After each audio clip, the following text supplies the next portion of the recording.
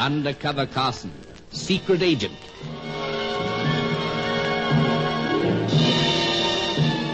Operation Death Ray, an assignment in Rio.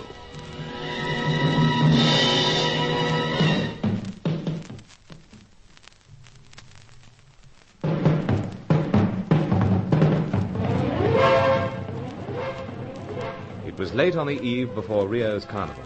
Helena Jansen was in our safekeeping at Sir Giles Davenport's Copacabana apartment, sleeping exhausted after the way her brother Roger Deauville had treated her.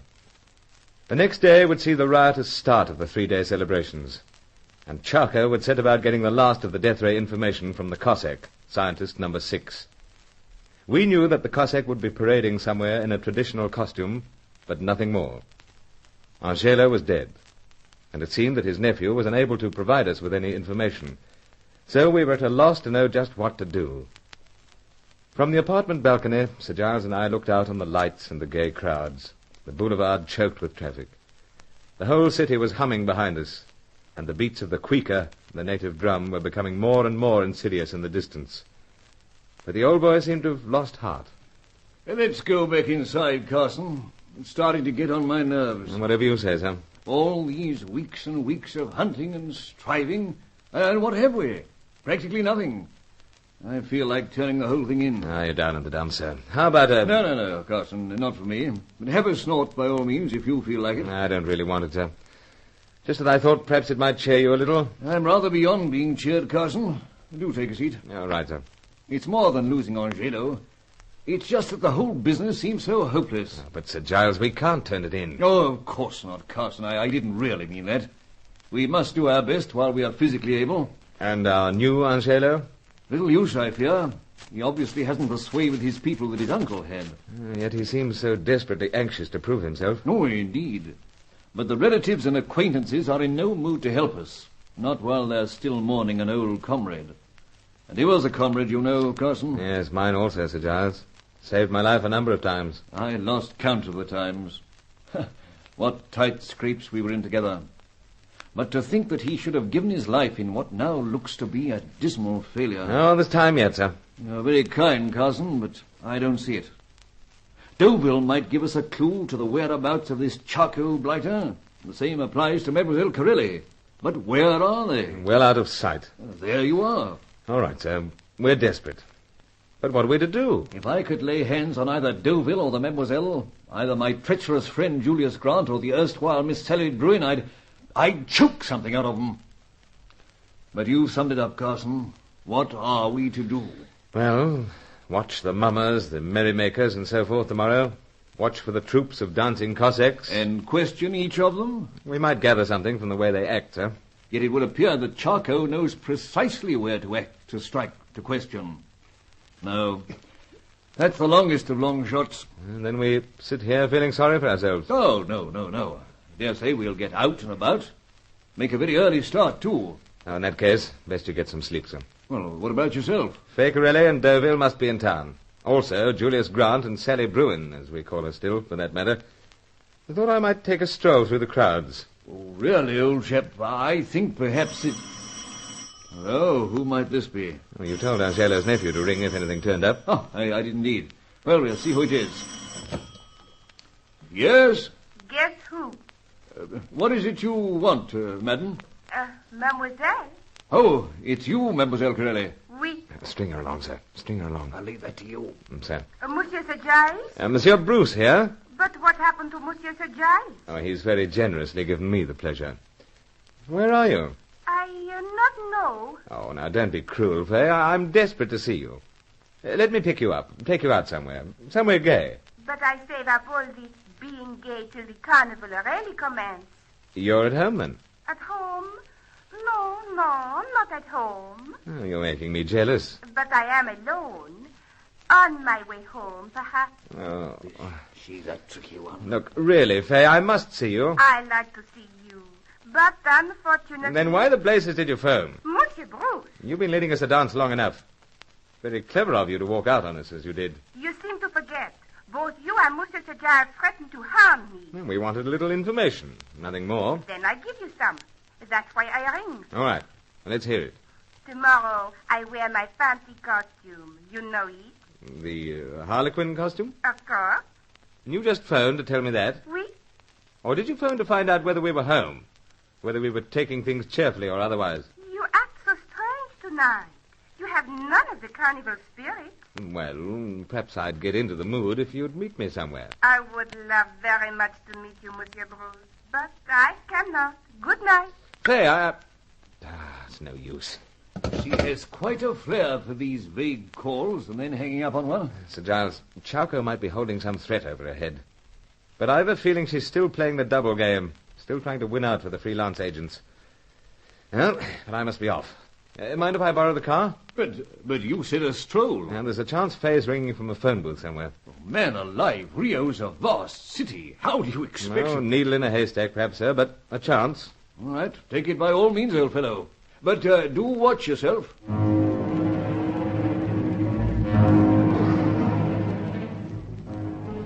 so I drove out, only to be irritated by the traffic, the crowds. No lights showed in Faye's apartment, in Julius Grant's, or in Roger Deauville's city flat. Everyone was waiting for the first day of the carnival. So at last I went back to the Davenport establishment, there to sleep fitfully for a few hours. The hopelessness was crushing as we said goodbye to Helena and stepped out on what seemed to be an impossible task. We both wore casual clothes and did our best to look unconcerned amidst the thousands watching the gaily costumed revelers. In times past, Carson, I've been a reveller myself. Quite fantastic, sir. Some of the costumes are breathtaking. But no Cossacks. Pyros, Red Indians, French sailors, but... no, nothing faintly resembling Cossacks as yet. Then let's push our way along a little. Hold steady a moment, sir. Carson, this may be a brilliant spectacle, but we're not here to admire the sights. I was just looking at those Spanish girls. Oh, really, old fellow, we all know you've an eye for the other sex, but is this the time? But look at them, sir. Coming closer now. Great heavens, Carson. Look, sir, as they come circling and dancing up.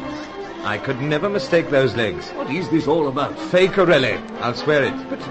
But wasn't she to be a harlequin or some such? So, sir. And she phoned last night to assure me she'd be in that self-same costume.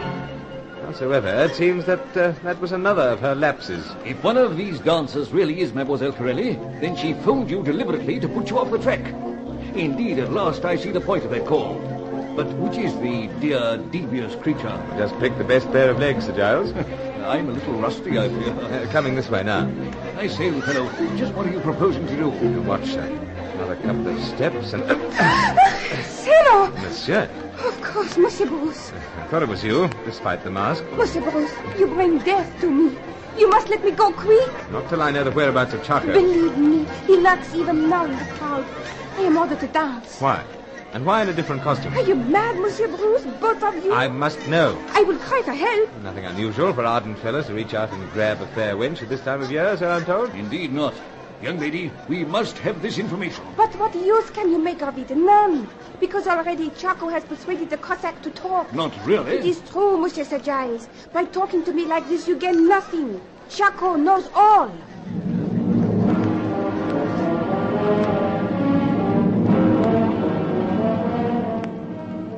The full secret of the death ray.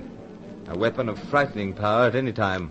Infinitely more frightening in the hands of the type of person we knew Charco to be.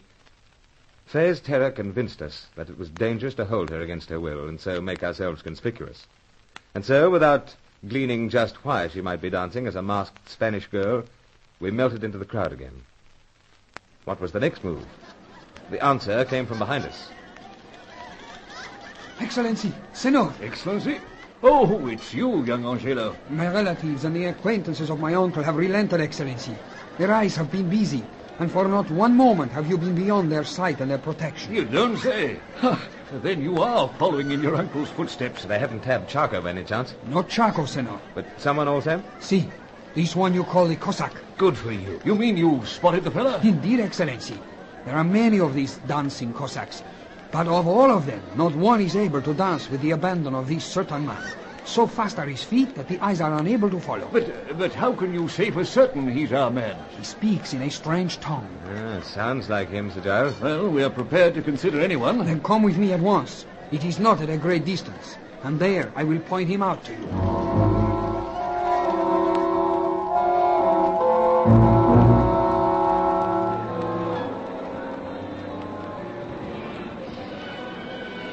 observe the one, Excellency? Signor? No mistaking the most accomplished dancer. The Cossack at last. But what do you aim to do, Carson? Stop him dancing. Get him away from the others. Yet Mademoiselle Corelli So, said... sir, that Charco had seen the Cossack and got his information. That's what I mean. But why is Faye in the midst of the revelers? Why did she tell us that? Because, sir, she hasn't located this fellow herself. Nor Charco, for that matter. Then you mean we've stolen a march at last? It's my guess, sir. Now, hold steady, both of you. Let him get a little closer, and I'm going to be an excited expatriate Russian, determined to have a private word with this dancing genius.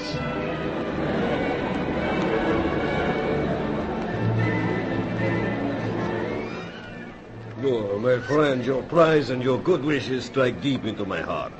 Only once each year I dance. I save everything for this visit. But my companions, you see, they move away, so I must join them again. And not for a moment, if you don't mind. What is this? Suddenly, my friend, you speak English in a different manner. The heavy European accent is somewhat of an effort. You will kindly permit me to return to my companions. We are desperate men. We know about Charco, but we're determined that the Death Ray secret shall not fall into his hands. What do you know of the Death Ray? Enough to say this. In the wrong hands, it will cause untold destruction and misery. Has Charco got this final fragment of information from you? Has he? Charco... Oh. My luck. Carson, a dart. A poison dart. Great Lucifer. Charco has got me at last.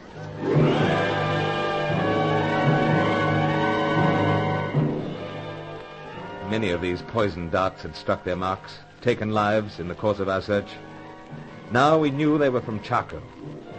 But as the Cossack fell limply into our arms, it seemed that we had no chance whatsoever in Operation Death Ray.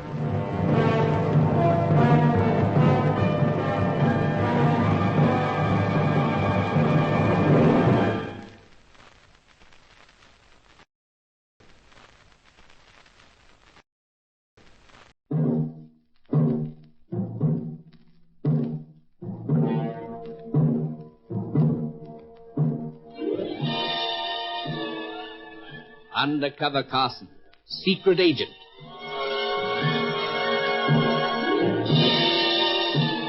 Operation Death Ray, an assignment in Rio.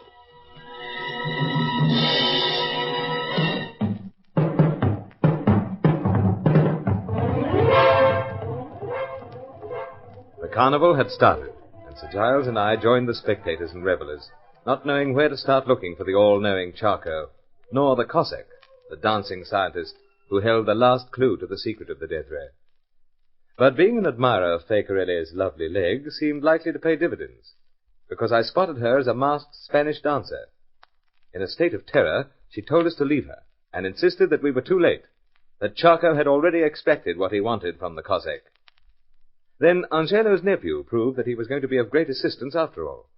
He had persuaded his relatives and his uncle's acquaintances to help us, and they had spotted a strangely abandoned Cossack dancer and noted that he spoke in a different tongue. This was the Cossack, all right. But hardly had Sir Giles and I started talking to him than he broke off in a cry of pain. There was a poisoned dart in his back. We'll have to be quick, Carson. Yes, sir.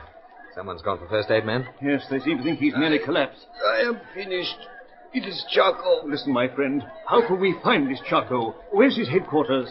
I cannot tell you. Oh.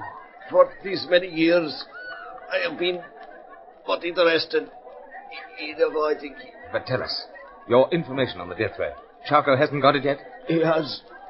Last night. Then we are beaten. He breaks his promise.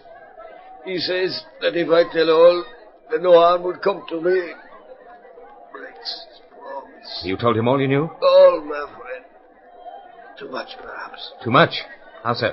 Charco will discover. But isn't there something you can give us? Some way to follow him, ferret him out? Ask the flyer. The flyer? The flyer. Carson. Charco chalks up another killing, I'm afraid, sir. Now, but we'd better get out of here. Police and so forth pushing through. Seems callous to leave a man like this. But we must. Yes, of course. Let's on our way. But young Angelo... It seems to have vanished. But come on. Round this corner. Hurry.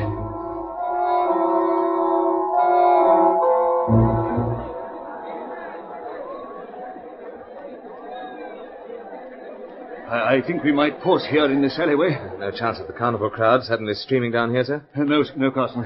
Now, where's young Angelo? You said he'd just vanished. So, sir, but... Well, let's hope he can look after himself. What a treacherous brute this Charco turns out to be.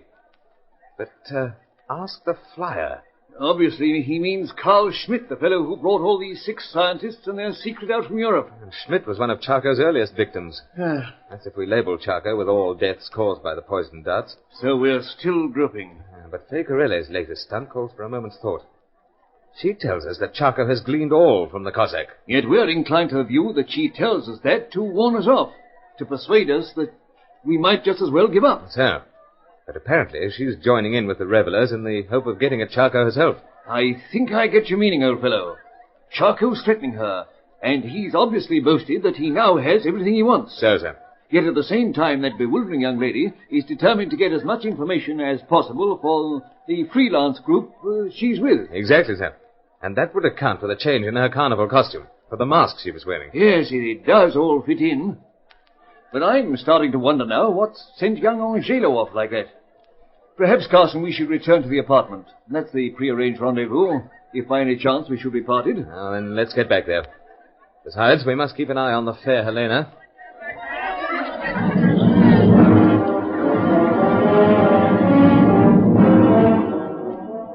Helena Jansen had long been a puzzle with her cold beauty, her distant manner.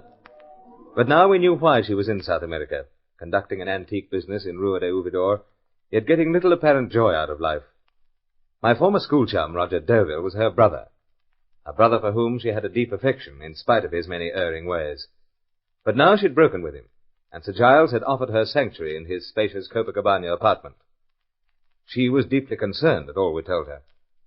How I wish I could do something. And how I regret not having helped you in the past. Yes, we understand, Helena. But how could I have so blindly protected Roger when he's so worthless? You've done your best by him. Yes, Miss Jansen, you've done far more than was expected of a sister, however adoring. Ah, that sounds like the knock of our new Angelo. I'll let him in. Ah, it is you. Excellency, you will forgive me if it seems that I deserted both yourself and Senor Carson. Great heavens, we're not in the least annoyed. But come along inside. Many thanks, Excellency. We felt sure there was a good reason for the way you vanished so suddenly. I attempt to find the one who fires the poison dart. Did you, by Jove? And I believe it is someone who is dressed in a great costume with a highness upon his head. Highness upon his head? That sounds like the fantastic costume of one of the mummers. See, that is the name. Of course. And that will give the blighter every chance to conceal a blowpipe. Miniature, of course. Not one of these 6-foot-long affairs. But go on, young man. What then? Unfortunately, Excellency, I am unable to reach this person. Others descend upon me, and it is only with the assistance of the good spirits and some of my relatives that I manage to break free. Then if the mummer was Charco, he's got a bodyguard ready and waiting. Howsoever, Sir Giles, this seems too good a lead to ignore. Perhaps Angelo and I could go out searching for this particular mummer. And one of you collect a poison dart? We all know that this Charco intends to dispose of the opposition. And he's ruthless, Bruce. Even Roger kept telling me that. But we'll deck ourselves out in a costume of some kind. You said, Sir Giles, that you took part with the revelers in the past. Oh, yes, and there are some costumes poked away somewhere. And let's drag them out and dress ourselves up. Pronto.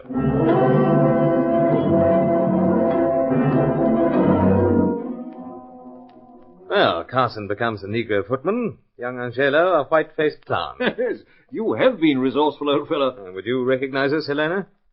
No, Bruce, I don't think so. That's a strange look you're giving me. I'm still concerned.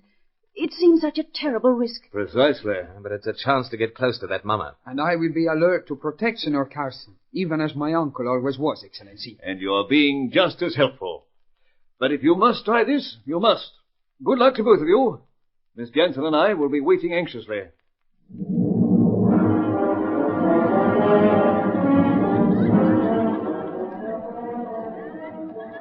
Senor Carson, at first each one of these mummers seems the same. And then I think he is the one.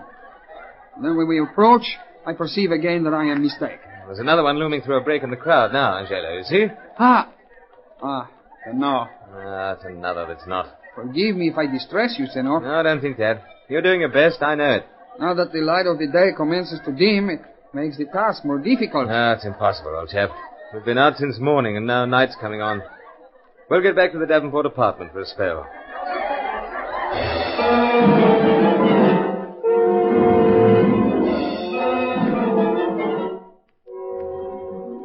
Now, finish that drink, Carson, and don't be so dejected. I'll be dreaming about mamas. Drink it off.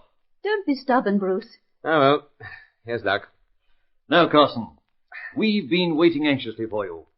Miss Jensen has been extremely helpful in your absence. Oh, how's that? I mentioned that flyer business again. I kept thinking that it referred to a late Carl Schmidt. Well, doesn't it? Not necessarily. Tell me what you think, my dear. Very well, Sir Giles. Bruce, could not this flyer be that American? Herman Nagel? Yes. Great Lucifer, you're right. Nagel knows Charco's hideout. And that would account for his strange conduct in the past. Just what I thought, Carson. Then we have a chance, slender though it may be. We must find Herman Nagel.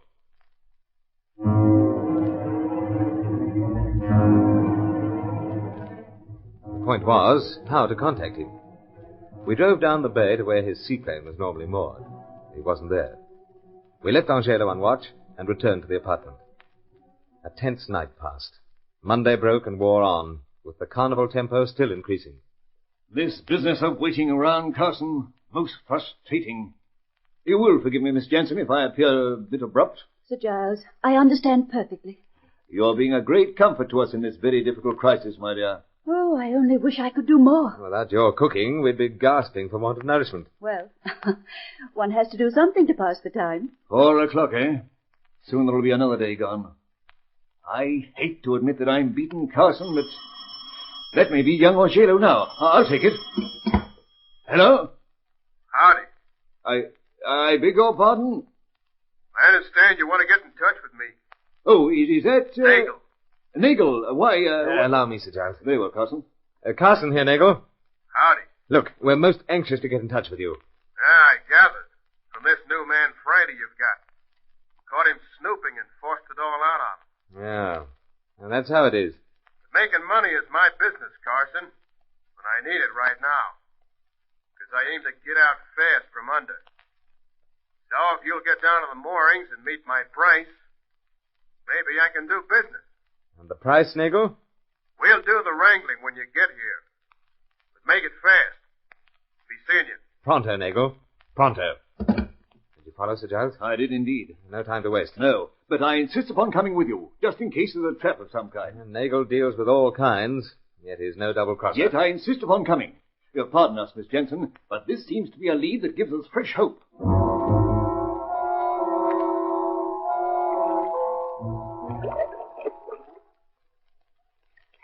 All right, both of you. I ain't going into details how I know these things, why I'm offering you this proposition. You take it or leave it. 5,000 Yankee dollars. 5,000? I'm risking my neck, Carson. To touch for a moment upon the sordid details, you can take us to the hideout of a person called Charco? I can and I will, provided... We provide the $5,000. It shall be done. Now, time's the thing, Sir Giles. I've a nest egg for such emergencies. Come along, back to the apartment. Now, hold on a tick. You're ready to leave any time, Nagel? Sure, I'll be here, waiting. Oh, we'll be back. Can we trust him, Carson? I'll take a risk on that, sir. Yes, I suppose we must. Through this warehouse. That's the quickest way to the car. Yes, of course. One moment, gentlemen. Well, my old school chum. What the deuce are you doing here, Deauville?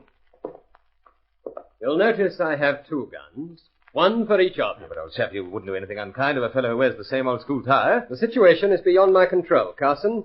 I'll be frank with you. Charco's dumped me. And it seems I've no chance now to collect anything on the death ray for my, principal. Then what's all this melodrama about? If we can't get the secret, no one gets it. To use a term I picked up in the States, I'm rubbing you out. Roger Deauville had that sort of a mind when we were at school together. If he couldn't have a thing, then he'd attempt to destroy it so that no other lad could lay hands on it. And so, on the verge of setting out to Charco's hideout, we were in danger of bowing out of Operation Death Ray.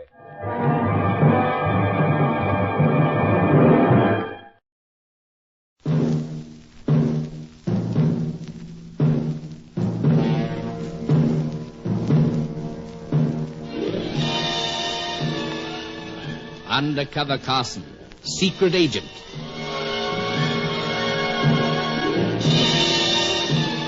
Operation Death Ray, an assignment in Rio.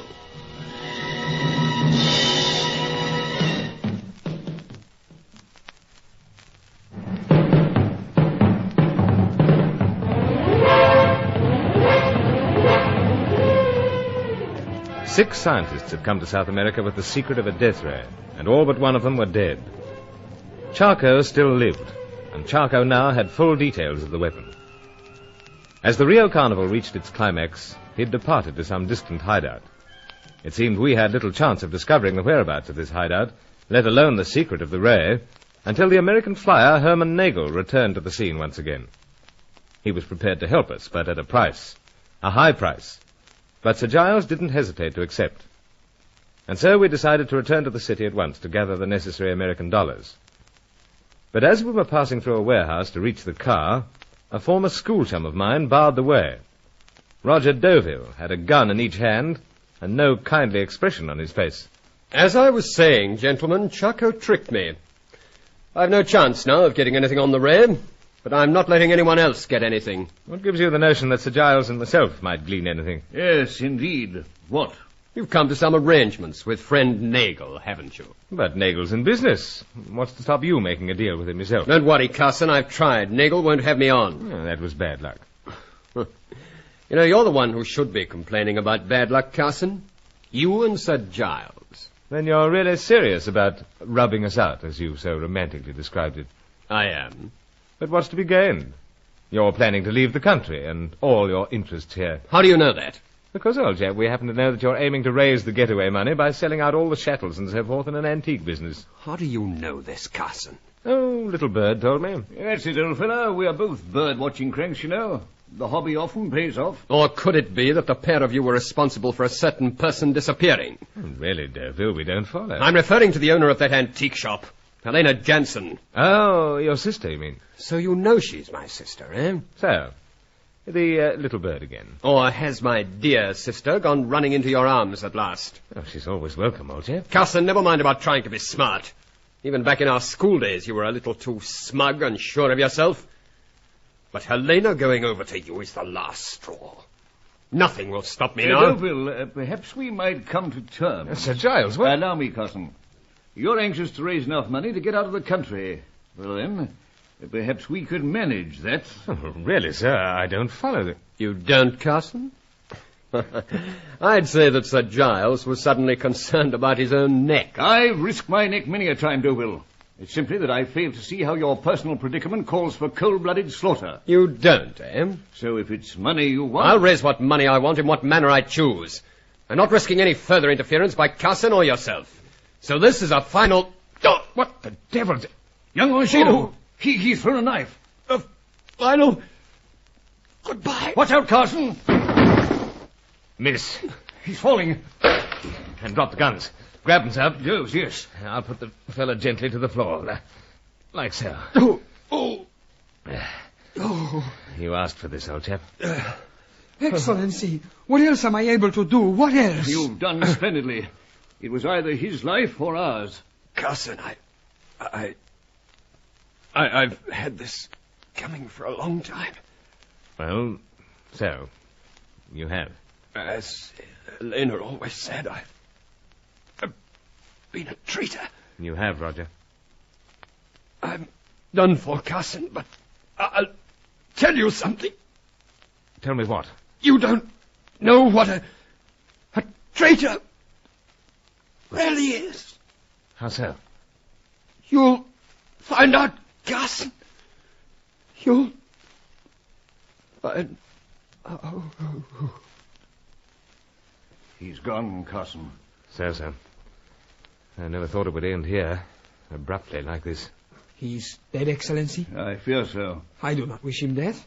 But what else can I do? Let there be no recriminations. Deauville deserved all he got. What are you doing, Carson? I'm just going through his pockets. See? Wallet, diary. Never know what they might yield. Of course. Say, what the deuce? It's Nagel. I heard 2 shots. Figured maybe Deauville got you both. He certainly did not. So I can see. Listen, Nagel. Did you know he was lurking here by any chance? Sure. And you let us walk into... I didn't let you walk into nothing. I know your man Friday was lurking close handy. Howsoever... I mind my own business, Carson. You guys want me to dispose of the body? something will need to be done. Yes, Carson. Then if you'll quit whining, I'll see to it. But how... Listen, Bud, this wouldn't be the first time that someone had just vanished. The inland jungles don't tell tales. They keep many a secret. I think I understand. Yeah, but you understand I do this only as long as I'm engaged for the other job. Oh, yes. And we'll get back to the city and dig out the money right away. Okay, then. Like I said before, I'll be waiting here. Fine. We'll make a move, Carson. Yes, sir. Come along, Angelo. Indeed, Excellency. You're proving every bit as valuable to us as your late uncle. Carson, you're looking strangely pensive. Oh, just thinking, sir. Amongst other things, how we're going to break this to Elena when we get back to the apartment. But as you say, must make a move.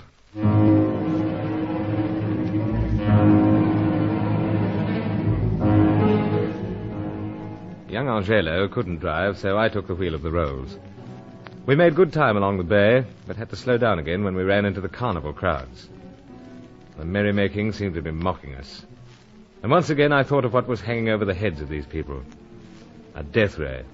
A weapon that had long been the dream of twisted minds. A weapon capable of shattering peace.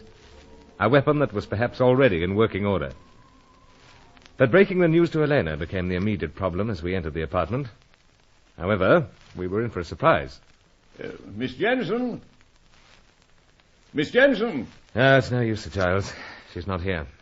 This alarms me greatly, Carson. Why should she have gone? She assured us she'd be waiting here. No idea, sir.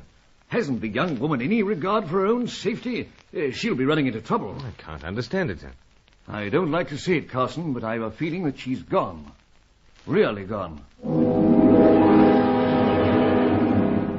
Carson, unless Nagel takes off within the hour, you'll be here for the night. Oh, but, sir, we've no idea precisely how far or how long it takes to reach Chaco's hideout. Yes, that's so.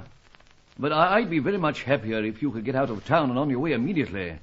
There's always the danger that someone or something may obstruct you here. Well, let's see the time. You've already given Miss Jensen a little over an hour. Another few minutes, sir. Whatever you say, Carson. Please don't get the impression that I'm trying to chase you off. Oh, perish the thought. But Nagel's a contrary fellow. He may change his mind. I don't think so, sir. Always sticks to his end of a bargain. Some bargain. $5,000. It'll be worth every cent if we can find out Chaco's whereabouts. Let's hope so. I really think that I should be going along with Angelo and yourself. No, nonsense, sir. Someone's got to hold the fort this end. Well, I suppose so. But there's something been worrying me. I knew it. You've been sitting there with your forehead a mass of furrows. What is it? Deauville. What he said just before he passed on. What was that, Carson? Well, at least he had the decency to admit that he'd been a traitor to his country. He did? But he said something about me not knowing what a traitor really was. And that I'd find out. Did he? Well, you must remember, sir. Oh, I do recall him mumbling something. I thought it was dribble. His mind going, you know. He seemed dead serious about it. What a traitor really was, that you'd find out. Sir? I wonder, did he mean his sister? That might explain why she's not here. Of course, that's it. No, it's not, sir. But, old fella... I didn't seem to apply to Elena. No? Carson, I think it makes sense this time. Then what, sir? It would account for his silence. But who is this, Sir Giles? I find myself rather horrified at the thought. Yet others have proved to be equally treacherous. But who, sir? The Major. The Major? Not Aubrey Dent? Yes, Carson. Oh, it's impossible. No, the more I think about it, the more perturbed I become. But we've absolutely no reason to doubt Aubrey. Haven't we? Carson, I fear I've been keeping something from you. You know that Dent flew down to the Lake District of the Argentine. So, sir, to recover from that bullet wound he collected. But what of it? I didn't want to burden you with too much at the one time, but I was dismayed to learn that he hadn't arrived in the Lake District. I checked with the hotel where he was supposed to stay and many other hotels. When did you do this, sir? Oh, when you and young Angelo were out in the carnival crowds, on the track of Chaco and the Cossack. It is curious. I was deeply upset, Carson, though it never really occurred to me until this remark of Deauville's that Dent may have been playing a double game. Yet he's a highly regarded operator. Oh, indeed. But I've already mentioned, Others in his position have succumbed to the lures of the opposition. No, I can't resign myself to it, Sir Giles. But neither of us knew him particularly well. Granted. Anyway, I'll do what I can to trace him. Doesn't look as if Miss Jensen's coming back to us. Doesn't, I fear. So I think you better rejoin Nagel and be on your way. Though do take care of yourself, old fellow. You're going towards the very heart of the darkness.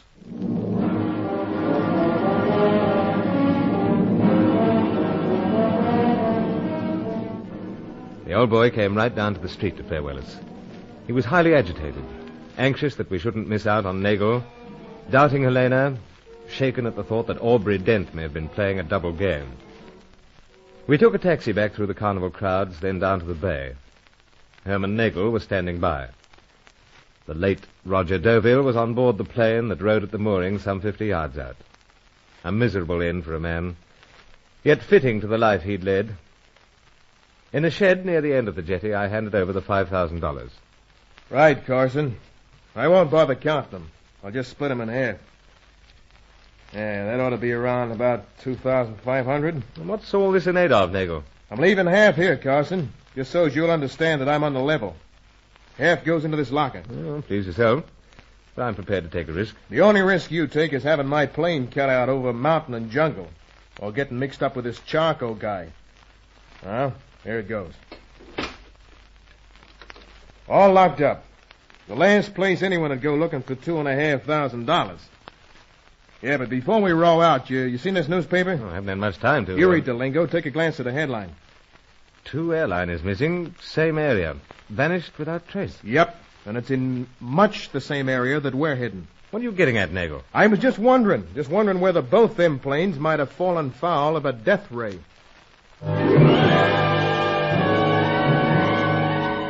Was it possible that Charco already had the dread weapon in working order? We'd discovered that it was near completion, waiting only for the information of the Cossack. And so it was in a mood of near despair that I set out on the last journey in Operation Death Ray.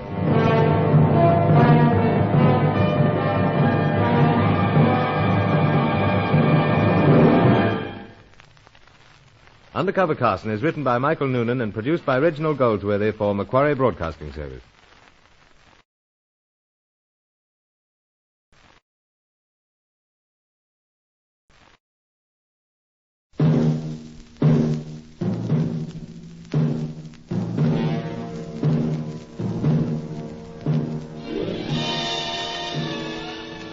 Undercover Carson, secret agent.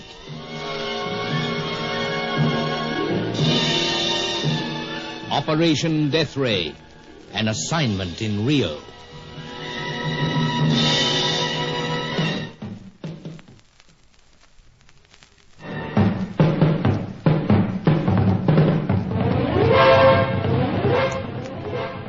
We thought we knew the cool blonde Helena Jansen at last. Yet she was missing when Sir Giles and I returned with young Angelo to the Copacabana apartment. Here we were to pick up the $5,000 demanded by the American flyer, Herman Nagel, his fee for taking me to Charco's hideout.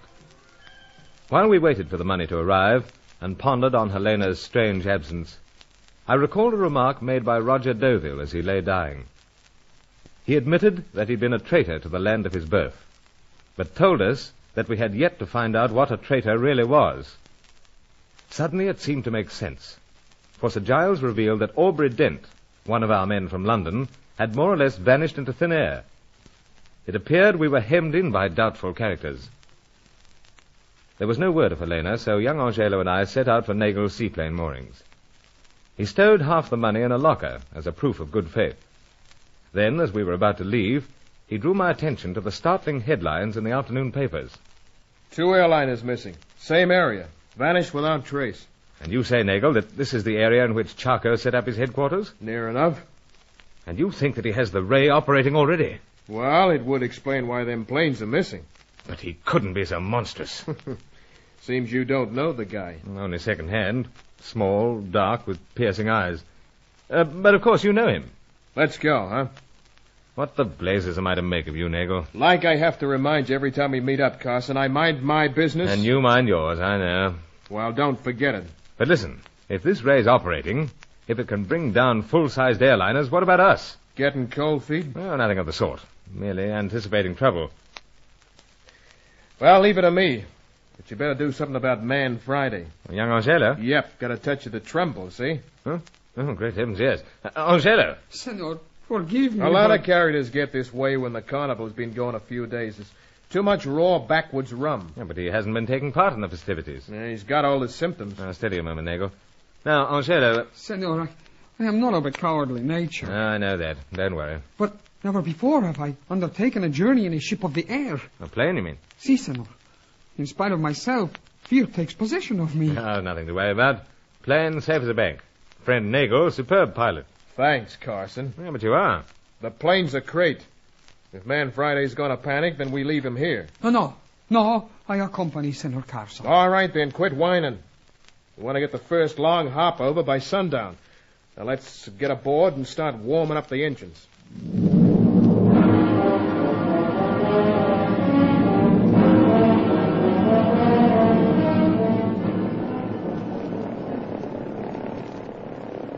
We're all clear for a takeoff now. Be a long run with the water so calm and the heavy load of petrol we got on board. Understood, Nagel. All set. How about little Man Friday? He's in the cabin. Strapped in? Naturally. Well, Carson, this could turn out to be a one-way trip for all of us, but here we go. Hold it a moment. Now listen, if you're going to change your mind... No. There's someone running down to the end of the jetty, waving. Huh? A dame. Helena Jansen. Maybe she wants to bid her brother a late farewell.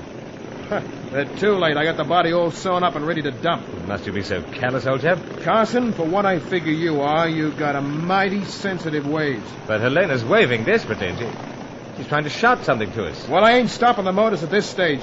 Besides, we're too far out for her voice to carry. But she obviously has something vital to tell me. Listen, Carson. Either I leave now or I don't. I got a place to land overnight in mind. We'll have darkness beating us to us unless we take off right now. Helena wouldn't be waving like that for nothing. Dames, look, I'm doing this trip for dough, and I ain't taking any further risk of missing out. Either we take off now or I quit. Well, very well.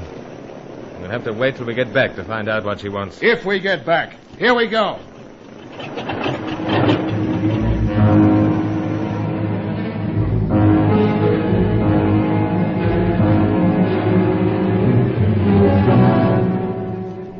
Had Helena discovered that her brother's body was on board? Perhaps. Yet I formed the impression that she'd been trying to tell me something.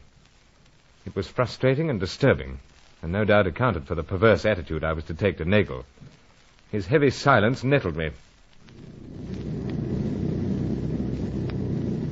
You know, Nagel, sooner or later we'll have to get down to brass tacks. I don't get you, Carson. Well, I'll put it bluntly. You've been working for Charco. I keep telling you, Carson, I work for any guy that likes to hire me and meet what price I fix. So, Charco's hired you in the past. You want me to turn this plane around and go back? But why must you be so secretive? Because I want to be. I want to know something about Charco, his background, what he really looks like. All right, he's small, dark, with piercing eyes, like you said. But why the name Charco? Will you give me a chance? I'm sorry. Continue. I thought maybe you and that Davenport guy could have figured that one out.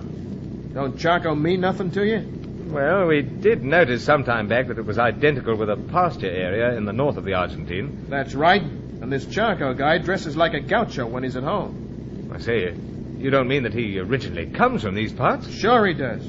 Originally a South American? Yep. Of course, that's what threw us. We kept thinking he was a European like the rest of the scientists. Well, he ain't. Yet, Nagel, if he's hired you in the past, why should you suddenly offer your services to me?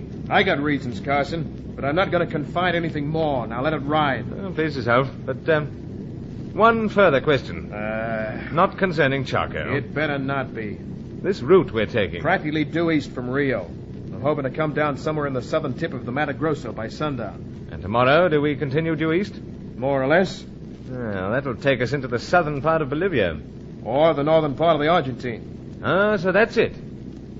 And these two airliners that vanished? They were on a routine run between Buenos Aires and the Bolivian city La Paz.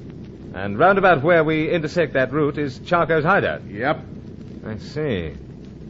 But the northern part of the Argentine. Not so very far from the Lake District. What the heck are you muttering about now? Oh, acquaintance of ours was supposed to have gone to the Argentine Lake District for a rest, but apparently hasn't arrived. They're just getting things in true perspective. Well, you're getting me all on edge, Carson. How about you leave me to concentrate on flying this crate? Now go talk to Man Friday. Good idea. I've been neglecting the young fellow. Leave you to it for the time being. You feeling better now, old chap? I have a strange feeling in the stomach, senor. A touch of air sickness. You'll get over it. Even your illustrious uncle suffered from it. He did, senor? So, even the bravest men succumb. Oh, then I no longer feel so cowardly. As if you could be. So, don't be so glum. Senor, when I am alone and not engaged upon any task, I think again of the death of my uncle. We all miss him, old chap. But mustn't ponder too much on it. Yet my relatives and his former acquaintances are unable to understand. He suffered a blow on the head. Much more serious than at first we imagined. Indeed, but one and all they say that my uncle has survived greater blows in the past. True. He makes no protest against the coming of death. Indeed, senor, it appeared to me that he welcomed it. That Angela wanted to die? Now you are talking nonsense. It continues to puzzle me, senor. I am sure of it. Suddenly, he no longer has the heart for living. Ah, it's imagination. You're upset. Now just sit tight and watch the mountains and jungles below. The afternoon's well on, so it shouldn't be long before we... Carson! Carson, will you come here and take... The senor calls for you. So, leave you for the present. Coming, Nagel. They broke a blood vessel yelling at you. Came as soon as I heard, old chap. What is it? Nearing the spot where we touched down for the night? No, an hour to go yet. But I just had the radio tuned into a regular broadcast. There's another airliner missing on the same route. Great Lucifer. 3 now. Yeah. Too many for it to be a coincidence. And Charco must have the death ray working. That's how I figure it. But why pick on innocent airliners? Maybe he's just experimenting. What a ghastly experiment. It wouldn't worry Charco, Bud. Yeah, but what about us? Tomorrow? I got plans, Carson. We'll go mighty wary when we get into the danger zone. Right then, but the planes must be warned. Carson, if you started talking death rays, it'll be one of two things. The authorities would either scoff at the signal or they'll touch off a panic. We can't have that. Yet we can't have these planes flying to their doom. Don't worry. All traffic on the Buenos Aires-La Paz route has been recalled or grounded. Ah, I see. Oh, but you might have told me. I'm telling you now. Of course you are, old chap. I just called you to tell you. Understood. I'll get back into the cabin with young Angelo. And keep your ears open, Carson, because when I come down to land, I'm going to come down fast.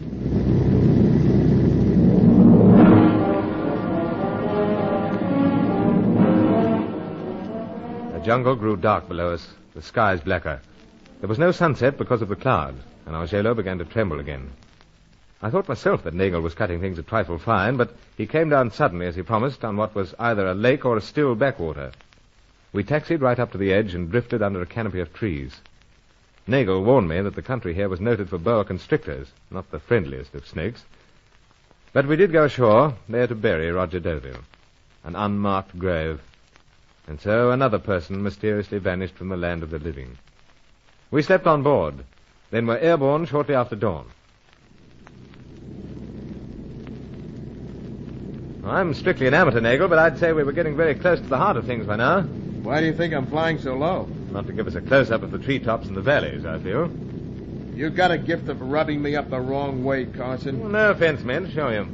But precisely why are we flying low? Because I want to creep up on his hideout, that's why. Oh, now I follow. It's dangerous not knowing what air current might lurk in these valleys. Anything would lurk in them, I fear. Inaccessible country, this. Yeah. Only one way to get in and out, by seaplane or amphibian of some sort. I say, Nagel, there's something looming ahead. I know, the end of the valley. Yes, sir. Well, this time we got to rise up out of cover. Here we go. I must say, old chap, the plane responds wonderfully. Nothing to look at, Carson, but sound as they come. Anyhow, there's a sight for you. So, quite a panorama. And rugged. And tucked away there somewhere is Charco's hideout. And how close do you propose to go? Not too close. I'm bringing the plane down on the first stretch of water. You'll have to go the rest of the way by foot. What, in that jungle? It's the best I can do. Suffering cats! What is it? You got ears, ain't you? The engines, they're cut out. Both of them. It seems your crate's not so reliable after all. It ain't anything mechanical that's gone wrong, Bud. The reason why they've cut out is something else. Not the ray? I figure so, Carson. We've been picked up by the death ray. No, there it was. The wind screamed up as the plane with engine silent went into a dive. It seemed that less than 1,000 feet remained of my last journey in Operation Death Ray.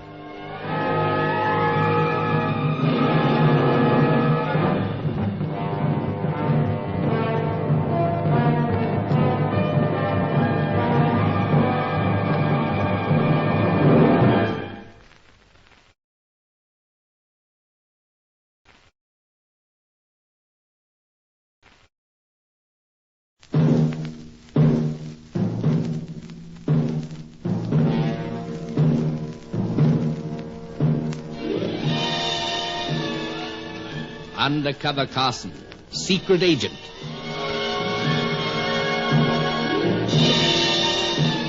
Operation Death Ray, an assignment in Rio.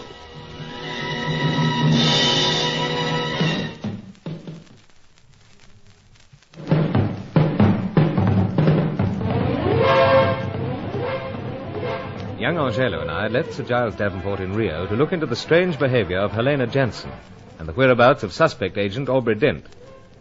With the dour American flyer Herman Nagel, we were flying east towards the hideout of Chaco, the evil genius of the piece. It seemed that the Death Ray was now in operation. 3 airliners had suddenly vanished without trace on the air route between Buenos Aires, Argentine, and La Paz, Bolivia. We approached the danger area by way of a network of valleys, the seaplane jolting badly, and young Angelo feeling sicker than ever in the rear cabin. Then we had to rise up over the end of a valley. Nagel was saying that Chaco's hideout was tucked away somewhere in the rugged panorama when both engines cut out. We were in a steep glide. It's the Death Ray, Carson. The Death Ray. But how? I don't know, except that it's thrown the ignition out of plumb. Yet we're miles away from the actual hideout. But not so very far from that jungle below. Yeah, but we'll keep diving till we get right into that valley ahead. Crash land, do you mean? Crash land in that jungle. Use your head, Carson. Well, then what? I aim to get the motors going again. Give me a chance, will you? Senors. Listen, man, Friday, get back to the cabin and strap in. But there is no longer the sound Suffering cats are you guys trying to make me crash this crate? Come along, Angelo. We'll both strap in out the back. Good idea. I'll yell if we're really coming down. Senor, there is trouble for us? I fear so, old chap. Seems we've been clipped by Chaco's Death Ray. Death Ray? And the secret weapon we've been seeking all this time. Oh, see. See, but we are not yet dead, Senor. That's true enough. Though the jungle's coming up close. We're getting right down into the valley now. Again, I must confess to you, Senor, I have not the courage of my dead uncle. I could do with a little of his courage at the moment myself. Howsoever. Hello! Senor! When there's life, there's hope. Those engines are coming alive again. Senor, you unstrap yourself? So, going forward to find out what's happened. But you wait here. Nothing to worry about, provided we get up out of this valley. Sure, Carson. They're in full working order again. But we're not getting up out of the valley, this or any other valley. No, but Nagel, we've hardly more than a few feet at either wingtip at times. Sure, but if we get up above the shoulder of the mountains and jungle, we'll be exposed to that ray. Of course, but... Hold it. This is going to be close. Inches to spare that time. Yeah, we got by. That's the main thing. Thanks, if I may say so, to superb flying. You were going to say something else. Was I? Before we passed through that bottleneck. Oh, yes, about the Death Ray. It interferes with the ignition, you say? Certain of it. Well, the idea of a ray that does that isn't anything new. Maybe not, but it's enough to make a plane crash. Especially a big liner. They don't glide like this crate. Understood. But I was merely going to say this. From our information, we were led to believe that the ray is very much more deadly. But I told you, didn't I, that we were miles from Chaco's hideout. So you got the ray at extreme range only. Oh, so that's it. That's what I figure, and I figure a lot worse would have happened to us if we'd tangled at close range. I told you I was coming down at a safe distance. You did, old chap. You'll have to go the rest of the way on foot, Carson. It's the best I can do.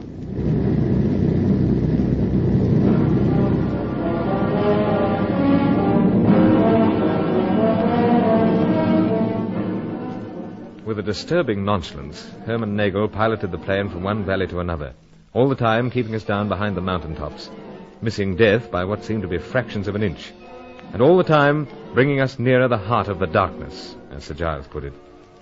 But the assignment was far from the lights of Rio now, far from the chatter and rhythm of that lovely city's night spots. We flew over many stretches of water, but some were too fast-moving, others too full of snags. Eventually, the lynx-eyed Nagel found a spot, and down we came, gliding to a halt, almost in the jungle itself. Well, there you are, Carson, down on the ground. I don't know just how close we are to Charco's place, nor how the heck we're getting up out of here. No, but we will get up, old chap, especially after the exhibition you've given us this last 2 hours. I got no time for bouquets, bud. Credit where due. Howsoever, I'd better pack pipes and be on the way. What's that? Pack pipes. A hobby of mine, you know. Oh, yeah, them pipes. Yeah, you're a bird, all right. A bird watcher. Another hobby. Well, I don't envy you the bird you're setting out to watch now. I'm sorry I ain't coming along further with you. Oh, hardly expect that. Besides, someone must stay here to watch the plane. Apart from the plane, Carson, I wouldn't be coming along. Wouldn't look so good if Charco spotted me in your company. You know, old chap, I have the feeling that either you've fallen out with Charco or... Quit prying. Old chap cannot help but be curious. Quit prying, I said. Well, if you're going to be violent about it, I'll quit by all means. I got my reasons. Haven't we all? But to get down to business, I'd best get into suitable clothing for the jungle, collect something to eat, machete to help hack a path. You won't find any worn path, not from this spot, Carson. I rather gathered that. But I'll be leaving Angelo here with you. Well, I figured he'd be going with you. No, I think on this occasion I'd better go alone. Or is it you're afraid I might skip and leave you? Perish the thought. The trusting type, huh? In your case, Nagel, yes. Senor. Oh, there you are, Angelo. I overhear what you say. You say that you proceed to greater danger alone. So, you wait here with Nagel. It is your wish, perhaps. But that is not the wish of my dead uncle. Not? Well, how so? Senor, when he breathes his last, lying there, welcoming death as if it is a friend, he extracts a promise from me. When the danger is greatest, then I must be at the side of yourself or His Excellency. Well, I dare say I could do with a companion. I reckon so, Carson. It's going to be no easy task getting up through that jungle to some high spot. And jungle is not unknown to me, Senor Carson. All right, then. You come. But let's get busy. One thing's certain. We've some climbing and hacking ahead of us before we sight anything.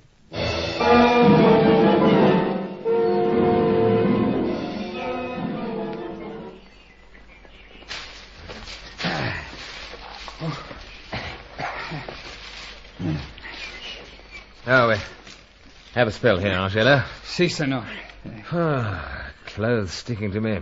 Hot, dank, all rather eerie. We still remain in the half-light of the jungle deepness, senor. So, but we're all the time climbing. Must get to the top sometime. Not regretting you came along, though. Regret, senor? Oh, that would do great dishonor to the memory of my uncle. Good for you, Angelo. As the Giles said back in Rio, you're turning out to be every bit as good as that intrepid uncle of yours, but... up on feet again. At once, senor. Now, on with the job.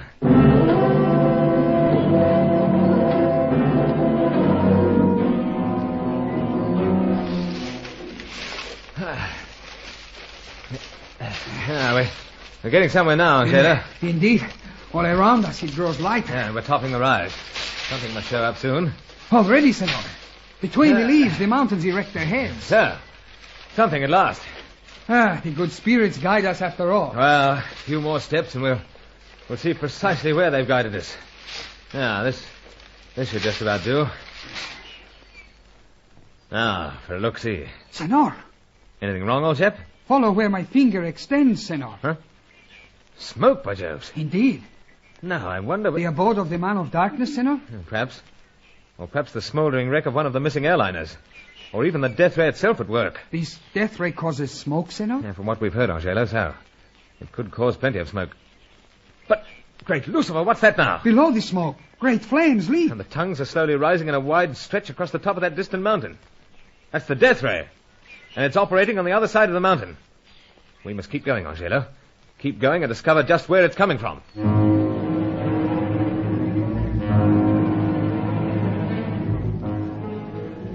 It was a longer struggle than I expected. 2 days of jungle and rock, swamp and ravine, as we took a roundabout route that we hoped would bring us out at right angles to that seared mountaintop. I slept fitfully, dreaming that Nagel had abandoned us. And I had other dreams about what the ray might do. But when at last Angelo and I came out on the side of a vast valley, we were scarcely prepared for the sight that met our eyes. All around was a sullen silence. And no wonder. Is Is this the work of the weapon of death, senor? It is, Angelo. The mountainside scorched. The jungle a layer of ash.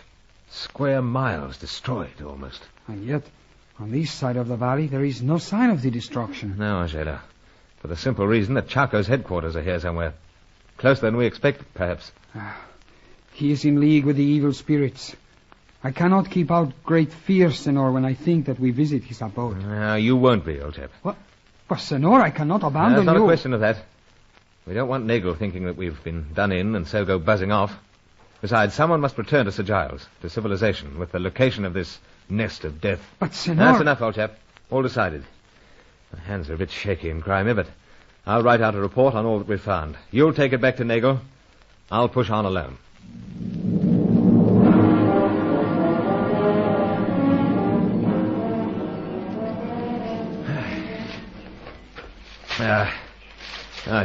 Just about all in. Ruins ahead. Let's push on. No good. I better rest. Get wind back. Sit down, that's the spirit. Bruce. What the devil? I've been wondering when you'd turn up again. Sally. So you're here too. But I'm not Sally. No, we know all about that. You're Melinda Cowan. So you found out? So? Still the same delightfully staccato Bruce. And no more staccato than this gun. Now, Sally, come, Melinda. I haven't struggled all this way to whisper sweet nothings. Either you do as I say or I shoot. And what am I supposed to do, Bruce dear? First, something about Chaco's hideout. Now, understand this. If you don't give me a swift answer, then you're better out of the way. In that case, old man, it's time I stepped in. Grant! Too late, Carson. Drop that gun. Seems you have me. Take the gun, Melinda. I certainly shall. If you don't mind, Bruce. I do rather, but take it if you must. Thank you. It's been quite a tiring hike for you, I imagine. Don't imagine, old chap. Just look at me. You have had a rough time of it, haven't you? And we expected you much sooner. You expected me? Pipes and all, Bruce. Will you kindly shut up? Bruce, really? Now, Grant, let me get this straight. You were expecting me. Oh, yes, indeed. We knew you were coming even before you took off from Rio. Then I've been betrayed. Yes, Carson. And you have yet to discover how very thoroughly you have been betrayed.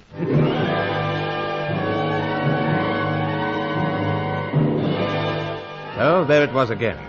The former Sally Bruin and Grant, Sir Giles Davenport's double-crossing friend, led me towards the ruins where Chaco had set up his headquarters. It seemed that Herman Nagel was the latest traitor in Operation Death Ray.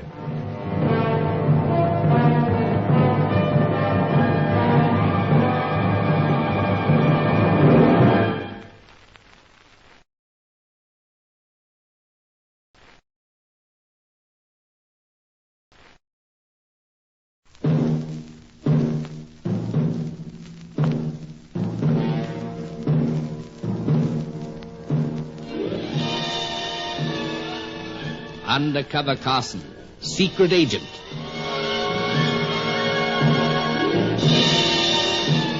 Operation Death Ray, an assignment in Rio.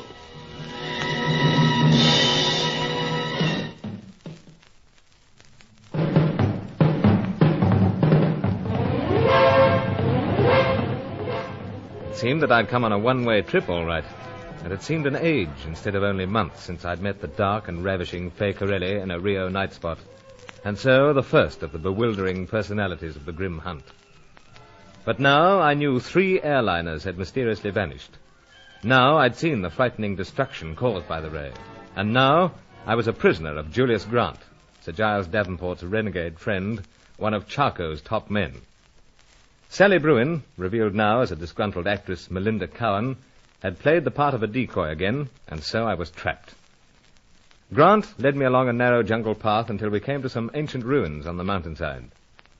Before sending young Angela back to Herman Nagel, another double-crosser it seemed, we'd seen the ruins, but they were camouflaged from the air.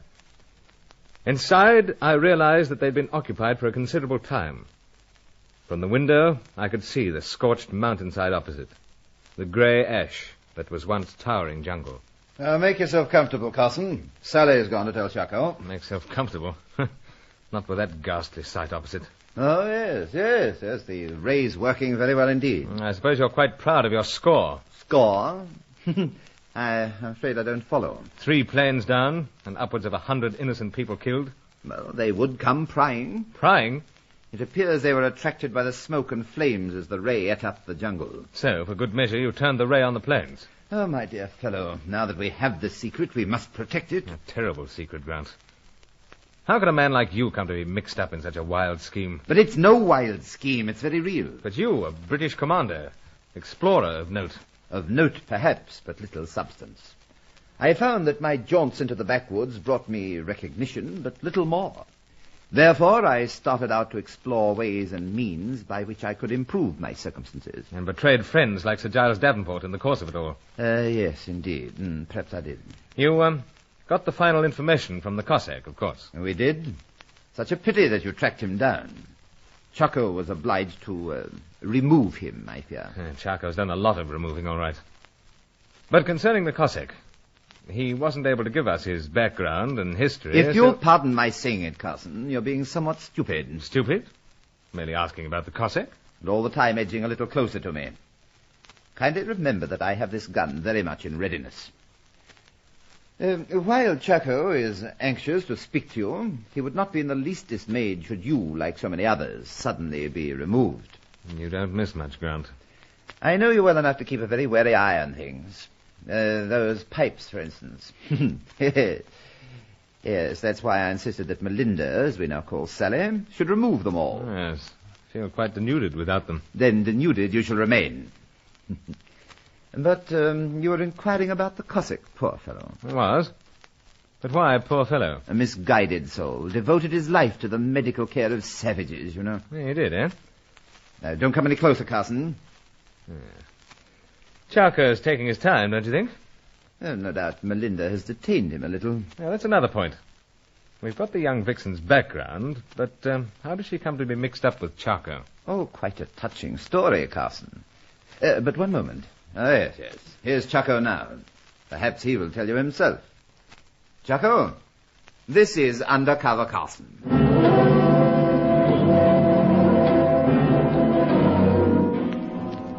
Chaco was small. He was dark. His eyes were brilliant. Frightening. This was the man who'd returned from Europe after World War II with part of the death ray secret. The man who'd tracked down all the others. The man who'd left all opposition by the wayside. The freelancers, the representatives of the European powers, and now, it seemed, Carson of the British service. It would be improper of me to say welcome, Mr. Carson. Yet, at the same time, we have been expecting you. So Grant was saying. But who signaled you? Nagel? You would indeed be surprised to learn of the sources from which our information arrives. Dent, for instance? Dent? Oh, the Major. Now, what makes you suspect a fellow agent? I'll let it pass. Oh, but I do not care to let it pass, Mr. Carson. Dent, it seems, left Rio to recuperate from wounds in the Lake District of the Argentine. He did not arrive. What don't you know? It could very well be the Major, but on the other hand... But when I entered, you were inquiring about my wife. I was inquiring about Melinda Cowan. My wife. Your wife? Indeed, Carson. It so happens that I was in London at the time you were being briefed for this assignment and met Melinda. I persuaded her that she could play the leading lady in a drama that would encompass the world and take in all races, all countries. So, that explains that. A little more of your picture filled in, old man. Now look, Chaco. What do you hope to gain from this death ray? The world. Then you are crazy. On the contrary, I have planned my campaign to the last detail. Though I must admit that many quick alterations have been necessary, due most frequently to the efforts of other agents and yourself. But with you out of the way, Mr. Carson, we shall no longer be troubled. There are others, you know. Oh, indeed, the new Angelo, and of course, we must not forget the commander's very good friend. Sir Giles? Indeed. I assure you, the commander is no longer considered a friend by Sir Giles. Julius, how very distressing for you. However, Carson, you could throw in everything with us. Chaco, You should know me better than ask such a question. But you seem to be overlooking something. Nothing can stand up to the ray. Anything that flies towards us will be destroyed at a range that assures us of complete safety. You are a man of ability, Mr. Carson. We could make good use of you. I care little what you claim, Charco. My only interest now in the death ray is this: to destroy it. Such a futile interest, I'm afraid. Julius, there's someone outside. You will see what the consents. Right away, Chaco. Now, Mr. Carson, do reconsider your decision. Be well assured of this. When our full company assembles, you will find a number of most agreeable companions. Aubrey Dent, for instance? Herman Nagel? Chaco! One moment, Mr. Carson. Chaco, a plane, a search plane. Well, that is only to be expected. Apparently they've spotted the scorched mountainside. Eh, indeed, they are close. Seems that there are other search planes on the job. They must be destroyed. For the present, Mr. Carson, you will be detained in one of the ancient storerooms of the ruins. Take him away, Statue. Si, senor. And let us trust he finds the company there stimulating. But now to deal with these search planes.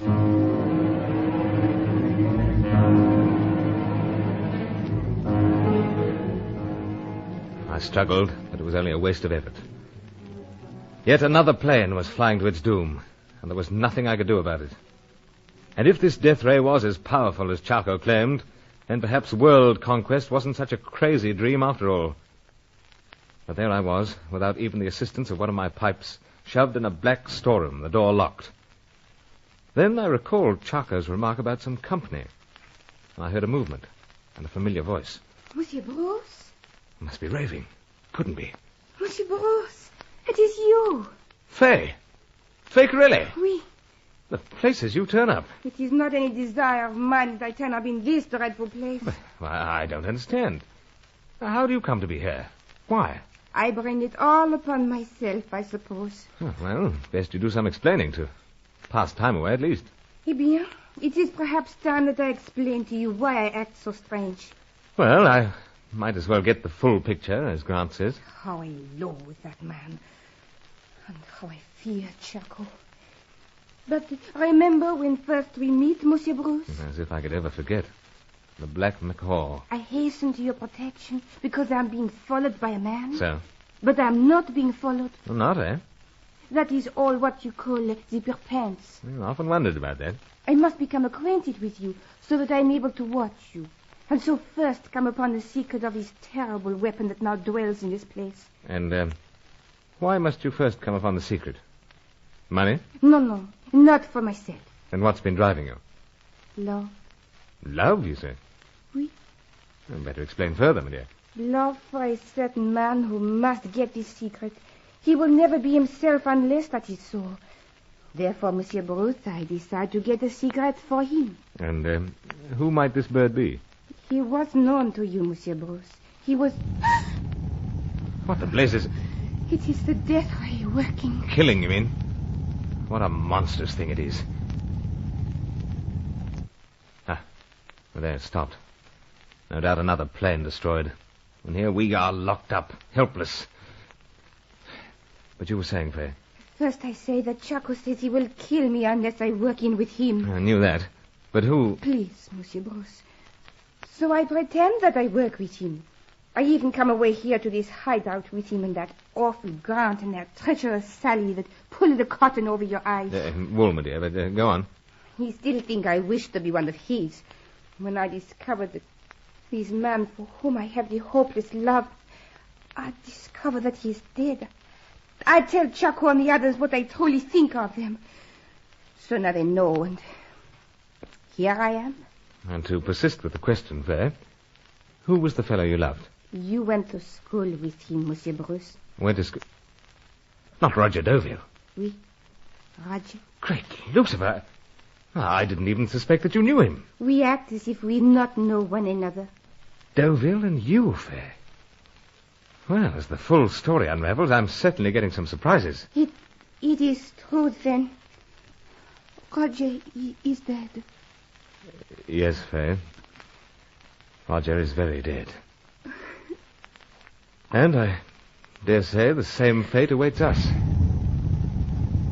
There's the death ray again. Must be another search plane within range.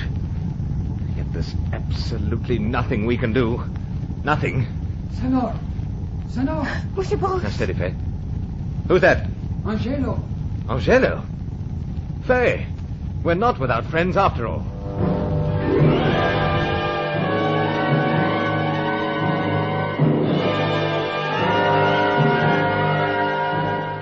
I'd sent young Angelo back to the landing spot where Herman Nagel had brought down his seaplane. But now he was here, deep in the heart of the ancient ruins.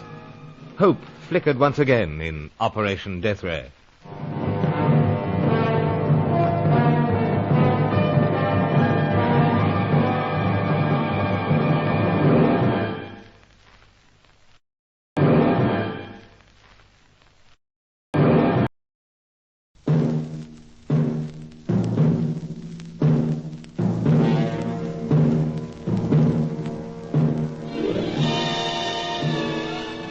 Undercover Carson, secret agent.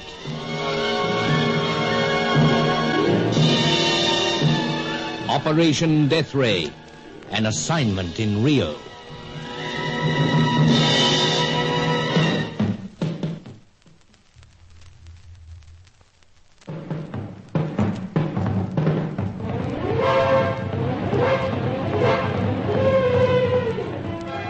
In the luxury of Sir Giles Davenport's Rio apartment, we'd often pondered on the possible connections between our many opponents. It was a shock to discover that Sally Bruin, known to us now as Melinda Cowan, was in league with Commander Julius Grant, and both of them were the now triumphant Charco. The truth about the lissom French-Italian dancer Fay Carilli was out, too.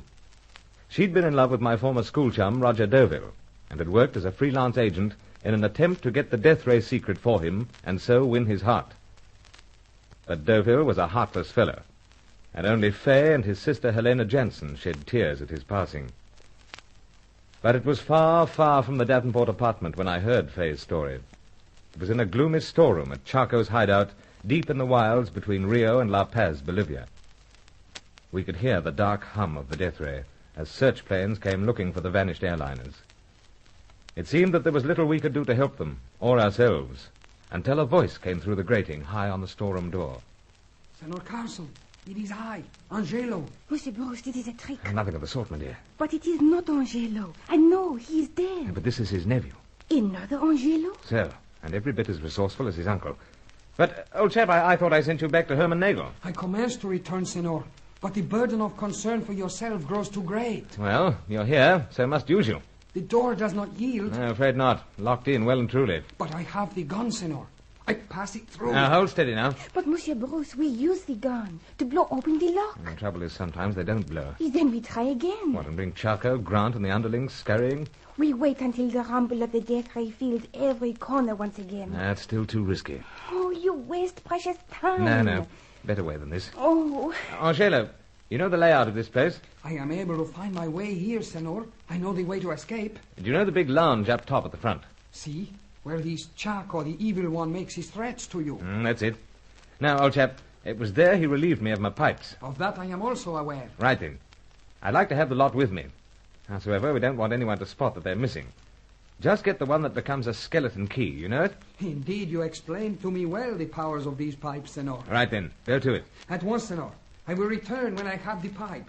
The good spirits are with me. Monsieur Bruce, why you not take the gun? I said why, my dear. Besides, young Angelo must have some protection. And there's the ray again. Another unsuspecting search plane being destroyed, no doubt. But at least it means that Angelo has a chance to get at the pipe. But when he delivers it to you here, Monsieur Bruce, you open this door for us? Well, I hope so. If you're not... Well, must make other arrangements. Oh, mon Dieu, it all seems so hopeless. I was beginning to think so myself until arrival of Angelo. But if we escape from this place, if we avoid this terrible ray of death... And we take shortest route to where friend Herman Nagel's brought down his seaplane. You trust this man? I don't want to make the picture gloomier by not trusting him. Yes, I do. And then it is for me to make the picture more filled with gloom for you. It is upon the plane of this Monsieur Nagel that Charco arrives here with me. Oh, I rather suspected that. Yet you still trust him? So? It seems he's had a change of heart. But just what do you know about him, Fay? So very little. He is a man filled always with anger. His words are spoken with rudeness. And I tell you this, Monsieur Bruce. When we leave from Rio de Janeiro for this hateful place, he argues with Chaco. It is a great argument. What about, you know? So very much of it does not reach my ears, but it is about me that they quarrel. How so? I think that Monsieur Nagel does not wish me to come to this place. Now, why would that be? I not know. But of course I am all eager to come. It is before I discover the fate of Roger. Poor Roger. Yes, I realize how distressing it is for you. But best I don't comment. Oh, there goes the devilish thing again. I shudder when I think of what evil it will do in Chaco's hands. Perhaps it is better that Roger is dead. In his hands, his weapon would not ever have reached the proper people. So, we know all about that. About the crowd he was working for. I suppose you cannot understand my craze for him. Yes, I think so. He had looks, charm when he liked. And when other women, like the red-headed painter of the birds, make play for him, then I am all the more determined. Oh, Hetty Fitzhenry, eh? Yes, unhappy soul, too, I fear. But no one more unhappy than me. It is the badness in me, Monsieur Bruce. Badness? How so? Oh, something within me attracts me to what is wrong. As when I dance, Monsieur Bruce. I always wish to dance the most abandoned and wicked of dances. But now I never dance again. Oh, nonsense. But here we are trapped. There is no mercy in the heart of Chaco. Still a chance to escape. Have a steady now. Somebody coming. Is it Angelo, perhaps? Angelo wouldn't be letting his footsteps be heard. Oh, mon Dieu. Besides, I seem to hear more than one set. Oui, it is the end. I mustn't give up. I'll know who it is in a moment. Open up, Antonio. Yes, sir. Julius Grant. Another loathsome person. Thank you, Antonio. Well, there, Carson. I dare say you've been hearing us at work. What do you want now, Grant? A little civility would be in keeping with the situation. I can't oblige, sorry. I rather think you will, in due course. But I've been thinking over Chaco's proposition. What, to throw in my lot with birds like yourself? You must be crazy to as much as ask me. However, Chaco is most anxious. Have nothing to do with them, Monsieur Bruce. Don't worry, my dear. I won't. Sorry to disappoint you, Carson, but I must tear you from the side of Mademoiselle Corelli. Chaco wishes to speak to you once again.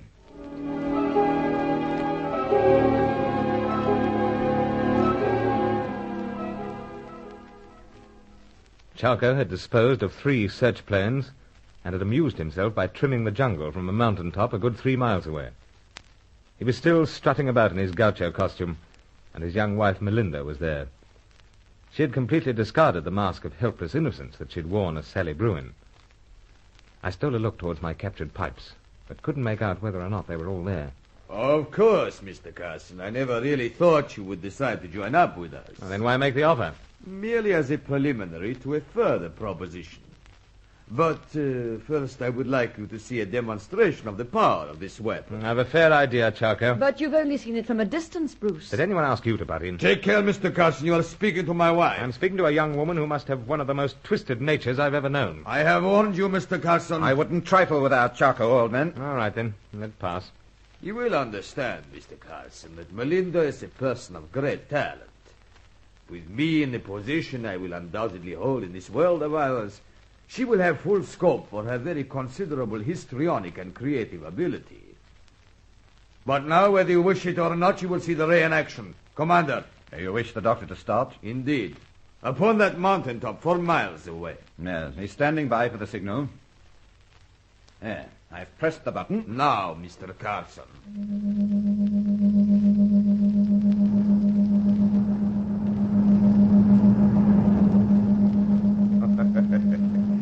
I see you are impressed. Impressed? I'm appalled. Jungle is just eaten away in sheets of flame. And the very earth itself can be made to crumble if we care to bring the ray up to its full power. That will be enough, Commander. Very good. I'll signal through to the doctor. Who might the doctor be? Oh, one of the many very able assistants I have assembled. And your assistance would be most welcome, Mr. Carson. But as I said, you're not getting it. Yes, but Melinda has solved all that for us, my dear. It's all very simple. Go ahead. Bruce, I always promised myself I'd get even with Fay Corelli. Why, for heaven's sake? Oh, she seemed to have first call on your time. Oh, don't tell me it made you jealous. Not in the way you'd like to think. But jealous that she should have your company when I could be finding out what you were doing. I see. And I would like to, well, get her out of the way. But in the interests of our cause, I'm prepared to forgo that little treat. Provided, of course, you meet our demands. Throw in my lot with you, I suppose. Yes. And do not waste effort telling us how impossible that is, Mr. Carson. You're starting to understand how I feel, I see. But let us hope that you understand why we crave your help. You see, should you announce to the outer world the power of this death ray, announce that it is folly to attempt to oppose it, then I feel sure it will make a wide impression. And what if I still refuse? Melinda will dispose of Mademoiselle Carelli in whatever manner she chooses. The same way she took care of Jacob Bruin, perhaps. And what way was that? Well, dope of some sort, I expect. A good guess, Bruce. But I think Faye might serve as an experiment for the ray. It'll be interesting to see what strange dance she performs. You'd stop at nothing, wouldn't you? Melinda and I are both of the one strong mind, Mr. Carson. We realize that you might like a little time to consider this proposition. And we feel that you may be influenced in our favor should you be in the company of Mademoiselle Carelli herself. Commander. Very good, Chaco. I'll take him back to the storeroom at once.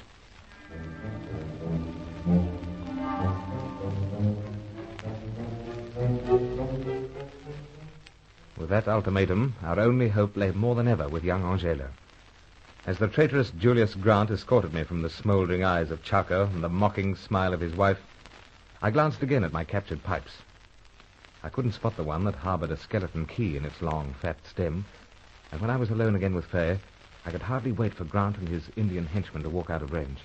Angelo returned when you were taken away. With the pipe? Oui. Good for him. But he refuses to leave it here. Refuses? How so? He believes that I am not to be trusted. Ah. I implore him, but he says no. It is from his dead uncle that he learns what is so wrong about me. Can't blame him, I suppose. But he's so foolish. Hold it, my dear.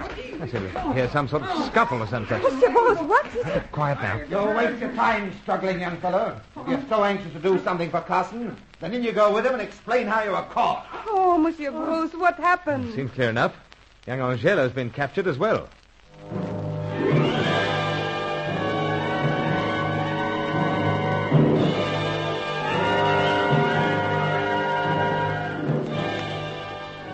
So there it was, crying his apologies to us, moaning that he was unfit to bear the name of his noble uncle. Young Angelo was thrown into the storeroom with us. It seemed hopeless, but we would have one final chance yet in Operation Death Ray.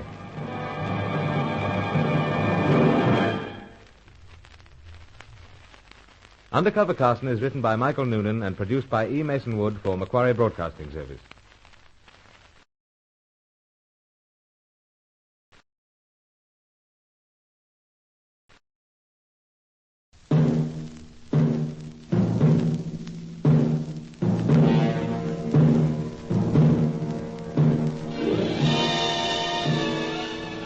Undercover Carson, secret agent.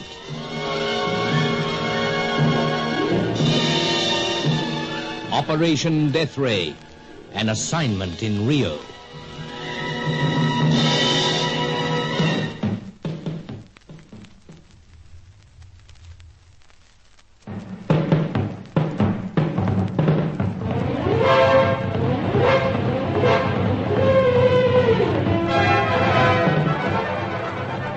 Three airliners had mysteriously vanished in the South American wilds, somewhere between Rio de Janeiro, Brazil, La Paz, Bolivia, and Buenos Aires in the Argentine. And now 3 search planes would also be declared missing. The outside world did not know the terrible story of the death ray and Chaco's mastery of it. But it was known to me and young Angelo and the dancer, Faye Corelli. We were locked in the storeroom of some very old ruins that Chaco had selected as a hideout, a place to experiment with his dreadful weapon of destruction. It was humming again far up through the heavy masonry as a distraught Angelo tried to tell us how he'd been captured. I am careless, Senor Carson. I fail you. I disgrace the memory of my uncle. Now, steady, old chap. Just give us the facts. I overhear the dark Chaco and the one you call the commander They say that the fighting planes of many nations approach. Ah, so that's it. Fighters coming to look the place over. The fighters? So, that's probably the air forces of Bolivia and the Argentine. Then we are in great danger, Monsieur Bruce. Ah, don't worry, Faye. We're deep down in the ruins. Listen to that. The ray destroyed them? Either that or frightens them off. These two men, Senor, they speak about what they do to these fighting planes. I become so eager to hear that I make a sound. From many directions I am pounced upon. Right then. But as I said, tell story from the start. You left here with instructions to get a certain pipe of mine. Ah, indeed, Senor, and it comes into my possession. Yes, I knew that.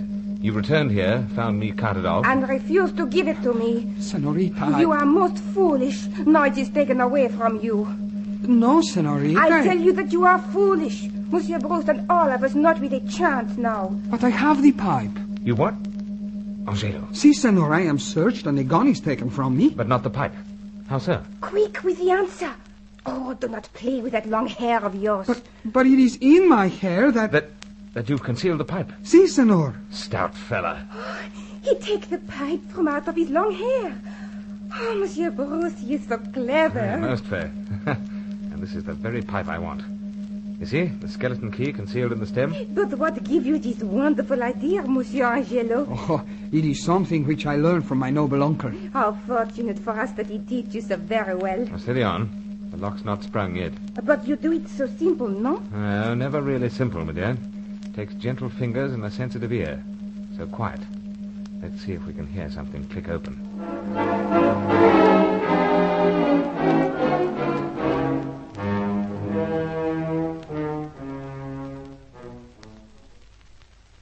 The death ray is still at its work, Monsieur Bruce. Yes, and so's Carson. The lock, it not give way for you at all? I'm afraid not. Oh, quelle horreur.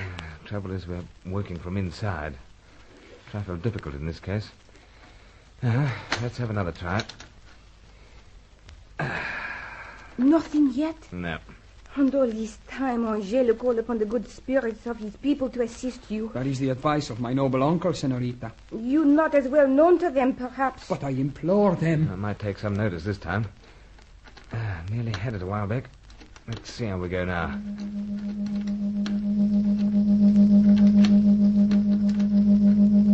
Monsieur Bruce, there must be many planes. Not necessarily planes. Chaco might be training Ray on distant jungle, but... easy now. I think... You have it? Keep fingers crossed, Faye. Little more and... Click, Monsieur Bruce. The lock, Faye. Got it. Oh, you're so clever. But quick, we run out. Not so fast. But that hateful Chaco return, or the commander, or that woman who used to be Sally. I realize place full of enemies, but we must plan the getaway. Now, Angelo, you know the way out? Si, Senor. Not easy, you say? There are great problems. You say all this because you wish to leave me here. Ah, nonsense, Faye. Give us a chance, else we'll all be here. To escape, Senor, first we have the darkness of the deep passageways. So? But before we are able to enter the jungle, we must pass the room where you are called to speak with the man of darkness. Oh, the big lounge, eh? Si. Yeah. Could pick up the rest of my pipes as we pass, too. Monsieur Bruce, which do you value the most, yourself or your pipes? Oh, get nowhere without those pipes, Faye.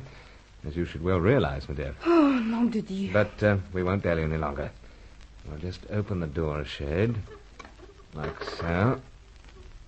Now, you lead the way, Angela. Very well. As you say, Senor. Now, you next, Faye. I'll bring up the rear. And let's hope we've got Angelo's good spirits with us all the way. Right. Off we go.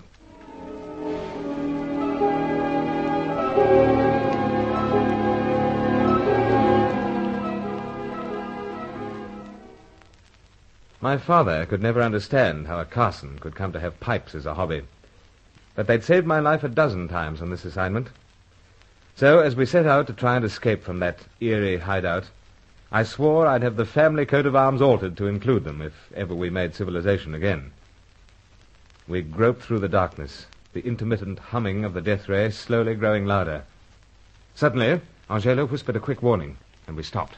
What is it? Why we stop? Who's that? Sally. Melinda. There's someone there. I heard you. What do we do, Monsieur Bruce? Just leave it to us. Angelo. Senor. Must shut her up. So, forward together. Si, Senor. You wait here, Faye. Oui, Monsieur Bruce. This is the last time. Answer me. I know it's you, Mademoiselle Corelli. I have her, senor. Stifle her, for Pete's sake. Kill her, Angelo, kill her. Now, keep your voice down. Oh, dear. I kill her all right, senorita. All right, that'll do, Angelo. Just make sure she doesn't let out any sound. Oh, what are you doing, Monsieur Bruce? Just ripping my shirt. Gag and tie the young lady. But Angelo will kill her. It might take time. This is the quickest way. Now, here, Faye, you bind the legs and hands. With so much pleasure. I'll handle the gag. Then we'll bundle her away somewhere and continue with our escape plans. But make it firm and fast.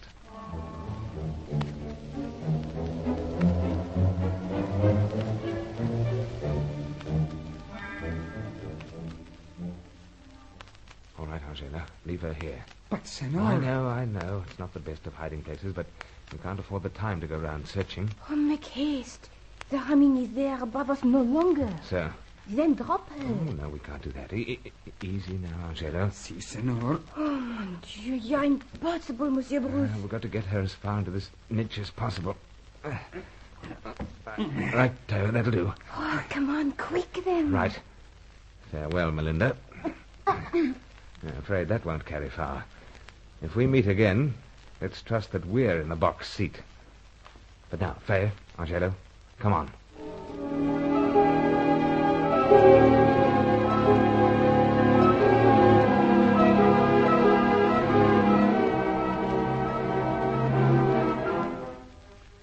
Angelo was in front again, Faye in the middle, myself bringing up the rear. We'd dealt with Chaco's bride in quick time, but it was to turn out an unfortunate diversion. We negotiated the passageways without further incident, but the real test came when we had to pass the front lounge, the vast room that gave a broad view of the destruction caused by the death ray. There was absolutely no chance of rescuing any more of my captured pipes. Inside the lounge, close by them, were Chaco and Julius Grant. We stopped and pressed ourselves into the shadows. What do we do now, Monsieur Bruce? Wait. Watch. Listen. All the planes are accounted for, Commander. All, Chaco. Splendid. The outside world remains unaware of our secret and our power. We have employed but a fraction of our power as yet, Commander. To strike planes out of the sky is indeed a great achievement. Great also to burn the jungle off the top of a mountain at a distance of 4 miles. But wait till the ray is tested at the full strength. But, Chaco, the doctor warned us that the Cossack's information must be well examined before we go the full distance. The doctor is much too cautious. Let us prove to ourselves the full power of the ray, then issue our ultimatum to the world. Bring the air fleets of all nations, and they will fall in flames before they are within miles of us. Then let them come first. But let us not risk this miraculous weapon of ours. Perhaps you are right, Commander. But what of the Major? Dent? There's been no further message from Rio. It is perhaps risky to broadcast with the entire continent on the alert. But where is my Melinda? She said something about going down to the storeroom to find out if Carson had made up his mind yet. Whichever way he decides, in the end, Melinda will have her way. I fear that Senorita Carelli is doomed to no pleasant end. Yes, Carson, too, will go in a similar fashion. That goes without saying. But these pipes of his... Very dangerous, Chaco. I wouldn't go tampering with them. I have no intention, but let us merely look at them. Oh, very well. Before we deal with him, perhaps we will get him to explain their purpose. But I won't be here, Chaco. You hear what they say? They wish to kill us, Monsieur Bruce. I missed the chance, Angela. We slip past now, senor. Right, lead on. See? And before they find Melinda, let's hope we're far away down the other side of the mountain, out of the death ray's line of fire.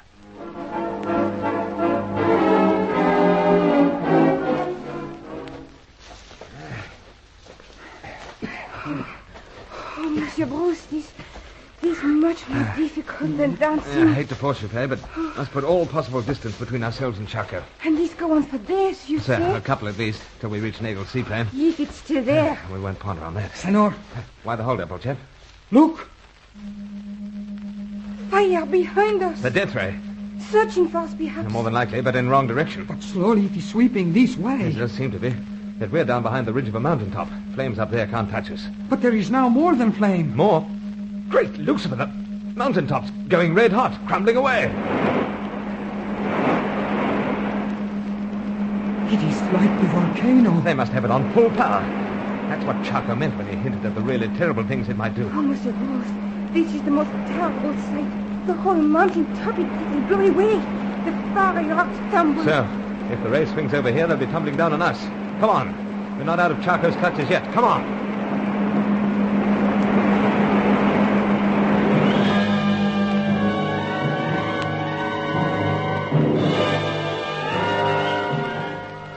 The sky began to fill with ash and fire as we plunged down into the valley, scrambling desperately to get out of range. But like some nightmarish monster, the ray thundered louder. The rocks flew closer. Charco had the prize, and we were the hunted in Operation Death Ray.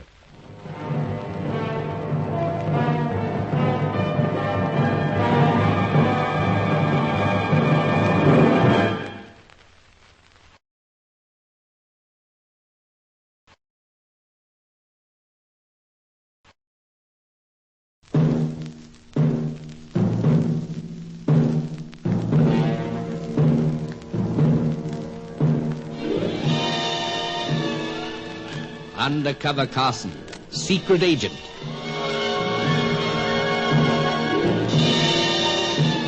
Operation Death Ray, an assignment in Rio.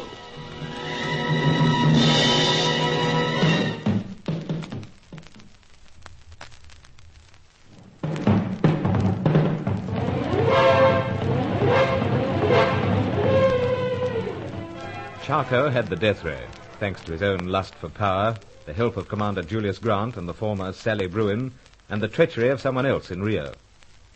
But it was a long hop from Rio to the spot where he'd set up his fiendish weapon, deep in the wilds of South America, close by the air route between La Paz, Bolivia, and Buenos Aires in the Argentine.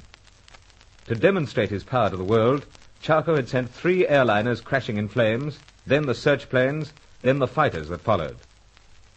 But with the aid of one of my pipes, Fay Corelli, young Angelo, and I managed to escape from the camouflaged ruins where Charco had established himself. We were several miles away, in the lee of a jungle-clad ridge, but not yet beyond the reach of the death ray. Senator Carson, the flames and the tumbling of the red-hot rock comes this way. Yes, don't I know it? Oh, Monsieur Bruce, you go so fast. I'm sorry, Fay, but we've got to get clear. Charco's got the ray up at full blast, and it's practically pulverizing the mountaintops. He has discovered his young wife, perhaps. Yes, more than likely. And he tell him that we escaped? So? Well, then you should take notice of me. You should have let Angelo kill her. Well, they'd still find out quick enough that we'd flown, but we mustn't slow up. Oh, but these thin branches, they are so cruel. We must get to the bottom of the ravine, then up either side of it. Senor. What now? The flame. Look, it leaps towards us. Great Lucifer, yes. Monsieur Bruce! Faster, Fay, faster. It's starting to crumble the rock right overhead. Too late! The rock is falling upon us! Falling upon us! Ah!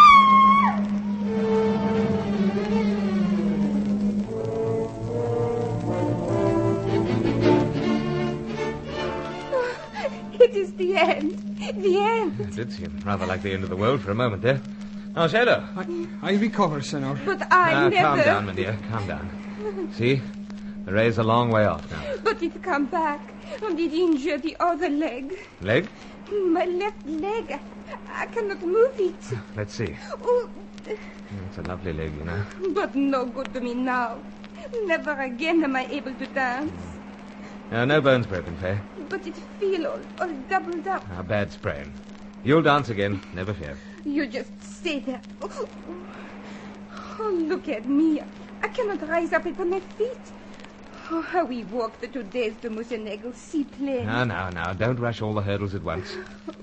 Just let's rest a while, collect thoughts. I have the most terrible thoughts. I not think that Moussenegel they are waiting when we arrive. Now, that'll be enough, Fay. I not know why I get mixed up in all this. Here, Senor. What about it? I think, see, it swing back this way. Oh, now we never escape. Quiet, Fay. Yes, you're right, Angelo. We must move again, Senor. So? What about me? We'll carry you. Now, you take her shoulders, Angelo. Si, Senor. I'll handle the legs, like so. Oh, It's going to hurt, my dear, but it can't be helped.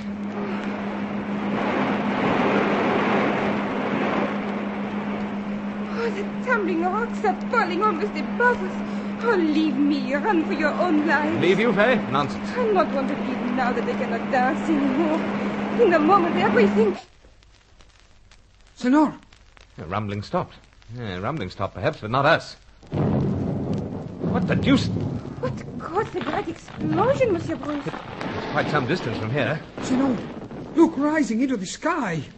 By Jove, there's a great tower of smoke and rubble. I wonder, could this be... Angelo, we'll drop Mademoiselle Corelli here for a moment. Very well, Senor. There we are. There we are, my dear. What do you wonder? What all this about? I'll tell you when we get back. Where you going? You'll not desert No, me. as if I would. No, we're going up to the top of the ridge. Come along, Angelo.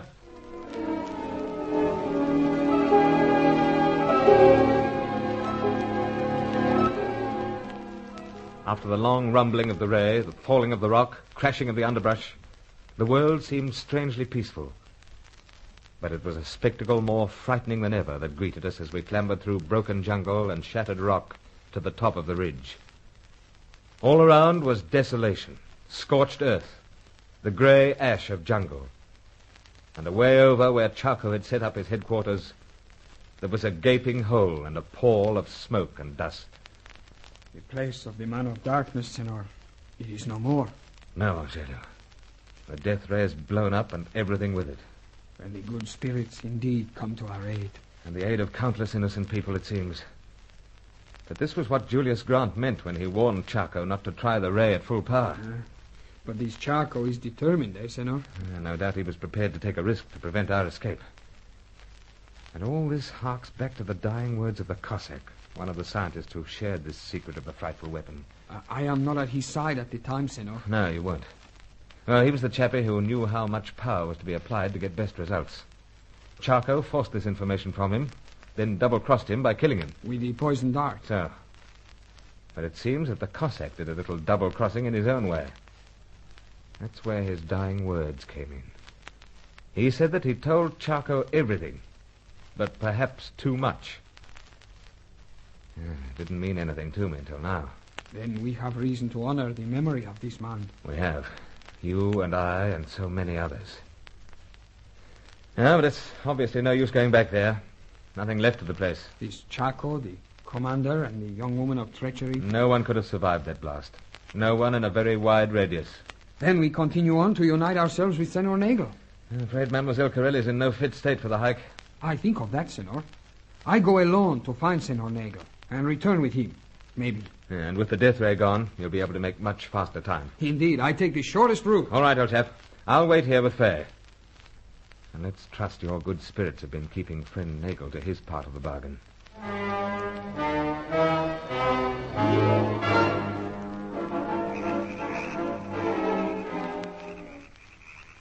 Oh.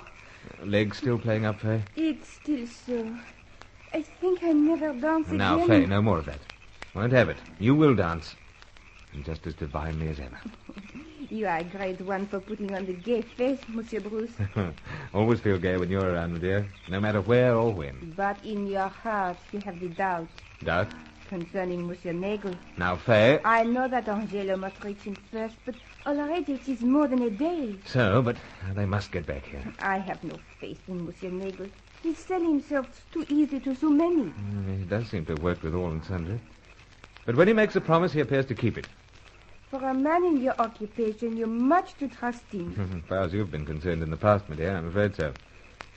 Howsoever, I rather gathered that Nagel was dead keen to get even with Chaco. To the death ray get even with that hateful person. True, but to go back a bit, you yourself mentioned that Chaco and Nagel had argued when he brought you all out here. Oui, and it is over me that they argue.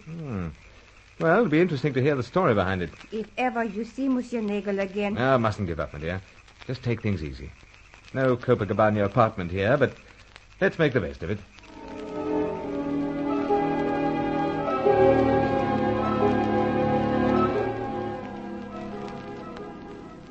Monsieur Bruce, wake up! Wake up! Now go easy, my dear. Oh, wake up, Monsieur Bruce. Wake up? Oh, here we are. Oh, but why did you do it, Faye? I was dreaming you and I... Listen! Huh?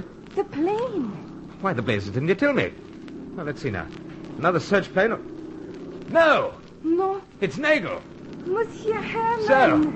But quick. Let's get out in the open and wave to him. Who said he wasn't to be trusted?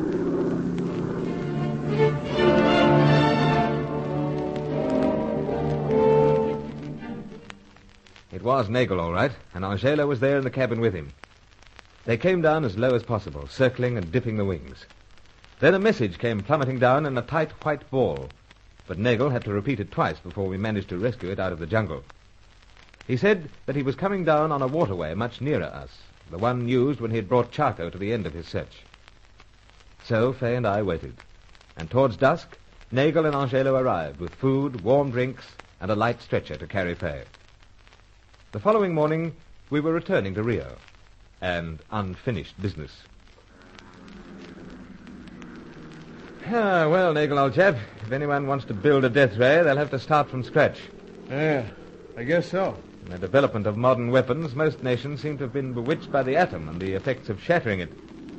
But there were other fields. And Charco all but came out master. Or have you other views? I got no views that amount to much, Carson. Oh, well. But the search planes and fighters, they stopped coming out here very abruptly. I picked up Y on the radio.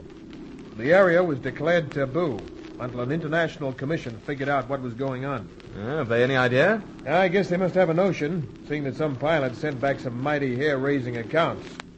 That's before they collected the ray themselves. Shocking business. But I'll see that the commission gets the full facts. I guess you're thinking it's all over bar the shouting, huh? No, on the contrary. A number of loose ends to be cleared up. The full ramifications of the opposition, for instance. Yeah. You, can't assist in that respect? Nope, Carson. Like always, I'm keeping neutral. Yeah, but, old chap, I can't understand why you suddenly went against Charco. I'm for hire, Carson. At least I was, by the first comer. So, but, seems you had a difference with Charco. What do you mean? Put cards on the table. Fay Corelli said you'd been arguing with him, and she rather suspected it concerned her own sweet self. All right. I just didn't like Charco's game. He was taking her to his hideout, but no matter which way things went, he'd decided it was a one-way ride for him. So you objected to such, heartlessness? I got no heart, Carson. Now let me pilot this plane, will you? Get back out to the rear cabin and hold the dame's hand. I guess I wish I had your chances.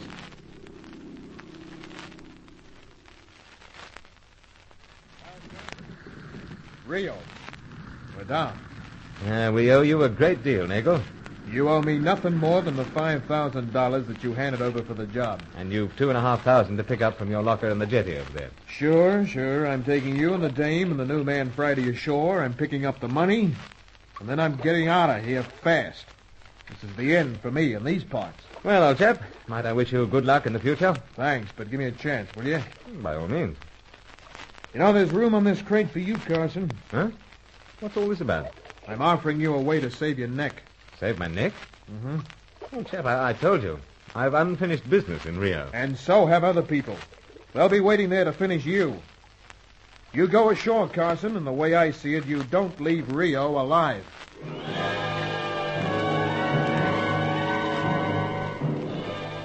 Yes, there was unfinished business. Charco had a stool pigeon, as the saying is, in the lovely city of Rio. But until I discovered that person, or persons, then I hadn't finished my task in Operation Death Ray.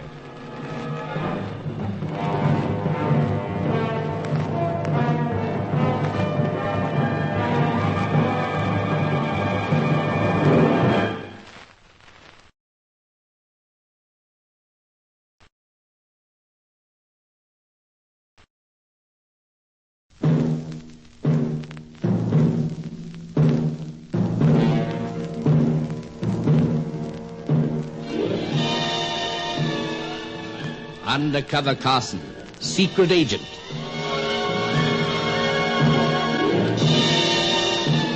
Operation Death Ray, an assignment in Rio.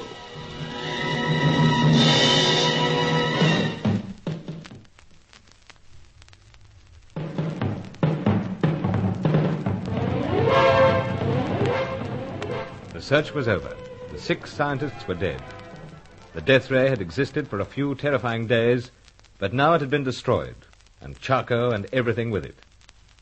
So back I came to Rio once again, with young Angelo and Fay Corelli, the lissom French-Italian dancer, fast recovering from a sprained leg, now that she was back in the gayest of cities. Now there remained the unfinished business, the uncovering of Charco's Rio contact. Nagel warned me about this, offered me a quick escape in his seaplane. But until I had the full story, my mission was not completed. There was no answer when first I phoned the Devonport apartment, but the old boy was back home when I reached there after dropping Fay and Angelo on the way. He listened breathlessly to all that had happened in the wilds between Rio, Buenos Aires, and La Paz. I say, old fellow, the mere telling of it has chilled my spine. It is terrifying. But, of course, the destruction of so many planes in that area has caused a worldwide sensation. There's a committee of all the South American republics meeting now in Buenos Aires. Have they any inkling of the real cause? Well, I was conferring with some of our people, Carson. This part of the world's subject to violent earth tremors, earthquakes. They think it's something of that nature, eh? Well, a more localized and violent phenomenon. Yet I understand that they have eyewitness reports from the pilots of the search planes and later from the fighting craft of Brazil, Bolivia, and the Argentine. Very brief reports, of course. Seconds later, there was silence. Nothing more. The death ray got him, eh? I fear so. What an evil fellow this Chaco must have been. Obviously brilliant, sir, but crazy. It amazed me to learn that the wench we knew as Sally Bruin was his wife. Indeed, Carson, this assignment has given both of us many a rude shock. For my own part, the duplicity of Julius Grant was my greatest blow. A man of no small accomplishment, a trusted friend. How very glad I am that this whole business is over. Yeah, but it's not, sir. Well, Carson, the death ray's gone. All the scientists concerned are dead. True, but there are many loose ends. Oh, yes, I follow what you mean. Yes. Mademoiselle Corelli, for instance. Oh, all cleared up about her, Sir Giles. She had a secret crush on my late and unlamented school chum, Roger Deauville. He was under instructions to get the death ray plans by his continental masters. So Fay, minx that she is, decided to become a freelance and get those plans for him. You mentioned that, Carson. However... you don't agree, sir? Well, I rather thought it went deeper than that. But this Nagel fellow... I couldn't stomach any more of Chaco. In the past, he'd hire plane and self to all and sundry. Kept a tight lip at all times. But now he's finished, making plans to get back to the United States and a new life. When I spoke of loose ends, I meant Aubrey Dent, for instance. I've done my best to locate that fellow, Carson. He didn't take a rest cure in the Lakes District of the Argentine as arranged. He's missing. And I believe that he has much to answer. Seems he might be the one. Don't forget Miss Jensen. She ran out on us after so many declarations of loyalty. But when Nagel was taking us off to the final showdown, sir, she ran onto the jetty down at the bay, waving frantically. And you naturally concluded that she wanted to warn you about something. So, sir. Seemed desperate. Or was she desperate because she had instructions to stop you from going? Well, how, sir? Well, from Chaco.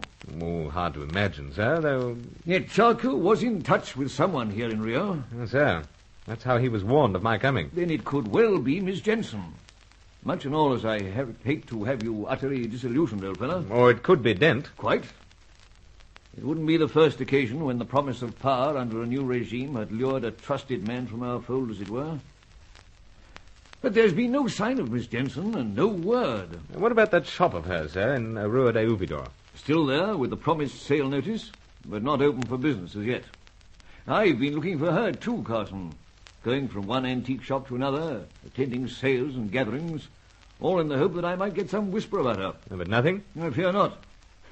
Though the time was not entirely wasted, I had to cloak my real purpose, so, bearing in mind a certain hobby of yours, I managed to pick up a very fine sword. What, for me, sir? Yes, old fellow. Venetian court sword, 17th century. Oh, that's very kind of you, sir. Oh, it's nothing really. But I left it inside, in the room that's come to be yours in this apartment, on the bed. Oh, well, most eager to have a look at it. Howsoever... Then go right ahead. I shan't be long. You're going somewhere, you mean, sir? Well, I should think so. I must hasten to pass on your story about the death ray. I'll come along with you. No, Carson. You've done enough. You need a rest, so get that sword, take a leisurely look at it, and I'll be back for the finale. Finale? Yes, we'll get down to the cold business of tracking down Dent and Miss Jensen.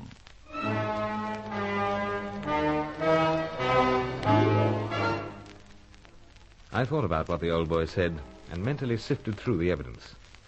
It was all so very bewildering. But I did need a break, however brief, from the days of tension, so into the bedroom I went, and there on the covers I found a very fine sword indeed. The scabbard was engraved, the hilt thick and ornate. It was the sort of weapon that a collector approached slowly and then lifted up very gently, not rushing, not examining it too intimately for a start. I was about to draw the blade from the scabbard when... Don't, Bruce. Don't draw the sword. Helena! You hear me? Don't draw out that blade. Well, since that gun trembles so close, my dear, perhaps I'd best not. Put it down, Bruce. You're in the position to give the orders, it seems. Well, there we are. Back onto the bed covers. Oh, thank heavens for that. Bruce. My question first, if I may, Helena. Just how do you happen to be here? Sir Giles obligingly went out earlier. I happen to have a key. So you stole in here and, let's see, you slipped behind the curtain. Yes. Not highly original, I know. But all very puzzling. We're trying to protect you. That sword, for instance. Yeah, Venetian, 17th century. But a trap, Bruce, a trap. You say a trap, my dear? You don't seem to understand. I don't. This we, for instance. Myself and Aubrey Dent. Well, then you are in cahoots, as Finn Nagel would say. But where is Dent? Downstairs, making sure that Sir Giles doesn't get away. In that case, I see very well what you mean by a trap. Listen to me, Bruce. The arch-traitor of all in this whole sordid death-ray business is our very charming Sir Giles. Sir Giles? He'd be accusing me next. Oh, you just don't believe it, do you? No, I don't. No more than I believe you, and Dent, perhaps, are taking steps to preserve me from harm. But we are. Then why the blazes not warn me before I come up here into the apartment? Because, and it seems we were very right, you wouldn't believe us. You'd blunder on until you were completely in his hands. But for my presence here, Bruce, you'd be dead by now. Dead? How so? From that sword. And don't reach for it again. Oh, please yourself. But precisely how does it come to be lethal? Well, I don't know that, but... Now we are being highly unoriginal. Right through, Sir Giles. Oh, someone outside. Dent. This is monstrous. We're in the bedroom, Aubrey. Come right through. Bruce still isn't convinced. Convinced? As far as you and Dent are concerned, I rather think I am. In my own home, by one of my own countrymen. What a contemptible brute you are. You'll kindly shut up, Sir Giles. Shut up? Upon my soul. Now, that's a bit over the odds, Dent. And that'll be quite enough from you, Bruce. I'm going to do the talking. And please, Bruce, don't make it worse by protesting. All right. Let's hear it, then. Well, Bruce, as you see, I didn't go to the Lake District. Yeah, obviously. It was an excuse just to get away from here, to follow up my suspicions. And when I found that I was right, I warned Helena. That's why she left so suddenly. And we tried to warn you, Bruce. Remember, as you were taking off in the seaplane? So, but to warn me or get rid of me? You won't believe. Certainly not. You would. You would if you'd been hounded for days by dear Sir Giles. Hounded with the threat of death every moment. What utter piffle. You're a great one to piffle yourself, Sir Giles. You put on a remarkably convincing act when you revealed your friend Julius Grant as a traitor. Are you suggesting... I'm suggesting nothing. I'm telling you the facts. That made me think. Other things made me think. Insufferable. You'll have to suffer much more, I'm afraid. Now, Carson, have you ever paused to consider why the first Angelo died? Well, so... He was savagely attacked by Roger Deauville. He was, but he welcomed death. Made no fight at all. And why? Because he discovered you for the treacherous swine you are. Swine? Carson. Go on, Dent. He discovered that the man he'd served and worshipped had a darker soul than the worst of his relatives and acquaintances. And so in an agony of bewilderment, he faded away. What a colossal fantasy this is. Angelo? Angelo died because you're a charcoal man. And that was borne out by Roger Deauville's dying words. He admitted that he'd worked against his own country and countrymen, and against peace. But he said, as Carson will recall, that we had yet to discover what a traitor really could be. Carson need only consider this sword. And what's wrong with the sword? By Jove! Aubrey has grabbed it. Don't worry. If he tries to use it, I'm afraid I shall be forced I'll use it all right. I'll unsheath the blade and... Sir Giles. Take it from me, Carson. Rather an effort to let it go. Your hand, it's bleeding. Punctured by a dozen poison barbs. Don't touch the handle, Bruce. Great Lucifer, when the blade was unsheathed, the barb sprang out. And that was meant for you. For me?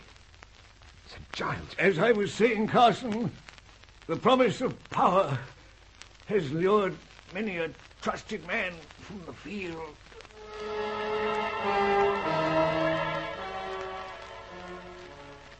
It was the horror of it all that made me anxious to return to London as soon as possible. But other unfinished business remained. Fay Corelli. Yet once again she'd vanished. I found myself calling upon the services of young Angelo once again. They have discovered, Senor, that the Senorita neither resides at her former places nor dances where her beauty has long been known and acclaimed.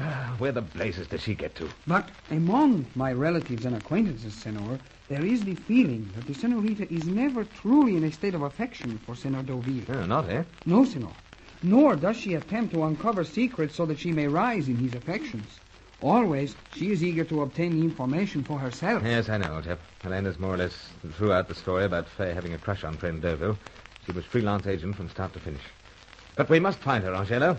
Tomorrow night my plane leaves for London. Well, Carson, they're starting to pile out and going up the ramp. Well, I suppose I'd better go. Helena and I'll be following in a day or two. I want to have that sale in my shop after all, Bruce. Oh, well, may you get the highest prices for all the antiques, and may you... Senor Carson. Ah, Goodbye, Angelo. Oh, adios, rather. No, look. Huh? Faye! Monsieur Bruce, how wonderful. Do you realize I've been looking high and low for you for days? For me, it has been what you call the great battle. But how lovely for everyone to be here. Even Mademoiselle Helena. Soon to be Madame Dent. Oh, the things that happened.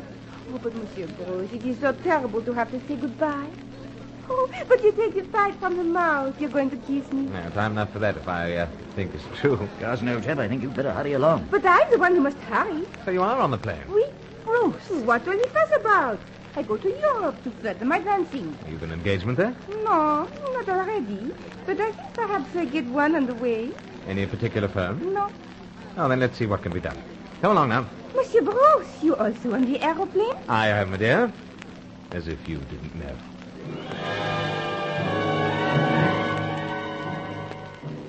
So there it was. Melissa Faye Corelli, the freelance agent, was heading back to Europe. I had a feeling I'd be having a new assignment, and seeing her dance again, having her lead me a dance again, now that we'd turned our backs on South America and Operation Death Ray.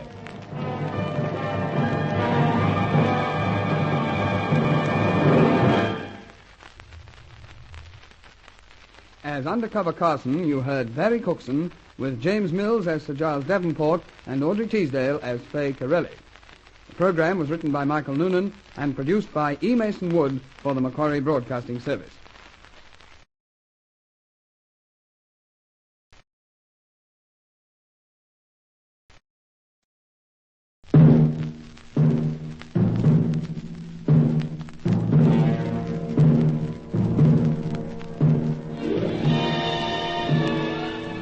Undercover Carson, secret agent.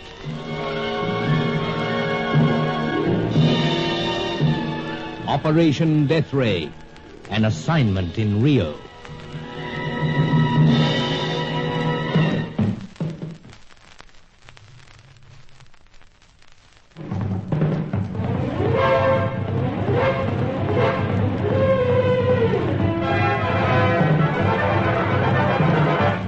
Of the 6 scientists known to have been engaged in the Death Ray project, we'd encountered 3, but those 3 were beyond our reach.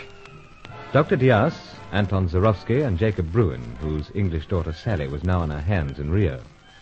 But from Bruin, we'd picked up a notebook crammed with scientific data. Sir Giles Davenport and I hoped this would yield something when thoroughly examined in London. Meanwhile, I felt that I must thank the exotic French-Italian dancer for her recent help. She'd warned us that a plane carrying us north, where we met the Bruins, was also carrying a bomb. So I went alone to the White Tulip Cabaret where she danced. The part owner, Reliana, met me with smiles, then ushered me into his office. He informed me that Faye had suddenly disappeared. He wanted to know what I knew about it, and as I bit on a pipe, the Afghan job, he produced a Luger with silencer to back up his demands. You will observe, Senor Carson, that I am in no mood to be satisfied with your brief denials. Old chap, I know nothing of Mademoiselle Corelli's disappearance. I came here tonight to see her. But you know much of her. That is what I demand to be told. Well, strangely enough, I know very little. For quite some time, I've been most eager to know. She has interest beyond her dancing? Has she? You will answer me. Well, if you must have answer. I must. Men. That is not the answer I desire. Well, then what do you desire? Everything that you know about her. Well, let's see now. I'd say she was the most enchanting dancer I've ever seen. That I know for myself. Senor Carson, you do not seem to appreciate the situation. Leveled at your heart, I have a gun. I am a man possessed by a great passion, and this weapon I will not hesitate to use for my own ends. Do I make myself clear? I'm afraid not. Then I must use this weapon to satisfy you, perhaps? Perish thought. I'm sort of curious to know where you fit into the picture. The picture, senor? What picture? The reason behind this grim solicitude for Mademoiselle Corelli's well-being. That is my affair. And by the same token, old chap, what I know about the dear creature is mine. My patience is coming to an end, senor. Mine also. But who is in the position to enforce the demands? It would be well to bear that in mind, my friend. I doubt that you've the advantage you think. No, senor. Yeah. For instance, you may have noticed what I hold in my mouth. The pipe? So, Rather a curious type, don't you think? It is somewhat unusual, I will grant you. Afghan job, you know. Senor Carson, you are wasting my time. I demand... Now, steady on. I want you to watch this pipe very carefully. It is you that I am watching. Perhaps, but I'll show you what pipe could do if I happen to be callous enough to aim it at your heart. See that Aztec carving on your desk? I am watching you, senor. I repeat. And I repeat. Watch the carving. Here goes. The arrow. So, now give me that gun. No, no! Very well, then. Now for the gun. Senor, do not shoot. Come on, get up on your feet. My jaw, my good senor. Come on, up. Indeed, at once. Please do not shoot. I will explain. I certainly hope so. Senor, I wish you no harm. Now, this gun a dummy, I suppose. It is only because I am desperate with love and fear. Love and fear? How so? For the senorita. Really? Indeed. Why do you think that I bring her to Blanca Tulipa? So that all the scum of Rio may gaze upon her divine dancing? No. So that she may dance for myself alone. Look, senor. From this curtain, I have special curtains. Don't move, my friend. I desire only to show you. Yes, I know all about that. You know, senor? Sir, I spotted the curtains parting when I was here last time with Faye. But can you imagine how jealous I was of you, senor? Very well. Especially when I think back to the many attempts of Rio thugs to waylay me. Senor. It was you, Liliana. Not entirely, senor. You hired the thugs. Come on. This is something I've been wanting to clear up for quite some time. You hired them. Be careful of the gun. It is indeed loaded. You did hire them. See. Nice type of fellow, it seems. But, senor, I instructed them that to yourself would come no the least possible harm. The very least for the circumstances. Yes, I can imagine that, too. Believe me, senor. Matter of fact, I do believe you. But not concerning thugs. Oh, senor. I believe that you've some passion for Fakerilli. Senor, if you knew. If only you knew. I also believe that she's vanished, and that you're concerned somewhat. Concerned? Oh, my friend, I am almost out of my mind. And then we're both concerned. Something has happened to her. You have information which will assist? I'm afraid not. But you can count on this. I'll be doing everything possible to help locate her. Here's your gun. My gun? Come on, take it. I want my hands free to get Arrow out of this idol here and back into the false stem of the pipe where it belongs. You mean, senor, I am forgiven? So, fellow should hand you over to the police, but why trouble? Besides, I may need your help to locate Faye. Anything, senor. Anything at all. I'll let you know. Meanwhile, I'll get cracking.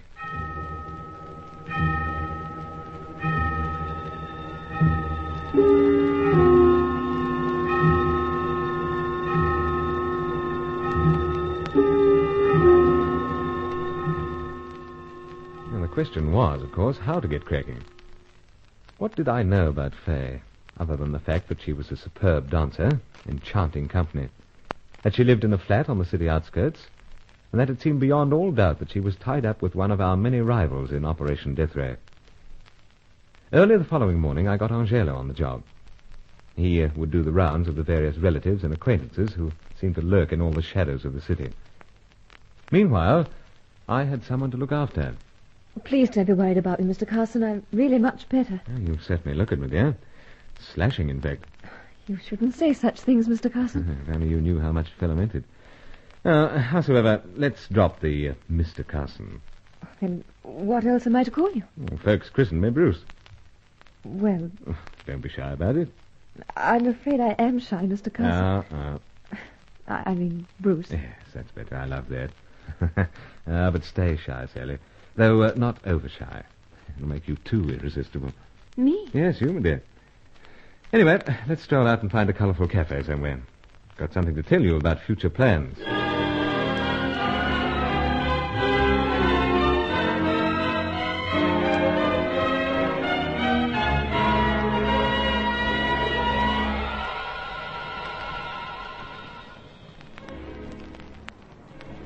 You know, Mr.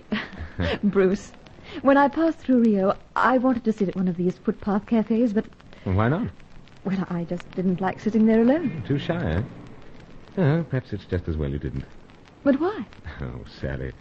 What man could see you here alone and walk by? Would you do such a thing? Bet your life I would. Wouldn't that be rather common? Not for Rio. Oh, Anyway, about this business Giles and I arranged for you. I was forgetting about that. Could I do it? Of course. Only a few hours each day. Give you a chance to settle down here. Well, that's if you want to. Well, really, Bruce, I couldn't think of going back to England yet. You're the only person I know, and... No. No getting yourself upset. Commander Grant's one of Sir Giles' best friends. He's an explorer. He sounds terribly important. True, but he's an easy enough fellow to get along with. He wants you to tidy up his papers, do a bit of typing, such like. But I really can't type properly. Oh, what difference does that make? Well... It's settled? Yes, Bruce. And Sally, what is it? I feel so grateful. I suppose I want to cry. Oh, no. Get hold of that cup of coffee and drink it, then we'll stroll back to the hotel. I have some important business to attend to this afternoon.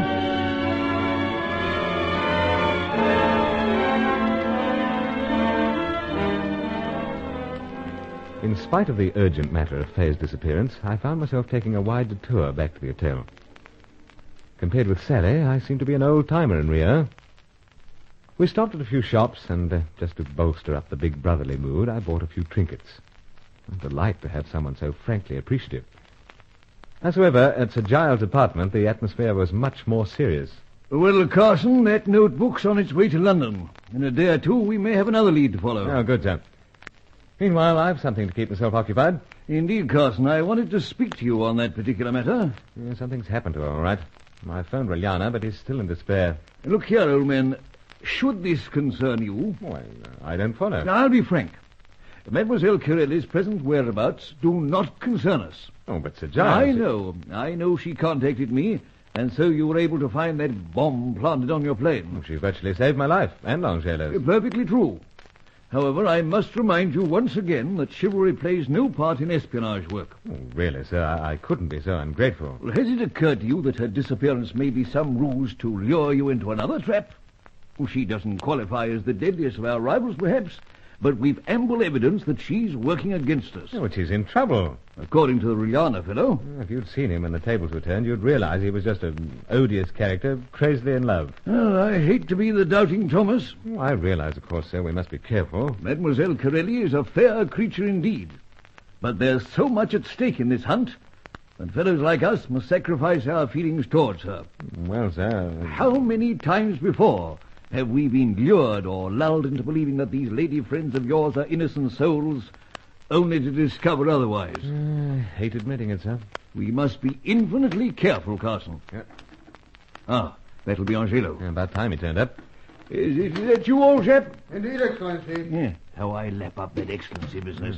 Any news for us, Angelo? I believe so, Senor. Oh, fine. You something on Fay Corelli? About the dancing, Senorita, I fear I've got nothing. Yeah? Then what? It concerns the one who is young and so very innocent. Your protege, I think, Carson. Sally? Sally Bruin? Si. Well, what? But 10 minutes ago, I saw her in the company of one who is believed an enemy. Oh, who the blazes might that be? Senor Deauville. Roger Deauville?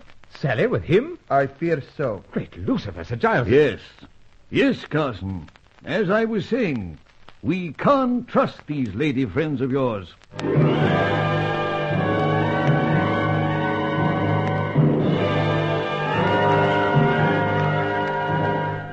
Sally with Roger Deauville? I couldn't believe it. Yet Angelo insisted, and I knew he was right. But Sally, of all people...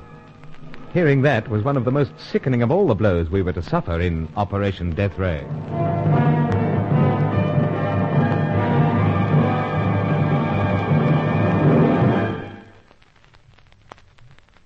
Undercover Carson is written by Michael Noonan and produced by Walter Pym for Artranza.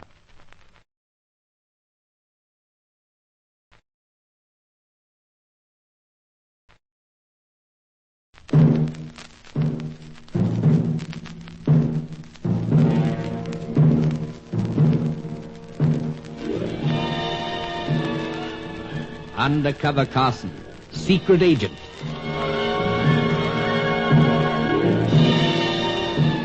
Operation Death Ray, an assignment in Rio.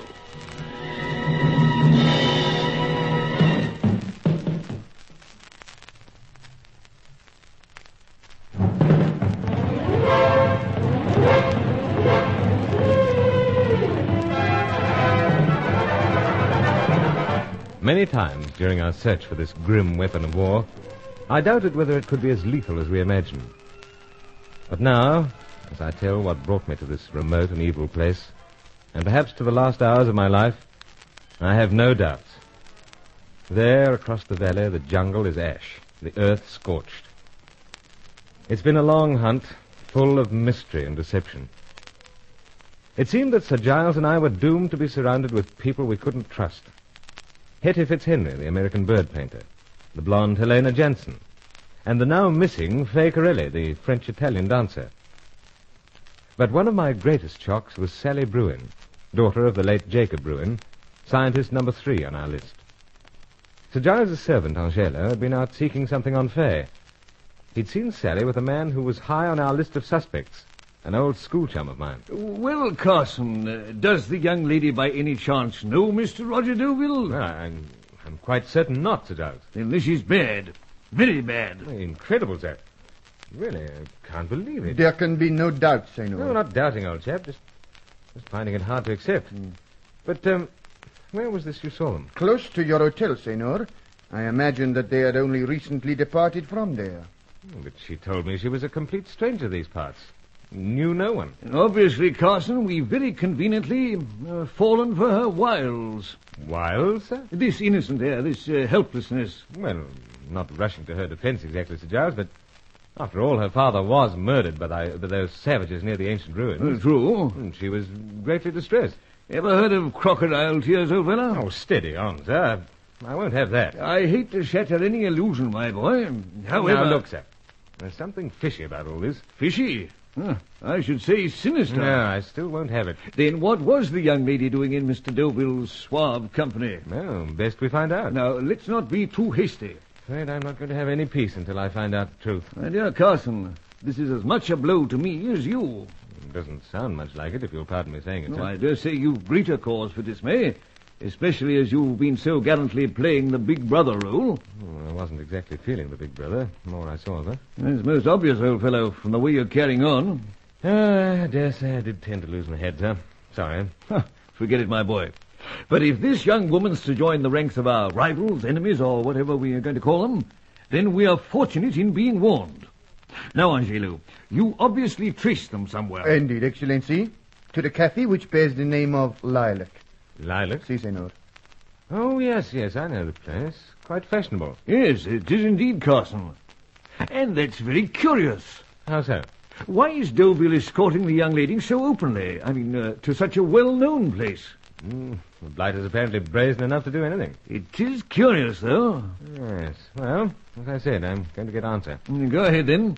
But don't let other considerations cloud the main issue. I'm afraid I don't follow, sir. The main thing is to discover whether the young lady is working against us, and in what capacity. So? Then if you'll forgive me saying this, Carson, I note a certain resentment in your manner. There certainly is. Exactly. But if you feel the young lady's betrayed you, or, to borrow one of your expressions, allowed friend Deauville to get under your neck, then do go carefully. Yes, I get what you mean, sir. Right. I will go carefully, I promise you. And in the meantime, we forget about Mademoiselle Corelli. Not on your life. Now, Shadow, old chap, you've nothing at all on her whereabouts? Nothing so far, senor. Oh, then some hope. Oh, indeed. I have yet to establish the contact with a number of relatives who may possibly assist. I returned only to inform you of the English senorita and Senor Deauville. Yeah, right. Well, you keep busy on the whereabouts affair. I'll attend to Sally and Deauville.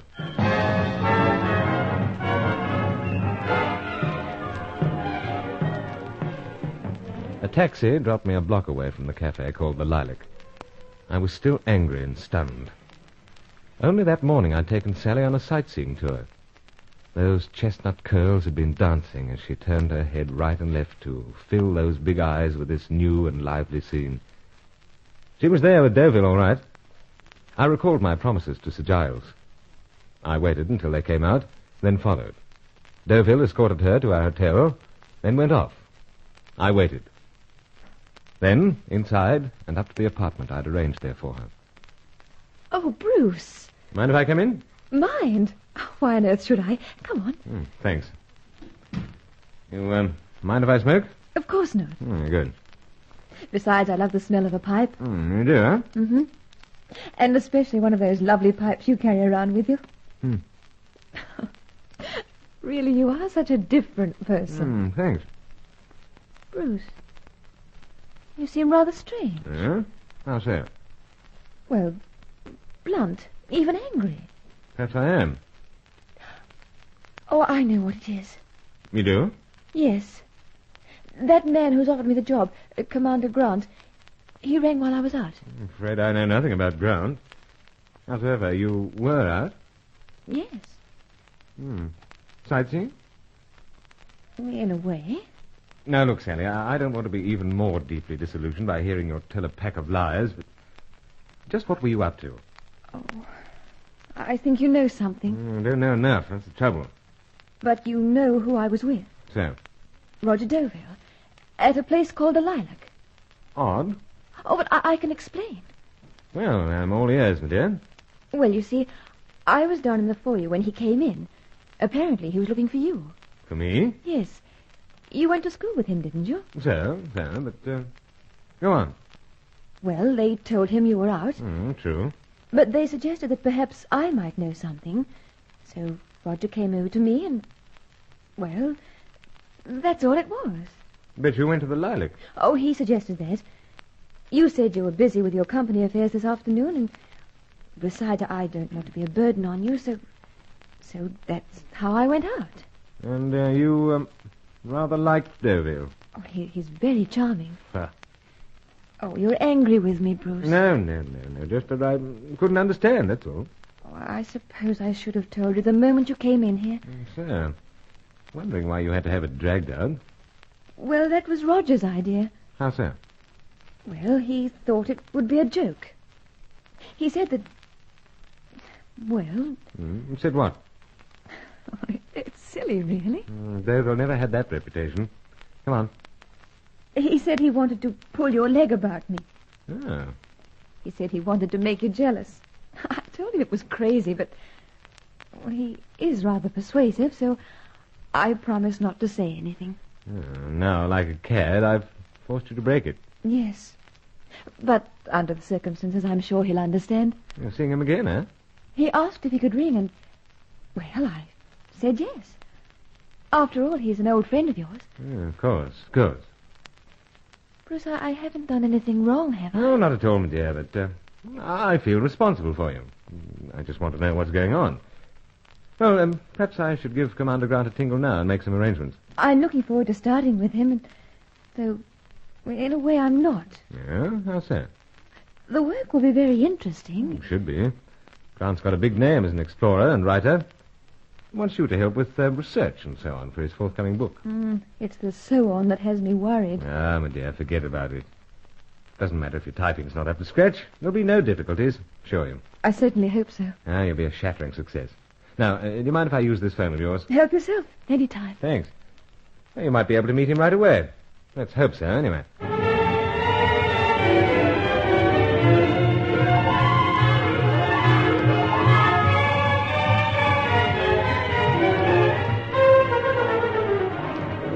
Grant was his usual obliging self, so I took Sally around there at once.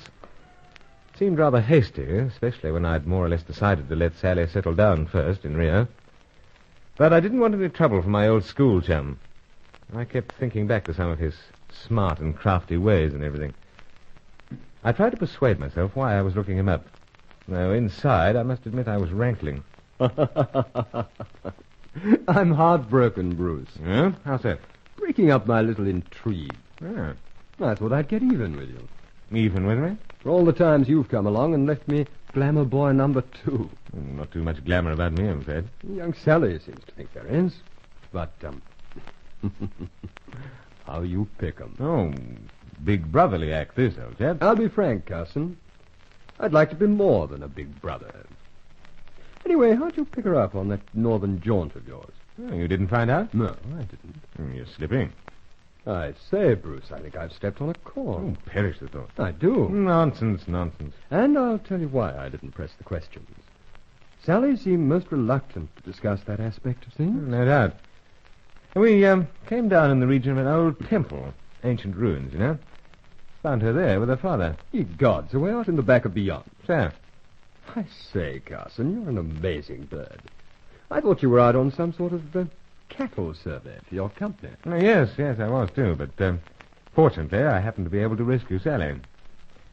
If you noticed that she grew sad now and then, it was because her father was killed out there by savages. But a fresh young English girl, in a place like that, well, I just can't work it out. Her father was a European. Bit of a recluse, really. Hadn't seen Sally since her baby days. He traced her, found her more or less alone in the world. So, she came out here. And she's still more or less alone? So? That is, apart from Big Brother Carson. Look here, I suppose you're going to tell me to lay off. No, not at all. Go ahead, by all means. The reason I called was to find out why you'd been looking for me.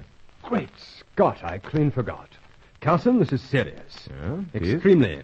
The Fitzhenry's missing. Missing? Oh, you mean Hetty? Not a sign of her red hair anywhere, not a sound of her Yankee drawl. She's vanished, Carson. And what's more, I've reason to believe there's something pretty nasty behind it all.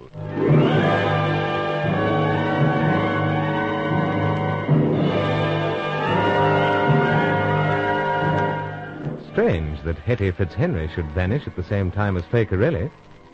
But the pretty nasty part of it. Coming from Deauville, I couldn't help feeling that the remark applied to us. I was face to face with one of our ruthless rivals in Operation Death Ray.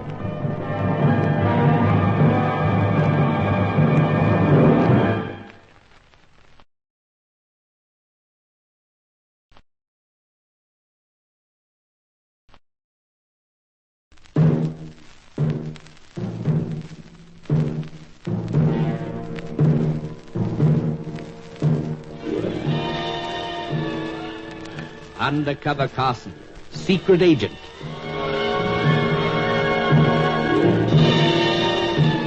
Operation Death Ray, an assignment in Rio.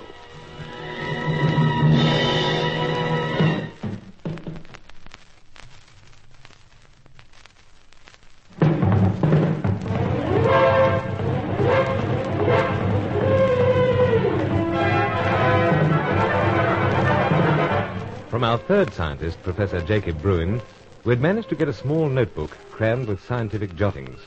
It was on its way to London for expert examination, and both Sir Giles and myself hoped it would help us through another phase in our search for the fiendish weapon of war and put us ahead of the mysterious Charcot.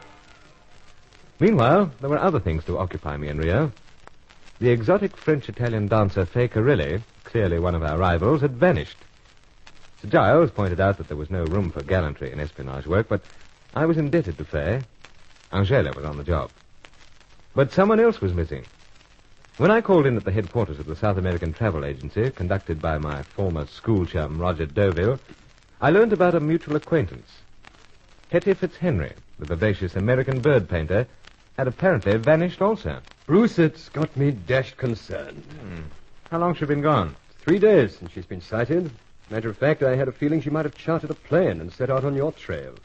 She's got a thing about you, old boy, a proper bring-'em-back-alive notion. Oh, but Roger, if Hetty had chartered the plane, well, how the blazes would it escape your notice? Oh, fellow, how the blazes would I know? Well, time I chartered the plane, you found out. Said such like never escape your notice, being in travel business and all that. Oh, I see what you mean now. Obviously, your contacts have fallen down on the job. Contacts? Well, wasn't it contacts that told you last time, old chap? Well, let's say inside information. You know how it is when you're in a particular business. The word soon gets around. It does get around. Yeah. But, you mentioned that there was something pretty nasty behind Hetty's disappearance. Really disturbing, Bruce. Yeah? How so? She's been getting some odd phone calls. She mentioned the matter to me briefly, then passed the whole thing off. You know how light-hearted she can be. Probably came from the birds. Birds? The ones she paints. Of course. You're way ahead of me. I wish I was. What's that? Oh, let it pass. Hang it all, Carson. Must you always take refuge behind those pipes of yours? Well, not always, old chap. I'll take it out and let you hear more plainly. That's a bit better. We're concerned about Hetty. You can say that again. You see, she's my responsibility. How so? She was sent here to me by the American travel agency that arranged her trips to Europe and elsewhere. Oh, I get it. And I was doing quite nicely, thank you, until Carson comes along. Oh, but old chap, you insisted that I should meet her. I should have known better. What are we going to do about it? Well, I'd say call the police, old chap. Well, I think it's rather too premature for that. Oh, but 3 days. Yes, but we all know that Fitzhenry's blood's pretty wild. Howsoever, if you're as concerned as you say... Well, I am. I'm having inquiries made through various channels open to anyone in the travel business. It's possible that she slipped off to some outlandish spot to paint birds. Oh. Yet you think she'd arrange that through you? Well, that's a point, Bruce. Though it's possible she didn't want me to know. Heaven knows why, but you know what these women are. Oh, all right, then. But it wouldn't do to leave it too long. Well, depend on it, old chap. I'm right on the job. Anyway, you've got your hands full at the moment with females, I mean.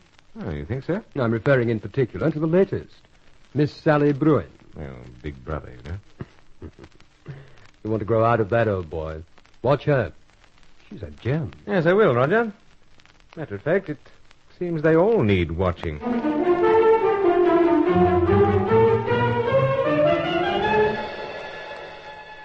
We knew that Hetty needed watching for all her frank and friendly ways. There was a link somewhere with Deauville. But there were many links within the shadowy mesh of the whole business. Deauville's attitude puzzled me. One moment he was gravely concerned about the disappearance of Hetty, and the next, idly joking about this and that. My dislike of him was fast increasing. But I left his offices and found myself wandering down Rua de Ouvidor and entering an antique shop. I had some unfinished business with Helena Jensen. Well, Mr. Carson, I'm free at last. Oh, Helena, last time it was Bruce. Oh, yes. So it was. And last time it was quite a beautiful spot. You think so? That jetty down by the bay. With all the water lapping and the sunlight dancing. Have you forgotten so soon? I haven't forgotten. You, had a safe trip, I trust. Well, got back safe enough. Howsoever, before you dashed off so unexpectedly, I seem to recall... Oh, Bruce, I knew there was something I wanted to see you about. What? Of course. Something brought you here at the very right moment. I wonder what it was. Telepathy, perhaps. No. This By Jove, that is some pipe. belonged to a Portuguese nobleman. It's 60 years old. I'm not so much interested in the age, but the carved motives. Most interesting. Bullfighting. Yes, sir, very smooth. Smooth? With those horns sticking out? Yeah, the design as a whole, I mean. Really worth adding to a fellow's collection. Where'd you pick it up? An auction I attended a few days ago. I thought of you. Jolly good of you. The point is now, how much? It's not cheap, Bruce. 100 cruzeros. Oh, that's not beyond the old pocket. Then I'm relieved. Though the company only pays me a pittance. If you'd rather not. Though we don't for one moment think I've got to depend on the meat importing firm, do we? I'm afraid I don't follow. Helena, before you whipped up this pipe and dangled it under my nose, I was talking about a certain sunny afternoon. Bruce, perhaps we'd better decide one thing at a time. The pipe. Decided. 100 cruzeros. I'll write the check. Matter of fact, I'd write a check for 10 times that amount for you to open your mind to me. You needn't hurry about the payment. For the pipe? Or for something else? Bruce, please. You make it impossible for me. Helena, when you ran away that afternoon, you warned me about someone. And seconds later, that someone appeared on the scene. We both know that it was a certain Englishman living in this town, a former school chum of mine. I implore you, Bruce. Why this pretense? Anything that happened that afternoon, everything, in fact, was a mistake. Then I'm not to watch out for this fellow? Please. My dear, this is rather bewildering. It's impossible for me to say anything more. Please take the pipe and go. You shoving me out? I'm showing you to the door. With the check. Post it. I'll trust you. Ah, you trust me, but not other people. You're upsetting me, Bruce. Upsetting me terribly. Oh, steady, my dear. I'm going. I don't try to press you for mere fun, Helena. I know. But I shall depart, show off my new toy, and think of you constantly. I'll keep an eye open if anything more of interest should come along. Indeed. Pipes, ancient weapons. In fact, anything. Yes. But am I to be ushered out? You must go, but... But what? I must kiss your sweet brow or some such? No. Then what? Don't worry about her. Her? The one who paints birds. Helena, what... I can't tell you anything more. That's all. Now go. Please go. I've said far, far too much.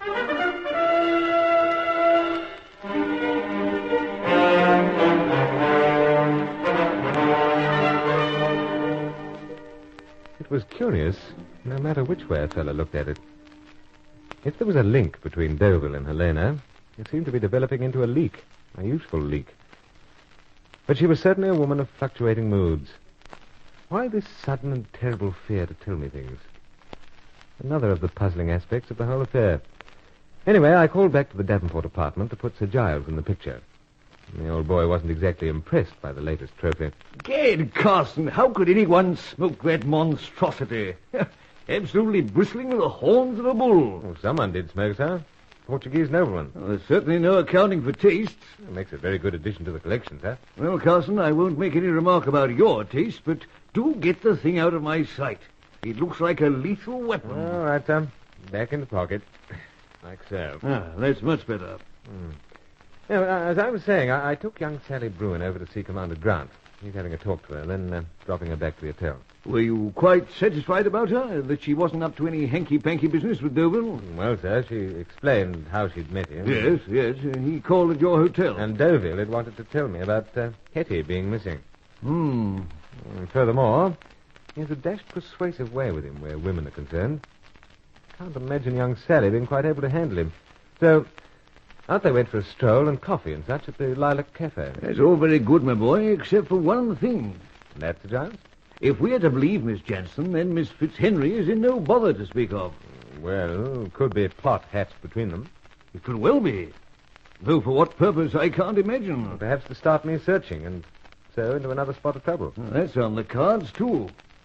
However, as far as Miss Bruin's concerned, let her go ahead and work with Julius Grant. We'll sound him out in due course and get his candid opinion of her. He's a pretty astute fellow. Quite a fellow. Indeed.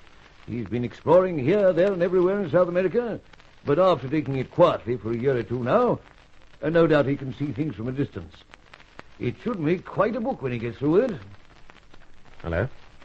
That'll be Angelo back. Oh, yes, of course. I'm back, Excellency. So we see. Yes, and trust with something on Fakerelli. Indeed, Senor Carson. During our last absence from Rio de Janeiro, I appointed one of my relatives to keep a watch upon her. But I also appointed others. Others? One to watch the Americano. Not Hetty. Hetty Fitzhenry. Si, senor. What a stout fellow you are, Angelo. No, steady, sir. Now, what's the report, old chap? That's the point. Both my relatives have reported on the whereabouts of their quarries. You mean you know whereabouts of both Fakerelli and Hetty? Indeed. Then... where? Carson, what is it? Why are you clutching your chest, man? Sir Giles, something's happened. Is it your heart, old fellow? Speak up. Something stabbed me. I think it's this. That ugly pipe? So? Man alive, something's sprung out from one of the horns. It's protruding a good inch and a half. That's right. Some sort of lethal weapon after all. Permit me to look at it, senor. Right.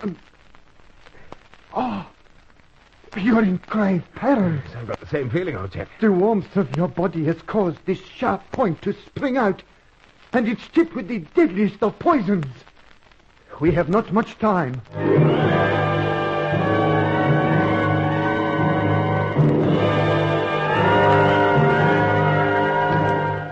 So there it was.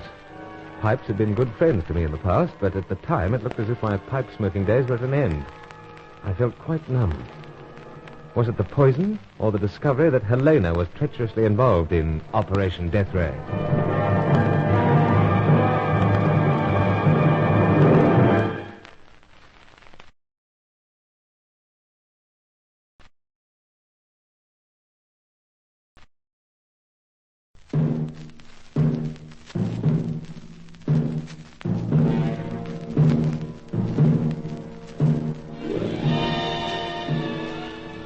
Undercover Carson, secret agent.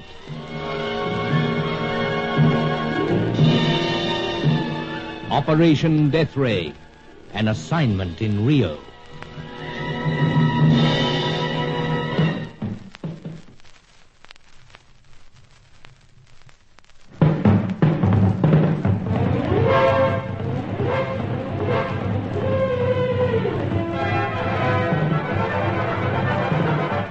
waiting in Rio for the London report on the late Jacob Bruin's notebook, and hoping it might lead us to scientist number 4.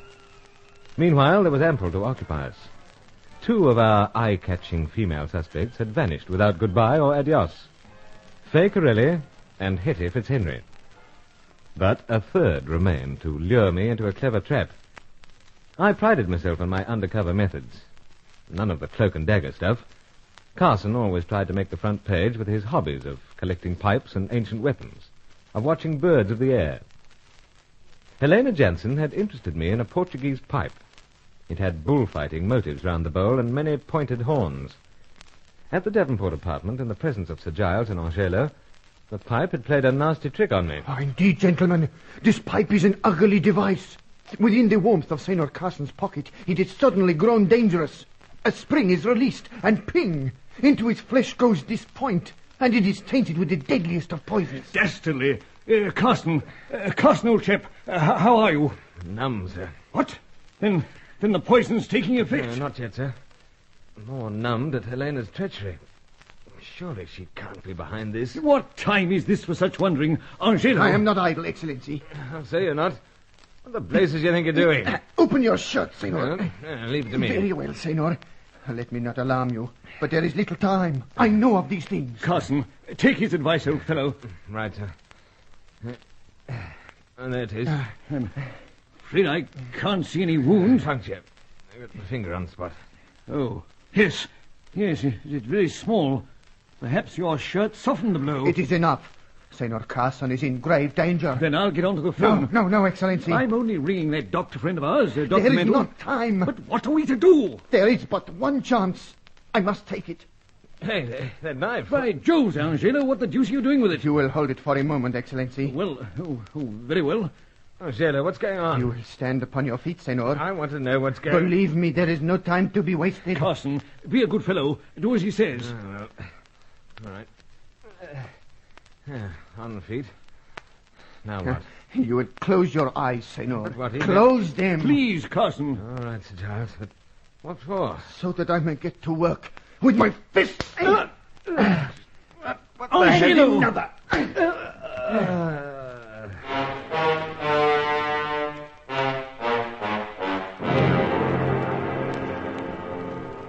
That was the last I remembered for some time. Angelo handed me 2 mighty blows on the jaw, and I slid to the floor. What happened then had to be explained by Sir Giles later. But imagine my horror. Bewildered that Helena should have had a hand in this. Faintly aware already that the poison was taking effect. Then, having the faithful Angelo turning upon me, taking an unfair advantage. It was much, much later when I was able to make my first protest. Ah, so you're with us again, Carson. And I am at last able to make my apologies to you, Senor. Apologies? Now, don't try to move, old chap. You must conserve your strength. Now lie back. You know, Carson, the fact is that you owe Angelo your life. How so? He had to put you out. Oh, indeed, with your protests and the quick work that was so urgent with my knife. What else, Excellency? What else could I do? Nothing, old fellow. You did marvelously. And in due course, Carson will realize. Now, old chap, how are you feeling? As you say, sir, weak, most. Yes. You've been to the brink of the grave, as the saying is. Angelo knocked your chest about a little. Senor. But never mind, it'll heal. You've given us a most worrying time these past 2 days. What's that, sir? 2 days? Yes, indeed. We've had Dr. Mendel by your side almost constantly. You know, it's a good thing you were so fit and husky. Some poison, then. Deadly, old chap. However, now we're on the mend. 2 days, eh?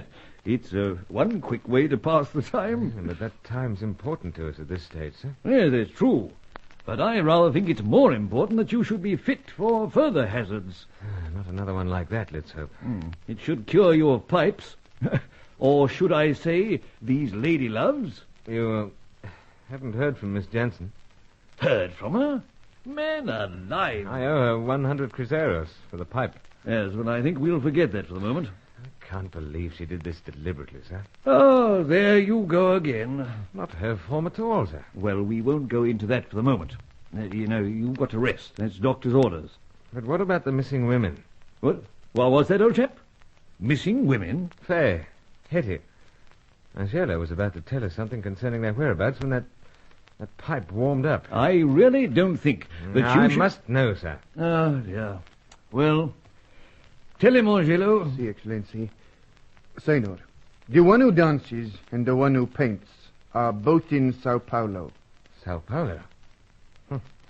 Together? No, that my relatives were not able to discover. I see. We know nothing further as yet, Carson. Angelo was standing by until you'd improved. Then he intended going out for further investigations. Oh, and what's he doing here? Well, give him a chance, man. We've lost 2 days already, sir. Yes, but we'll make it up. The point is that they're in Sao Paulo, both of them. And that isn't much more than a hop, skip, and a jump away. That's all we know? Yes, that's all, old chap. But I've someone desperately anxious to see you. A young lady. Helena Jansen? Great heavens, no. And certainly not Mademoiselle Corelli or Miss Fitzhenry. So, sir. Excellency, now my happiness returns. Senator Carson becomes his old self again. Yes, I think he's on the mend. Then I will seek out my relatives and inquire of them what further news. Splendid. And I'll phone Miss Sally. She'll be over here like a shot. Of course. I guessed from the start it was Sally. Yeah, but any word from London, sir? Nothing, old chap. Nothing as yet. But do rest yourself. You're not out of the wood yet.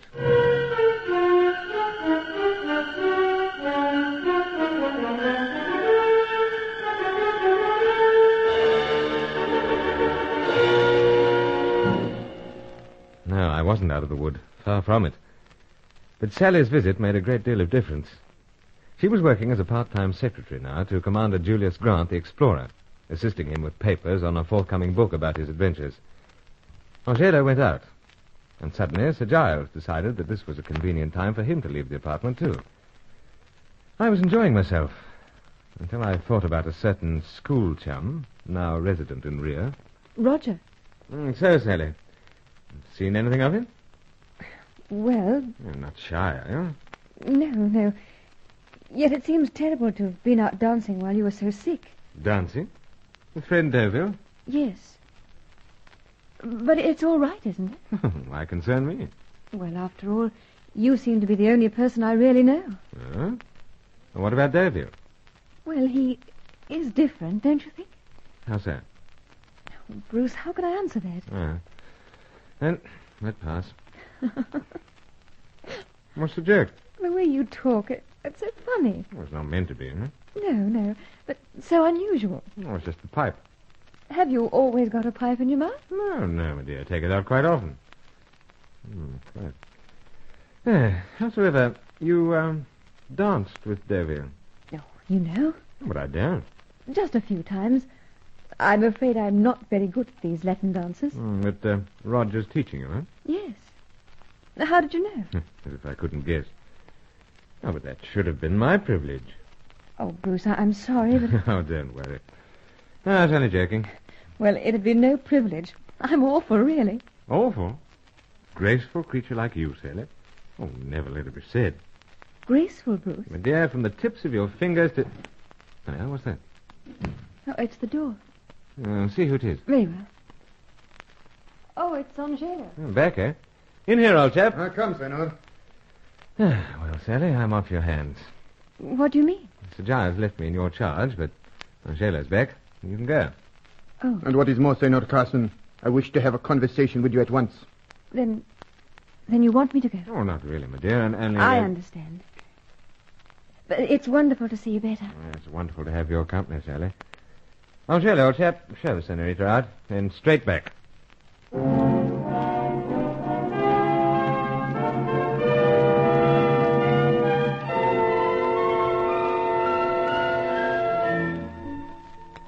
Now, this had best be good news, Angelo. I've sacrificed the delight of the young lady's presence. Then I fear to tell you this, Senor. Huh? Oh, well, let's hear the worst. My relatives have not proceeded any further. They were waiting upon word from me, Senor, but... Oh, yes, I understand. You had to watch over a fellow you knocked cold. Oh, Senor, it was imperative that I do something. Oh, don't worry. I realize, and I'm most grateful. But it has taught me a lesson. A lesson? So, not to throw punches when you're in a position to throw them back. Quite a pile driver. That is a complimentary remark, perhaps? Huh? Oh, Joe, yes. Oh, then I thank you, Senor. Yeah, but it's a pity we don't know more about Fay and Hetty. Sao Paulo's no small place. Both must be there for something, and no doubt to steal a march. A moment, Senor. What, what's that? The door. Yeah, that'll be Sir Giles. I'll go and see. Hello, Angelo. So you beat me to it. Only by a fraction, Excellency. I met Miss Bruin downstairs. She seemed to think you fellows were anxious to get rid of her. So I take it, Angelo, you had some news. I fear not, Senor. Oh, bad show. See. But where'd you nick off to, sir? Me. I just thought I'd leave you alone with the young lady. That's all. Appreciate it. Most. But, what other reason? What other reason? You seem to be pleased with yourself, sir, if I might say. Indeed, Carson. We should all be pleased with ourselves. I've just had a reply from London, just decoded. We've some smashing news.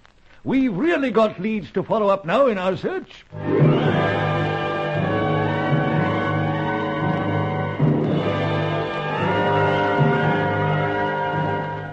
By the grin on Sir Giles's face, I felt that he had some information that was really going to get the poison out of my system. It seemed things were going our way. Yet, as we'd discovered, nothing could be certain in Operation Death Ray.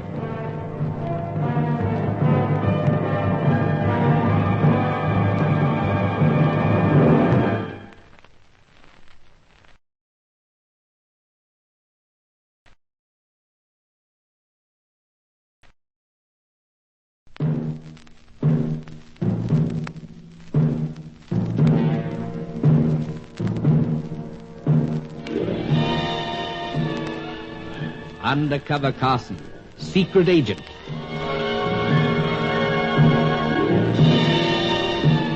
Operation Death Ray, an assignment in Rio.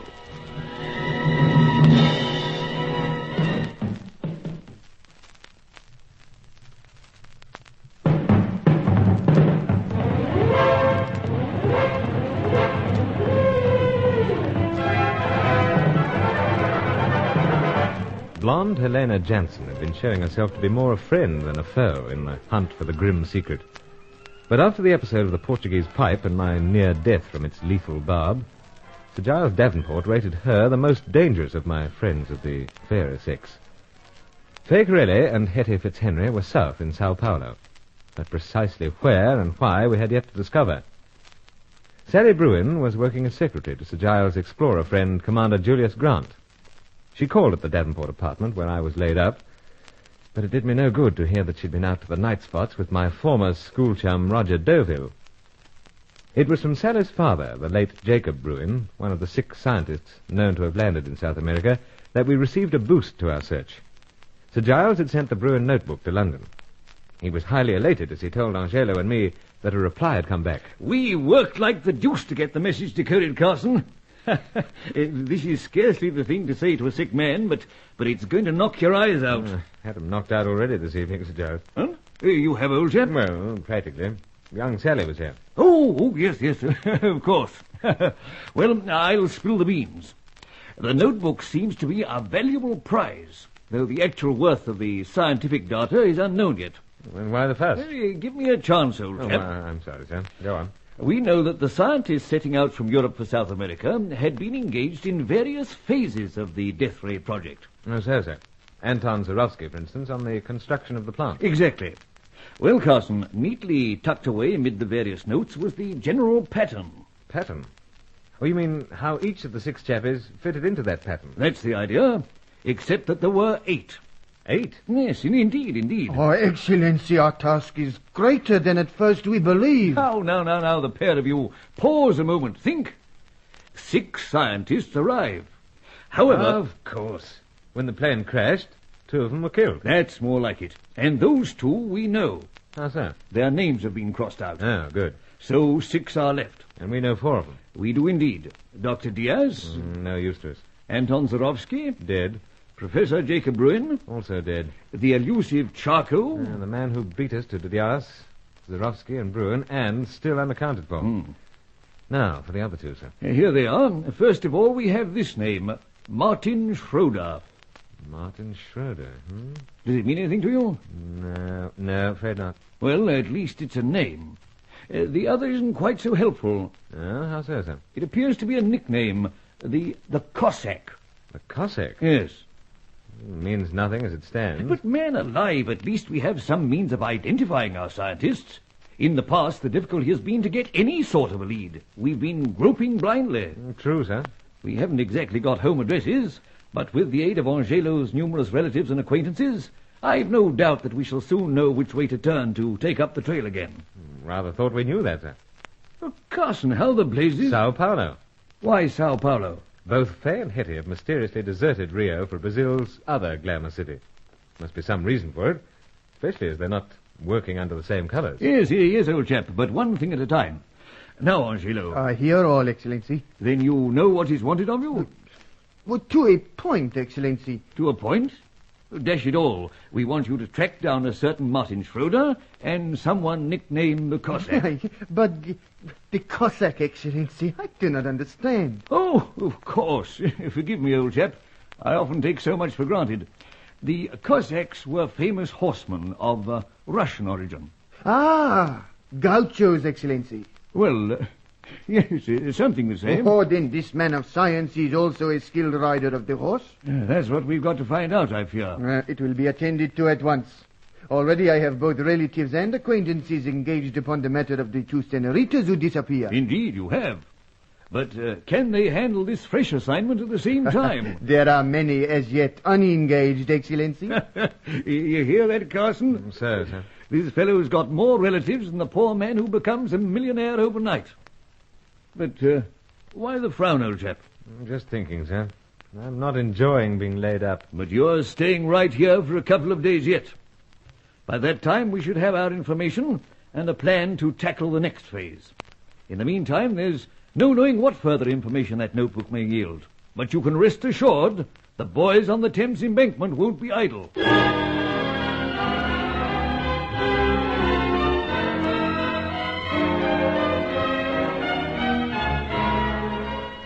Well, perhaps they weren't idle, but nothing further came to light.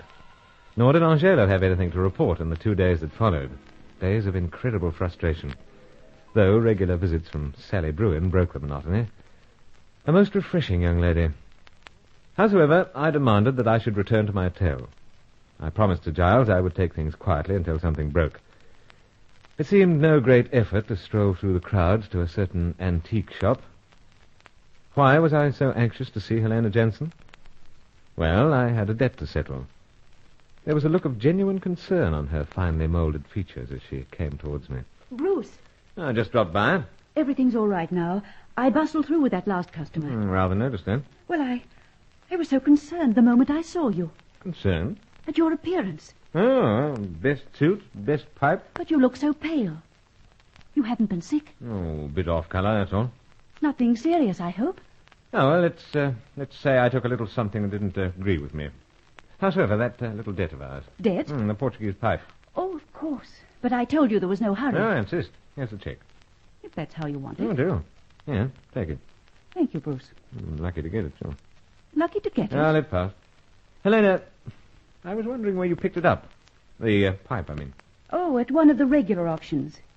You see, I told this particular dealer I was interested in unusual pipes. Bearing you in mind, of course. And he came up with the one in question? Yes. But, Bruce, there's something strange in your manner. I don't know why there should be. I'm afraid I'm getting to know you. The harder you bite on the stem of the pipe of the moment, the more you give yourself away. Give yourself away? Yes, Bruce, you're after something. You were asking me about the dealer who contacted me about the pipe. So, I was. Well, he's a man called Emmanuel Loss. Bruce, I think I understand. That pipe. Most unusual, sure you. There was something wrong with it. Now, what makes you say that? I know. I know from the way you're acting. There wasn't there? Perhaps. Oh, what a fool I was. Bruce, that pipe, it was a trap of some sort. Well, it was a trifle unusual. It harmed you in some way?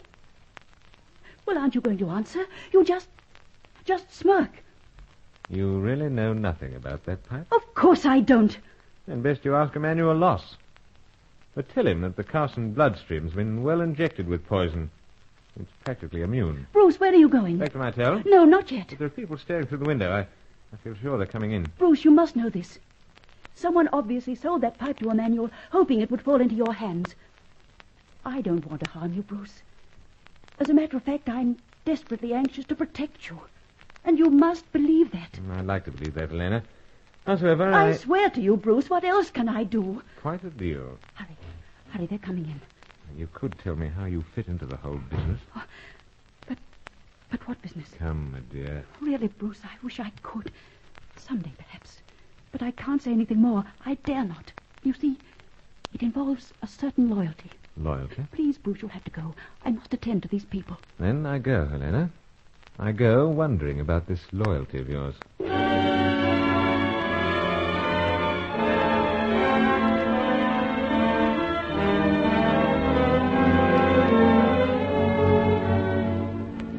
I wondered for quite some time. I wended my way through the gay shopping crowds of Rio, along the black and white mosaic footpaths, past the colorful little cafes. It was strange to hear Helena speaking of loyalty. We knew that she'd once been a British agent, but then dropped because her double dealings with a rival power had been detected. I was thinking about all this when I felt a hand on my shoulder. I stopped and looked round. Senor Carson. Huh? Oh, Reliana. Ah, then I am not forgotten. My dear fellow, I make a point of remembering the proprietors of cafes and cabarets, especially when such hospitality was offered. I fear that the offer of free meals and drinks may no longer hold good at Blanca Tulipa. Then you found Mademoiselle Torelli? Found her? Would I be in the States, Senor, had she returned? She hasn't, eh? Indeed not. Without the attraction of her superb dancing, the attendance is extremely poor. But that matters nothing. All I wish is that the senorita should return and put my tortured mind at ease. She has my heart, Senor. Did I not convince that? Oh, so. And did you not undertake to assist me in the search for her? I did. Then why are you idle? Idle? You have not reported anything to me. Oh, I've been making inquiries. Ah, you have? Where? What have they used? Now, steady, old chap. I must know. I am a desperate man. Look, I don't want to be pestered by you, Reliana. I told you I was as interested as you in locating the dear creature. I'm going about that my own way. Oh. So let's get something straight. When she's found, you'll hear, I trust. Meanwhile, the saying is, keep out of my hair.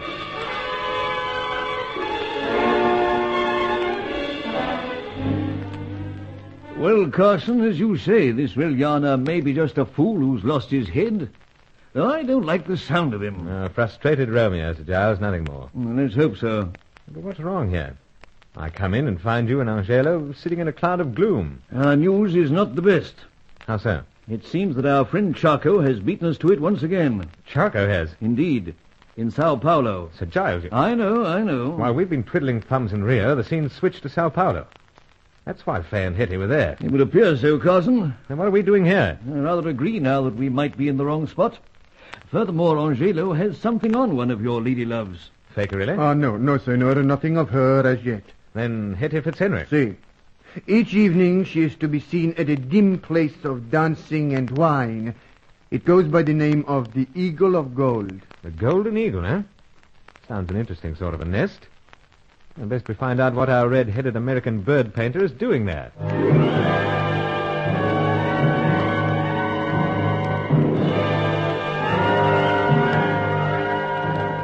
Had the mysterious Chaco struck once again, so placing still another part of the death ray secret beyond our reach? And did this explain the sudden disappearance of Fay and Hetty from Rio? So began another shadowy phase in Operation Death Ray.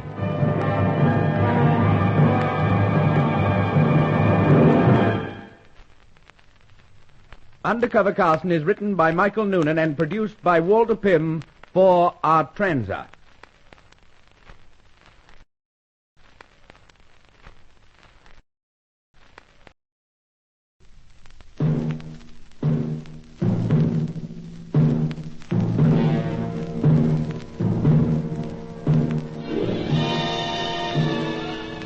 Undercover Carson, secret agent.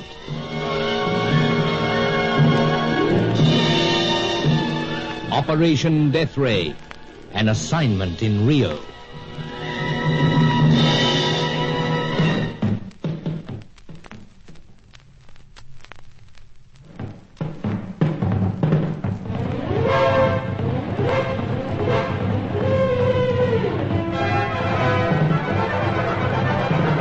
Hope and disappointment played like flickering light and shade over every phase of Operation Death Ray. It seemed that our search for the 6 scientists, and so the secret of this terrible weapon, might be solved by the capture of Jacob Bruin's notebook. Bruin was one of the scientists, but like Diaz and Zorowski, he'd been put beyond our reach by the evil genius Charcot. From London, where experts had examined the notebook, we were informed that the remaining 2 scientists were Martin Schroeder and someone called the Cossack. Meanwhile, 2 of our glamorous suspects had vanished from Rio. Fay Corelli, the French-Italian dancer, and the American bird painter Hetty Fitzhenry. Through Sir Giles Davenport's servant Angelo, we discovered that they were in Sao Paulo, and it was in Sao Paulo that Martin Schroeder had been killed 3 days previously. We wasted no time getting there. Sir Giles had a comfortable flat, and we enjoyed some of its amenities while Angelo was out making a final survey. Well, here's to your bright eyes, Carson, and may they light upon something of value here in Sao Paulo. Oh, yes, let's trust they do, sir. Cheers. Yes. And they'll be lighting on Hetty. Eyes, I mean. That's if she's still spending her evenings at a place called the Golden Eagle. Well, old chap, as Angelo would say, the eyes of my relatives have indeed been wakeful. Miss Fitzhenry hasn't missed a night there. So. There must be something to attract her. It's curious that it hasn't attracted the exotic Fay also. I find something much more curious than that. How so, sir? Well, we know that this Schroeder fellow's dead. Crashed his car after falling asleep at the wheel. That's suspicious, to say the least. Indeed. But it would appear that he's been removed. So. Then why should either Miss Fitzhenry or Mademoiselle Corelli linger? I see what you mean. The show's over. I rather think so. Of course, this chappie called the Cossack might be here somewhere. That's on the cards, I suppose. And to our way of thinking, it was on the cards that friend Chaco accounted for Schroeder's death. We must consider that as a very strong possibility. Then isn't it possible that Chaco may still be here? By Jove, Carson, that could be it. Purely conjecture, of course. Man alive, when we are groping, as we most certainly are, conjecture's the only thing. Indeed, perhaps Chaco is in Sao Paulo. Perhaps his devilish work isn't done yet. And this Golden Eagle place must feature it in all somehow. So. Yes, in such a place one expects bird motives and such like decorating the walls. But I'm prepared to bet my best pipe that Hetty isn't there just to paint or sketch them. I entirely agree. Yes, I wish that Angelo would hurry. Well, give him a chance, man. He has to contact these relatives of his. First, we want to know whether they've discovered the whereabouts of Mademoiselle Corelli, and second, whether Miss Fitzhenry is at the Golden Eagle as usual this evening. Those relatives of his. But they've been absolutely invaluable to us, old chap. Oh, don't I know it, sir. Oh, best of luck. Good health, Carson. You, didn't get in touch with Commander Grant before we left Rio, sir? But why should I? To find out how Sally's fitting into her part-time job. Oh, of course. No, old chap, but Miss Bruin seems very happy about it all. Or don't you think so? Oh, sir. No doubt you are concerned that she should be visiting the night spots in company with your former school chum, Roger Deauville. Matter of fact, I am. I think you should be concerned too, sir. You do? I do. After all, the blighter's mixed up somewhere in all the tangle of intrigue. We've no cause to look upon him as a friend. True enough. And Sally's more or less my responsibility, now that her father's dead and she's alone in the world. Of course, you're only concerned as a big brother. I don't consider this a joking matter, sir. Forgive me, Carson, but I just couldn't resist. You see, this seems the one time when it might all develop into something. How so? Well, in the past there have been Miss Jansen, Mademoiselle Corelli, and Miss Fitzhenry, all with their charms. But the helplessness of Miss Bruin seems to have stirred more than the big brother in you. Though I dare say this isn't the time for levity. However, I find it greatly depressing to dwell too often upon the grim side of this assignment of ours. If only we could get some lead on this Charcot fellow. He's the one. Well, sir, seems we might. This might be the fellow now. Charcot? Oh, no, old chap. Angelo. This is my turn to leg pull, sir. Go ahead. Hello? Excellency? Ah, it's you. We've been waiting anxiously. You have news of our birds? I regret to say that there's nothing yet to be obtained upon the dark one who performs the dance. Ah, bad luck. But the other? The one with the red plumage, Excellency. She has made her way once again to the golden nest. The golden nest, eh? She's there now, Excellency. Carson will be very glad to know that. You will hover around outside, of course. Of course, Excellency. Good. Then we'll get our bird-watching equipment together and be off. See you later. You hear that, old man? So. I've got my bird-watching equipment, as you say, my usual collection of pipes. But you're coming with me, sir? Just to keep a fatherly eye on proceedings. Come, Carson. I rather feel that this is going to be interesting.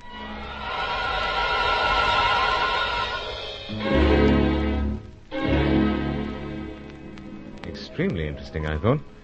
After all, Hetty had insisted that a character called Carson was the reason for her prolonged stay in Rio. Surely it was a blow to the ego that she should have slipped out of town without a goodbye or adios. Anyway, we wasted no time getting to the Golden Eagle, a very smooth night spot, catering for wealthy locals and well-shod tourists. The lights were dim, but it didn't take me long to spot Hetty at a corner table. It seemed she was there, after all, to sketch the bird designs round the place. She had a sketchbook on her table and a strangely hostile look in her eye. Can't you leave me alone, Bruce? Leave you alone? You've got ears. So, although I can scarcely believe them. I'm in no mood to whisper sweet nothings. Seems not. In fact, I'm mighty incensed at you. But what have I done? You turned me down flat. I did? Hetty. And don't start laying on the honey, brother. It won't work anymore. At least I'm determined it won't. And the Fitzhenry might be soft as blazes most times, but she can be awfully stubborn. But I don't understand. Think, brother. I am. Then it seems something slipped your memory. But what? The way you left Rio a while back, without one word or goodbye to a gal. Hetty, I had to go on a business trip for my company. Hang it all, I'm employed by a British meat importing firm, and when they say I'm to go on an immediate survey... You haven't even got time to reach for the phone, huh? Well, it was thoughtless of me. Made me feel one mighty big fool. Why? Because I've made the mistake of going overboard for you. Kind of wounds a gal's pride when she feels that way and then discovers that the guy she's torching for cares not a hoot or a cuss for her. Hetty. Brother, that won't work anymore. But you've been causing me some concern. Ah! No, honestly. And what are you doing here? Well, what do you think? Well, I'm trying to work it out. I'm a bird painter. Or have you forgotten that? How could I? Brother, a heel can forget anything. Now, Hetty, aren't you being a little unfair? I don't think so. Hetty, this upsets me. Well, it's nothing to compare with how upset I've been. Can't you see I'm right in the middle of an emotional storm? They rage mighty bad when they get hold of the Fitzhenrys.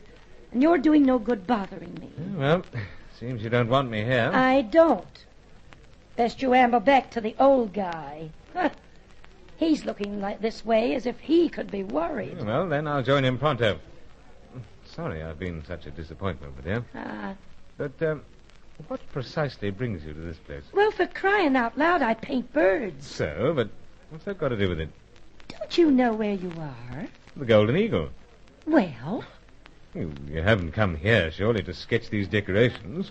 They're hardly up to your standard. Bruce, you don't know what goes on here? Seems I don't. Then I reckon you ought to get back to your table fast. Any time now, the lights will go down and the music will start up. And then you'll find out what brings me to the Golden Eagle.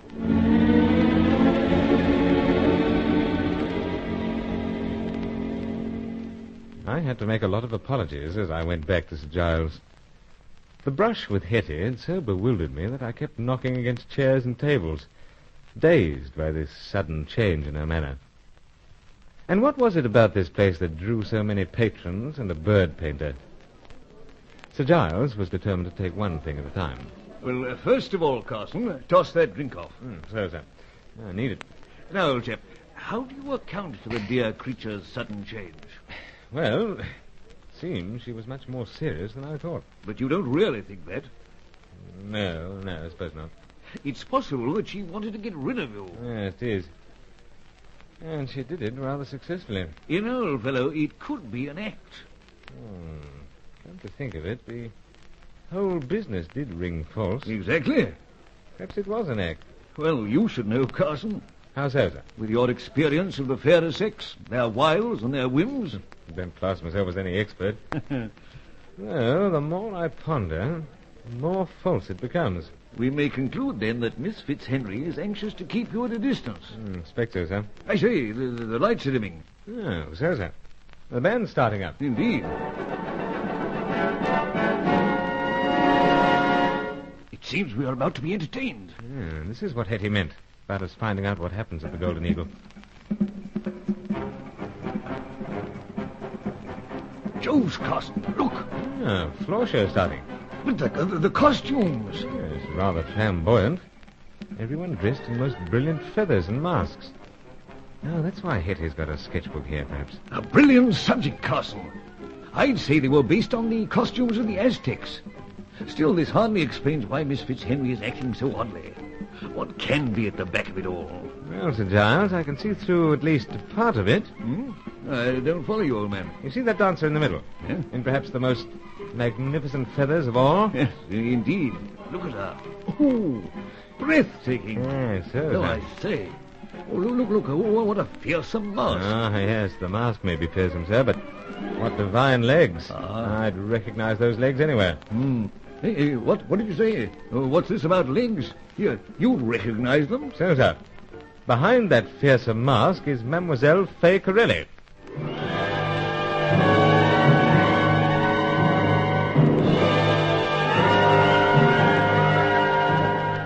So there it was.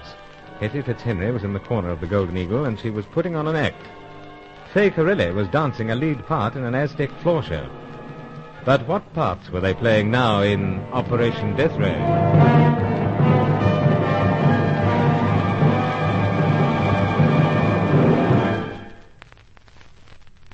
Undercover Carson is written by Michael Noonan and produced by Walter Pym for Artranza.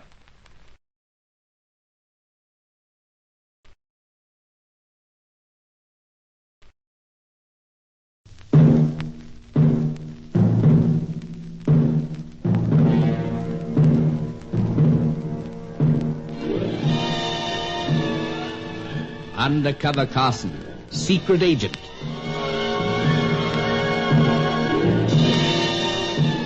Operation Death Ray, an assignment in Rio.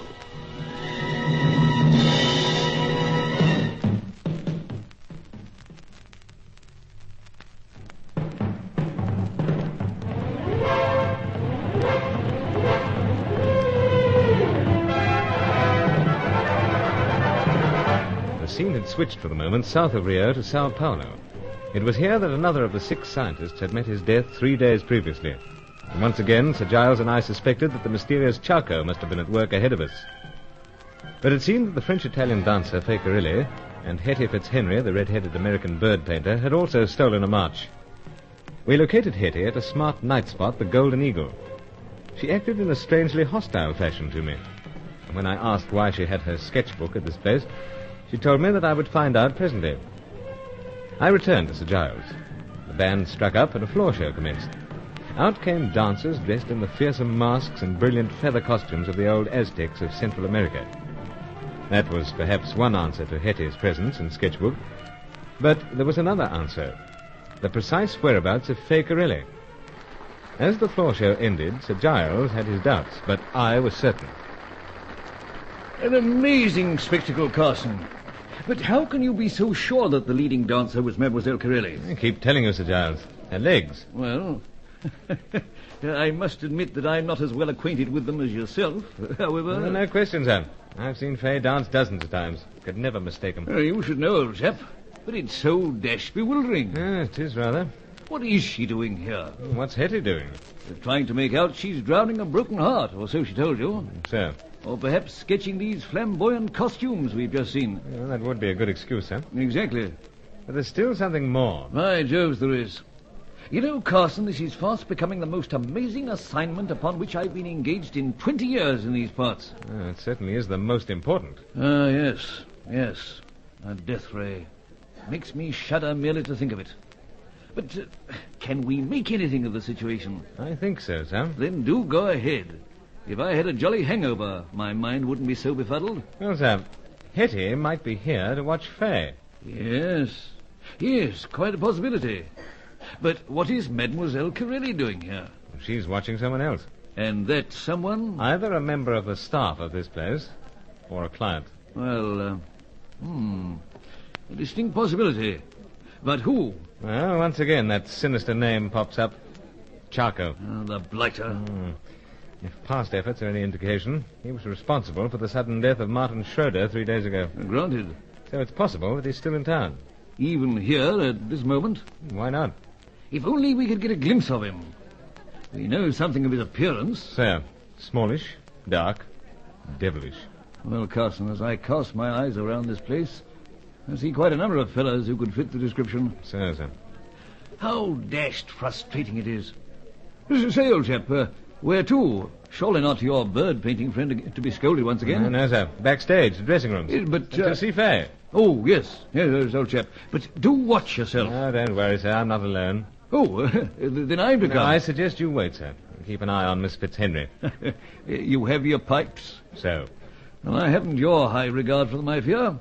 Especially after your recent purchase from Miss Helena Jensen and the somewhat distressing result. All pipes in pocket, tried and true, sir. Good. But I'll leave you to it.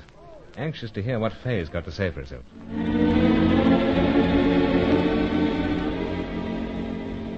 Besides, I had something to say to Fay.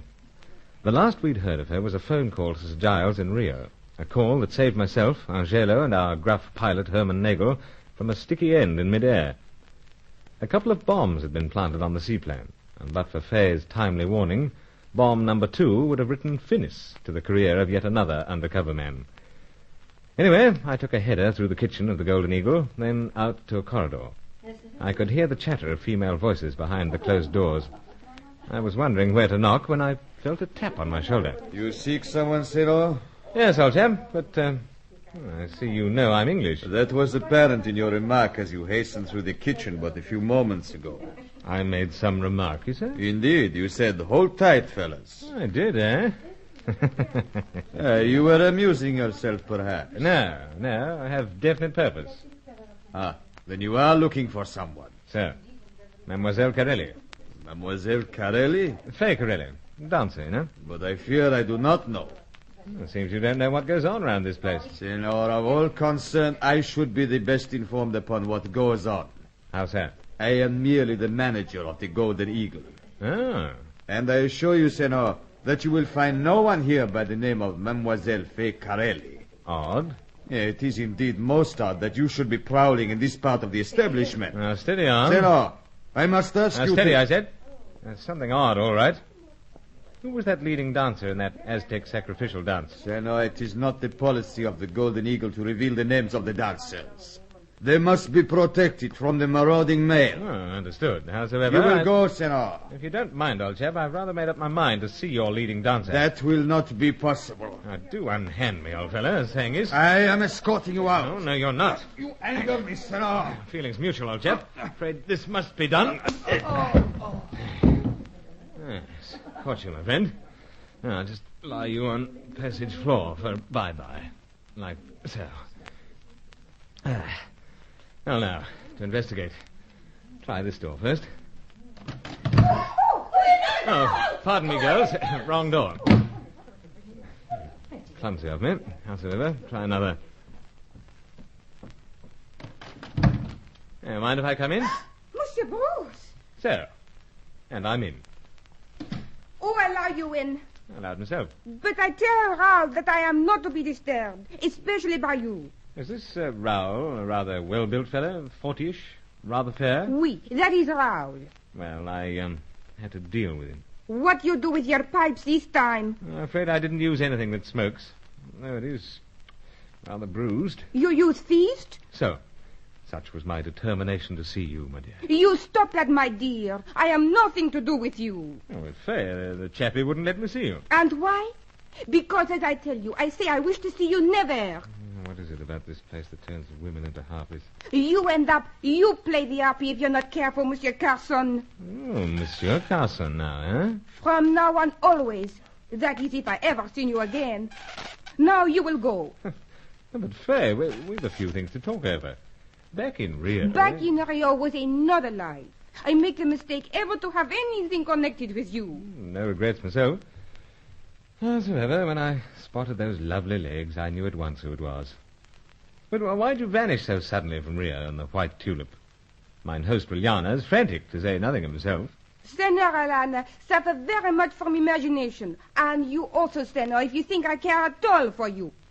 Past means nothing, eh? Nothing, monsieur. And many times I say things which I not mean. For any special reason? Because I am like the cat. It pleases me to play with the man. I see. So, you will go. Oh, but Faye... Go! Not until we've sorted out a thing or two. You will raise your hand, Senor. Seems I didn't do the job I thought. No, my friend, we have more than a score to settle. No. This man strikes me, Senorita. Oui, I understand. But I desire that he will go at once. I wish to be rid of him for always. That is what I wish. He will go, and he will never enter the Golden Eagle again. He will never, I assure you of that. You have your liberty, Senor. Make good use of it.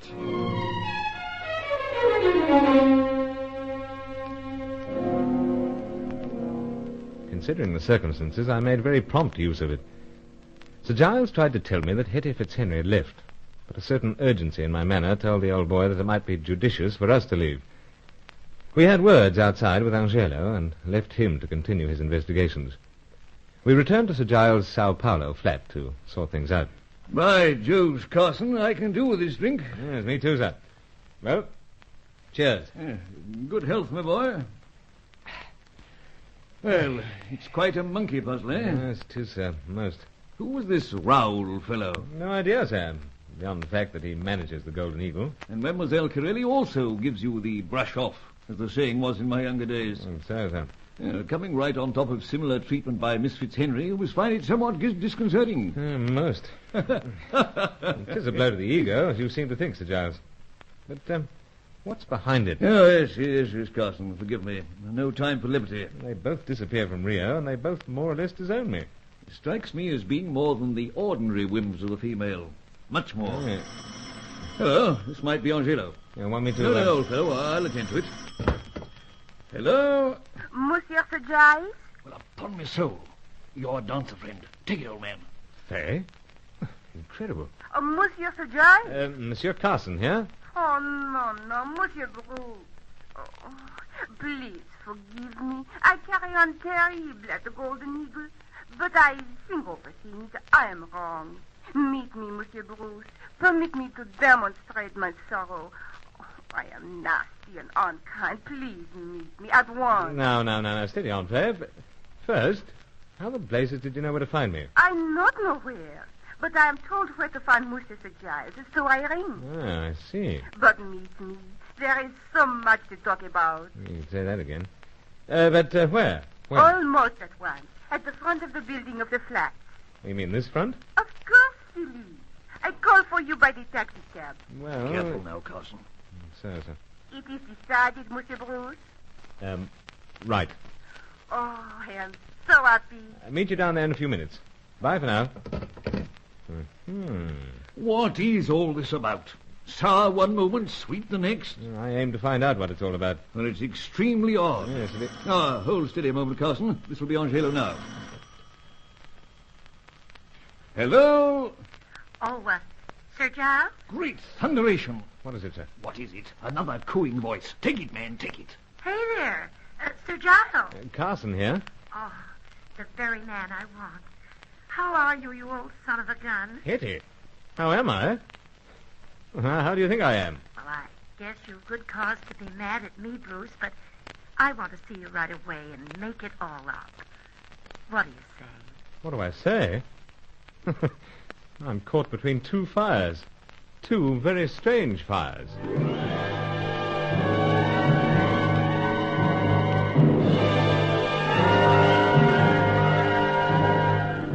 was bewildering, all right. First Hetty spurns me, then Faye. Then Faye's all apology, and a few moments later, Hetty. Women will have their tantrums, but it seemed they were having them to a purpose in Operation Death Ray.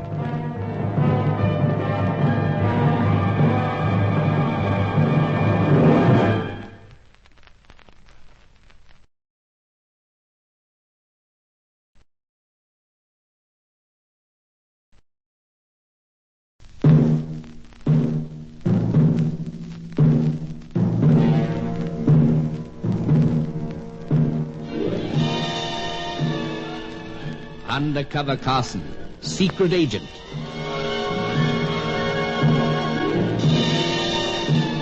Operation Death Ray, an assignment in Rio.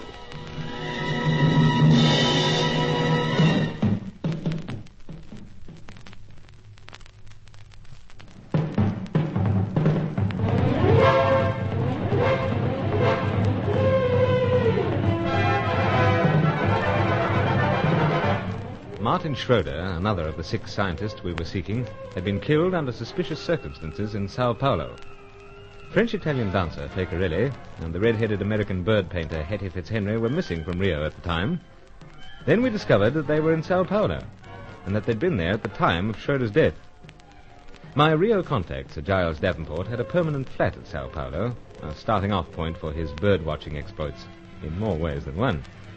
We went there immediately with his native servant, Angelo.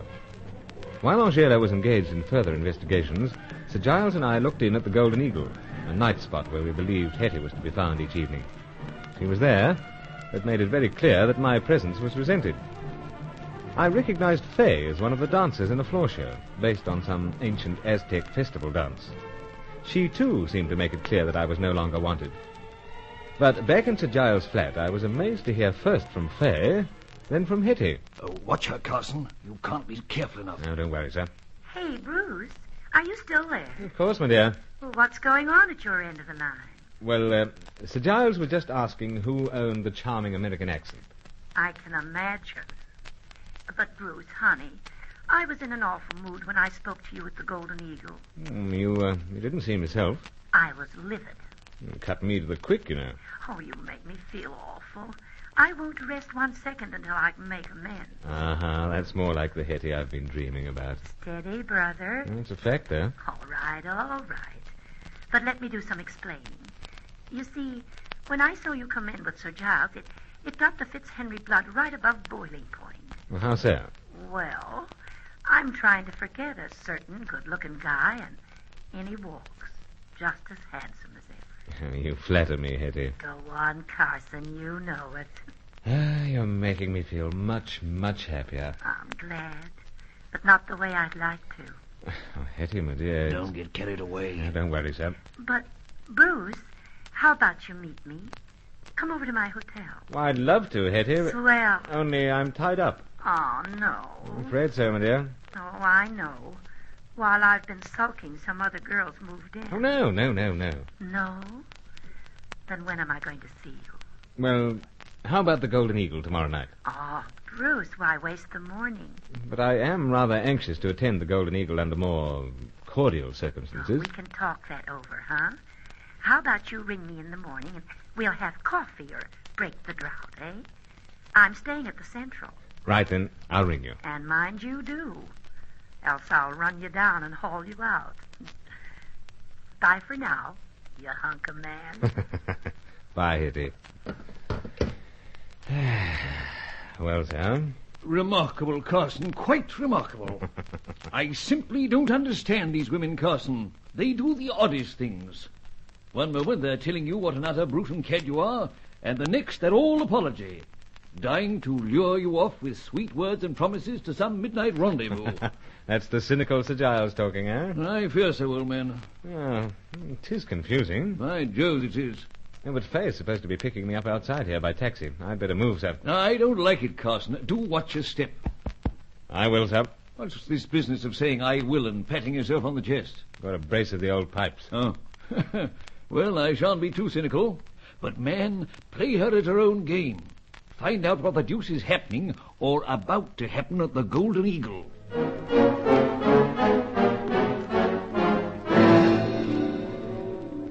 There was some reason for Faye's presence at that night spot, and perhaps Hetty was there watching her. We assumed they were both our rivals in the grim search for the secret weapon, and we believed that they represented different powers. But we weren't sure, and to find out was the most important thing. The trouble was that in the company of the exotic Faye, a fellow started to find other things more important. She snuggled close as the taxi driver took us out of town a little. She dismissed him, and we found ourselves just off a main road overlooking the city. Ah, Monsieur Bruce, to get the freshness of the air into your lungs. Ah, lovely spot, this. So different to all the smoke and stuffiness of the Golden Eagle. Must be a relief to get out of that costume you wear. You not like it, no? Well, it's extremely eye-catching with that splendor of birds' feathers, but that mask you wear must make it very hot. Oh, oui. But what we do for art? I suppose there's some art attached. Of course, Monsieur Bruce. The performance is based upon the dances of the Aztecs. The dance they do once every year. And, Monsieur Bruce... Hello, what's this? I do the same dance without the mask and the great feathers if you play the pipe. What pipe? The one that is my favorite. Oh, the musical box. Oui. Oh, I don't know that I have it with me. Oh, yes, you have. Really? I know. Because as we drive here, I feel into your pocket. You did? You little minx. Yeah, it seems I just can't ever trust you. Oh, yes, Monsieur Bruce, you can. Well, then how about we leave pipes for present? We've a number of things to talk over.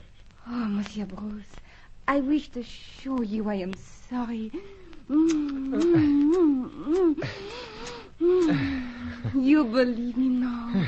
So, I'd say sorry more often. As often as you wish. No. Let's get down to our talk first. Anything you desire. Well, last I heard of you, my dear, was your very thoughtful piece of information.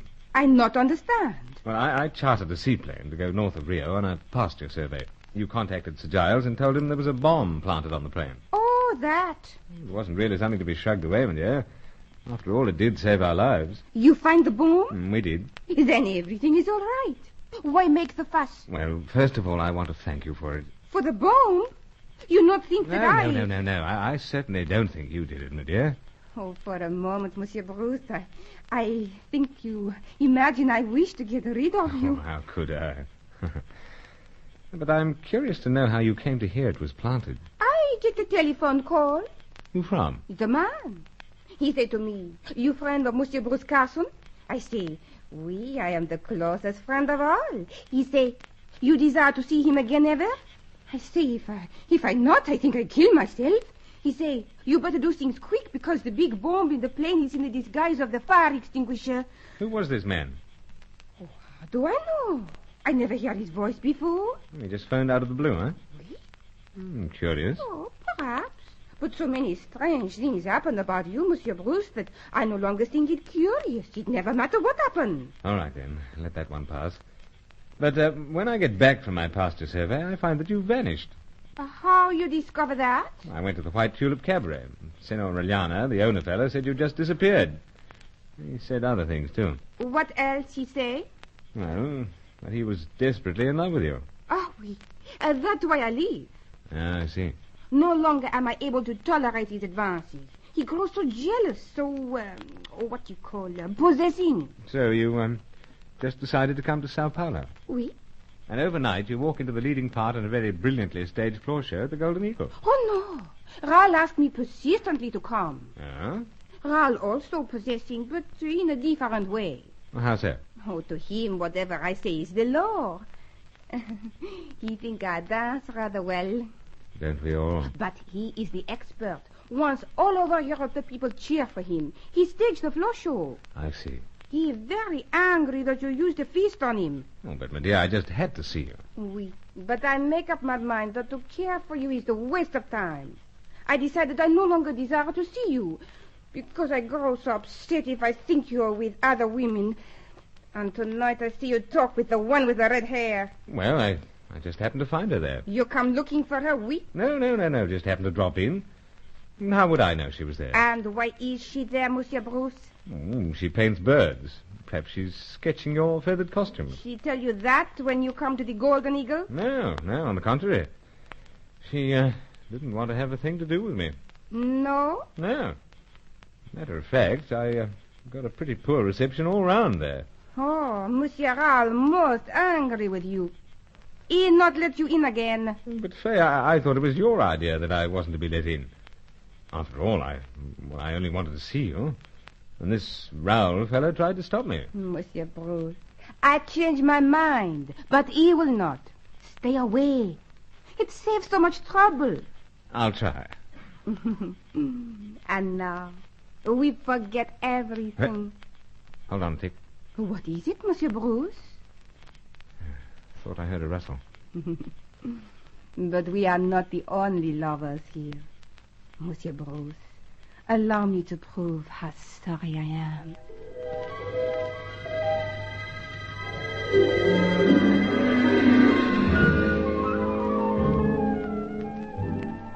Undercover work had its compensations, perhaps. Though it was pretty clear that while both Hetty and Fay wanted to mend the breach again, neither wanted me to go near the Golden Eagle. It was a diverting time to be trying to think of some way to find out what attraction that place held for the agents of our rival powers. But Fay had ways and means of making a fellow forget. That was a bad error. Monsieur Bruce, then these could go on forever and ever. So, would be interesting. Most. It would be unwise to move. Either of you. Aliana! Indeed, senorita. So I did hear a rustle. Indeed you did, senor. Senor, and you will hear the report of this gun, unless you do as I say. Now, look here, old chap. I thought we came to some arrangement. Indeed. You assured me that you were attempting to trace Senorita Carelli. Well, haven't I? But the arrangement did not permit you to take her into your arms. Reliana, you will be wise to leave before you make a great fool of yourself. Monsieur Carson has strange and dangerous ways of getting the better of a man with a gun. See, and I know of them. That is why I insist that he hand over to me at once the full collection of his beloved pipes. Then I shall take care of you, my adorable Fay.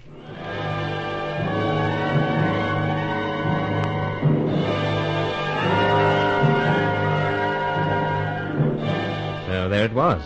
There was nothing I could do but hand over the half a dozen pipes that were tucked away in my pockets. There was something of vital consequence happening in Sao Paulo with the Golden Eagle as center. But now a frustrated Romeo was obstructing my freedom in Operation Death Ray.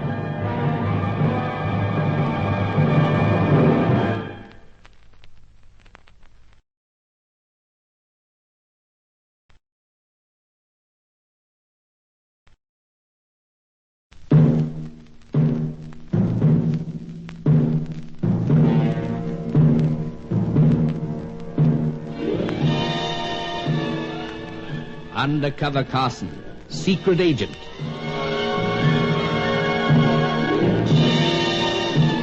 Operation Death Ray, an assignment in Rio.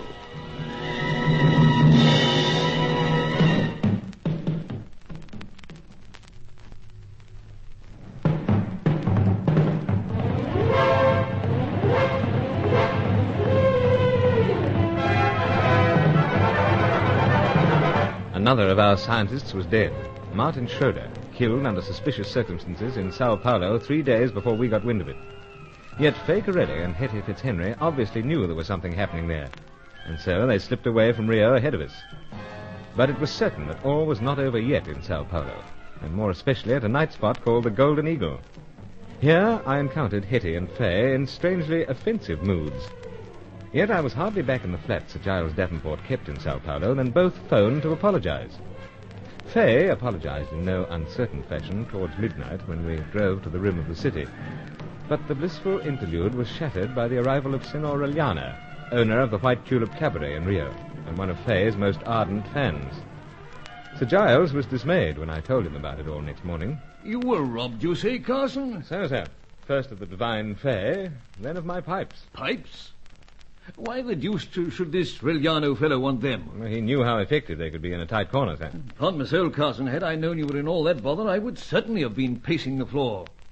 Angelo should have trailed you last night. Oh, but he wasn't here. True. Where is he, sir? Still out, old fellow, communing with relatives, doing his best to find something further on this Martin Schroeder and so forth. But don't go steering me off the main point. Main point, sir? What happened last night? Well, as I said, sir, I was robbed. You're being incredibly nonchalant about it all. I don't know why. Rather value those pipes.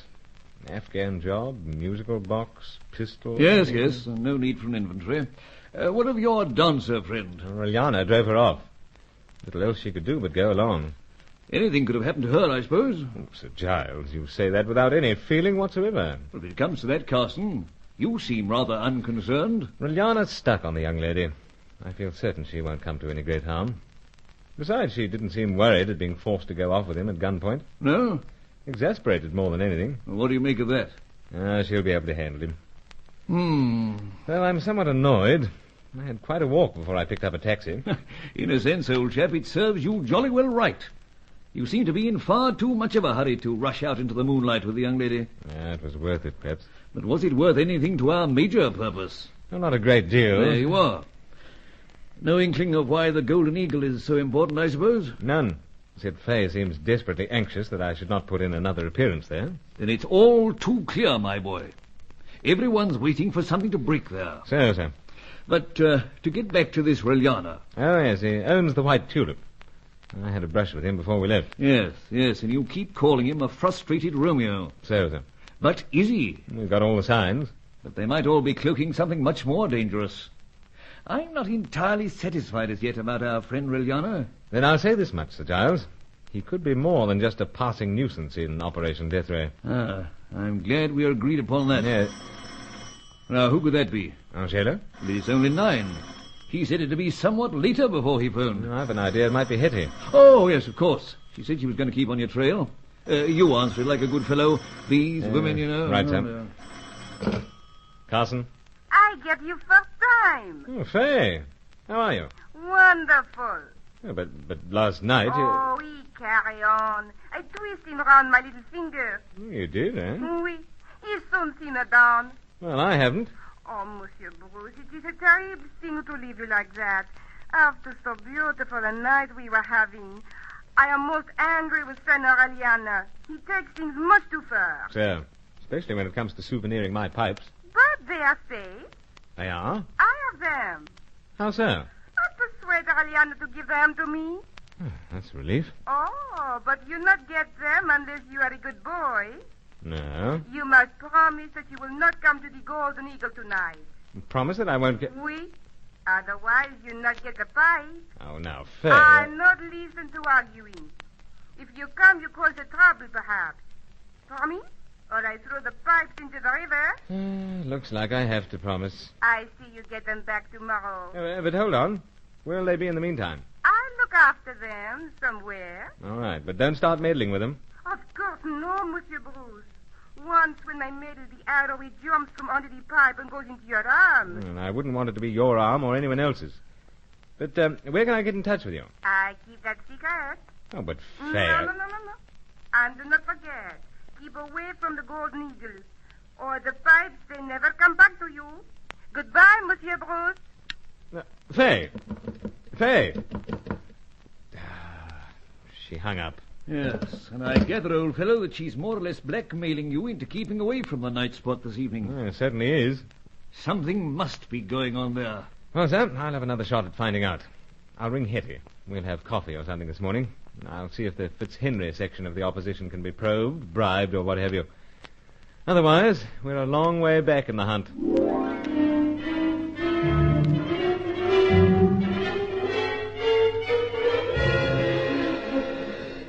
I phoned Hetty at her hotel and made arrangements to meet at 11. Meanwhile, there was nothing further from Angela. Sao Paulo wasn't proving a happy hunting ground. And while we were here, what was happening in Rio? What of the mysterious Helena Jansen? What of my former school chum, Deauville? That started me thinking about Sally Bruin. I found myself resenting more than ever Deauville's advances to her. But Hetty brought me back to earth. We settled down in the quiet corner of a lounge. Now, Carson, you old son of a gun, this is the first stage in my act of apology. I was downright savage to you last night at the Golden Eagle. Oh, as I said on the phone when you rang later last night, it had me wondering. Oh, the Fitzhenrys have always been notorious for getting things cockeyed. And I thought you'd run out on me. Oh, nonsense, Hetty. I left Rio on a business mission. Oh, sure. And I'll forgive you for not contacting me first. Well, it was rather hurried. Let's bypass the excuses, huh? Well, please yourself. But you're in Sao Paulo on further business for that meat importing outfit. So, we've an agency here. And I guess it gave you quite a jolt to find me holding up in the corner of the Golden Eagle. It certainly did. Well, I've been trying to forget. But a gal would need to be a superwoman to forget a Carson. Oh, now, Hetty. Well, that's the way you got me, brother. But, isn't a nightclub a rather unusual place to be going to do your sketching? I don't figure so. Especially when you consider what goes on at the Golden Eagle. And what does go on? Well, you saw the floor show last night. So? Well, you saw all those Aztec costumes. Of course. Magnificent. With all the feathers? Oh, brother, they're really a subject to interest a bird painter. And I guess they ought to interest a bird watcher. Oh, indeed they do, but I was so shocked by your attitude last night that I wasn't able to study them in great detail. I'm very much looking forward to going there with you. Sorry, Bruce. Oh, what's this? I've had the place. What, you mean you're not going back? No, thanks. Oh, my dear. No, let's go someplace else. But I'm told the Golden Eagle's the pick spot in town. Oh, honey, why worry about surroundings? I'd just as soon be here with you in a corner of an empty lounge. Oh, but Hetty, I'm keen to go back there. Oh, honey. It appealed to me. Well, we'll go someplace else, like I said. Oh, well, all right. Well, what time tonight? Well, here I go letting you down again. I'm afraid I can't make it tonight. Not until tomorrow. A rival, eh? Oh, no, just a prior appointment. But, Bruce, let's forget about the Golden Eagle. It's not too early to have a drink, is it? Never, my dear. Then be a honey and press that button. I'm never going to be sore at you again. Ah, you're a sweet soul, Hetty. Heart rules your head. But let's just reach over to the button.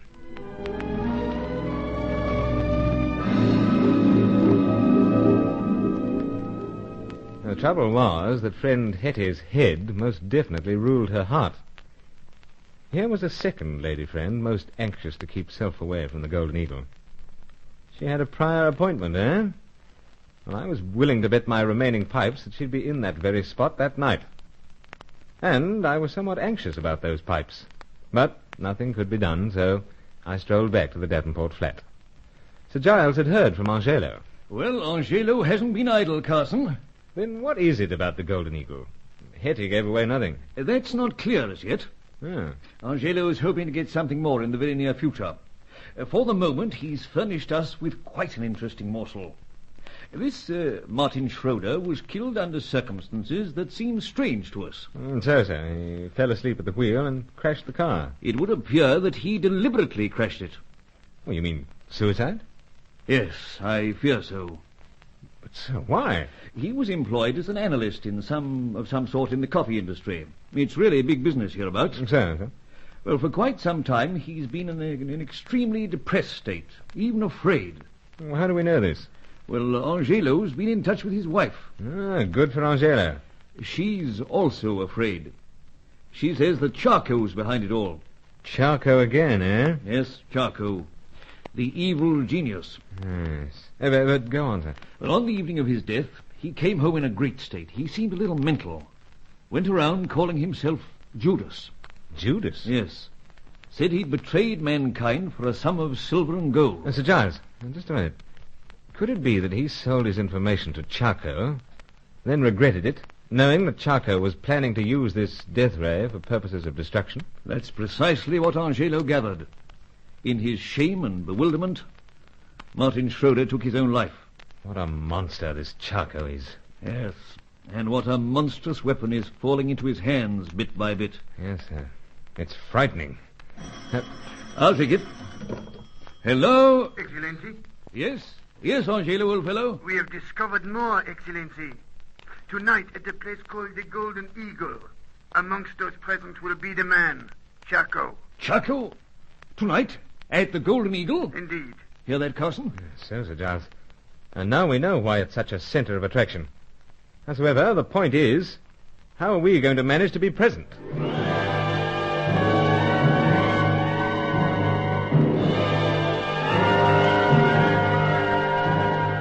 So there it was. I knew there'd be somewhat violent consequences if I tried to get into the Golden Eagle again. But I had to be there, because if Charco was going to be present, then it had some vital connection with Operation Death Ray.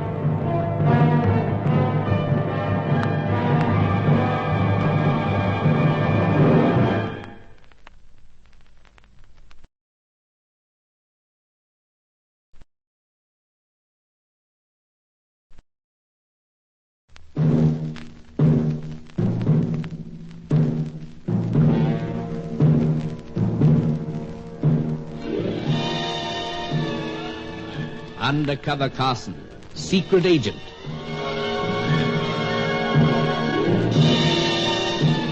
Operation Death Ray, an assignment in Rio.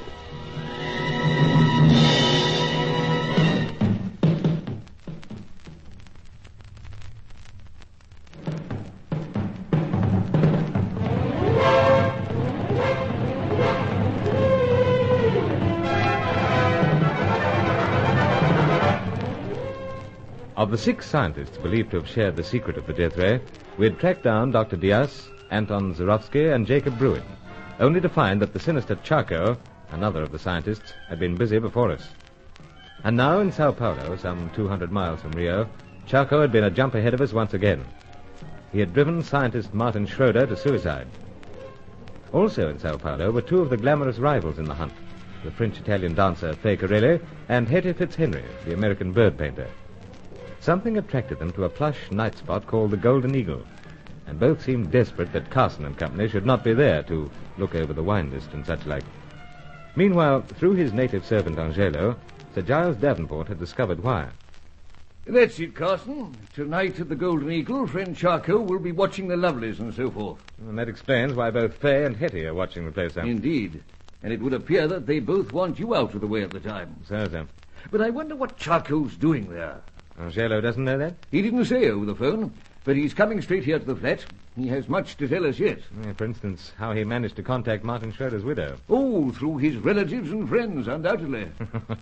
There's something amusing you, old fellow? I was just thinking, sir. He seems to have a secret service all of his own. Up to a point, he has. So it seems.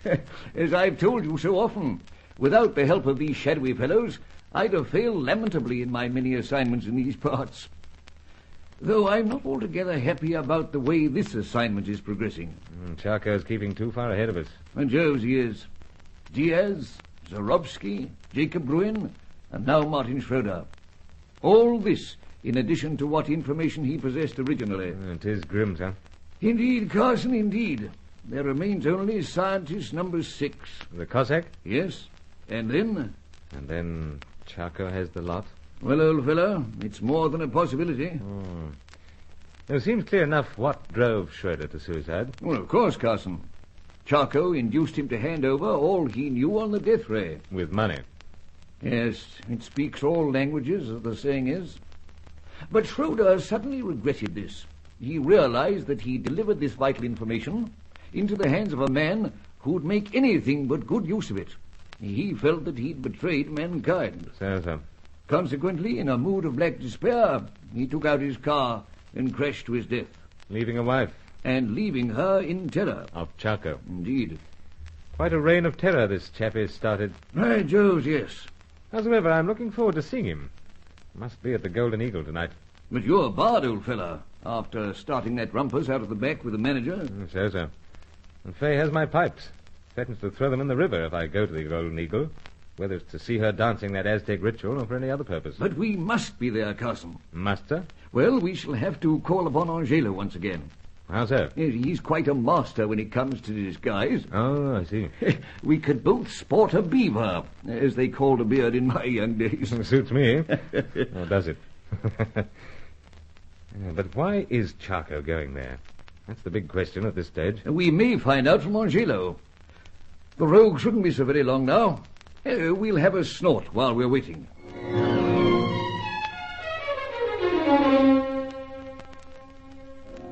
We had 2. And while we were waiting, I found myself thinking about Rio, about Helena Jansen, the cool blonde, and the mysterious loyalty that prevented her from revealing what part she was playing in this deadly game. And where did my former school chum Roger Deauville fit into it all? Mention of that rather too glib chappie started me thinking about Sally Bruin once again. Then Angelo arrived. Now, my dear fellow, both Carson and I are desperately curious. But first things first. So, sir. How did you manage to contact Schroeder's wife? Through my relatives and acquaintances, Excellency. Yes, I imagined. It is from them that I first learned that the senorita who performs the dance, also the other with the redness of hair, are in Sao Paulo. Good, good. You understand, Excellency, that these relatives of mine are frequently engaged in activities of an unusual kind. Indeed, I do. And such activities are not concerned with the surface of life. Below the surface, old chap. We understand that perfectly. It is necessary to place importance upon that, so that you will follow how it is that the wife of the late Senor Schroeder comes into contact with my friends. You see, Excellency, she fears for her life. Naturally. She's desperate to get out of the country. And for that reason, she approaches these relatives of mine. For they have ways of smuggling a person from this country to another in the greatest of secrecy. But she hasn't been smuggled out as yet, Angelo? No, not yet, Excellency. But at darkness tonight, my relatives have promised to undertake their part in the bargain. Bargain, you say? Well, it was only by a promise of this safe conduct that we were able to glean from the Senora as much information as we have. Oh, I see.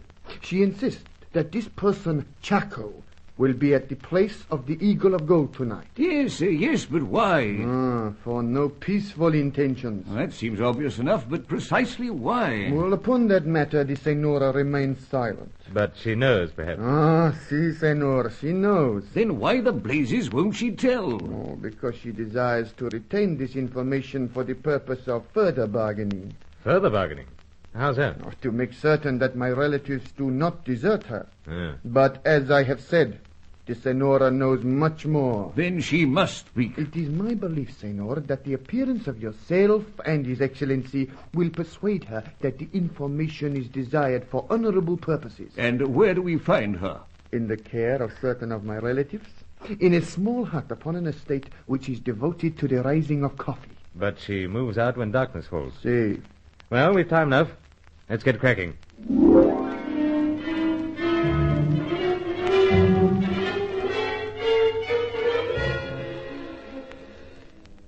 Sir Giles had hired a car, and we drove through the impressive streets of Brazil's second city, then out into the teeming coffee district. Well off the highway, the track became rough, and then we walked. Angelo went ahead, then beckoned us forward.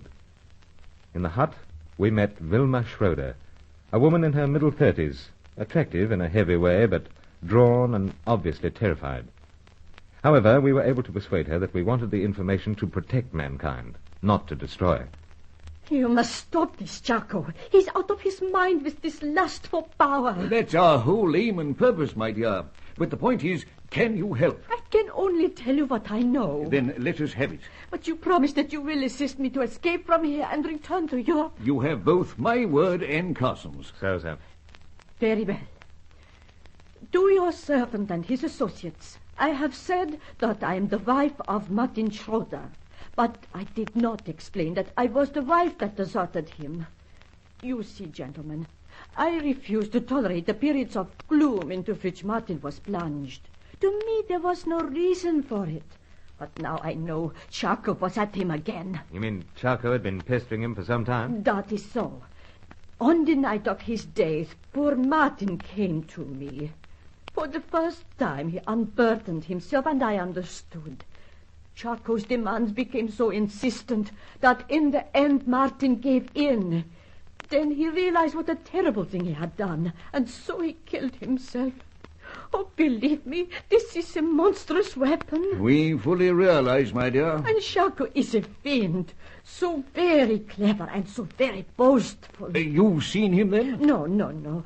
I simply have what Martin told me on that last night. And he told you that Chaco was going to the Golden Eagle tonight? Yeah.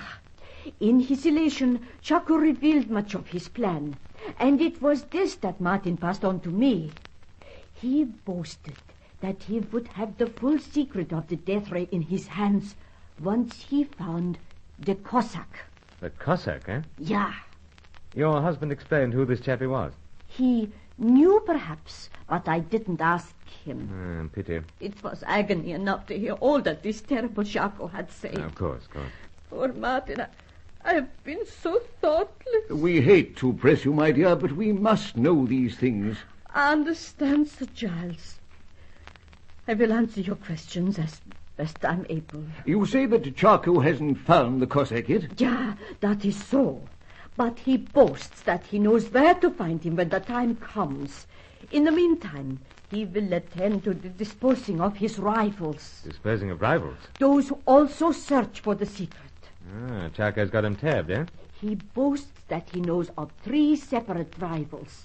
The agents of the British, the agents of a continental power, the agents who are willing to sell their souls and their secrets to the highest bidder. Yeah, the freelancers, eh? That is so. And he also claims that he could have disposed of these rivals already here in Sao Paulo.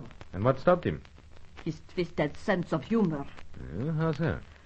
To Martin, he spoke of the special dance that is being performed each night at the Golden Eagle. Some Aztec ritual dance. Yeah, and he knows that one of his rivals is the leading dancer. And her name? It was something French. Fakerelli? I could not be sure of that. But he's also aware that an American woman is also to be found there. Hetty Fitzhenry? She is an artist of some kind. Yeah, that's Hetty, all right. But, my dear, you started to speak about this fellow's twisted sense of humor. Then you brought up the dance. For a special purpose. It is Aztec, as you know. It is based upon the dance performed each year over a period of many excesses, known as the 5 evil days. The climax was sacrifice. As so many of the rituals of these peoples were. But here is the frightening point. Tonight is the 5th night, the occasion of the climax. Chaco has decided that there should be a sacrifice. That is how his twisted mind works. And for the sacrifice? For it, Mr. Carson, he has marked out the 2 women. So, that's it. Fay and Hetty know that Chaco's calling at the Golden Eagle tonight. But it seems they don't know that his purpose is to murder them both.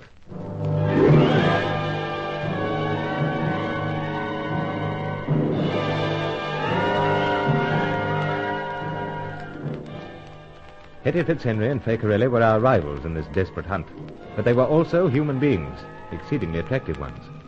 A grim question arose. Could we let them go to their death in Operation Death Ray?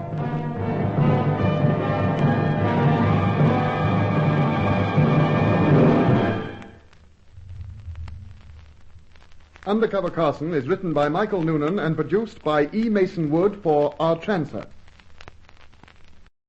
Our Trancer. Our Trancer.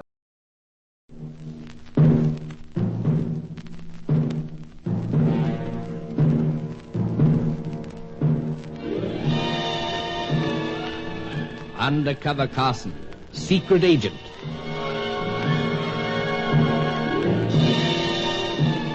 Operation Death Ray, an assignment in Rio.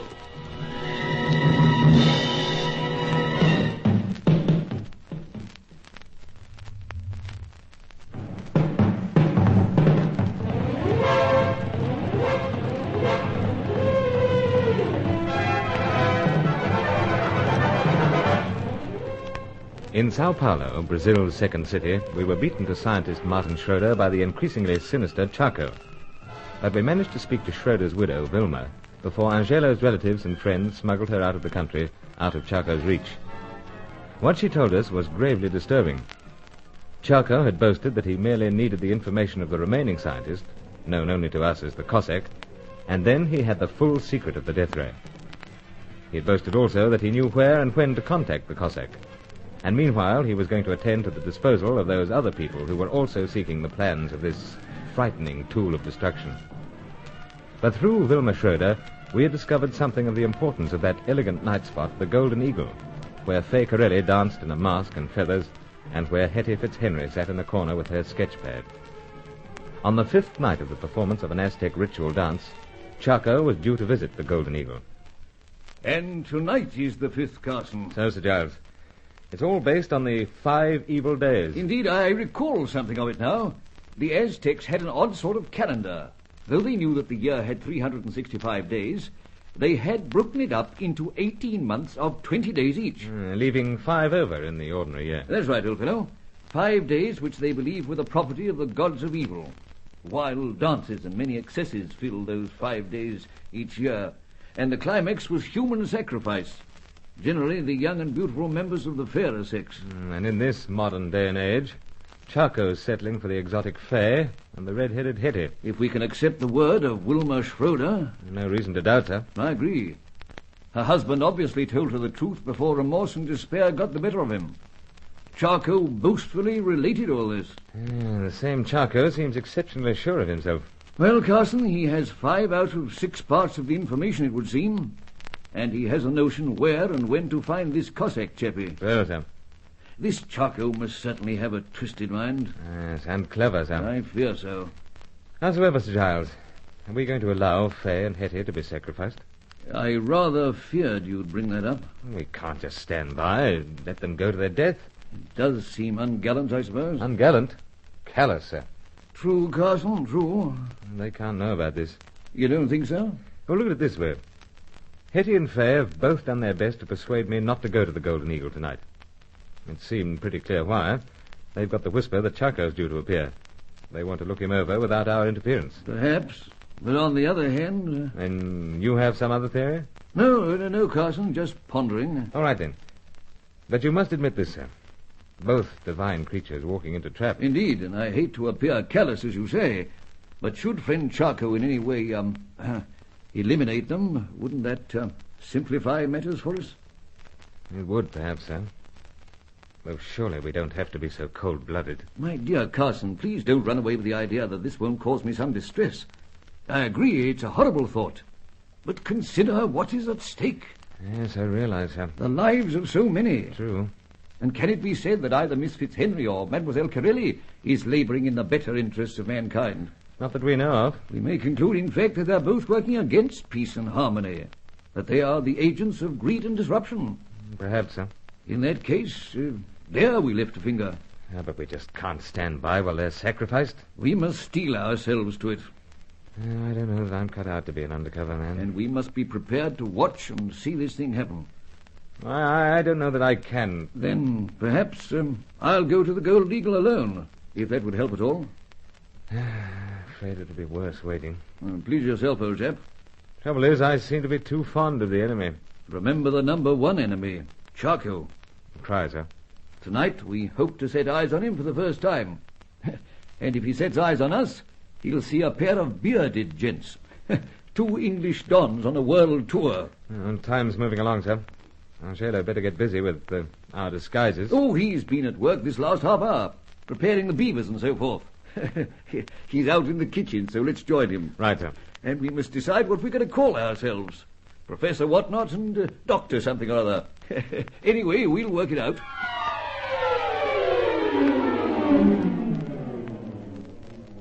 Sir Giles tried to make a picnic of things as his servant Angelo got busy disguising us. And quite an expert he turned out to be. But I was obsessed with what seemed certain to happen in the gay surroundings of the Golden Eagle. Must we have ringside seats at a cold-blooded killing? Meanwhile, Angelo transformed Sir Giles into a grey-bearded professor, then set to work on me. But I left it to Sir Giles to do the laughing when I stood up in front of the mirror.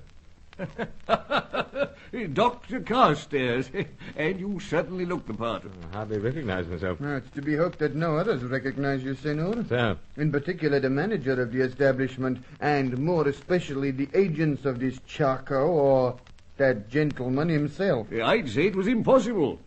Stoop a little, Carson. Why, sir? You know, just to give the impression that you're burdened with knowledge. Oh, well, how's that? Splendid, splendid.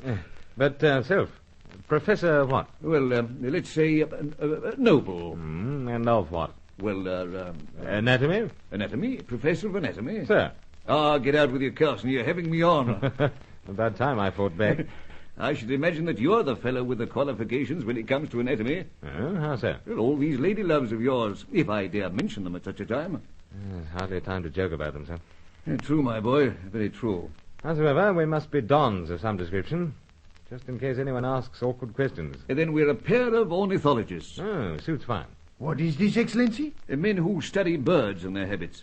Oh, of course. Both yourself and Senor Carson are most highly qualified in that regard. Indeed, and we can always say that the feathered costumes used in that Aztec display are an added attraction to us. Sir. Then Dr. Carstairs and Professor Noble are ready to sally forth. That brings up your role, Angelo. I will wait outside the place of Eagle of Gold. I'd feel happier to know that you're there. Then I will wait, Excellency. Good. Well, Carson? Carstairs. Oh, yes, indeed. I'm ready, Professor. Then we go forth to study a most rare bird, that singular species known as Chaco.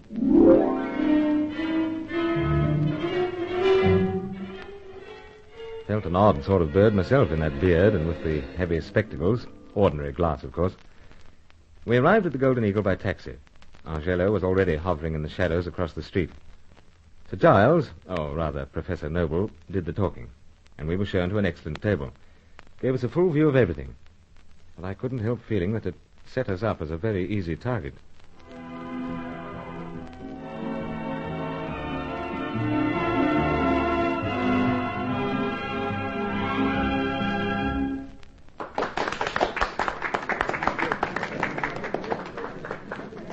No, old fellow, you're dashed edgy. Beard's tickling. Mine also, I fear. Besides, we're too exposed here. But at least we can see what's going on. No sign of Hetty. She's not in her usual corner. Not here at all. It's odd, Carson. It makes a fellow wonder. Howsoever, where is friend Chaco? That's what I've been thinking. We know he's small, dark, with piercing eyes. Could fit any number of chappies here. So. I've imagined a dozen Chacos already. Steady, old fellow. What now? Someone heading our way, I think. Huh? Oh, manager. Oh, that chappie called Raoul. So, you do talking, sir. You might recognize my voice. Yes, leave it to me. Steady now. A very good evening to you, gentlemen. And welcome to the Golden Eagle. Oh, thank you. So very kind of you. This is your first visit, of course. Oh, naturally. We've just flown in from Rio. And you come to Sao Paulo on business? No. Just two old bookworms airing themselves in South America. And such a wonderful place we are finding it, too. I trust that you have an enjoyable time, and more especially here at the Golden Eagle. We are hoping so. And now that we are off the lead, as the saying goes, we are jolly keen to see this floor show of yours. You will find it a memorable event. We feel sure. But everything is to your satisfaction? Immensely so. And to you also, Doctor? Oh, indeed.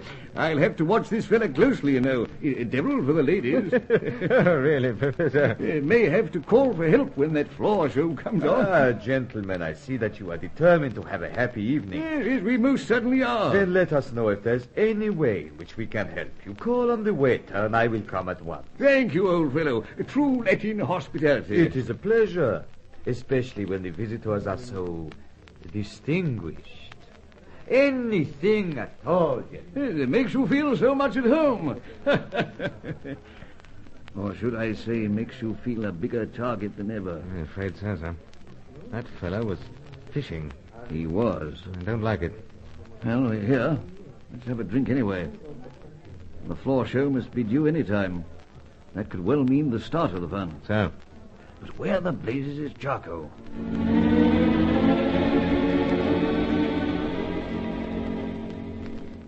Well, sir, I've craned my neck and strained my eyes for 10 minutes. If Chaco's here, I can't pick him. All right. There's no sign of Hetty. Very, very curious. I'm starting to wonder whether she warned us off for our own good. You mean? That she knew there was trouble due and decided to stay away. But that doesn't entirely make sense. We'll get some sort of answer soon. The lights are dimming. Yeah, and the band's starting up.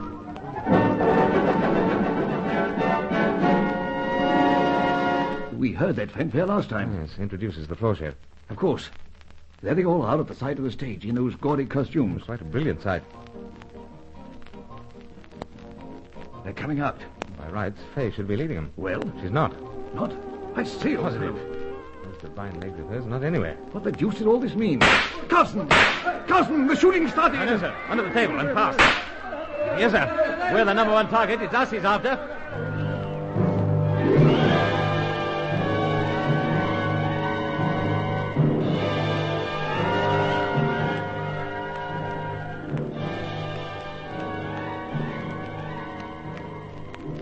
Kitty wasn't in her corner. Fay wasn't on the dance floor. Had they known all along what was going to happen? And did this mean that Charco had marked down Sir Giles and myself to be the first rivals eliminated from Operation Death Ray?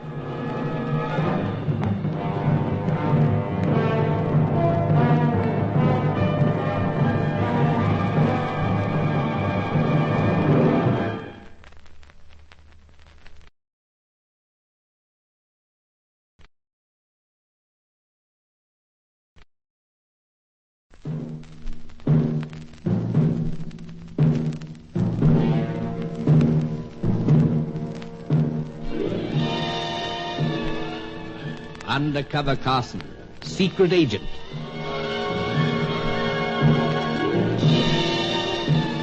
Operation Death Ray, an assignment in Rio.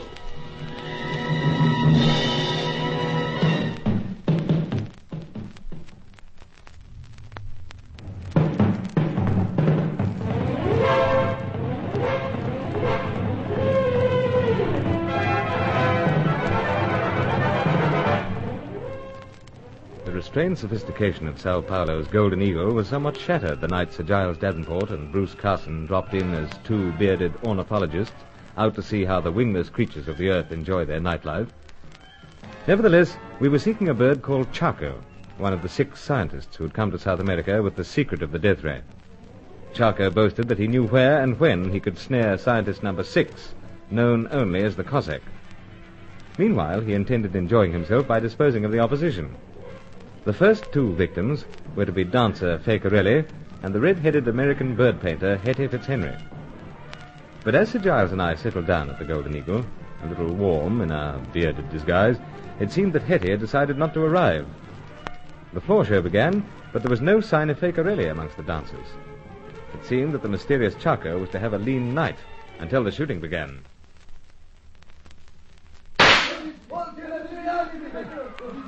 Ged Carson, you're right.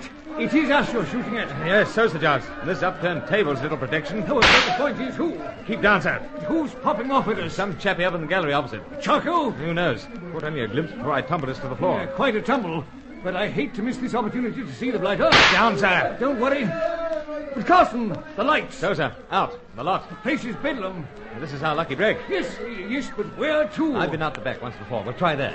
We may get landlocked. No. Way out from dressing rooms. Are you sure, Carson? Worth a try. Our only chance. Come on. Very well, then. There's a torch flickering over all the screaming mob. We'll have to keep low to dodge it.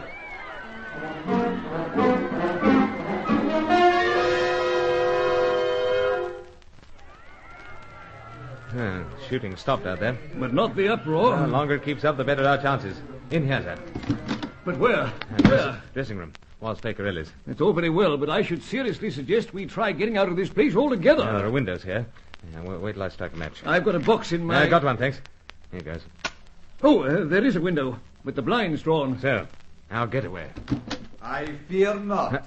Carson, the manager fellow. And suitably armed to prevent this getaway. The disguise did not fool me, Mr. Carson. Seems not. With this match almost burning my fingers. Mind if I strike another? There is light enough left for my purposes. Duck, Sir Giles. Missed, old chap. But not this time. Carson! Missed again. Thank heavens. Now, Raoul, old fellow. Best you hand over this. No. Though I am no associate of this Charco, I also wish you removed. Sorry to disappoint you. Got him. That was the gun that fell with him. So, sir. But forget it. First the blind. Time we were out of it. Old fellow. Sheer wall, sir. 30 feet at least. Oh, no. Seems we must try getting out the other way after all. Better grab Raoul's gun now. Indeed. Here. Where... Oh, yes, I have it. Let's hope it's still bedlam out there. We might sneak through. But what about when we reach the entrance? We'll work that out when we get there. Come on.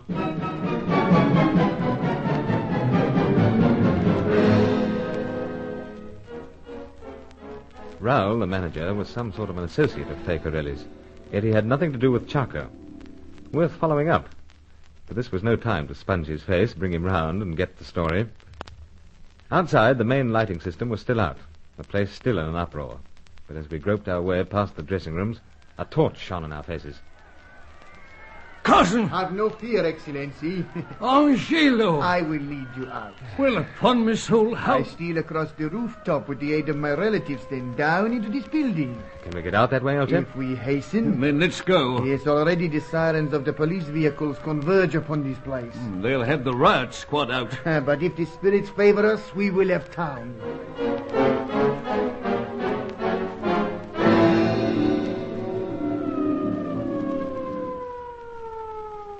Well, Carson, I think we can safely say we're out of that jam.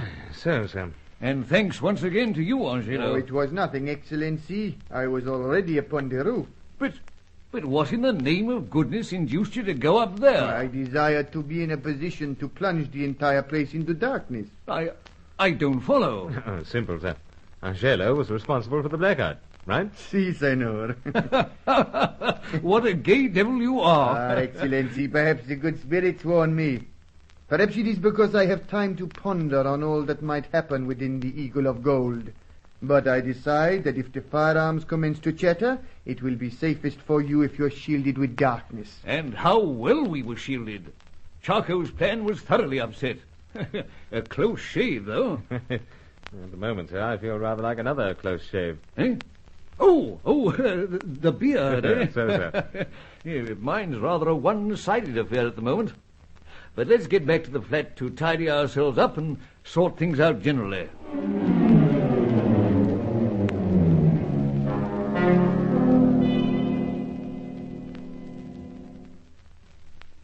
Help yourself to water, Carson.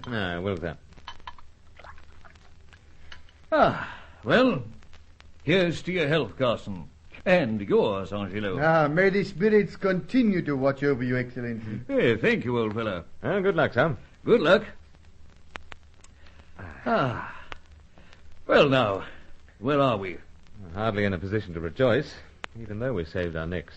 Charcot's information is obviously so good that he saw through our disguise. And also friend Raoul. Yes.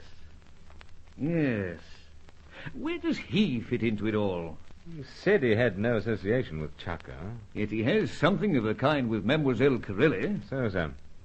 It could be that he's simply part of the general setup, retaining the dear creature's services. And who might they be, I wonder? The continental power we hear about, or the freelancers? No idea, sir. What about you, Angelo? No, I fear I cannot assist you, Excellency. Then we must consign this matter also to the great backwater of the unanswered. You never know, sir. It might all unravel in the end. If a fellow can maintain his mortal status long enough. We hear that Charcot's immediate plan is to destroy the opposition. And it seems both Fay and Hetty had some warning of that. Indeed. And therein lies quite a lesson for you, Carson. Oh, how so, sir? Well, think back. You were in a great state, thinking that both sweet innocents were to be cold-bloodedly exposed to Charcot's bullets. I see what you mean, sir. But they let you go there, and without as much as lifting a finger. Oh, steady on. Both did their best to persuade and blackmail me to steer clear of the Golden Eagle. To make sure that Carson's curls were left untouched, I suppose. I do suppose. Really, old fellow, it strikes me as being all too obvious. They tried to put you off, independently, of course, knowing you and knowing that you'd stop at nothing to be there. Well, it's a possibility, at least. It is, I suppose. And it'll be jolly interesting to hear how they account for this latest lapse. Well, I'll find out right now, sir. We don't know where Fay is staying, but we do know Hetty's hotel. I'll ring through to her pronto.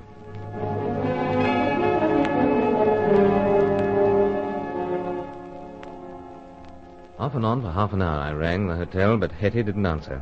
So we called it a day. But I was back on the phone by 9 the following morning. Miss Fitzhenry had booked out, and no one seemed to know wherefore. Meanwhile, the Sao Paulo papers carried headlines about the rumpus at the Golden Eagle. The shooting was started by two bearded English tourists, eh? That's according to the statement made by friend Rao. Well, Carson, in that case, he still wants us out of police hands or the public eye. So, sir. Though I'm surprised that no one was hit. Those bullets were flying thick and fast. Hello? Oh, it's only Angelo, old chap. Been out shopping. Oh, yes, good. By Jove, you are loaded up. I can manage, Excellency. But this parcel was in the hall below. It is addressed to Senor Carson. Oh, thanks, Angela. Odd-looking parcel, Carson. Oh, well, best we open up. Carson, I've a healthy fear of those strange parcels. No, nothing to worry about, sir. Only pipes. Pipes? Missing pipes. Oh, part of your collection? Sir, Fakerillas apparently decided to return them. There, sir. I'm no connoisseur, you know. Understood, but all present and accounted for. The Afghan job. Seems in good nick. Isn't that the one that shoots the arrow? So, sir, from false stem. Extremely useful. Yes, but don't go pointing it round too much. But this Turkish job, much more deadly. Fires bullets. Man alive, what are you doing with that thing? Just checking magazines, so on. I don't like it. First-class condition, sir. Now, this one more on your line. Musical box attached. I don't know that any of them are in my line. But listen a moment. How's that?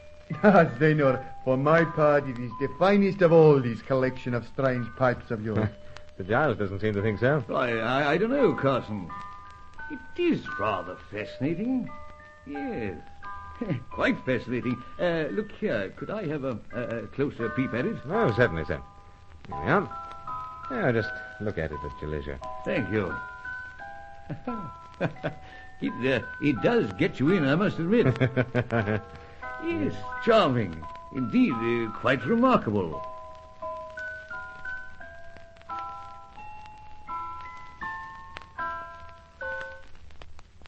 Oh, it stopped. Oh, I say. Oh, it's only the spring, sir. It's run out. Just give the winder a few turns. The winder? Where? Oh, of course, I have it. Let me see now. It turns to the right. Turns to the right. Good. Then here we go. Great heavens! Carson! My eyes! Excellency! Excellency! Oh, the pipe, it blows up in your face! Excellency!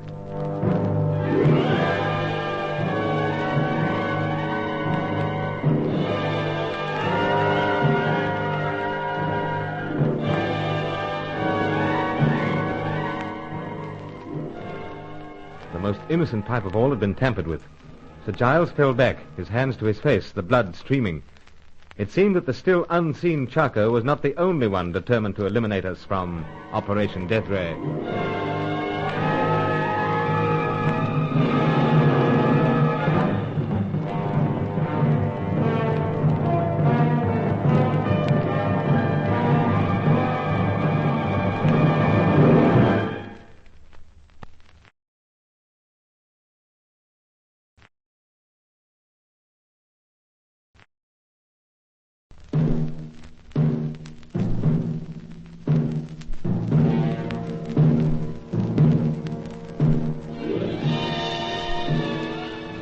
Undercover Carson, secret agent.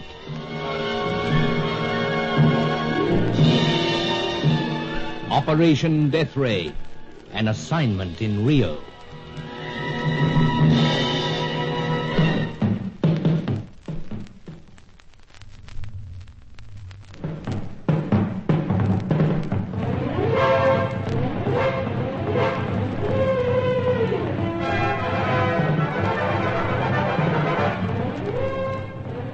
Thanks to Angelo, Sir Giles Davenport and I had managed to escape from Chaco's bullets at the plush Sao Paulo night spot, the Golden Eagle.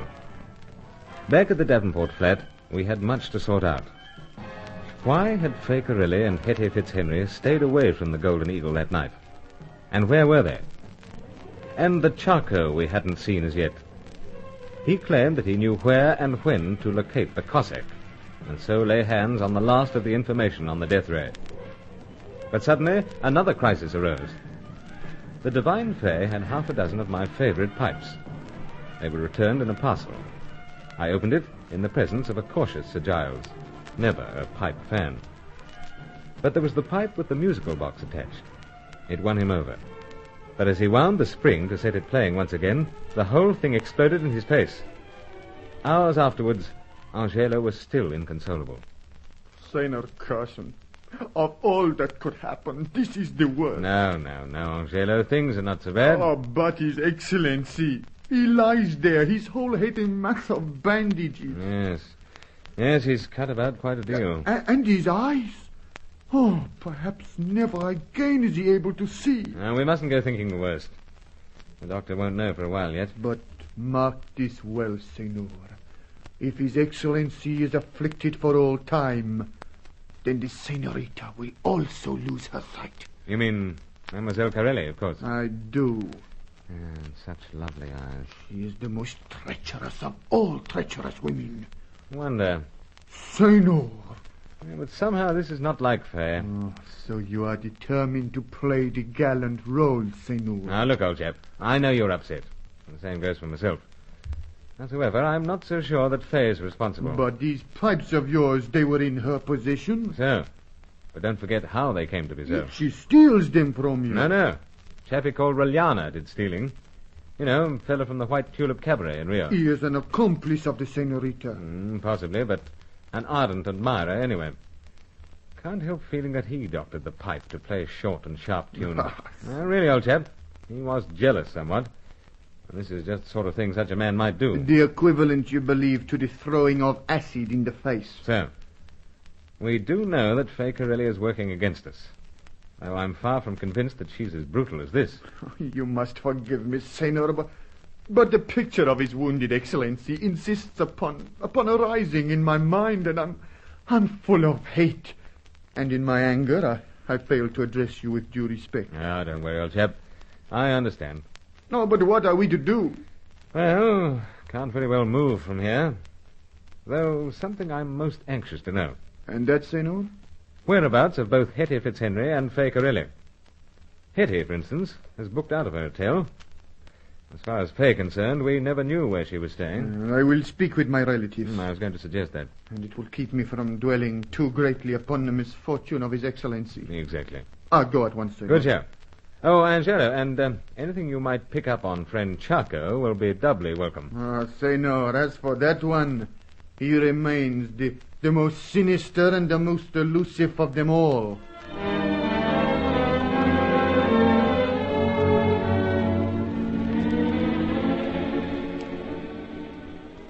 Yes, sinister and elusive, as Angelo said. The mere name seemed to taunt me. I could almost hear his mocking laughter as he smugly plucked what information he wanted and boasted that he knew where and when to locate the Cossack and so complete his dossier on the death ray.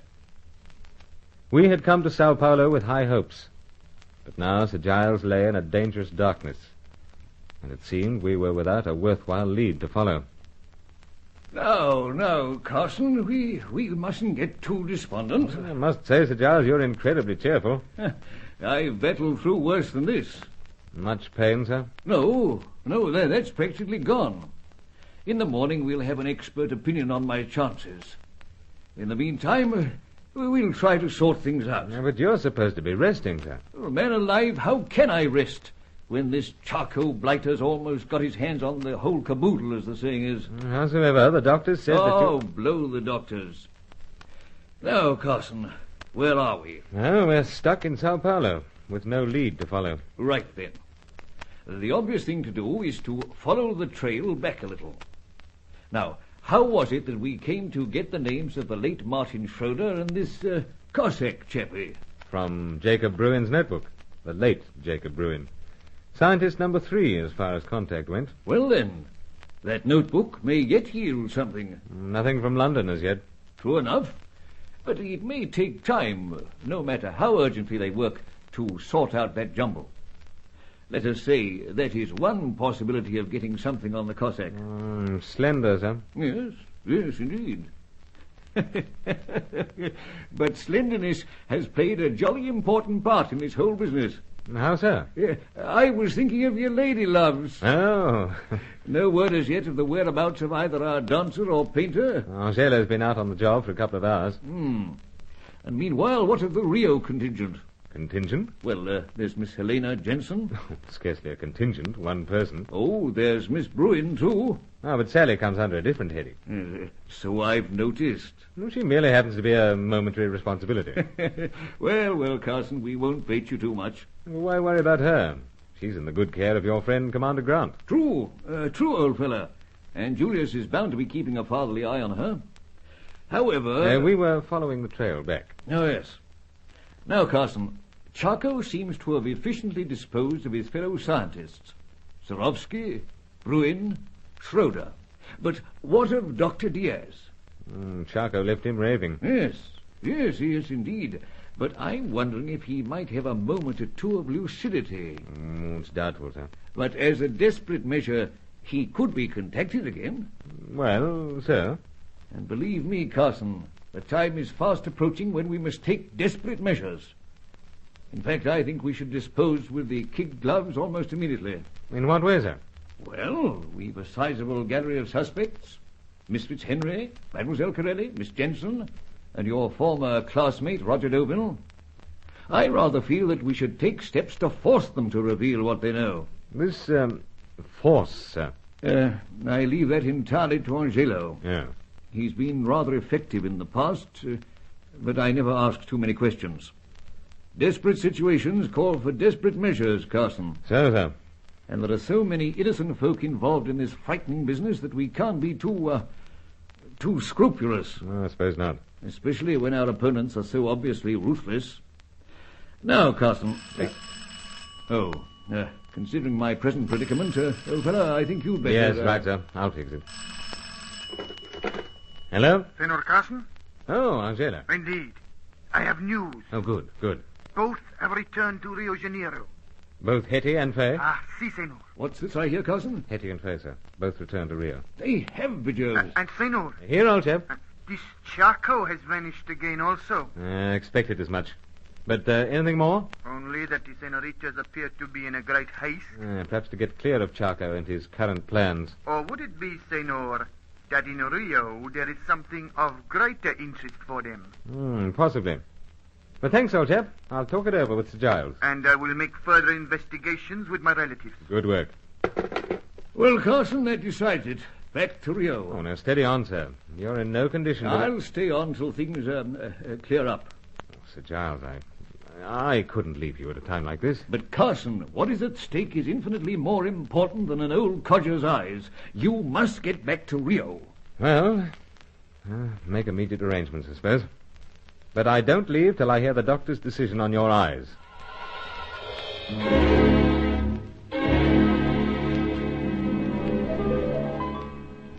But I had to admit Sir Giles was right.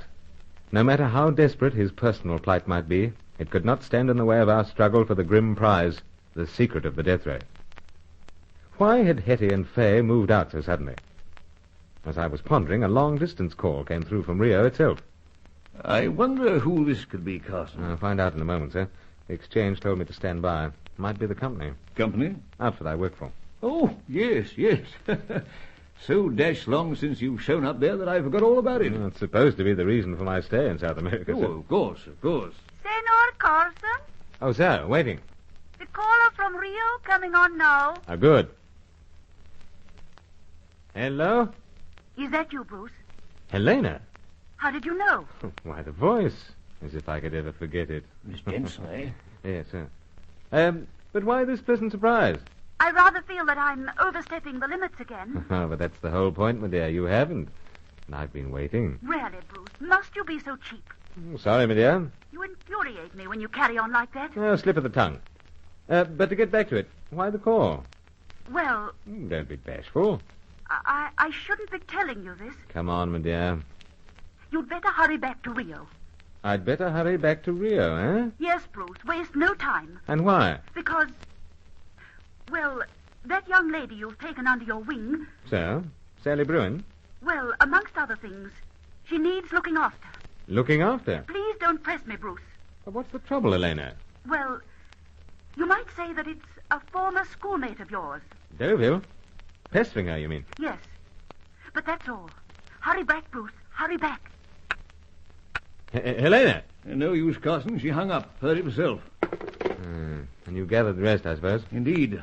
You can't afford to delay your return to Rio one moment. I'm afraid not, sir. I may not be able to see in the ordinary sense, but, Carson, I see something more than Miss Jensen's concern for Sally Bruin in this. If Deauville's up to his old tricks, then that's cause enough to return. Though, as you say, sir, there could be much, much more.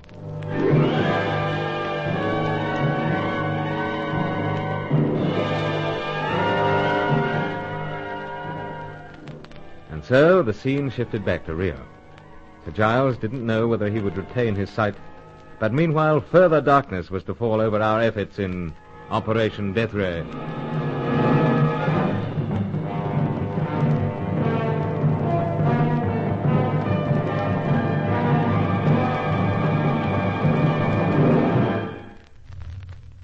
Undercover Carson is written by Michael Noonan and produced by E. Mason Wood for our Transa.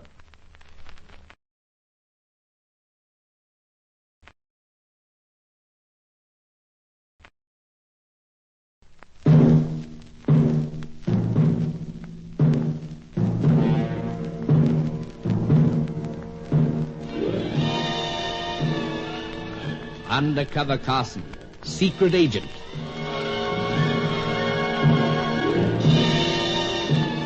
Operation Death Ray, an assignment in Rio.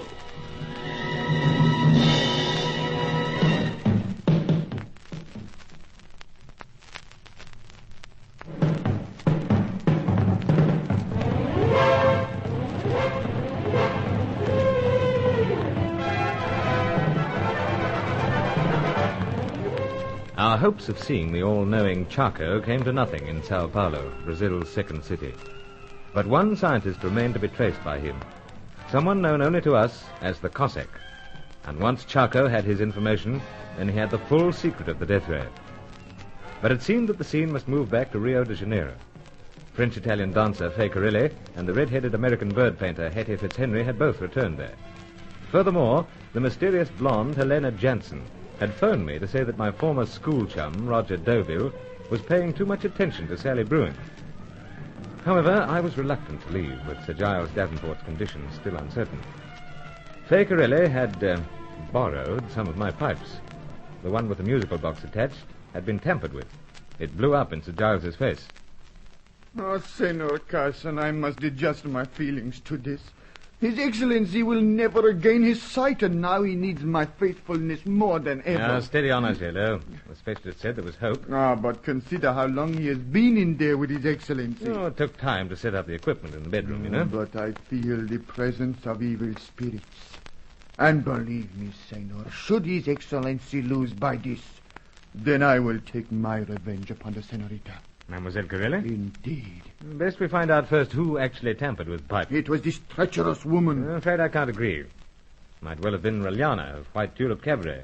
He's Fay's ardent admirer, you know. You continue to insist upon making of excuses for the woman, Senor. So, old chap, unsuspecting soul that I am. You should take care, Senor. You have a dangerous heart. Heart's getting torn between so many things at present.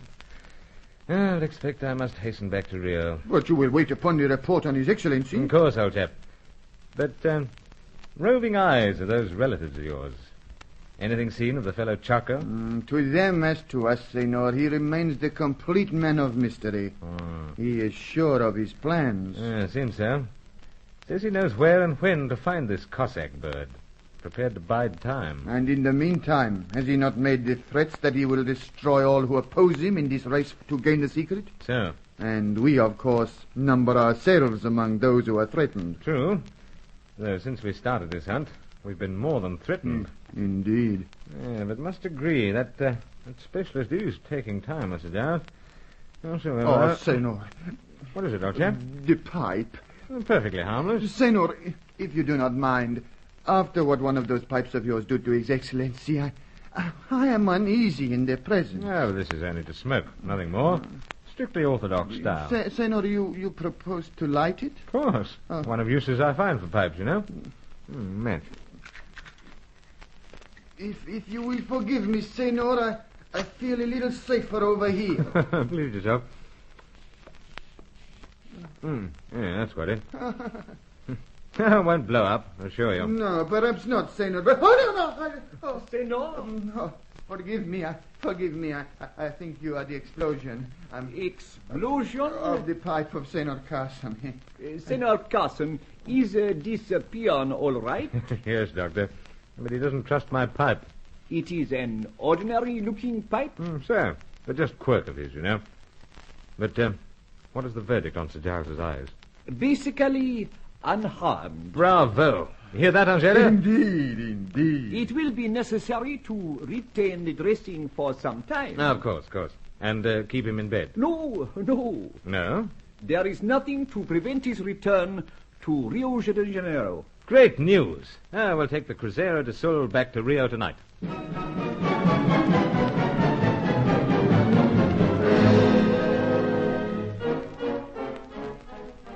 Cruzeiro do Sul, on the Southern Cross.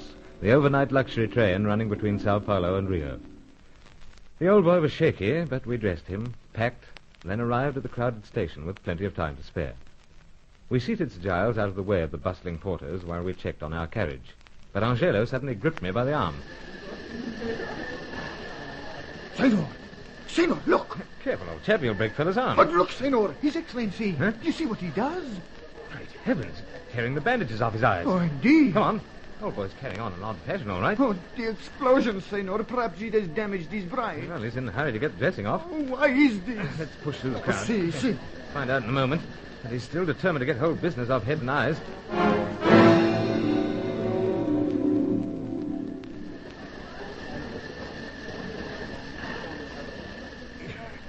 Too late, Carson. Too late. Now, sit down, sir, and take it easy. Thank you, old fella.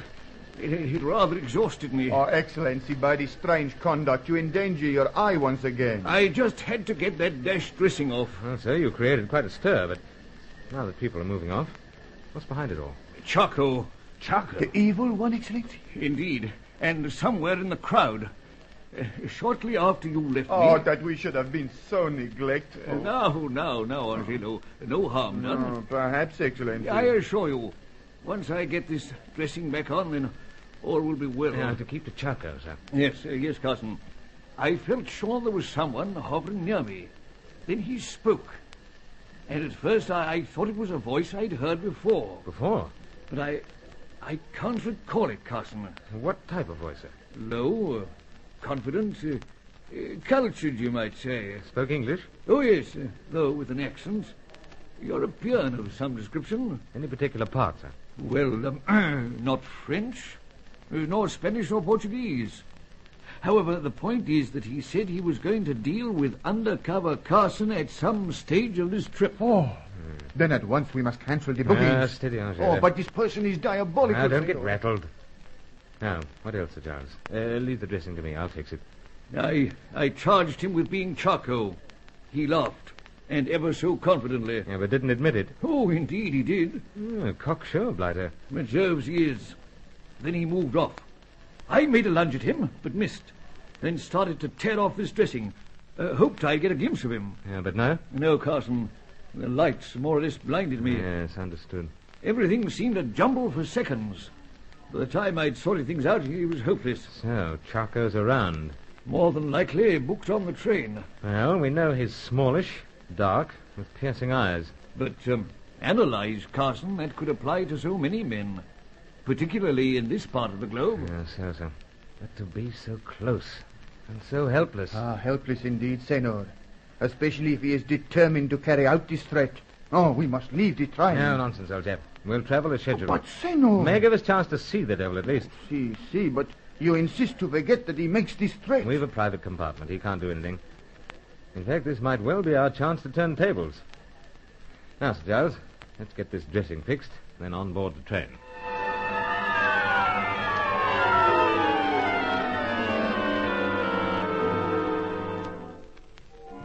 In spite of my outward nonchalance, Chaco's threats were not the kind to be ignored. So, as Sir Giles dozed through the night, I made a point of staying awake with something more than one of my lethal pipes at the ready. Angelo insisted upon standing guard outside the door. It was shortly before dawn, as we swept smoothly along, that I was startled by the rumpus outside. Carson, Carson, am I dreaming? No, sir. Scuffle outside door. Then, Stay where you are, sir. I'll attend to it. Senor! Right, old chap. I've got him covered. You hear? You hear? Leave alone or the bullet strikes. Very well. You display sense, my friend, in addition to the furtive manner. Now, who is this fellow? He takes advantage of the darkness of a narrow cutting to creep up upon me. Only because I am curious to know what is your business, my friend. Carson, Sir? if you're wondering, that is not the voice. Oh, good, sir. If you are all wondering, I am an inspector employed by the railways to ensure that those without tickets are not upon this train. Authority? What is this? You know, badge of authority and so forth. Is this not enough? Mistake, aren't you? Mistake? Huh. This one is violent. And from the guards and others I have heard it reported that he conducts himself in a dangerous fashion. I Now, demand... steady, old fellow. Mistake, as said. Yes, let's forget it, huh? Senor, Buy yourself a drink or some such. Senor. On me. Drink? This will buy many. And many thanks to you, Senor. Indeed, as you say. Mistake, eh? Oh, Senor Carson. Oh, forget it, old chap. But bearing in mind the threat of this charcoal... Yes, but perhaps just threats to unsettle us. We'll take things easy. Soon reaching Rio, you know.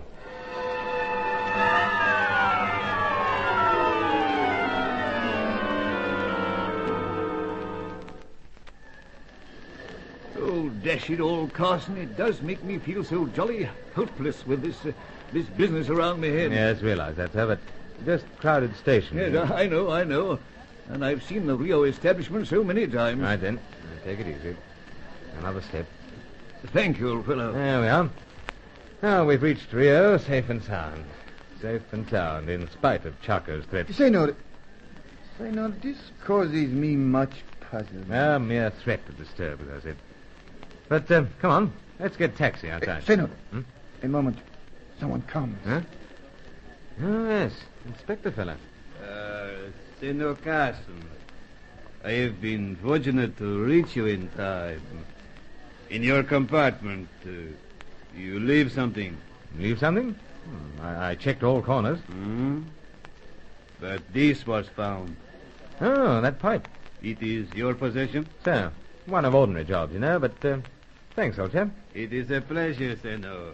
A pleasure. Oh, well, into pocket. What pipe was that, Carson? Oh, just commonplace type, sir. Used purely for smoking.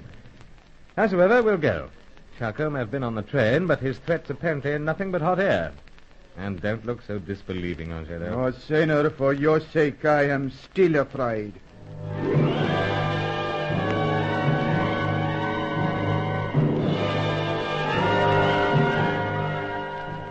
As things turned out, Angelo had good reason to be afraid. That pipe seemed identical with the one I'd been smoking in Sao Paulo. But was it? Once again, my interest in pipes was to be a dangerous aspect of Operation Death Ray.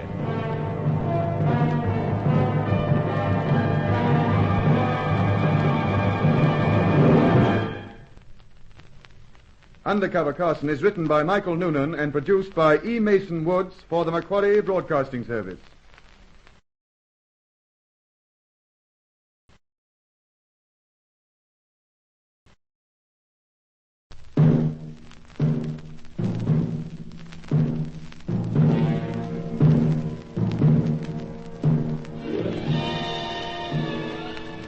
Undercover Carson, secret agent.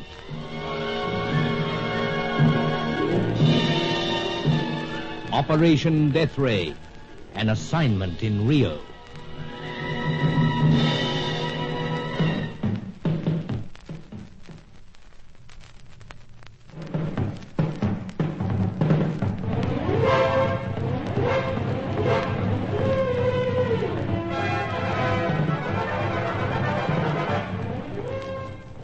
It was disturbing to consider how close we were to failure, and how little lay between the ubiquitous Chaco and full information on the Death Ray secret. He had only to locate scientist number 6, the mysterious Cossack, and then he had all. Meanwhile, we knew little about him, though on the railway station at Sao Paulo, Sir Giles Davenport had spoken to him. Chaco had threatened a deal with me, but the overnight trip on the luxury train Cruzeiro do Sul was relatively uneventful. And Sir Giles had unfortunately been unable to see him because his eyes were heavily bandaged due to an unfortunate incident with one of my cherished pipes.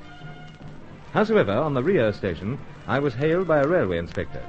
He said that I'd left a pipe, a very ordinary type, in the carriage compartment. I thanked him, thrust it into my pocket with scarcely a glance.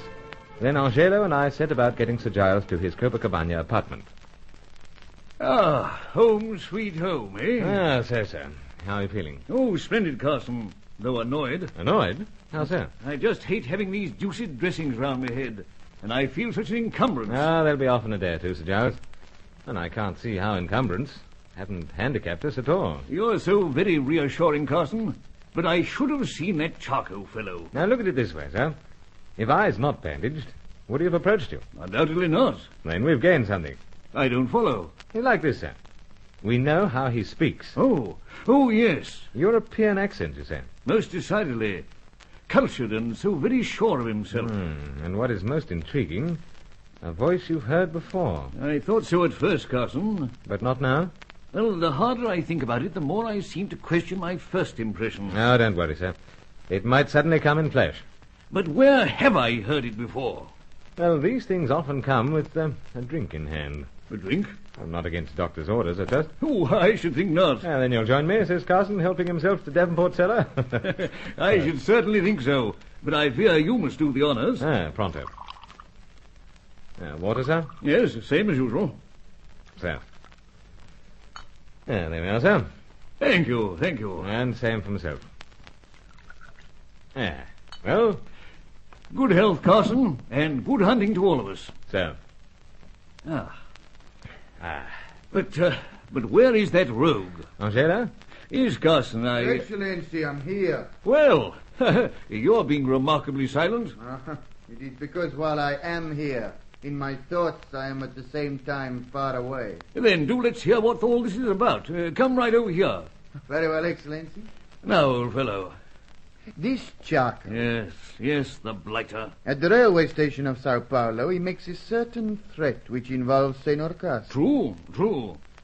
Matter of fact, he's been bragging that he's going to dispose of opposition in general, while he bides his time waiting on the time and place to meet this Cossack fellow. See, but did he not say that he would deal with Senor Carson at some stage of the railway trip between Sao Paulo and Rio de Janeiro? Sheer bravado, apparently. I wonder, Excellency. But Carson's here, in one piece. Indeed. But it continues to cause me much bewilderment and fear. I mustn't get rattled, Angelo. I'd be simply playing into this Charco's head. Exactly. So we'll let that pass. We've got the planned strategy. The Joves, yes. There's been no report from London. Not as yet. I was hoping that the boys on the Thames embankment might have gleaned something further from Jacob Bruin's notebook. Well, as I've remarked before, we can be sure that they'll be going through it minutely. But that rather brings up the question of the late Jacob Bruin's daughter. Oh, so. After all, it was Miss Sally who hastened your return to Rio. Another of your lady loves, Miss Jensen, is good enough to let you know that Miss Sally is being pestered by your former school chum. Yes, that would be Roger Derville's form. You joke, sir? Do forgive me, Carson, but I rather feel that Miss Sally Bruin is bringing out more than the big brother in you. Well, she's alone in the world, sir. Fellow must do something. Oh, of course. Anyway, I'll get over to the hotel and find out from Sally exactly what's been going on. But won't she be over with my good friend Julius Grant? Possibly, sir. Yes, and as a matter of fact, it might be idea to have chat with Commander Grant while I'm at it. And while you're at it, I'll get onto the phone and check whether there's a chance of anything coming through from London. Phone, sir? How you... Angelo will get me the numbers. Oh, indeed, Excellency. So, well, pipes all aboard. Be on way. Before you depart, Senor Carson. What is it, Angelo? Consider the threat of this Charco. Oh, don't worry. I will. And now, on way.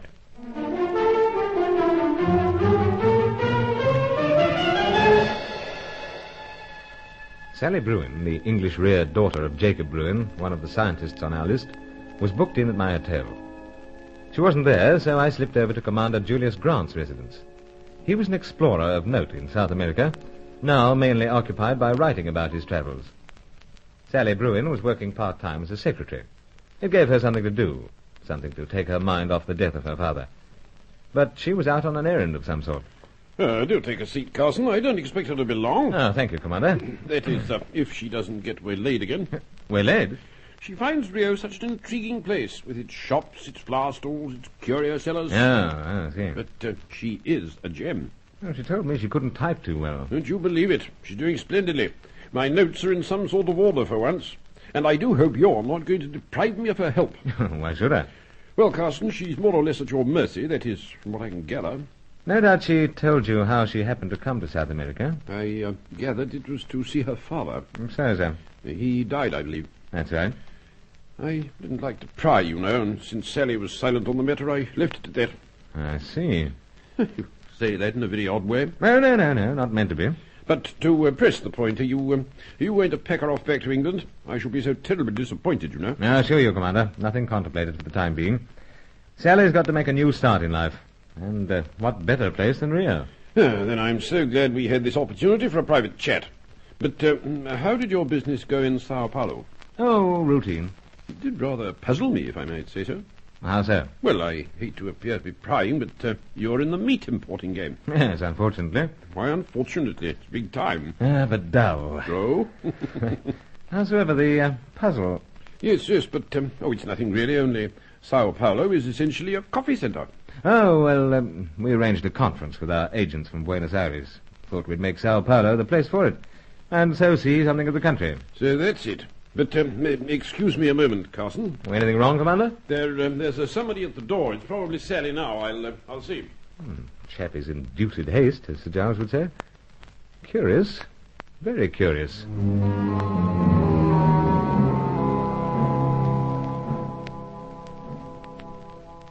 Actually, I found the entire little interlude with Commander Julius Grant, explorer and expatriate Englishman, very curious. He seemed to take some pains to establish the fact that he hadn't inquired into Sally Bruin's background. Pains, in fact, to establish that he wasn't the prying type. Anyway, Sally came in a little flushed, with that captivating air of innocence. With Grant's blessing, we went out to a cozy cafe off one of Rio's splendid avenues.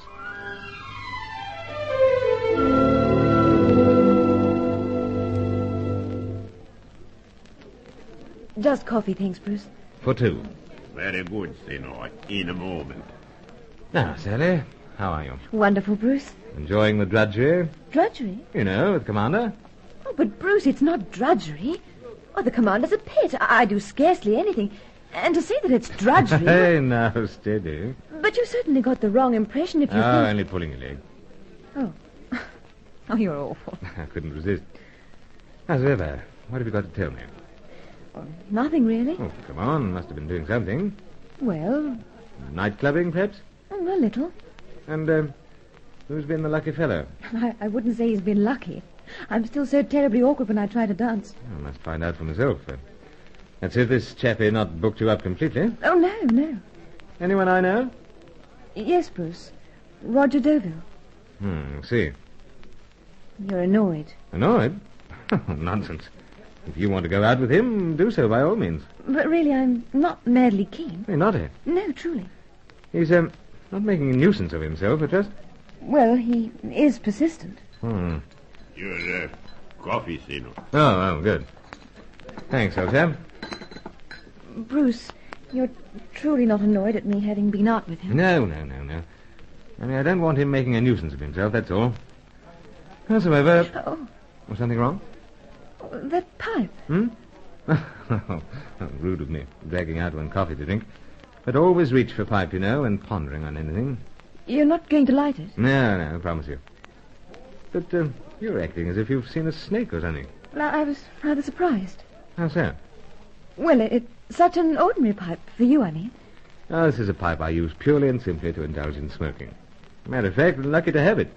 Would have left it on the train, but for an alert inspector. But you're still all on edge.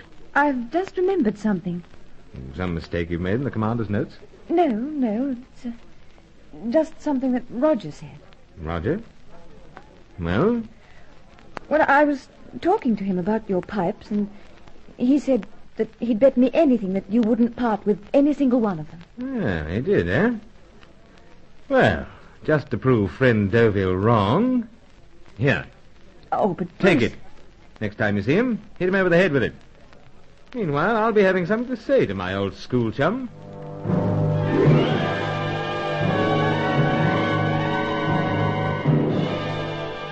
I was beginning to dislike Roger Deauville more than ever. But that pipe was anything but the ordinary job I imagined it to be. It seemed that it was to endanger the most innocent person involved in the tawdry web of Operation Death Ray.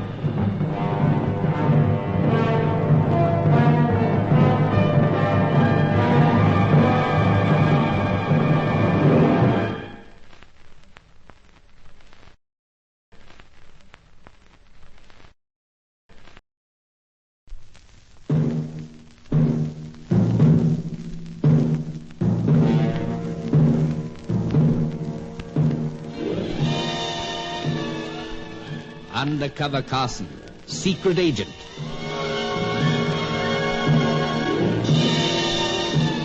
Operation Death Ray, an assignment in Rio.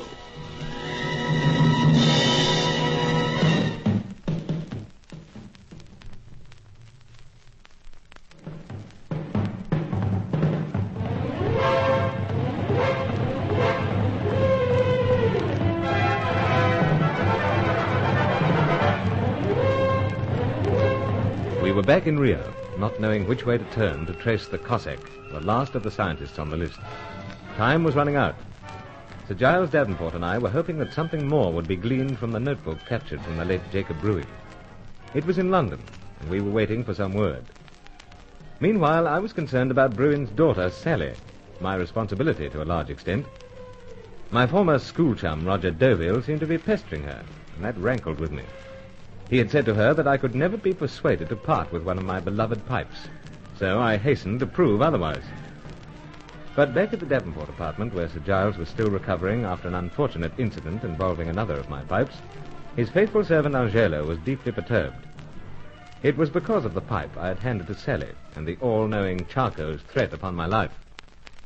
Carson, old chap, this rogue's been an absolute dither of worry. Indeed, Senor Carson. I am at loss to know how to find you. Well, first to Commander Grant to pick up Sally, then to Cozy Coffee Place.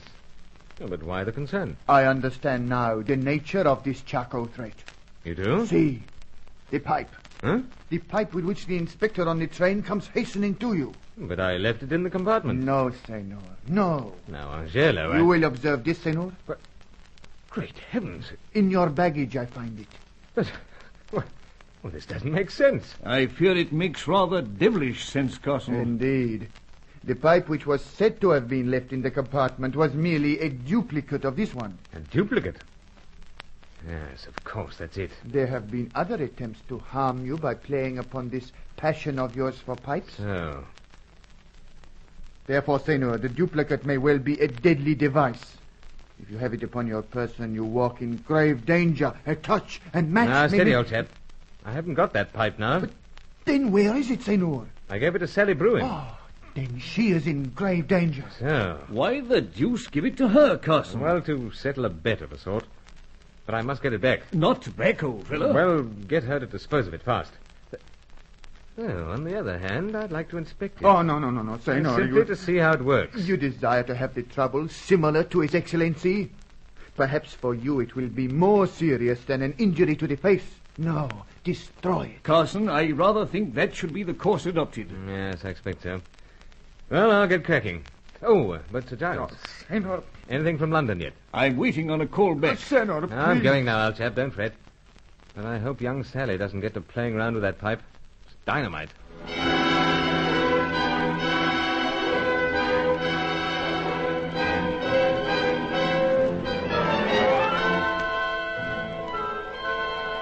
Angelo practically threw me out of the building.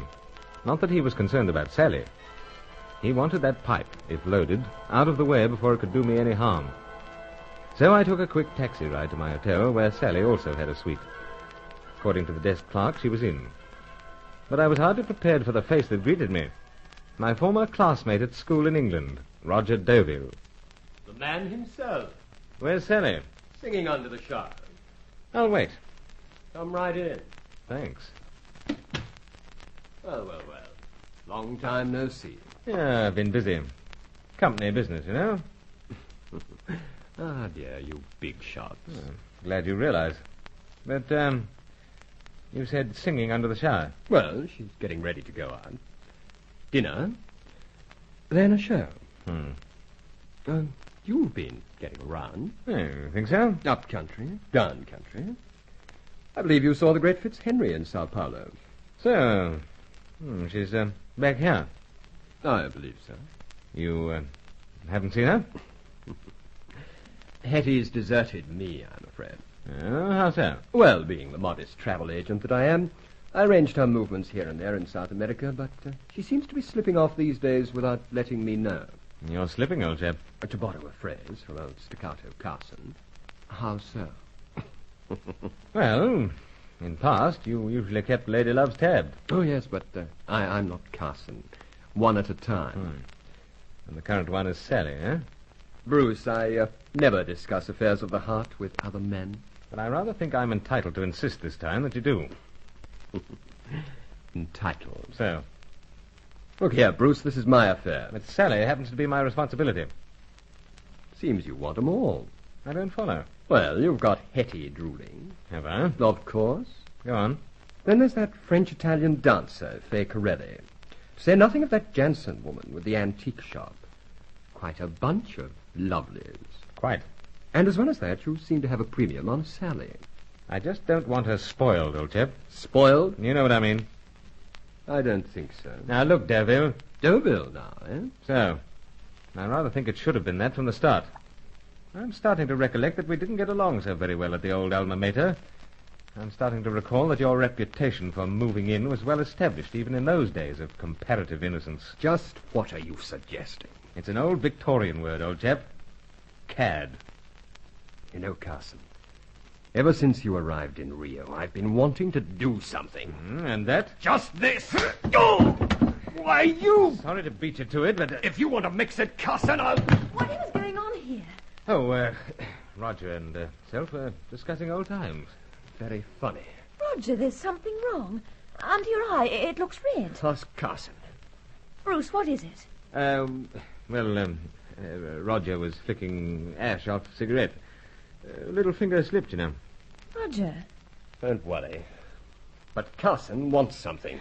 I can't make all this out. Well, don't want to upset any arrangements you might have made. But they weren't arrangements. This was all impromptu. Wasn't it, Roger? Yes, of course. You are acting strangely, both of you. Bruce. I've just dropped in for a moment with you about that pipe. Oh. Anything wrong? Well, I hate to tell you this, Bruce, and you're going to be terribly annoyed with me, but... Yes. I haven't got it. You gave it to Roger? No. Well, then what? Well, I lost it. Lost it? Not exactly lost. It was stolen. When? Where?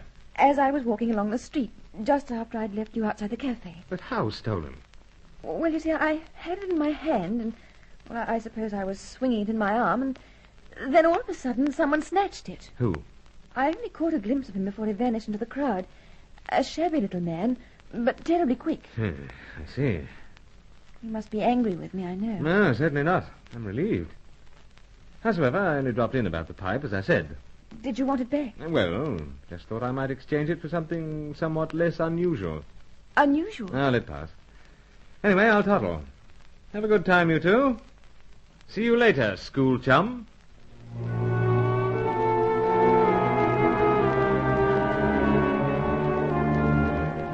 If looks could kill, friend Deauville would have slaughtered me. I dare say there was a large degree of just plain jealousy mixed up in my resentment of him, and perhaps I was wrong in letting things boil over. Sir Giles Davenport had long had Deauville on the list of those working against us in the frustrating search for the secret of this grim weapon of war.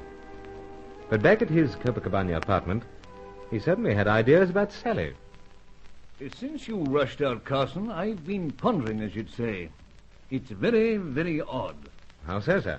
Well, I couldn't help feeling that Miss Bruin may have invented that story to get hold of the pipe. Oh, but why should she? Perhaps she knew about it. Knew that it was loaded? Exactly. Oh, can't subscribe. Perhaps she knew what would happen once you lit the deuced thing. All right. All she had to do was duck. And reveal herself? Oh, look, sir, this is fantastic. And so are many aspects of this assignment. But consider how we found her, in the backwoods, With her father, a dying man. That will be hard to explain away. Utterly impossible, sir. Nevertheless, her conduct as far as this particular pipe is concerned is, well, it's odd. Yes, inclined to agree with you, sir.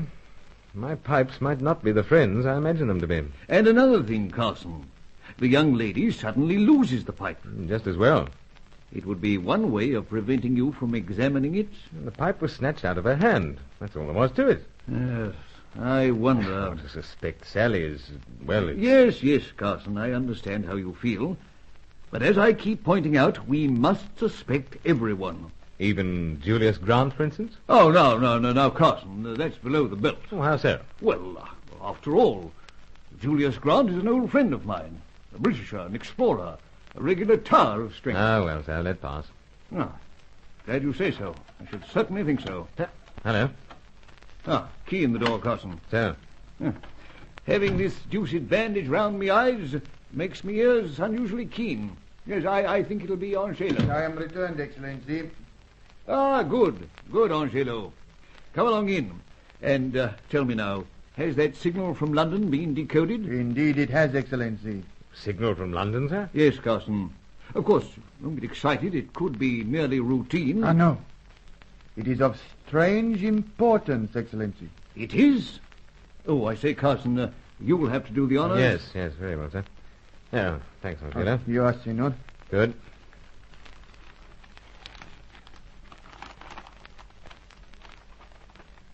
Now, why the blazes should they want this? What? What's it all about, old fella? Listen, Sir Giles. Request urgent dispatch of photographs of Sally Bruin. Stop. Hetty Fitzhenry. Stop. Helena Jansen. Stop. Fay Carilli. With Sally Bruin in pride of place. Carson, it seems that London also has some grounds for suspecting that young lady.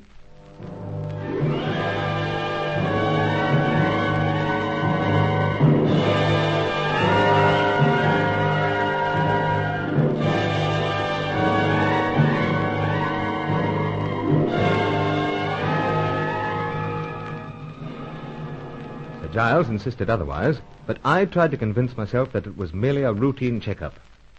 That getting those photographs was to be an interesting business. For once, my pipes came into their own in Operation Death Ray.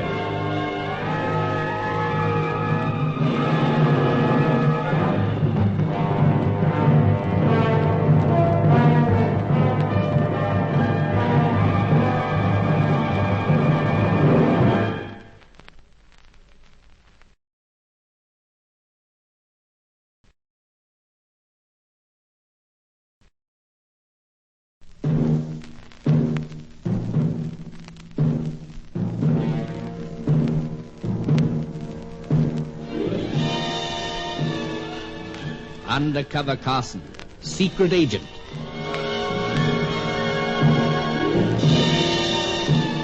Operation Death Ray, an assignment in Rio.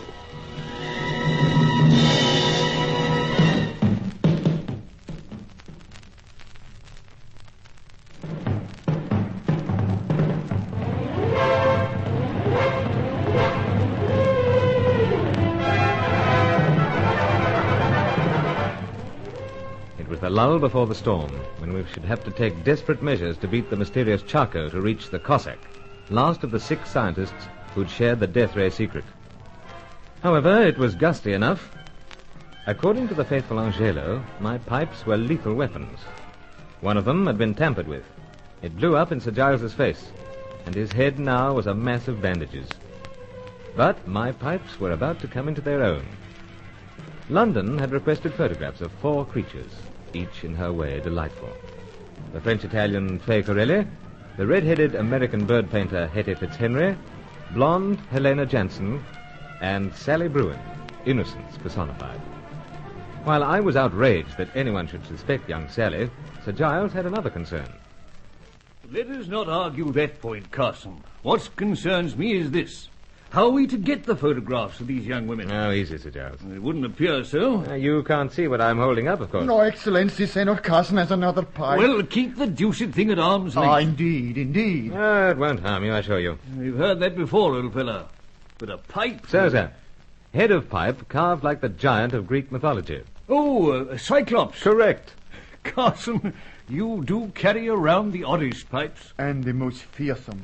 Yes, he is an ugly brute, somewhat. Oh, no, please, Senor, do not extend it towards me. Ah, but I've assured you, Angelo, it's quite harmless. Yes, Carson. But how does it link up with the problem of getting these photographs? It'll take 'em, sir. Take the photographs? Sir. What next? Senor Carson, I fear I do not understand. Well, I'll explain. Now, you see this eye here? See. Now, legend has it that Cyclops had but one eye in the middle of his forehead. But this eye happens to be a lens. Lens, Senor? Angelo, what Carson is driving at is this.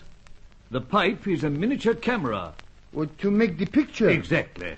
Oh, Senor Carson is a man of many parts, Excellency. True, old fellow. And many interests, particularly when it comes to the fairer sex.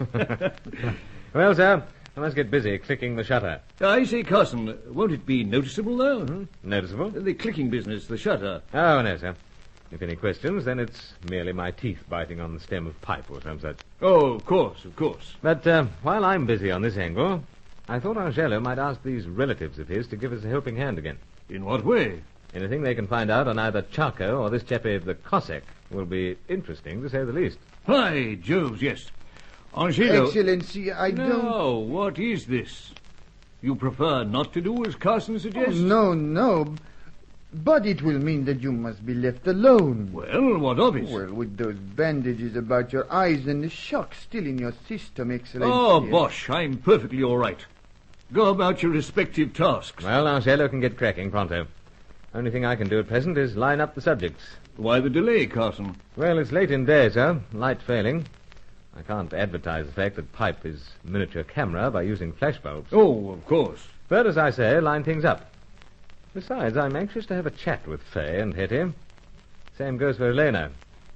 All three have been acting most mysteriously. And not forgetting Miss Bruin? Well, sir, I won't buy argument, but I'll deal with her first thing. At least this interlude will have compensations.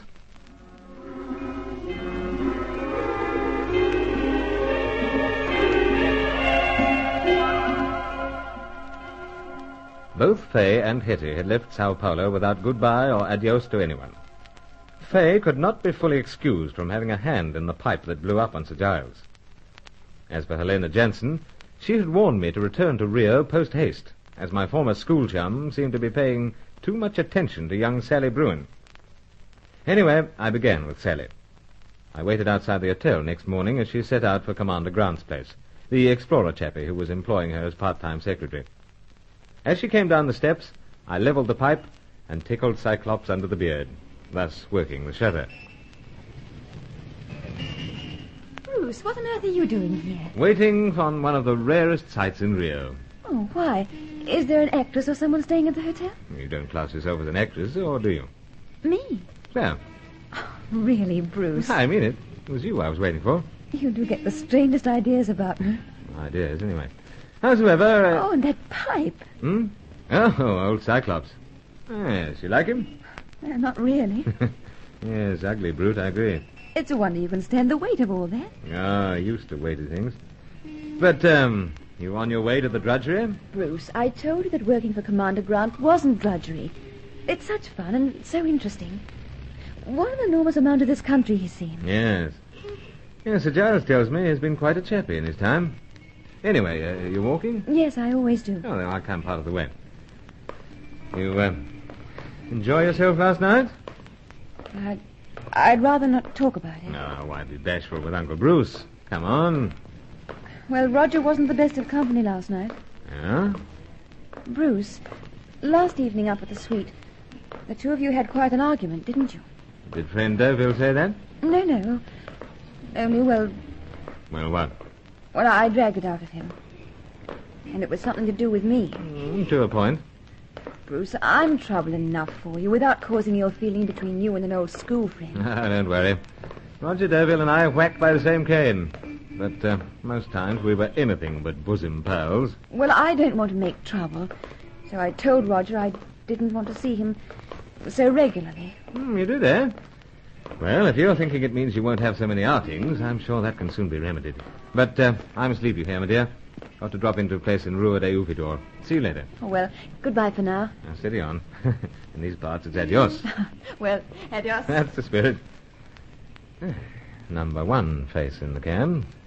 Now for Miss Helena Jansen.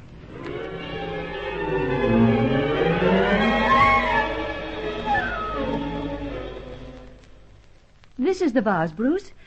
But I can't understand why you insist on having it taken out of the window. Oh, it's just a quirk, Helena. Wanted to see what you looked like in that window again. Shows up the light in your eyes. Well, here it is. Or are you going to insist upon pointing that ugly pipe at me? Oh, don't you like it? Definitely not. Oh, loathsome. Oh, well, then into pocket. Now for vase. Have you added pottery to the list of your hobbies? No. Just interested. Of course. This is all an excuse for something. Well, to be candid, yes. I thought as much. Pining for a glimpse of you, my dear. Please. Anything wrong? You always revolt me when you're so patently smooth. Oh, I see. Reminds you of someone, eh? I didn't say that. Not this time, but in past you've said as much. Well, you'd better forget about it, Bruce. Like many things I've been foolish enough to say in the past. The trouble is, I can't. What intrigues me most of all is this loyalty you've spoken about. I can't discuss it. I daren't. Helena, do you mind telling me exactly why you phoned through to Sao Paulo? Another of my regrettable whims. But you said that my former school chum, Roger Deauville, was paying too much attention to young Sally Bruin. Pestering her, in fact. Bruce, make of that whatever you like. Then I'll tell you what I make of it. There's something else going on in Rio. Something I shouldn't miss. I can't say any more. Now, when are we going to be frank with one another? Don't pester me, Bruce. There's something... Something preventing you? Yes. This loyalty? That's right. To whom? Bruce, please. Helena, you must know that we're involved in a race for something that might well decide between light and darkness for mankind. Oh. You're either on the side of humanity or not. Now, if there's any way you can help... I can't. My hands are tied. Now, please go. There's a customer coming in. Uh-oh, yes. And you don't want the vase, I take it? Well, no, but I'll go. I've got the main thing I was after.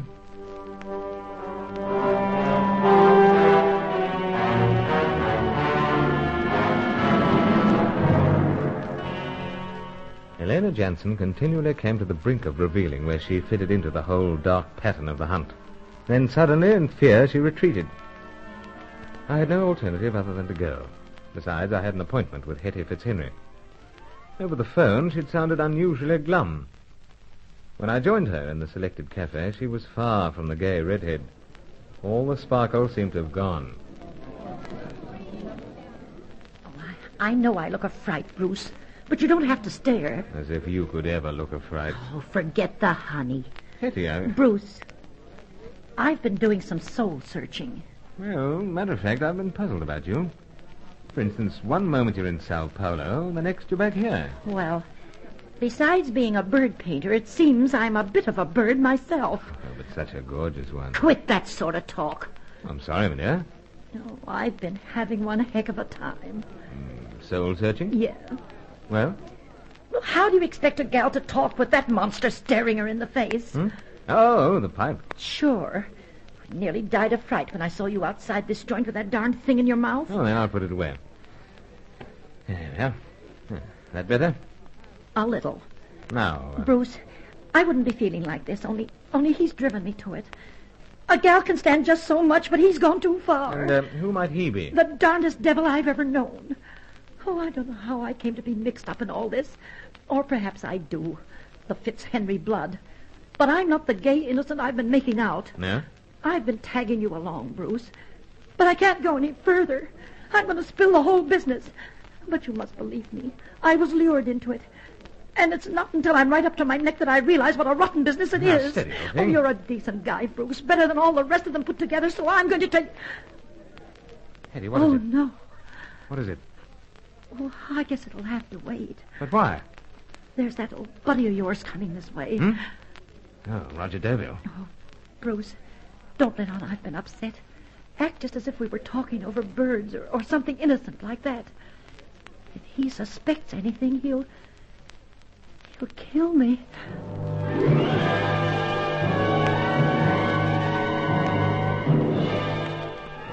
So there it was. Thanks to friend Cyclops, I had snaps of Sally, Helena, and Hetty. And I had reason to believe that Hetty had fallen out with Deauville. It seemed we were about to learn where these two fitted into the shadow world of Operation Death Ray.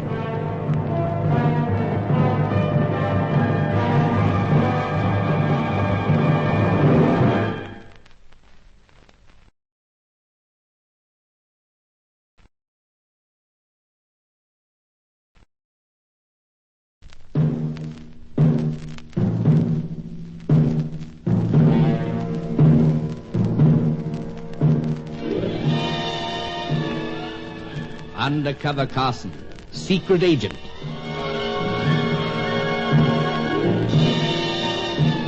Operation Death Ray, an assignment in Rio.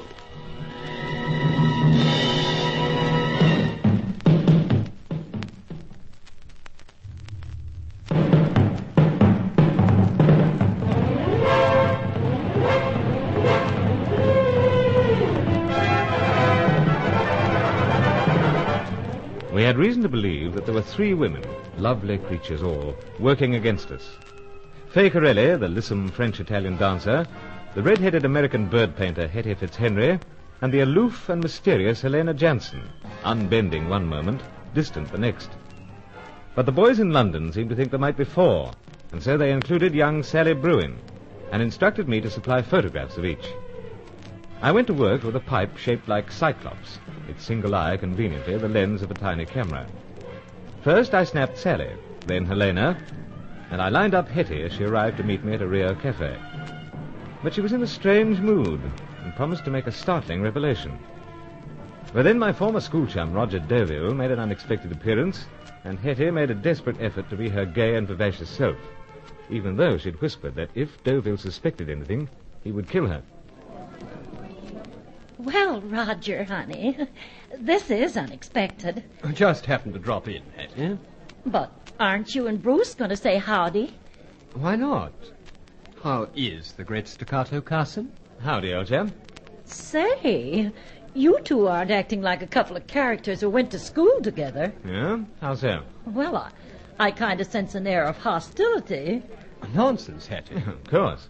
I still got my doubts. Oh, but Roger and I are bosom pals till dying day. Howsoever, we were about to toddle off. We were what? That exhibition of paintings I mentioned. Huh? Oh, sure. Then let's go. And leave Roger? Oh, not still in rompers, you know. Bruce, I'd kind of like some more coffee, as they say in these parts. Oh, well, please self. Sit down, Roger. Well, I'd hate to intrude. Oh, don't be mid-Victorian, honey. So, do have seat. Well, thanks. Just, what are you two up to, anyway? Up to? Oh, just carrying on something that you started, old chap. I don't follow. Well, after all, you introduced me to this dear soul. You're responsible for my sleepless nights and so forth. Oh, but listen to him. Oh, in fact. Oh, sure. My telephone line runs hot with all your constant calls. Oh, excuse me. Here's the waiter. Something more, senor. Coffee for Jim. One more coffee. Very good, senor. Now, what are we going to chat about? Before you start a discourse on pipes or hobbies in general, Carson, I've got something here for Hetty. What's this, for heaven's sake? A note that was dropped into the travel agency. It was, rather fortunate that I happened to come in here as I did. Well, thanks. Well, don't mind about us, Hetty. Go ahead, open it up. Well, okay. Coffee, senor. Oh, thanks. For friend here. See. Good. That is all? So? Thank you, senor. Well, wouldn't this? Bad news? No, but something I've got to do first. There's a painting society at St. Louis, They want a couple of my bird canvases. Oh, boys, do you mind if I dash? Oh, be heartbroken. Oh, I'm sorry, honey, but I must. Then I'll be seeing you later. Oh, sure, of course. And me also, eh? Yes, Roger. Thanks for the coffee, Bruce. I'll be seeing you. Odd. I didn't catch that, Carson. I said odd, meaning curious. Wonder just what was in that note. But she told us. Sounded more an excuse than anything, I fear. Especially since there wasn't any stamp or postmark on the envelope. Howsoever... Where do you think you're going? I'm not following Hetty, if that's what you're wondering about. Why should I be worried? I just thought you might be concerned.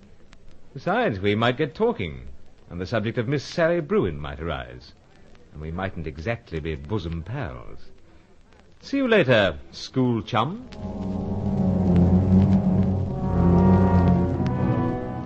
What was a fellow to make of that?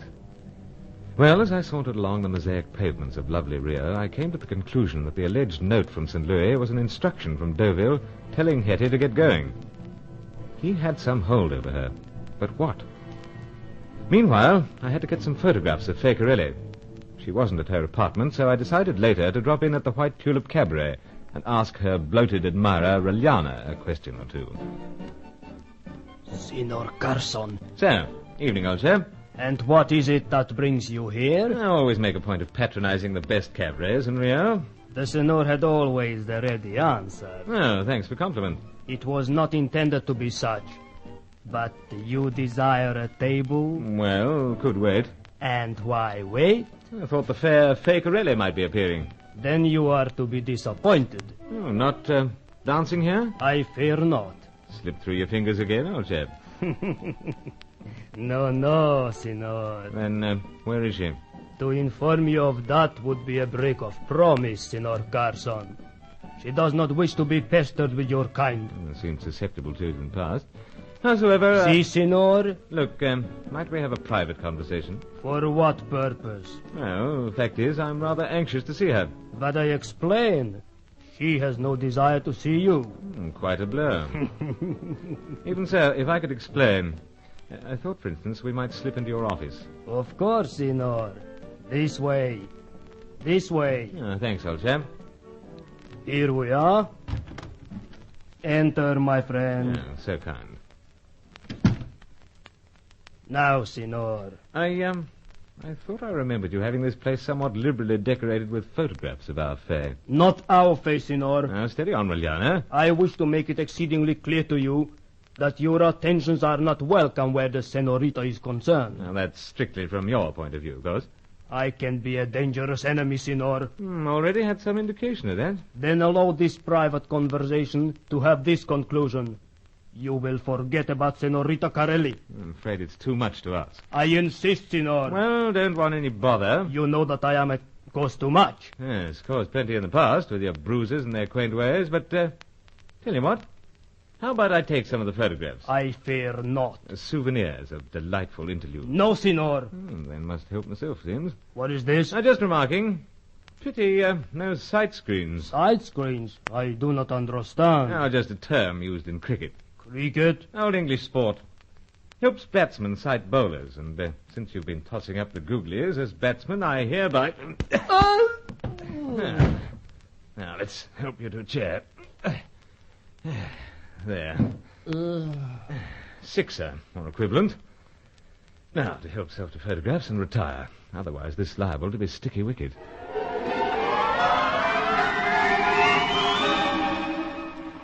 Anyway, I had an old score to settle with Reliana, and so did Sir Giles Davenport, because Reliana had some hand in tampering with a certain pipe and nearly causing the old boy to lose his sight. But I sauntered out of the White Tulip, then hastened to Sir Giles' Copacabana apartment. His head was still in bandages, but he had some cheery news. Doctor says I can get this turban business off me head in the morning. Yeah, sooner than expected, eh? Yes. Took a little persuading, though. I hope you're not taking unnecessary risks. No, the sight's quite unharmed. It's only the cuts and scratches, and they'll be healed in a day or two. Oh, then 'tis good news. But, Angelo? Out again. Trying to get something on the Cossack or this charcoal blighter. Sitting here alone, pondering, as you'd say, on the whole business, I fear I'm very pessimistic. If Charco gets all the Cossack's death ray information, then we're sunk. Well, sir, the boys in London might be able to give us a new lead when they get photographs of all 4 sweet things they requested. You have the snaps, Carson? I've got Hetty, Helena, and young Sally in the pipe. Publicity's still the fray. I must get to work with developing. All right if I use your kit, sir? Oh, naturally. I'm only sorry that I can't give you a hand. Now, then I'll get busy. Shouldn't be long. In the meantime, Angelo should be back. I do hope the rogues managed to turn up something for us. And while I'm at work, I must tell you about Miss Fitzhenry. Nearly spilled beans. What's this, Carson? Said she was fed up with the antics of some fellow. Deauville, obviously. Yes. But changed tune the moment he appeared on the scene. She's in mortal fear of him, as saying it. She is, eh? So, yet whatever hold he has over her, she dances to his tune. I've a feeling that Hetty might reveal something. But, meanwhile, our photographs.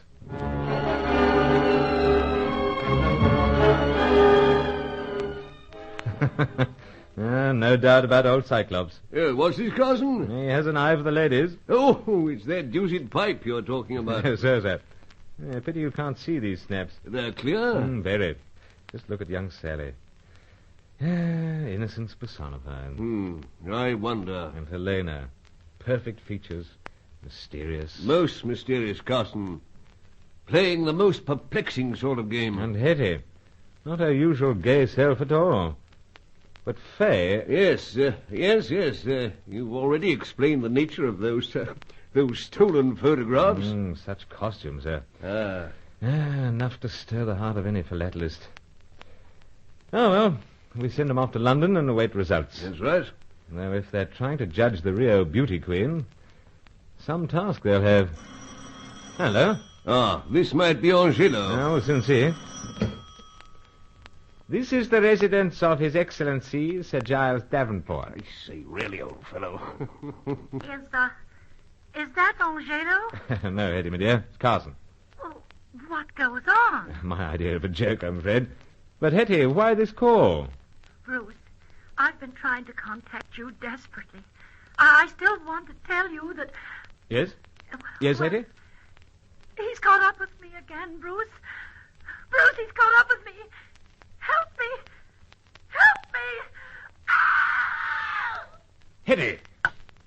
Hetty! Sir Giles. That girl wants to tell me something, but someone's out to stop her. She needs help pronto.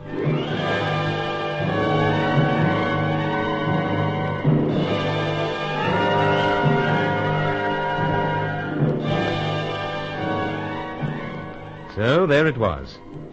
It was possible that Hetty's information might just give us the very lead we needed in our search. And it was obvious that she was in great danger.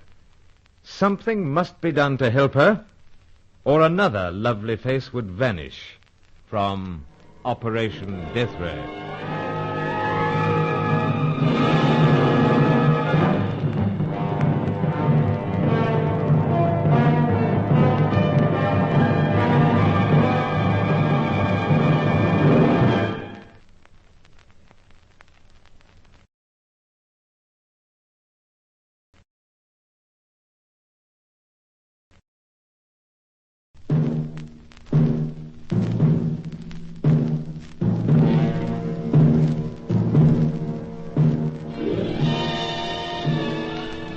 Undercover Carson, secret agent.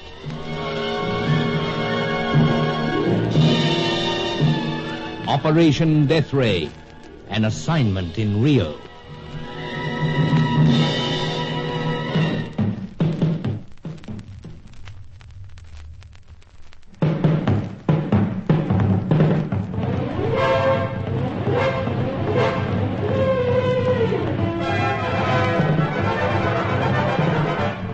Hunt for the Death Ray secret, the all-knowing Charco was our most dangerous enemy. He already possessed so much of the vital information. He was confident of knowing where and when to find the mysterious Cossack, and so gain the entire secret. But there are also many agents at work against us, some from a major continental power, others from a freelance group. The suspects included Roger Deauville, Hetty Fitzhenry, Fay Carilli, and Helena Jansen. Sir Giles Davenport included Sally Bruin, But to me, such a suggestion was quite absurd. But while Angelo, Sir Giles' servant, was out in the hope of discovering something from his ever-vigilant relatives, it seemed that the red-headed American bird painter, Hetty Fitzhenry, was prepared to spill the beans. She rang me, began to scream, then was cut off abruptly. I couldn't raise her anywhere. It's no use, Carson. Give the phone a rest. Well, something's radically wrong, sir. Just before she began to scream, she said some fellow had caught up with her again. And who might that fellow be? I'll bet my best pipe it was Roger Deauville. He's turning out to be quite a bounder. So, sir. And you said many times that he didn't exactly qualify for a good conduct medal back in your school days in England. Yeah, very true, sir. Deauville was good-looking, plausible, very sure of himself. Gambled, you know. Had money troubles even in those days of comparative innocence. Why that, sir? Well, I was just thinking, Carson. Now he conducts a travel agency here in Rio. So, sir? Covering Latin America, too. Yes, covering all America south of the Mexican border. Yes, a very convenient blind. Or don't you think so? On the contrary, have thought so from start. Much better than being a stodgy old meat importer, as I'm supposed to be. Well, then, who does he represent? These freelancers? Or the continental power we've been hearing about? No clues on that, sir. But I wonder why he's paying so much attention to your babe in arms. My babe in arms? Yes, Miss Sally Bruin. Because he fancies himself as a lady killer. Carson, old fella, if our affections are inclined to favour Miss Bruin somewhat, they mustn't be allowed to distort our judgment. Couldn't it be that Miss Bruin is part of the whole dark pattern of intrigue and counter-intrigue? No, but Sir Giles, we've absolutely no grounds for suspecting her. Then why do our friends in London want her photograph? Well, they seem to want the photographs of all the dear creatures we know in Rio. They must have some grounds. Can't fathom how, sir. Well, when young Miss Bruin's father was killed, and we got our hands onto that notebook of his, I couldn't help but feel there was something quite extraordinary about the whole business. There was. Yes? Sally had been reared in England by her mother. Their parents parted, you know. Yes, of course. And Jacob Bruin remained on the continent, obsessed with his research. War broke out. Our opposition absorbed him, directed him to work on death ray research. When whole apple cart upset, he's one of the 6 scientists from the project who reach these parts and scatter. And to what an odd place he hastened. Ancient ruins, miles from anywhere. Amongst other things, sir, he wanted to continue his research. Meanwhile, he hears that his daughter is alive in England. He arranges for her to be brought out here. And at the very time old Bruin's natives turn nasty, Carson arrives to rescue the young maiden. Yes, sir, that's more or less what happened. There's a word that describes my reaction to all this. And that, sir? Phony, Carson. Phony. Oh, but Sir Giles, you weren't up country with us, sir. Natives were really on the warpath. Well, let's hope that we're able to make something of these many clouded facets, Carson. Meanwhile, we send the photographs off to London, and no doubt the whistles and catcalls will be heard all up and down the Thames embankment. Yes, sir. Well, that brings us back to Hetty. Indeed, yes. Miss Fitzhenry does seem to be in trouble, all right. But what can we do? You contacted her flat? No answer? So. Well, the only thing I can suggest is a browse. Yes, but not on your own, Carson. Oh, then who with? I fear I'm not much help. These bandages still around my head. But I'd feel happier if Angelo were with you. Well, I can't wait the whole night for him to arrive, son. No, I realize that. Yes, and Hetty has something of vital importance to tell me. She wants to get even with Deauville for something. Yet at the same time, she's desperately afraid of him. I see, Carson. It'll be too much to expect that this is Hetty. But I'll answer it anyway. So? Senor Carson? Oh, Angelo. Si, senor. Well, old chap, what news? On both this person called Chaco and this other known as the Cossack, I fear there is nothing. Pity. However, senor... Oh, then you have something after all? Concerning only the senorita with the redness of hair and the gayness of spirit. Oh, Hetty Fitzhenry. Si, senor. Come on, then. From her place of residence, Senor, she has been removed by force. Ah, where to? One of my relatives hastened to follow a dark car in which she was conveyed, Senor. Yes, and any word from him? I fear not, Senor.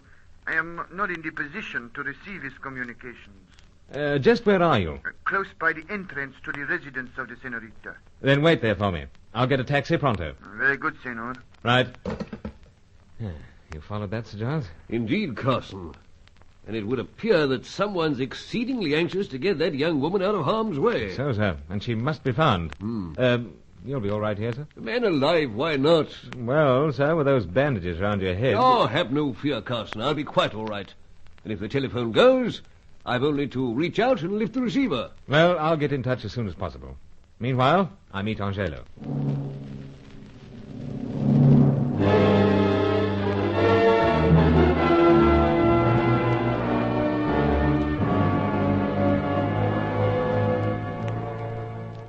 Tell a Rio taxi driver that you're in a hurry, and he happily obliges. Well, 10 minutes later, I was with Angelo. The only way he could contact his relatives was to return to some mysterious backwater of the city. Meanwhile, I considered that first of all we should look over Hetty's apartment. It was a job for a skeleton key that was designed to look like one of my pipes. The corridor is empty, Senor. Right, old chap. But keep a sharp lookout. Indeed. Yes, these carpets absorb all footsteps. But now to work.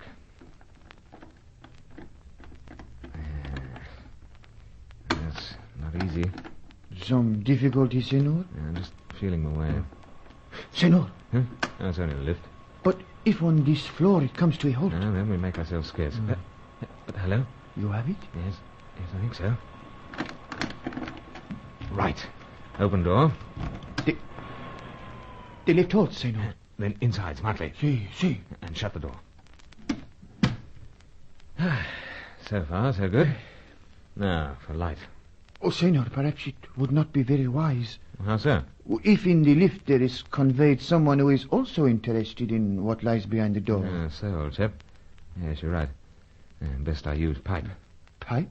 Yes, this one. Miniature flashlight. Watch. Senor. Powerful for size. Indeed. Now, for a look around. Senor Carson, swing the light of the torch to the bed. The bed? See. Well, what about it? A great jumble of clothing. So. Thought for a moment there must be someone laid out there or some such. Senor, there are signs here, are there not, of someone packing for a hasty departure? Yes, I'd say so. And paintings of birds tossed around it. But what's this? That painting, Senor? Oh, there's something curious about it? Yes, very curious. Senor, it is simply of a bird. Yes, but it's very odd that it should be in a style similar to a very famous American bird painter, Audubon.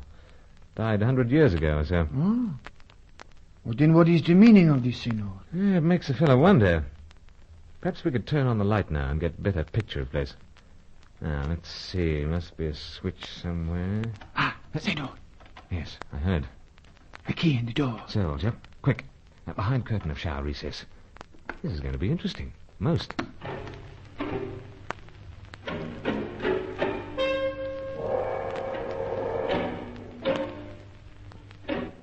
As it turned out, we had ample time to get behind the plastic curtains. It seemed that whoever was trying to enter the flat was testing a number of keys. The tension mounted as some half-dozen keys failed. Then, the lock turned. The light was switched on. Peering through a slit between the curtains, I saw a familiar figure, and Angelo breathed in my ear. Senor, the dancer. So, Vagarelli. We remain here? No, not on your sweet life. Watch. Oh, Faye, my dear. Oh, Monsieur Bruce. Fancy meeting you here. Well, fancy. Yes, but then we always do meet in the oddest places. Of course we do. And you're looking as glamorous as ever. You are the great flatterer. Though perhaps a little bewildered. But I am the scatterbrain type. Yes, of course, my dear.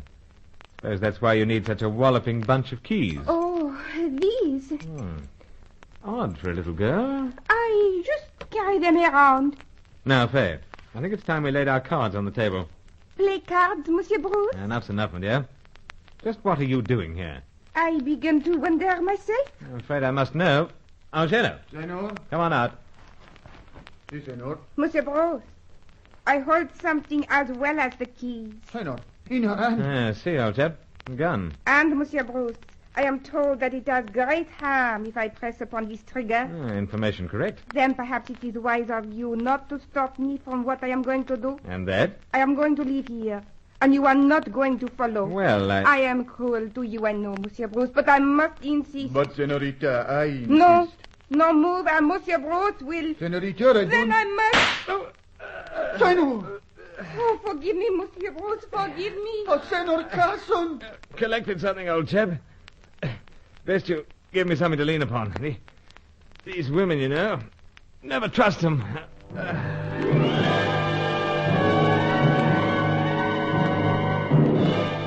Though we'd known for a long time that the exotic Fae was working against us, it was hard to imagine her using a gun. But she had, and the bullet was in my shoulder. While it seemed that one of the fairer sex was prepared to help, another was baring her claws as the situation became more desperate in Operation Death Ray.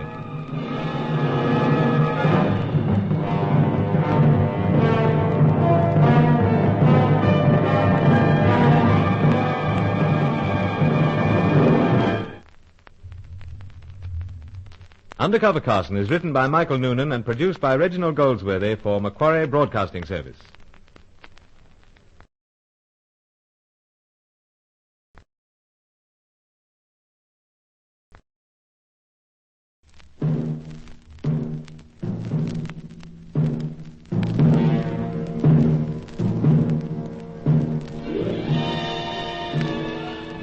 Undercover Carson, secret agent.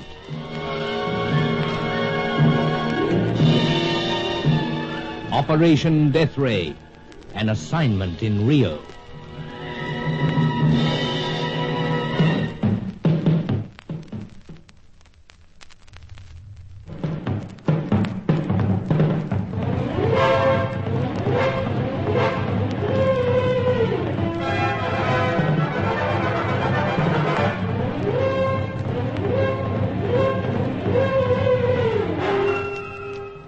Trouble in one of the enemy camps. The vivacious redhead, Hetty Fitzhenry, had fallen out with my former school chum, Roger Deauville. But Deauville was determined that she should not spill the beans to us. She'd been unceremoniously bundled off from her apartment. Angelo and I decided to look over the flat, and we were joined by the French-Italian dancer, Fay Corelli. I decided it was time to lay our cards on the table, but Fay had other ideas. She suddenly produced a small revolver. Angelo made a dive at her, but she fired, and the bullet landed in the Carson shoulder. Fay ran off, loud in her apologies. Angelo wailed. Oh, Senor, so often I have said she is the most treacherous of women. Flesh wound only. No, Senor, you must not get up. Not? Listen. Oh. Yes, attracted by the shot. Then we must... in the doorway, Senor. So, must bluff our way out. Come on. Senors! Been shouting here. A young woman put gun to head, then jumped out a window. But the window, it is closed. Well, best you open it again. Look out. This is tragic, Senor. What now, Senor Carson? We slip out. Grab that painting. This one? Of the bird. Interesting evidence. Come on. Oh, but the people stream into the room. That's the general idea. Escape in the confusion, as said. Come on. Oh, your shoulders, Senor. It can wait. But lend me a hand. Excuse, ladies and gentlemen. Going for a doctor.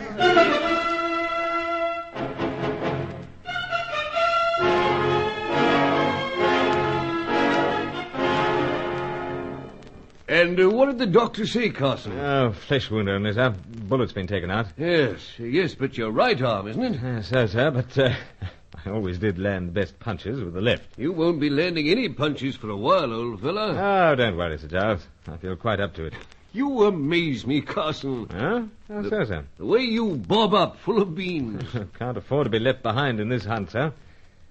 And things are reaching desperate straits. They are indeed. With your arm bandaged and my head, both more or less victims of this so very attractive dancer. Well, sir, she had to come out in her true colours this evening. Indeed. But, look here, what was she doing at the flat? Well, apparently she knew that Hetty had been carted off. and decided to look the place over, much the same as Angelo and myself. Well, in that case, we can conclude once again that she's working in opposition to the Fitzhenry-Deauville team. And so, sir. Yes. But who is which, I wonder? Well, how so, sir? Well, I mean, who represents this continental power, and who the freelancers? Oh, yes, I see what you mean, sir. Well, that hasn't emerged yet. There is so much that hasn't emerged. That's very true, sir.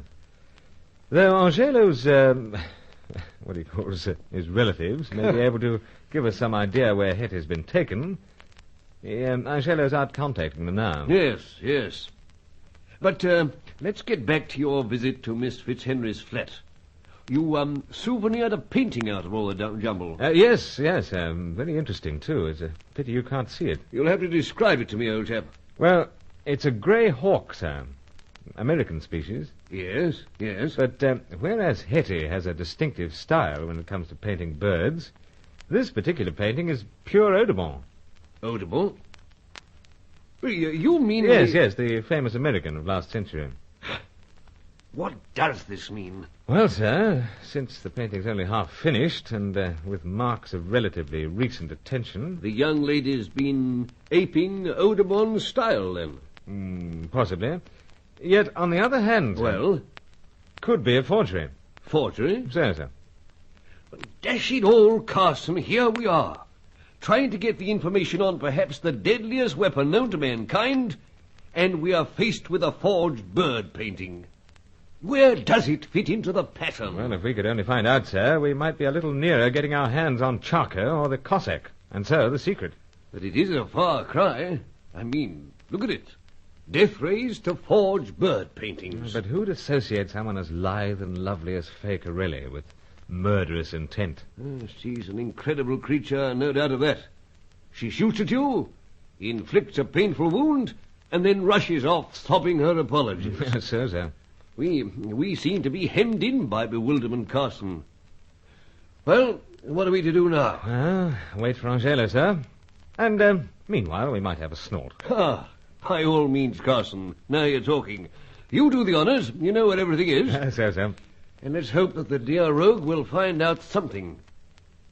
Carson, if we fail on this assignment, then heaven help the free world.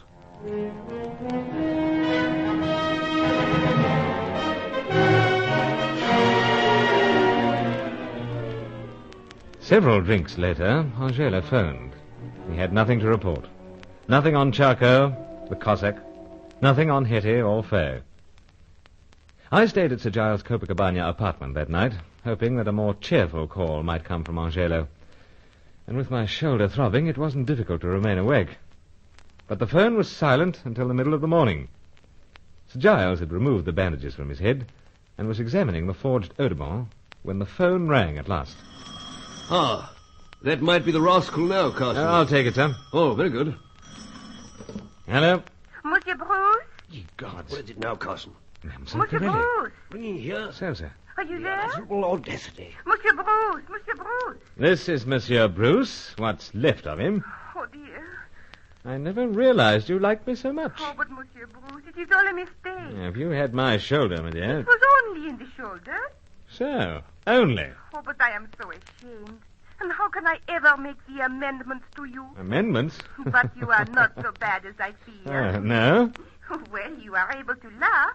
Then, how about we laugh together? What do you mean, Monsieur Bruce?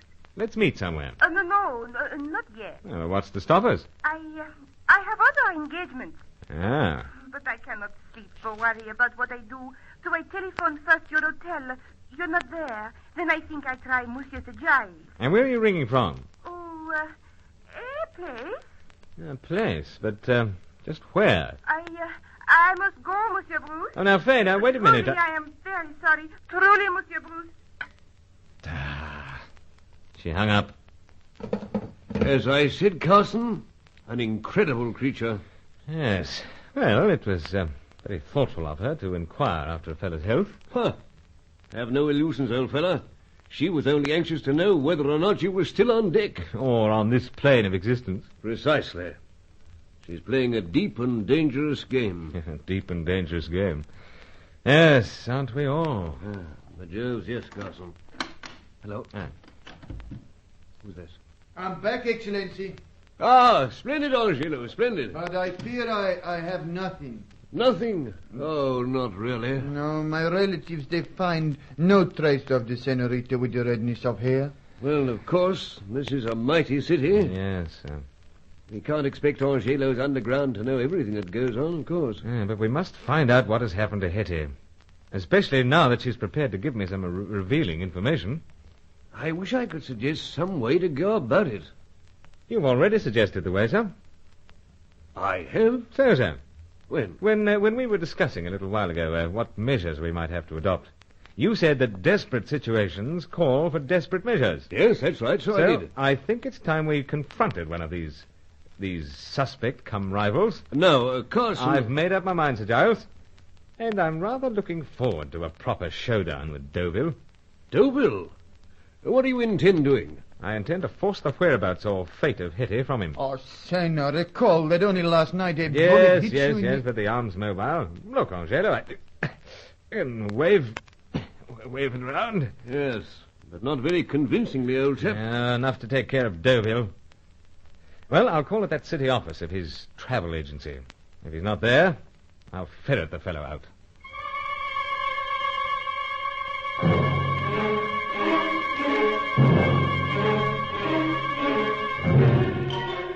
I felt a certain exhilaration at the prospect of forcing the issue with the debonair Deauville.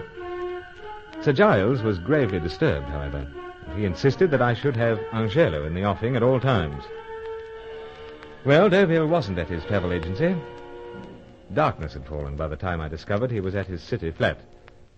I knocked on the door and was inside before he could fob me off. I told him straight off the reason for the visit. Why the dickens should I know where Hetty is? Because, old chap, to use one of her expressions, she is in cahoots with you. I don't understand. Oh, come off it, Roger.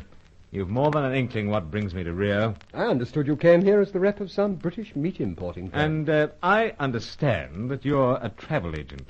Oh, you do? Well? Well, I ask you, old chap. Now, look here, Carson. Just how much longer do I have to tolerate your grinning dial? You tolerate my grinning dial, as you call it, till you tell me where Hetty is. Oh. All right, then. Since you're so persistent, I'll tell you. She's practically out of the country. What's that? Yes, it's astounding, isn't it? I thought it would throw you. Practically out of the country, you say? Well, as good as out. But not quite out. Really, old chap, I'll have to insist that you tell... Keep clear, Carson. Sounds like an interesting call. I said keep clear. Oh, no. If you think you're going to answer that... I do think... All right, then. But... Take that and might be handicapped somewhat at present stage, Deauville. Howsoever, I do intend to answer that phone. And I say that you won't. Then may the best man win. All right, you asked for it. Take that and that. I'll kill you. You...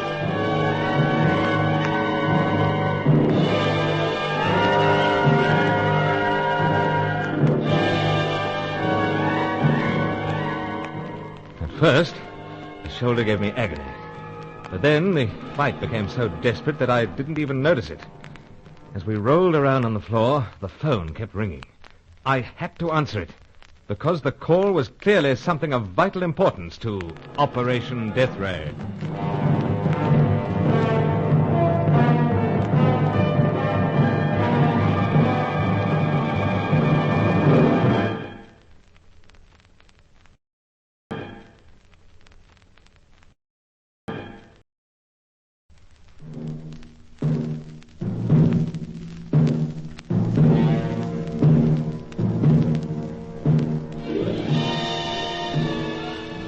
Undercover Carson, secret agent.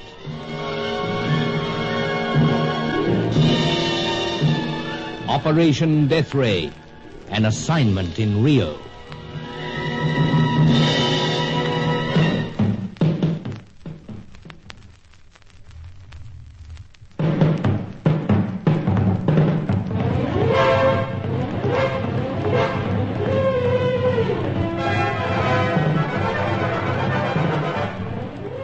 all-knowing Charco claimed that he had only to locate the mysterious Cossack, and then he had the complete secret of the death ray. Meanwhile, the spotlight was concentrated on the red-headed American bird painter, Hetty Fitzhenry. She was numbered amongst those known to be working against us, but she'd indicated that she was anxious to tell me all. However, my former school chum, Roger Deauville, had some hold over her, and he'd seen to it that she didn't have the chance to spill the beans. Hetty had been carried off somewhere. Therefore, I decided to confront Deauville, and we headed out in his city flat. The phone rang, and he was desperate to keep me away from it, but I was equally desperate to take the call. However, in the rough and tumble, my wounded shoulder put me at a disadvantage somewhat. This is one time the great staccato doesn't come off best.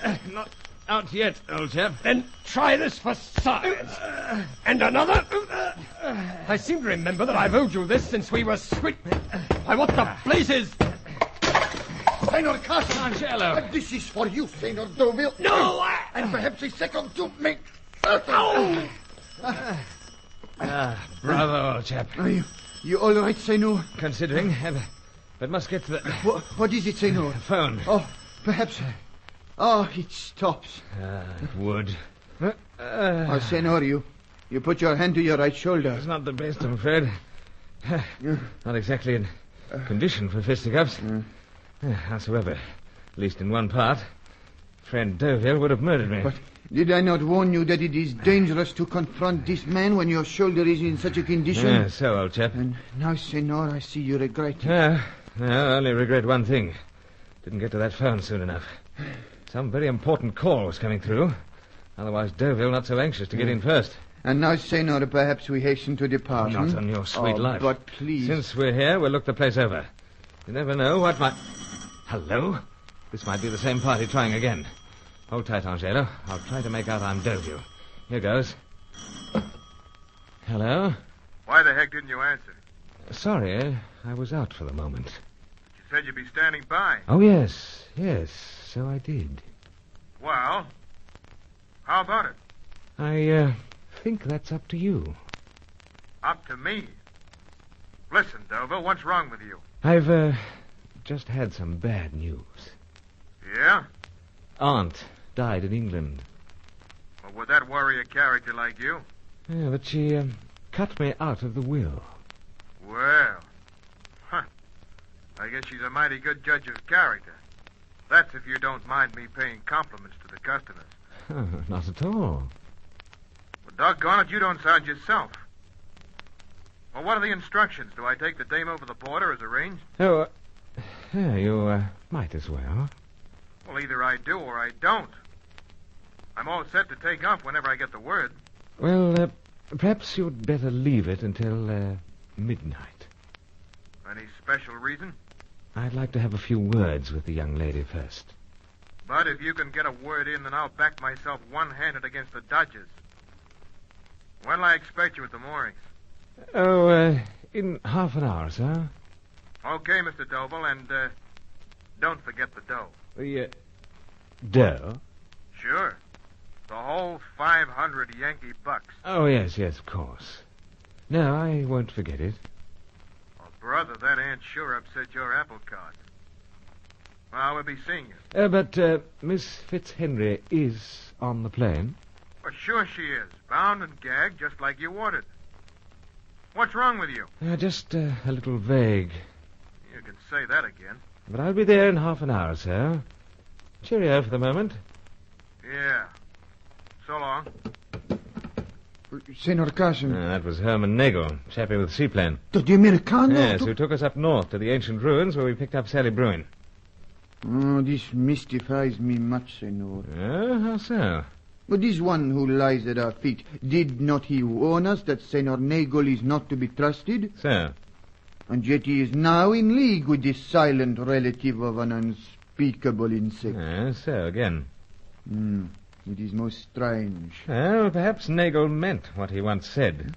And that, Senor? He's free to be hired by anyone, any side, provided they mind their own business and leave him to mind his. Well, anyway, he has Hetty Fitzhenry on that seaplane of his, so we go down to the bay to the moorings. And what of Senor Deauville? Deauville?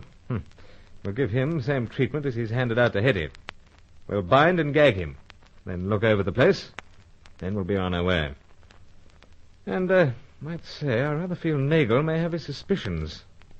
I didn't really care for the way he said goodbye. But did he not take it for granted that he was speaking to Senor Deauville? Well, I rather hoped so. I did my best to sound like him. Howsoever, we shall be prepared for the worst.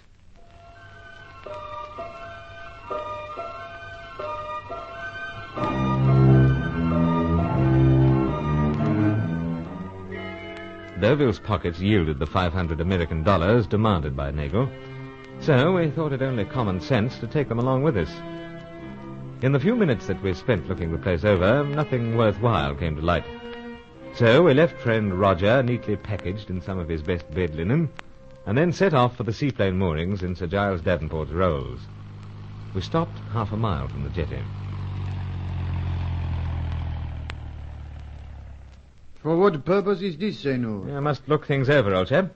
Oh, but all is in darkness, and we are beyond the glow of the lights that line the bay. Howsoever, there's still a faint light near the jetty. There is, Senor.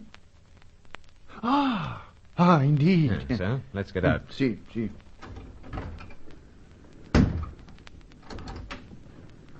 The nearby water is a little rough. So, the seaplane's rocking a little. But where is... You see?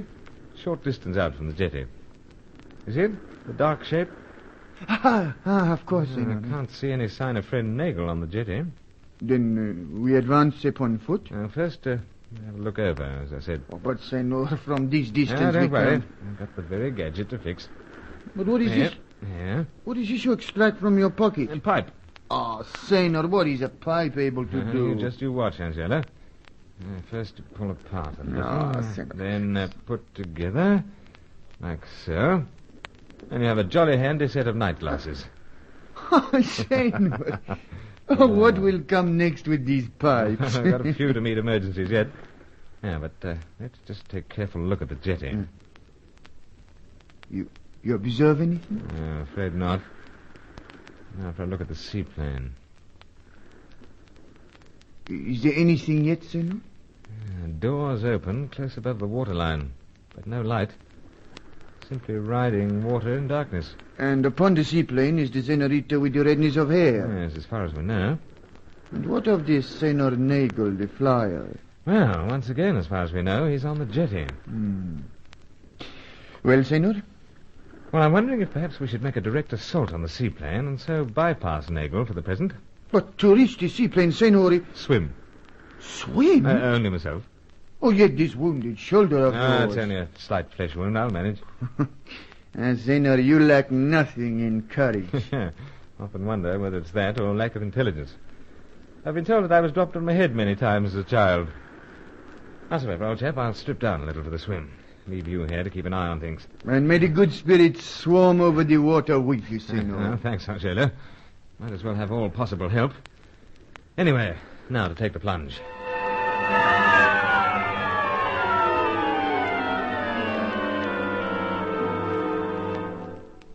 The water was pleasantly warm, and I more or less drifted out, swimming side-stroke, resting the damaged shoulder as much as possible. The seaplane remained in darkness, still bouncing a little on the water. It was 15 minutes at least before I was alongside. I hauled myself into the cabin through the open hatch. Hetty. Oh, bravo, you're here all right. Don't worry, my dear. Now, just hold steady. I'll get this business off your mouth. Now, where are we? Oh, yes. That's got it. Oh, brother, am I glad to get that doggone thing off. Crime to do such a thing to such a sweet mouth. But just give a fellow a chance. Oh, say, Bruce, do you know what you're doing? So?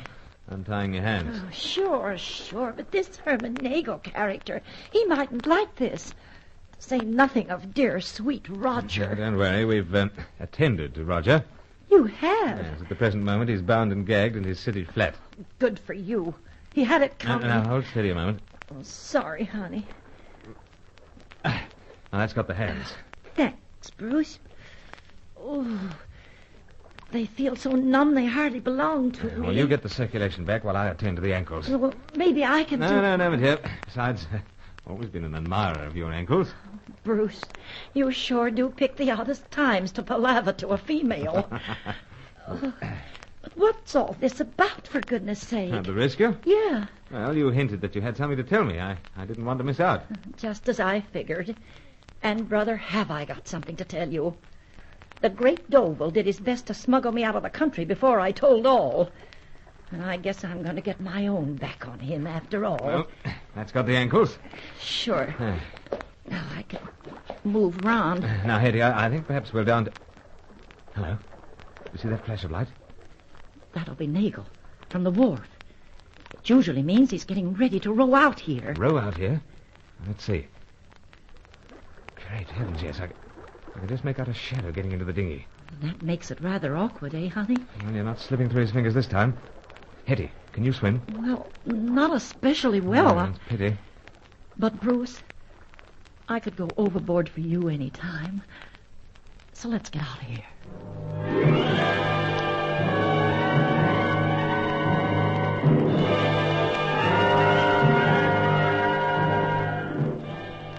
Nagel dipped the oars of his dinghy into the water as Hetty and I quietly slipped away from the seaplane.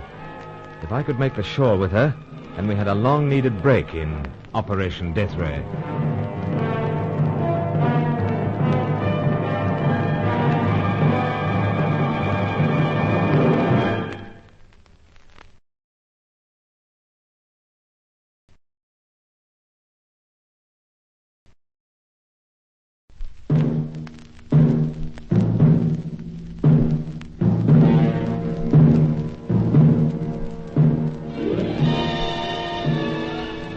Undercover Carson, secret agent.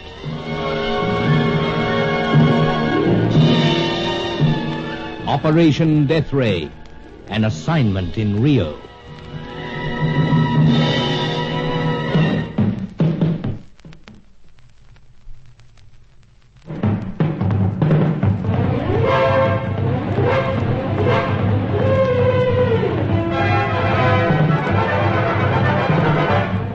Hates and fears were coming to the surface at last. My former school chum was showing himself to be anything but a friend towards the people of the country that had reared him. But who was he working for? The freelancers?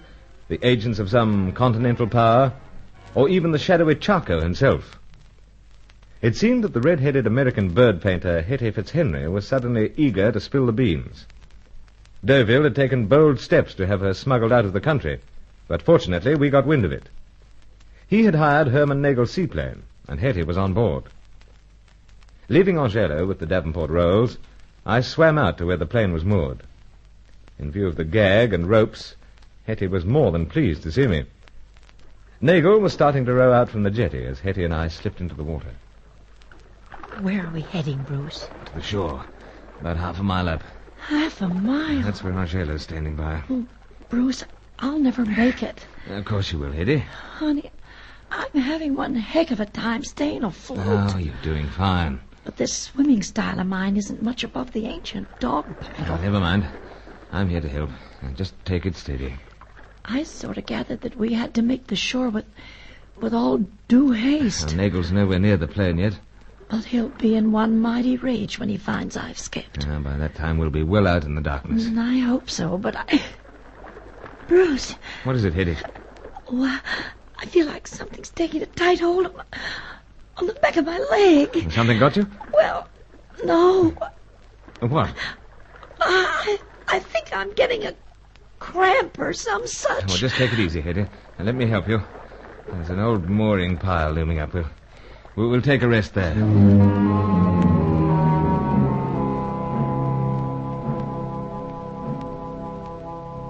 How's it now?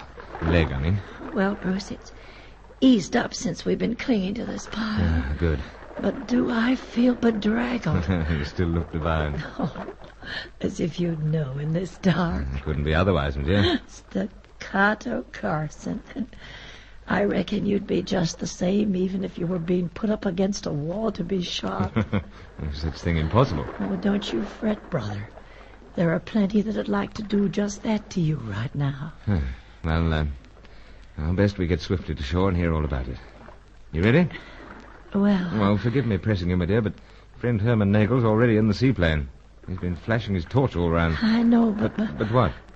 Bruce, I got the feeling this is going to be a mighty half-mile. Oh, well, I'll be on deck. Besides, it's time we started to move.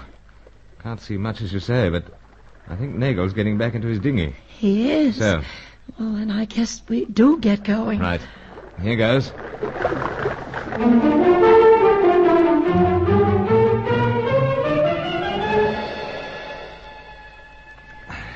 Bruce, honey. Only a couple of 100 yards more. I know, but... Big effort, my dear.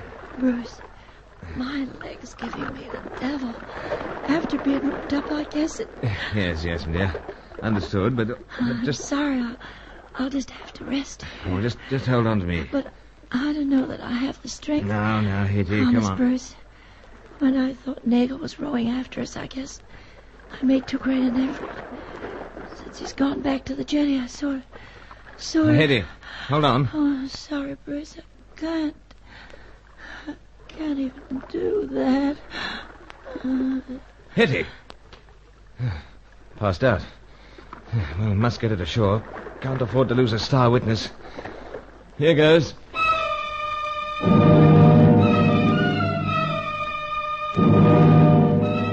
Slow going, especially for a chappie with a right shoulder so recently nicked by a bullet. There was a steady current that I hadn't noticed earlier, so I had to change direction slightly and come ashore considerably short of where I'd left Angelo with the car. But he spotted me, waded out, and helped me to carry Hetty onto dry ground. She lay very still, her face a ghastly colour, the marks of the rope still showing red on her slender ankles and wrists. It is from pain and the exhaustion that she has collapsed, Senor. So, old chap. That on top of all she's been through. She breathes with great lightness. Yes, I know. Well, what are we to do, Senor? Leave her? Leave her? Indeed. I'm surprised at you, Angelo. Senor, it is unwise to be encumbered with one, however fair, who is about to die. Oh, but she's not that bad. You think not? No, just collapsed. Nothing more. Allow me to explain, Senor. My ancestors were able in some way of mystery to feel the coming presence of death. Death? Indeed. And I am not altogether without such powers of discerning. No, rot. Believe me, Senor, all is not well. Now listen, old chap. We've got to get Miss Fitzhenry to warmth somewhere. You buzz back to the car and bring it here pronto. It would be wiser to abandon... Out of the question. Especially with all the information she has. Now get the car. Very well, Senor, I go. Abandon, dear child? Never. Hetty, old thing. Could be dead the way she looks. Still breathing, faintly. Howdy. Huh? What? You're not expecting me, huh? Nagel? Yeah. Minus boots, of course. I near wore out my socks creeping up on you. You've, just arrived? Just. Yeah. But still in time to protect the interests of my client. Client? I reckon you know as well as I do. Mr. Roger Deauville. Yeah. Well, no doubt you're entitled to be a little put out at my interference. I'm put out, Bud, but I can assure you of that. Howsoever... And I don't take kindly to that stunt you pulled on me, Carson. Now, which stunt was that? First making out you were Dovel on the other end of that telephone. Oh. Yeah, mighty smart. Oh, thanks. All you English characters talk alike to me. Yet I figured there was something wrong with the way you were talking. It wasn't until I got on the plane and found the redhead gone that it all hit me. And now, here you have proof. Yeah. And the opportunity to get my own back. Nagel, in the past, I rather gleaned that you didn't think too highly of friend Deauville. But I don't think too highly of mankind in general. Yes, I rather gathered that. I reckon I made it plain to you that I hire myself to the first who comes along. Deauville hired me to take the redhead someplace. So, but, I fear she won't be going. Not yet a while. That's something you want to find out about her, huh? There is? Well, I guess there's plenty you don't know. Yes, naturally. I'm not alluding at the moment to a background, Mr. Carson. Then what are you alluding to? This babe needs extra gentle handling. But don't they all? Maybe, but this one is different. How different? Like Deauville told me, I wasn't to fly too high because she's got heart trouble. Heart trouble? And not the kind that makes her swoon when there's a Carson cooing around. We can't. Yeah. Ah, that explains, of course. Hetty. Hetty, old thing. Thanks for the chance, Bert. And another. Really, old chap. I don't take kindly to characters interfering. Oh, nor I, for that matter. Shaping up, huh? Well, why not? Okay, Carson, you asked for it. One moment. Who the... I also am able to walk without the noise of boots, Senor Nagel. Thanks, Angelo. It is nothing, Senor. But it is understood, of course, that this weapon is not without bullets. Turn the goddamn thing on yourself. I am very sorry to turn the tables this way, Senor Nagel. Okay, Carson. This ain't the finish. Don't worry. Well, I'm afraid it is for the moment, Nagel, old chap. We've a car close-handed. If Miss Fitzhenry has a weak heart, then it's more urgent than ever that we get her to help and warmth.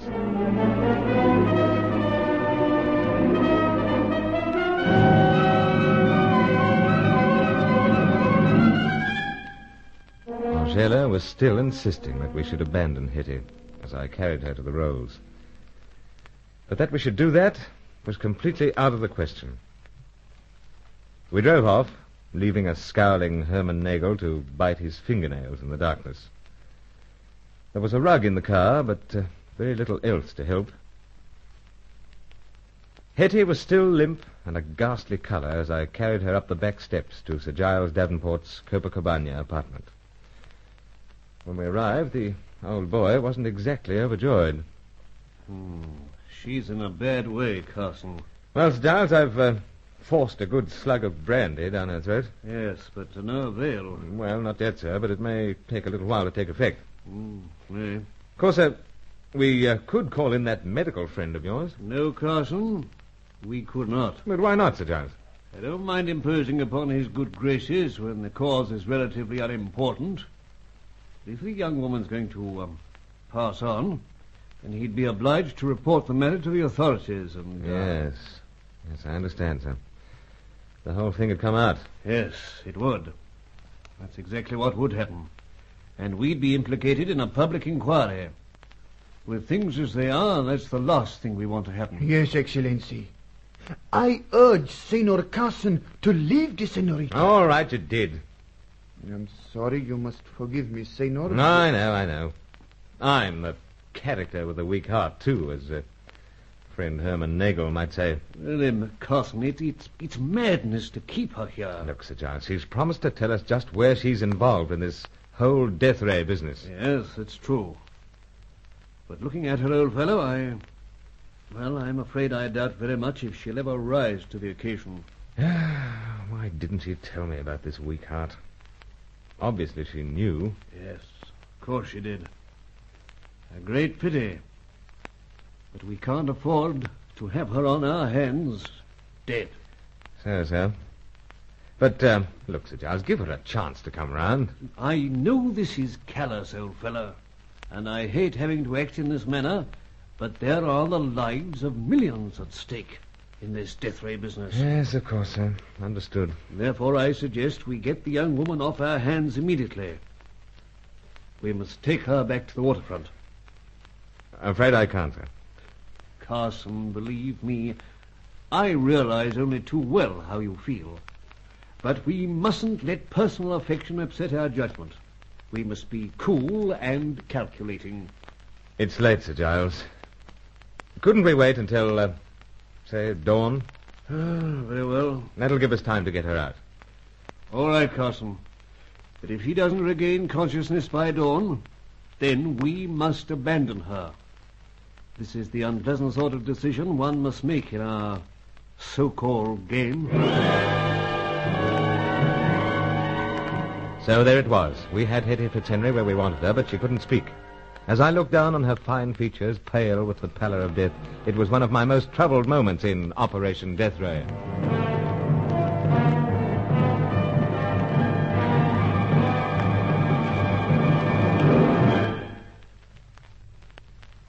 Undercover Carson is written by Michael Noonan and produced by Reginald Goldsworthy for Macquarie Broadcasting Service.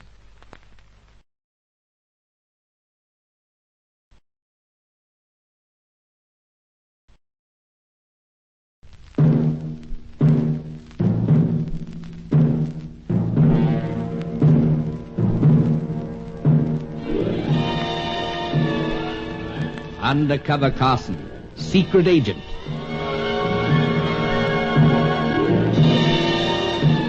Operation Death Ray, an assignment in Rio.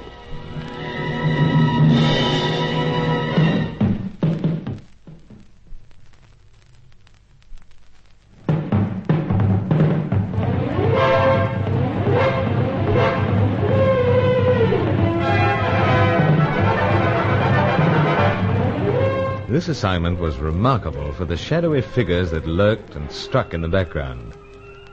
Remarkable, too, for the stunning women who glittered, as it were, on the surface. But they were creatures of light and shadow, as we gradually found out. Exotic Fay Corelli was more than the scatterbrained dancer she pretended. Helena Jansen, dealer in antiques, had her mystery. And even Sally Bruin. But for the present, the spotlight was on the American bird painter, Hetty Fitzhenry. My former school chum, Roger Deauville, had arranged for her to be smuggled out of the country. But Hetty was on our hands now, though far from being in a fit condition to speak. She lay motionless and pale in Sir Giles Davenport's Copacabana apartment as the night wore on. Warmth and brandy didn't seem to be having any effect. Well, I hate to say it, Carson. The strain of escaping from Deauville's clutches has been too much. If only I'd known she had a weak heart. Yes. Yes, it's all very well to say what we might have done and so forth. But, Sir Giles, we could have stayed on that seaplane. Yes, you could. But what of this fellow Nagel? Well, we could have waited till he clambered on board, picked the right spot and moment, and, well, sir, land one. Yes. What's done is done, I fear. And time marches on. What is the time now, sir? A little after 3:30. Yes, it's getting on all right. Indeed. An hour or so, and we'll be seeing the first grey streaks. Look, Sir Giles, you're tired out. Why don't you turn in for a while? No, Carson. Very decent of you, but no thanks. If Miss Fitzhenry doesn't regain consciousness by dawn, then I intend to make certain that we, dispose of her. Dispose of her? That's pretty callous. Yes, that's true. Quite true. But we can't afford to have a dead woman on our hands. Yes, so you've been saying. No, my boy. You mustn't allow your personal feelings to become involved in a... Personal feelings, yes. I realize that. Here. Let me fix you up with a drink. Huh? Oh, well, thanks. Help to pass the time, too. That'll be enough. Oh, nonsense. Be off with you. Make it a stiff one. Oh, well, if you say so, sir. Water? Yes, thank you. Say when. Thank you. Here we are, then. Thanks. Now, my boy, you get that down. Well, bung-ho, sir. That's the idea. What's that you're doing, sir? Oh, it's all right, it's all right. Steady, Carson, steady. Just searching for the young woman's pulse. Searching? Yes. It's still there. Very weak. It's been very weak all along. No, there's no getting away from it, Carson. I don't like her chances. It's all very curious, sir. Well, how's that?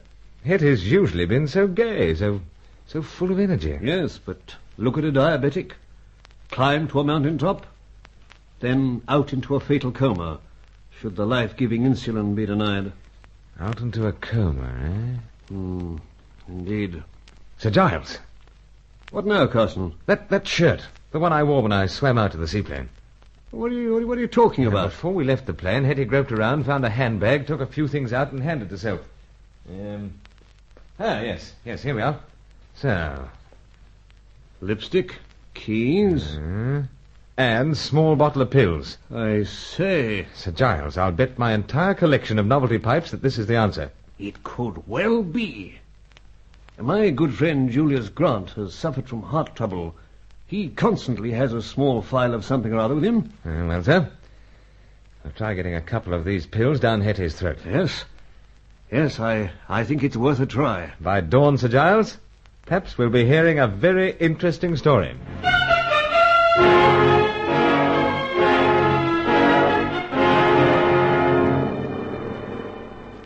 Next hour seemed the slowest of all. Did Hetty show some improvement? Or was that just hope playing upon my imagination? I kept thinking of all the things that she might reveal to us, and so provide us with something to help us through the final round of the shadowy conflict. But gradually hope gave way to despair, as it did so often. Well, Carson? Well, I think she looks a better colour, sir. Can't say I've noticed it. Well, you can't deny, sir, her pulse is stronger. Or is that your pulse? We must give it a chance, sir. I agree to that, till dawn. And now, looking out towards the bay... Yes, sir. I know. Much as I hate to say it, the sky does seem a little lighter. It is a little lighter. Sir Giles, another snort, perhaps. My dear fellow, you've been fobbing me off with that excuse for the last half hour. I fear that very soon we shall have to ask Angelo to run out the car. No, Sir Giles. The way you're acting, anyone would think I was out to wreck our chances. Heaven forbid. Now, Hetty's capable of explaining a lot to us. Dead, Carson? No, she's not going to die. We all hope not, Carson. But on the other hand... She is close to death, Senor. What would you know about it, old chap? My ancestors had power to foretell such things. Now, rubbish. It brings no good upon us, Senor, to speak light of such matters. No, the pair of you.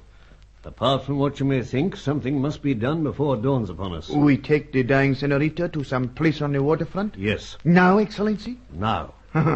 See, at once. Now, steady on. What do you think you're doing? I'm removing the senorita. Now, if there's any removing to be done, I'll tend to it. Carson, do calm yourself. You're overwrought. But under the circumstances, it's only the... Phone? At this hour? Well, sir? Answering? Well, I'm not too sure that we should. It could be some of Angelo's relatives reporting. Some joke, sir? No, old fellow. I was only thinking you are desperate to cause a delay. Well, the phone is ringing, sir. Then we shall answer it. Hello? Is Carson there? Well, Is he there? For me, sir? Yes. I'll take it. Go ahead, old fellow. Here you are. Thanks. Carson? Hello, Carson. This is Deauville. Oh, Roger, old chap. So early. Not the only one who's up and about, am I? Apparently not. But, how is it that you come to be up and about? The cleaners start early in my apartment building. Must. Carson, you've got Hetty. Now, what gave you that notion? I've been in touch with Nagel. It was Nagel, perhaps, who came and found you roped and such like. Possibly. It is Deauville, Carson. Yes, so, sir. But you have got Hetty. Well, make up your own mind about that. Then you have? Carson, this might wipe the grin off your face. I'm not so very far away from you at the moment. No? In fact, I'm close enough to stop you getting out of the apartment building with the Fitzhenry. How close? Just the nearest phone box. Awkward. As you say, very awkward. What is this? Tell you in a moment, sir. Understand this, Carson. I was considerate enough to assist Hetty in getting out of the country. Yes, I noticed. First class to looks. Gag and rope. Never mind about that. She's had her chance. Now that you've interfered, she will not get out of that apartment building. And how can that little thing be achieved? Oh, there are a number of ways. Darts and blowpipes, perhaps? Arrows and bows? Possibly. I've been wondering all along who's been using those choice weapons. On this occasion, I would even stoop to using a gun. And without a silencer, if it comes to that. That's all for the present. Nice chap. He hung up on you? So, but, Angelo. Senor? Slip out to the balcony like a good fellow. See if there's anyone stepping out of the phone box along the way. At once, Senor. Now, Carson, I take it that Deauville's getting a little desperate. So, sir. Yes, you'll cause some bother if we try to get Hetty out of here. Really? Finish her off, eh? So. Senor Carson? Someone there? See. A figure emerges from the phone box. And without a doubt, it is Senor Deauville. Good. Confound him. Well, sir, it seems Hetty must stay. Under the circumstances, yes. But if she dies on us... No, she won't. But... I'm taking a risk, sir. Aren't we all? Besides that, sir. What deuce are you doing with those pills? That's the risk I referred to. I'm giving Hetty a couple more. They may do the trick. Well, go ahead. But let's hope we aren't being tricked into killing her off.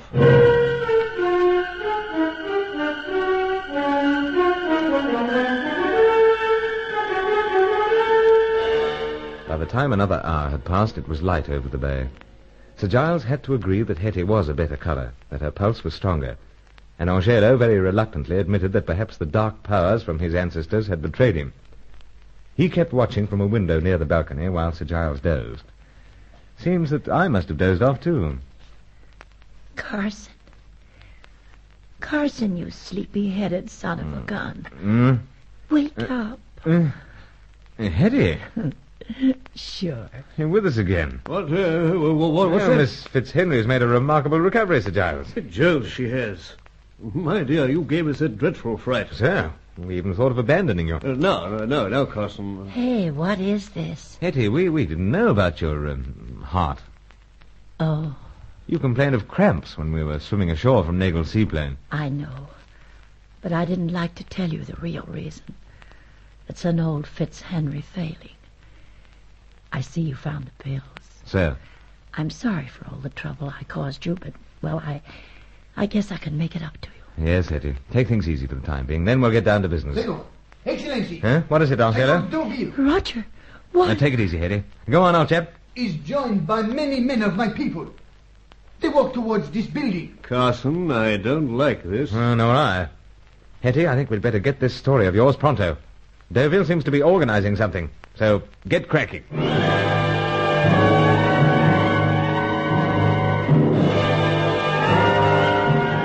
Deauville had been joined by some native Brazilians, and he was coming towards the Devonport apartment building. It was with our ears alerted to sounds in the corridor that we heard Hetty give us one of our most welcome breaks in Operation Death Ray.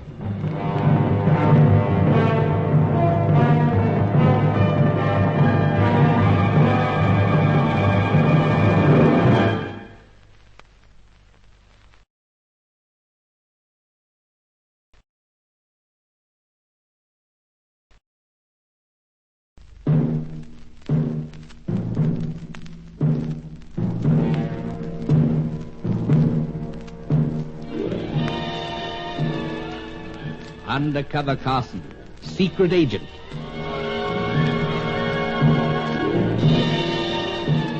Operation Death Ray, an assignment in Rio.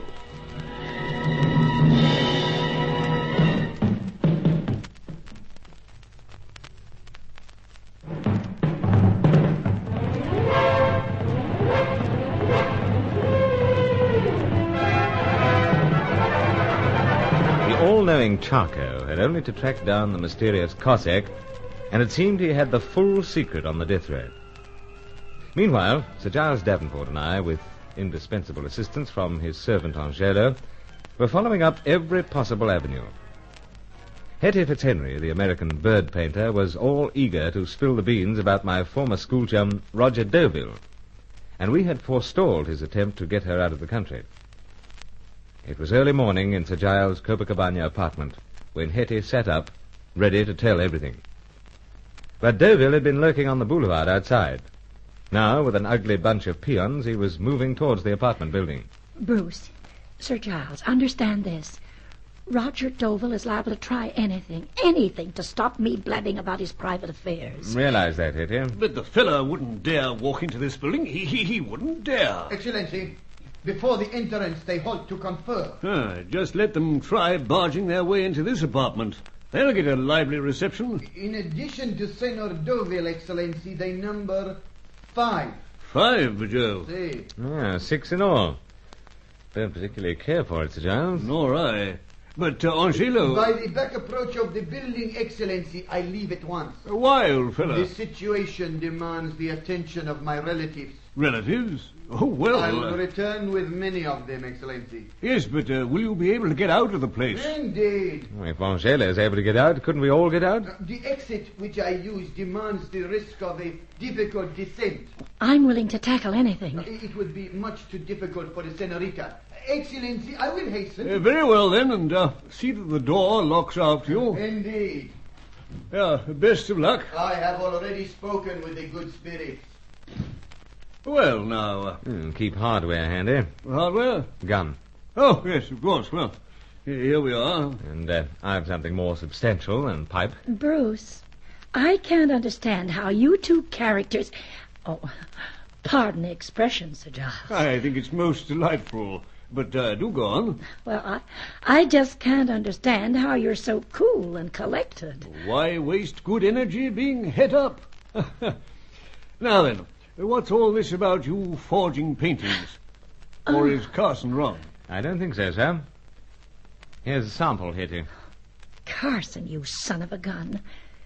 Where did you get that painting? We took the liberty of looking over your flat. So you did? And I stumbled upon this. Well... When finished, my dear, it would be a nice forgery of that superb 19th century bird painter, Audubon. Superb? Oh, very convincing, anyway. Enough to trick most people. But not expert Carson. Well, numbering bird watching amongst hobbies has made me rather keen-eyed as far as such paintings are concerned. I can imagine. Ah, Hetty, we're not trying to be clever. It's just that we think that you've been forging Audubons, and... Okay, I have.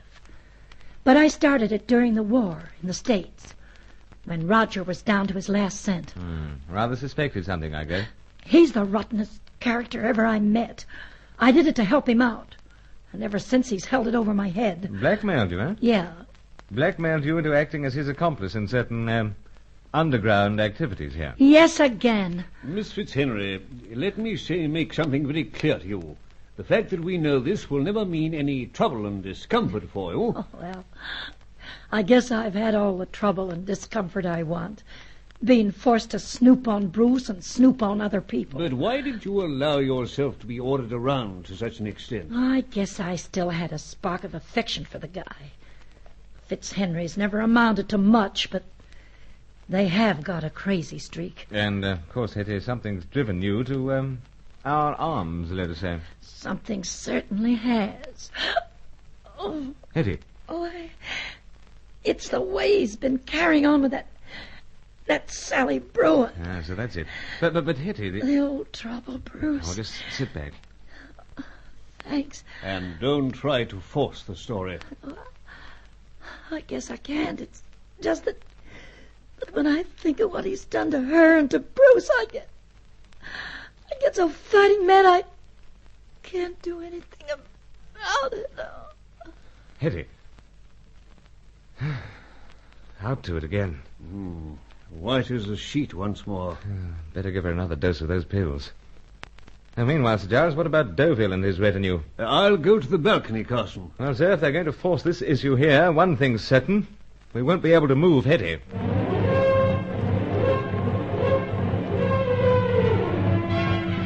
Deauville wasn't in sight, but Sir Giles spotted a number of doubtful characters lounging with studied nonchalance outside the entrance and on the beach side of the boulevard. 10 very tense minutes passed before Hetty opened her green eyes. Tired eyes, perhaps, but still very lovely. Silly of me. Now, take things easy. Yes, my dear. What about Roger and his bruisers? No trouble as yet. And your Angelo? Nothing from him, I fear. I guess you boys are waiting for me to come good on Roger's doings. So, my dear, being in the business, we are. I know a good deal about you, Bruce. About this job with the meat importing outfit being a blind. About you and Sir Giles being British agents. Oh, you don't have to deny it. Thanks. And you can thank Sally Bruin for anything I tell you. That's the point, before I forget it. You say that friend Deauville has been carrying on with Miss Bruin? You can say that again, Sir Giles. Well, Carson was rather under the impression that Deauville had been pestering her. Like fun, he's been pestering her. What's this? She's been haunting him just as much as he's been haunting her. And don't let anyone fool you otherwise. There you are, Carson. Oh, I don't know what to make of that. Miss Bruin isn't quite the young innocent you imagine. She certainly isn't. Well, what do you know about her, Hetty? Little else. She's working in with Deauville? In the murderous frame of mind I am, I'd like to say she was, but I don't think so. I see. And now for a very important point. Very important to us, Miss Fitzhenry. With whom is Deauville working? You've got no idea, Sir Giles. We've an inkling. So? Either the freelancers... No, not the freelancers. Then it's some major continental power. That's right. Which one, my dear? You know, you boys are going to doubt me when I say this, but I'm being dead honest. I don't know. We don't doubt you. However... But you really do, huh? Well, it is a little, shall we say, odd. I could never wheedle it out of Roger. I just don't know. Then we must leave it at that. It seems so. But Hetty, who else is bound up with him? Well, there's quite a team of local boys. Anyone we know? Well... Herman Nagel? Oh, no, not really. That sorry character's prepared to sell his soul to anyone who comes along. Yes, we thought as much. He's worked for Roger at times, and he's worked for Roger's rivals. Us? And others. Others, such as Fakerelli? No, I don't know about her. Then, Helena Jansen. Now, she's a one. So we believe. There's some link between her and Roger. Yes? Though I can't make it out. Oh, why so? Well, he seems to have some hold over her. Oh, blackmail, perhaps? Yes, it'd be his doggone form. Don't upset yourself, Hetty. No, I guess not. You were saying that Deauville seemed to have some hold. Sure, Sir Giles. Yet, on the other hand, she seems to have some hold on him. It's very interesting. Most. But to press on, Hetty, have you by any chance heard of Chowker? Have I heard of him? I ask you. Well, I really should say, can you tell us anything about him? Only that he's got the full death ray secret in his pocket, barring what he has to get from someone called the Cossack. And he's made some boast about mopping up the opposition before that character makes his appearance. That's all you know? Bruce, I assure you, Roger knows nothing more than you. And what about the Cossack? He was one of the European scientists that came to this part of the world and scattered. Yes. And he's due to turn up in Rio at the time of... Bruce! Carson, that sounds like Deauville and his gang. Sir, it seems they're fighting amongst themselves. Oh, could it be that Angelo has arrived with his relative? Of course, Angelo. I think perhaps we should peer through the servants' door at least, to make certain they aren't wanting in number. Right, Sir Giles, but before we go... Hurry, man, this sounds rather lively, to say the least of it. Hetty was telling us something about the Cossack. Oh, yes? Due to turn up in Rio at the time of the... Carnival, Bruce! Carnival? The Lenten Festival. Oh, yes, of course. Well, there's quite a carnival in the corridor. Come on, let's take a peep at it. So, sir. And you keep well in the back of the room, Hetty. As Sir Giles says, quite a carnival.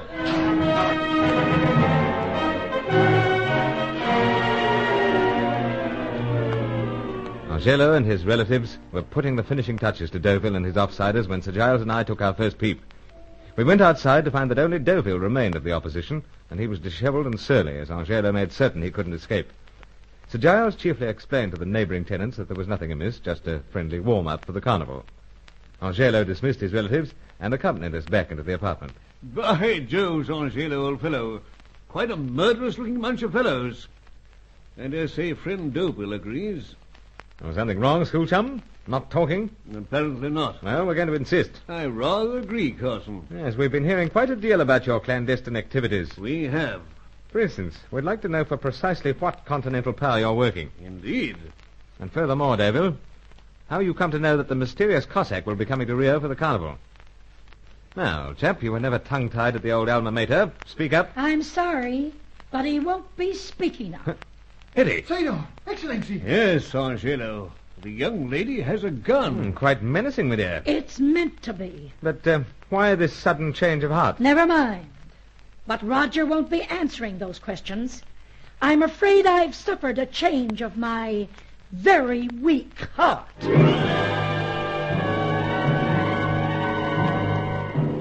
My faith in the fair sex had been rather shaken by Hetty's revelations on Sally Bruin, but now I was to be shaken by this sudden change in Hetty. Meanwhile, it seemed that the Rio Carnival was to provide a dazzling background to the final efforts in Operation Death Ray.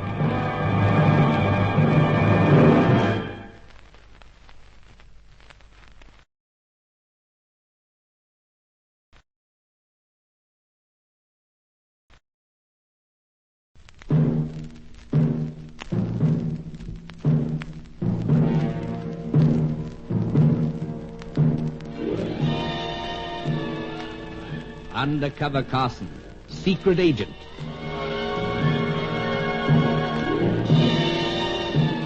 Operation Death Ray, an assignment in Rio.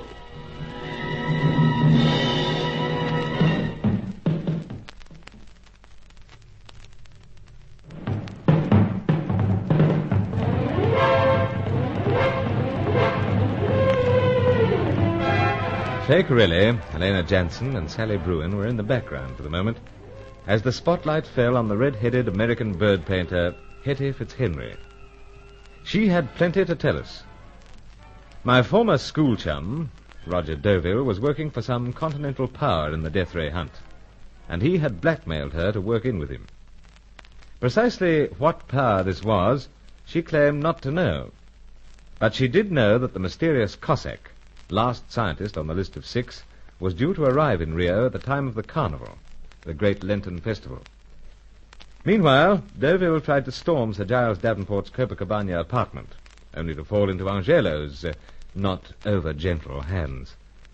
But suddenly, Hetty, after claiming that she hated him for paying attention to Sally Bruin, now suffered a change of heart.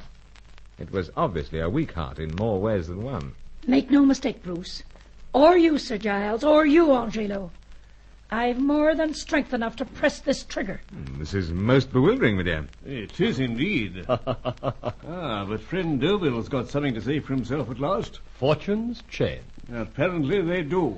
You know, this is most disappointing. I'll bet. We thought we'd find out just what colours you were wearing. Really, Carson? As ever, the old-school type. I rather fear you're a disgrace to it. You're the old-fashioned type, Carson. You always were. Anyway, come along, Hetty. No. Now listen, old thing. Get going, Roger, before I suffer another change of heart. But... Get going! Well, perhaps I will. Wise fellow. And lucky. And keep out of his way, Angelo. Have no fear. He won't interfere. Go on, Roger.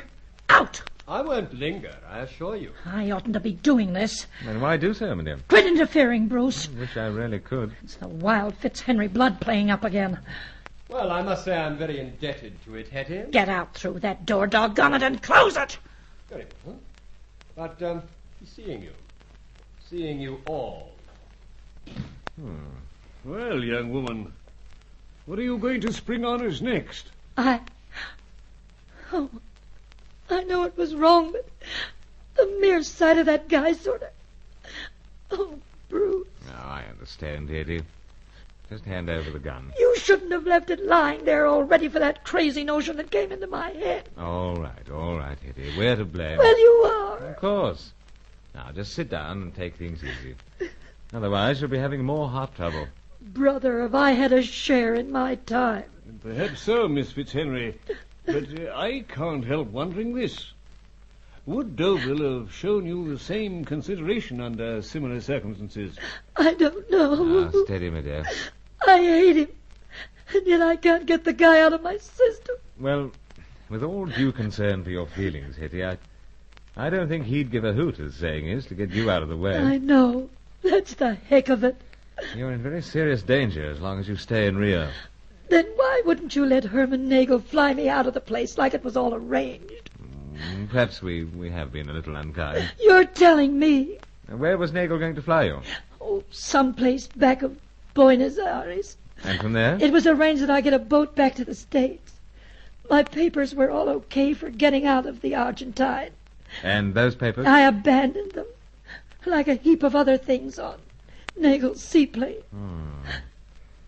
I wonder if Nagel would play along. What's this, Carson? Well, Nagel claims that he has little personal interest in who charters him and why. So it appears. Well, we've $500 of Deauville's money in our possession. If we add some local cruzeros, perhaps he'll talk business. What do you say, Hetty? Oh, I'd say anything as long as it means me getting away to blazes out of this place. We'll miss your gay presence on the local scene, my dear. You son of a gun. But you have given us some valuable help. Yes. So it's up to us to get you away safely. Well, let's hope it won't be any trouble.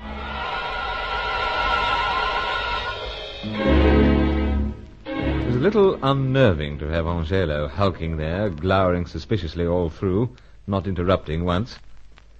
But we left it to him and his relatives to find out what the dour Nagel was doing at the moment. Hetty was exhausted, physically and nervously. She slept through the morning.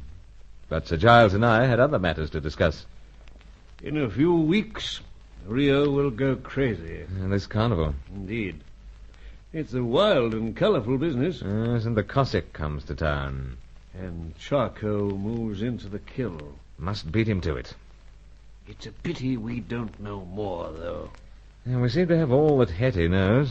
I do feel sorry for that young woman. Deauville certainly led her a dance. One rather admires, you know, the way she can come up so gay and vivacious when she's got all that on her mind. So. Yes, she has a great spirit. Having that heart ailment would account for it, perhaps. Exactly so. Well, look here, Carson. Let's examine some of the other leads she gave us. Miss Helena Jensen, for instance. Yes, nice. I must admit, sir, that was curious. I'd say so. Most curious. While Deauville seems to have some hold over her, she, in turn, has some hold over him. So? Yes. Of course, we've suspected for quite some time that there was a link between them. Oh, yes. One moment you think Elena's going to confess all, next she's like a clam. Very well, then. Let's move on to another suspect. Fakerelli. No. Miss Bruin. I can't quite make out what Hetty means there. My dear Carson, Miss Fitzhenry made herself abundantly clear. There's been a much closer liaison between Deauville and young Miss Bruin than you believed. But he's been pestering her. And Miss Bruin, it seems, has been reciprocating by running after your old school chum. 'Tis odd. She's so innocent that she might well mean the most dangerous of all. Absurd, sir. Well, in this game, Carson, things appear absurd at first, but later on, well... But consider how we met Sally Bruin. Yes, in some outlandish place, with her father, one of our scientists. Dying, poor fellow. Well? Well, I'll grant you that she seems to have a watertight background, but... But give me one reason to doubt her. Certainly. The fact that she's been deceiving you as regards her association with Deauville. All right, then. While we're waiting for Angelo, I'll have a chat with Sally. She'll be over with your friend Commander Grant about now. I'll take her out for coffee. Now, that would be an idea. And give old Julius my very best regards. I will, sir. Next, we'll be suspecting him. Suspecting Julius? Oh, now, Carson, that would be absurd.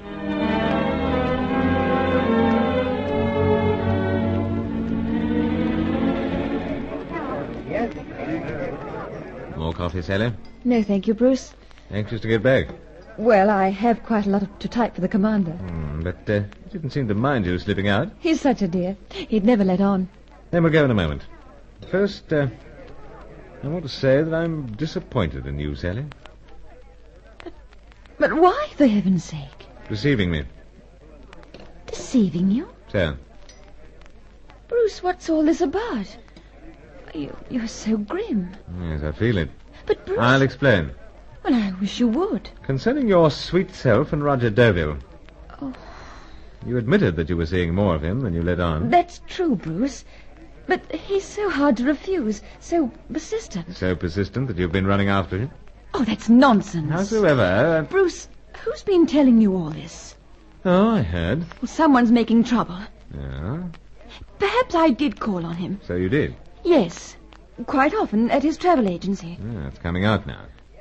Oh, really, Bruce, I can't be angry with you. But I want you to know why I've been seeing more of him than perhaps I've, led you to believe. I'm listening. It's the work. The work? How's that? You know, all Commander Grant's work. Well, what of it? He dictates long notes to me about all the oddest places he's visited. Well, sometimes I just don't know whether I've got them down right. I don't like to trouble him too much. I suppose I don't want him to know that I'm incompetent. So you call on Deauville? Yes. But don't you see why? I'm afraid not. Well, he's a travel agent, isn't he? So? He can help me with the right spelling for these places.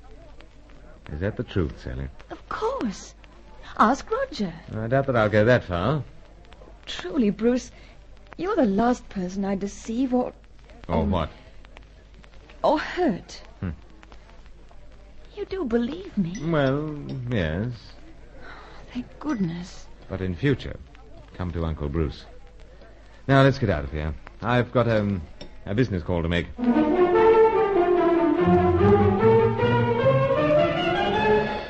If a fella couldn't believe young Sally, then he wasn't human. Though undercover men playing for high stakes shouldn't be human, perhaps. Anyway, I said goodbye for the present and watched her go. Perfect young British beauty. Then a familiar voice spoke behind me. I not care for her. Faye! Your taste is slipping, Monsieur Bruce. Oh, you really think so? Oui. Well, you're to blame, you know. How is that? Making yourself so scarce these days. Why? I have been pursued, Monsieur Bruce. By, a man? Oui. But this time I get rid of him. Now, that cabaret owner, perhaps. Oui, Reliana. I persuade him to forget me. Now I am free to look after you again. Remember our last meeting? Oh, I was so unkind. Yes, you were, rather. That bullet might have done much more harm than Gray's shoulder. But I meant it only to touch almost the top of the shoulder. Like the sword when the sovereign of your country makes the knight. Ah, so that's it. Believe me, Monsieur Bruce. But now I look after you, just as I tell you. The trouble is, whenever you get such notions, things have a habit of going off on a somewhat bewildering tangent. But, where to? You have nothing better to do than look after me. Well, I did have some business to tend to, but it can wait. Let's, Monsieur Bruce, quick. What is it, Faye? He sees us, quick. Yeah, but who sees us? Chaco. Chaco? Oui. You mean Blighter's close-handed somewhere? He is, and he means murder. Hasten. No. If Chaco's in this crowd somewhere, then I want to see him. Monsieur Bruce, oh, you hurt me. Don't try to run off. Come on. Where is he? Where is the elusive Chaco?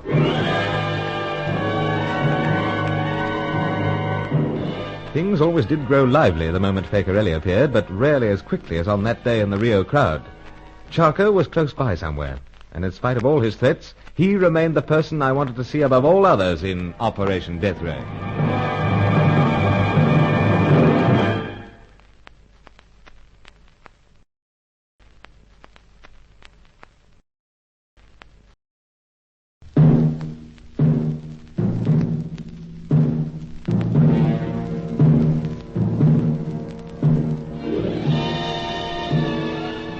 Undercover Carson, secret agent.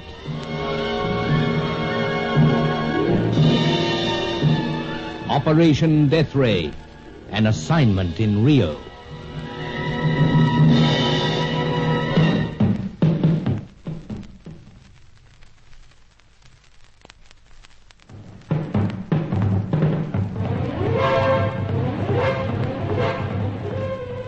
As I look across the valley now, seeing once again the great scars wrought by the savage ray, I wonder that I could take my time so much in the course of the shadowy search, allow myself to be so easily diverted.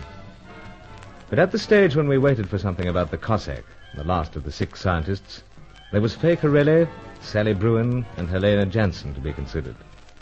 Our red-headed American bird painter was out of the picture. It was Faye who stepped into it again after a series of bewildering meetings and phone calls. I had just left Sally, reassured once again that the dear child was the epitome of innocence, when Faye approached. And what male heart could not leap? I was marveling at her dark attractiveness there in the warm sunlight of the crowded Rio Boulevard when suddenly she changed. She said that the evil genius of the whole piece, the elusive Chaco, was lurking somewhere close by. Hurry, Faye. Where is he? Monsieur Bruce, you hurt me so much. But where? Please, people look. I'll let go then. But where? Where? Monsieur Bruce, I not know what is all this you talk about. Chaco. Chaco? Oh, great Lucifer, you said he was here, that he meant murder. I said that, Monsieur Bruce. Oh, you act so strange. I act so strange. My dear. Oui. It is all far beyond me. Faye, my dear, obviously he's gone and taken the danger with him. But who is this? A fellow by the name of Charco. Charco? Charco? Oh, it means nothing at all. Naturally. Oh, but this is what happened when you are in the wrong company. It makes you so silly. Wrong company. The other one with the brown hair, you know. Oh, Sally. I not care for her. Not, eh? She is not the frank kind as I am, not the open kind. Oh, not that again. Oh, Monsieur Bruce, you worry me. Let me take you somewhere. I think you'd better. My head's going round and round. You poor boy. I come to look after you once again. I stop the poor head from turning round and around. Oh, will you make it spin all the faster? Oh, let's go and find that quiet corner.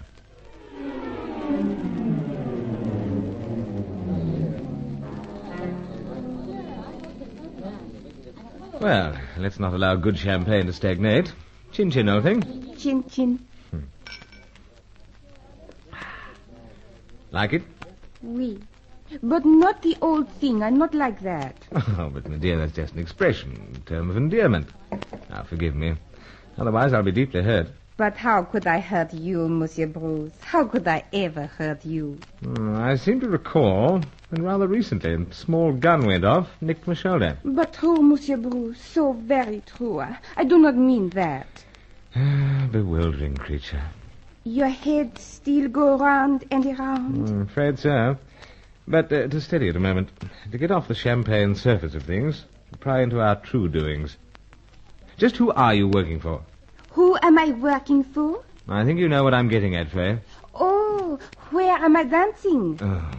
But I am not dancing. I tell you, I have nothing more to do with Ralian of the White Tulip. They desire me again at El Rocco, but no more of the staring eyes.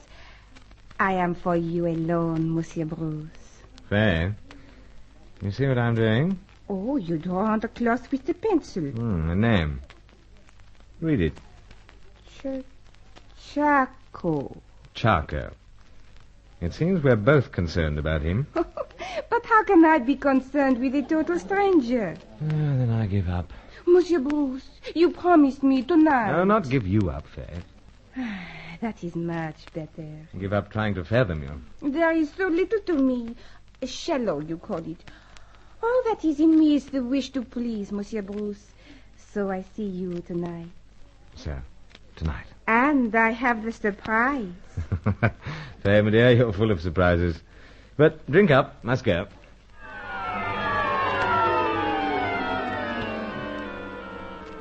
What was a chappie to make of the creature? She was mixed up in the tangle of the hunt somewhere, yet how else could you get anything out of her except by choking her? And who'd be cad enough to do that? She'd spotted Charco. She'd been afraid. And so she should have been, for he'd threatened to remove all opposition while he was waiting for the arrival of the Cossack. And so he thought the final information on the secret of the death ray. We knew that the Cossack was due to appear at the time of the great Lenten festival, the Rio Carnival. But as Sir Giles Davenport agreed, there was much we didn't know. I can't understand it, Carson. You, the fellow you are with the ladies. Oh, don't quite follow, sir. Man alive, why can't you find out something more about this Corelli woman, this dancer? Oh, but, sir, we know plenty. That she's French-Italian, gloriously formed, and little else. Oh, she's definitely working against us. No, that's taken for granted. But for whom? The freelance agents? Or these others sent out by the Continental Power? I'd like to think that she represented the less sinister, the freelancers. I wonder. And I wonder about that Reliana fellow. How so? With his great crush on Mademoiselle Corelli, one wonders that she could cast him off so early. That is a point. I think perhaps we should have Angelo check on that. Check on what Reliana's doing, sir? Indeed.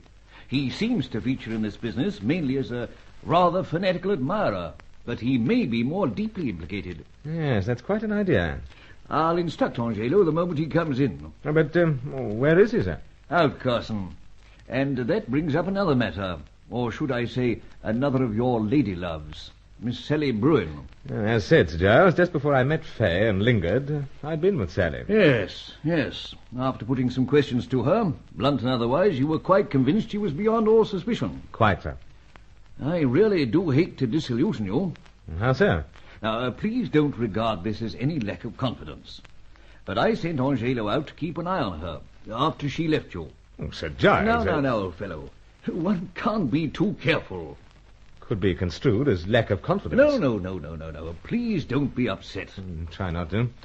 But what about Angelo? He phoned through to me before you returned to the apartment.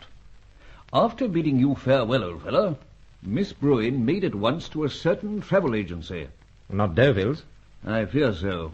Well, she explained why she'd been dropping in there, sir. Indeed, to check on these outlandish name places that my good friend Julius Grant gives her to type. And I believe that implicitly. Lame, Carson, very lame. I won't have it, sir. But you must believe this. She made with all haste to Deauville's offices. And wasn't she supposed to be returning to her part-time work at Julius Grant's apartment? Well, changed mind, perhaps. Anyway, leave it to me. I'll get right to the bottom of this Bruin Deauville business. No, Carson. No? But, Sir Giles, after what you've said... Give them a few more inches of rope, Carson. Don't allow Miss Bruin to believe that you're anything but completely satisfied with her explanations and her conduct. It won't be easy. We mustn't allow our personal emotions to become too deeply involved. Well, after all, sir, chap is human. True, old fellow, very true. And I'd be a pompous old liar were I to say that personal emotions hadn't concerned me during my time in this business. I don't know what to make of it. Where Sally stepped into our lives makes it difficult to suspect her. An extremely bewildering point. But as far as Miss Bruin's concerned, let's mark time until we hear something from London. London? Oh, her photograph. Indeed. Right, sir. And now, let's have a drink while we wait for Angelo's return. Then we'll instruct him about this Reliana. Scotch, my boy? Oh, no harm in mixing it, I suppose, sir. Mixing it? Well, with Faye, had champagne. Oh, I wouldn't say there's any harm. But, regarding Mademoiselle Corelli, you won't be taking any undue risks with her, I trust? Perish the thought, sir. Nothing whatsoever in mind. Up to point, anyway.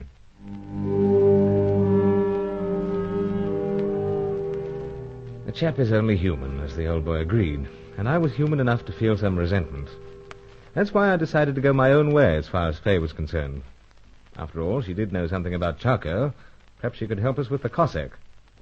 And so, as Angela went out that night to check on the unsavory Relania, I kept my appointment with the very delectable Faye Corelli. Somehow we found ourselves in a lonely spot on the glorious Rio waterfront. What with the waves and Faye, who couldn't be lulled into a blissful mood? And what's that for, my dear? For you, Monsieur Bruce. A sigh? Oui. Conscience, perhaps? You are right, Monsieur Bruce. The conscience. It is terrible to have one. Well, then why don't you relieve your conscience, my dear? No, do not ask me. But here we are, both of us, both working towards the same goal, against each other. Now, yet with each other, perhaps we... Please, do not insist. You finish everything. How so? Let us enjoy the night and ourselves, Monsieur Bruce. Faye, you're cold. No, I am not cold. But you're trembling. That is not because I am cold, though perhaps something does die within me. Faye, just what is all this? What's this about something dying within you? The last spark of decency, Monsieur Bruce. Now, Faye, look at me. No, I cannot. Well, there's something going on, but what? You not feel strange, Monsieur Bruce? Strangely wonderful in your company, as always. Please, it is torture for me. Torture.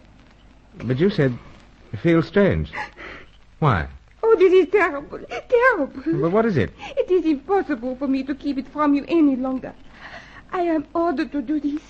I will do it only if I can spend this last night with you. Our last night? Oui.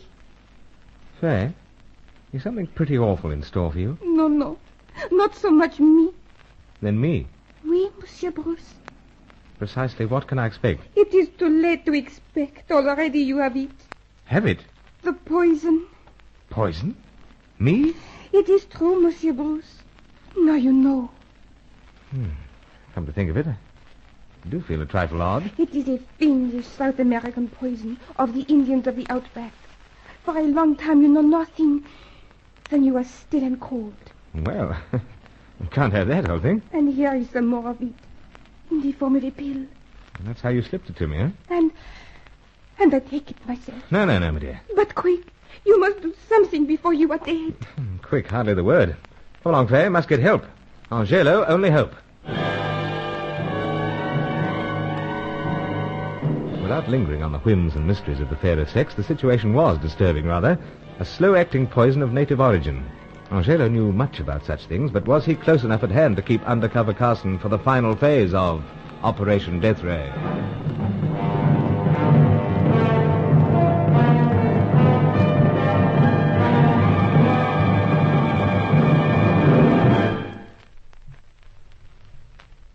Undercover Carson is written by Michael Noonan and produced by Reginald Goldsworthy for Macquarie Broadcasting Service.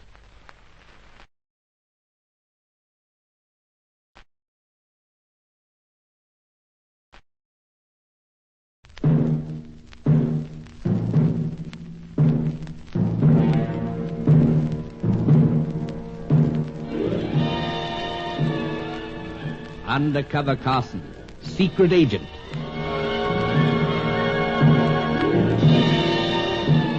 Operation Death Ray, an assignment in Rio.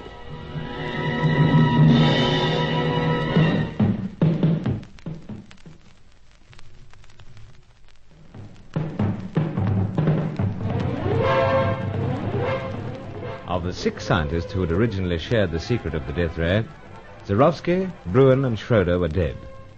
Dr. Diaz raved in the steaming backwoods. Charco remained elusive and all-powerful, waiting darkly for the final round. And that final round was due when the Cossack, scientist number 6, arrived in Rio for the great annual festival, the Carnival. We knew that Fay Corelli, Helena Jansen, and my former schoolchum Roger Deauville were working against us. Sir Giles Davenport, my Rio contact, insisted on including Bruin's daughter Sally, but I wouldn't have it. Meanwhile, I had neglected his warnings about Fay. I went willingly with her to a secluded spot on the lovely Rio waterfront. It was then that she broke down and made a rather disturbing confession. Monsieur Bruce, you do not seem to believe that I have done this terrible thing. Have no fear. I do feel a little strange. The poison is deadly, slow to act perhaps, but already it seems that it's having its effect on you. Right.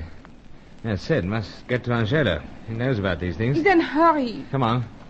You will never forgive me for this, Monsieur Bruce. I won't have opportunity if this poison takes effect. Oh, dear.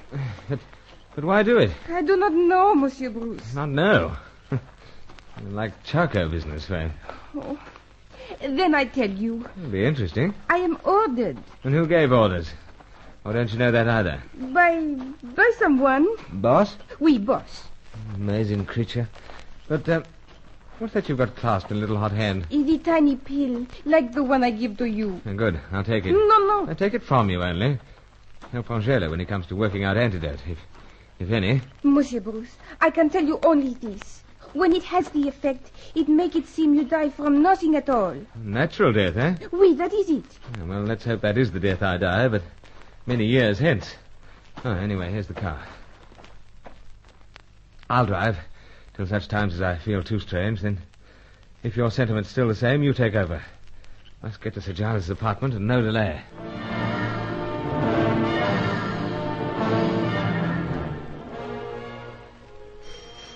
There. I ring the bell for you, Monsieur Bruce.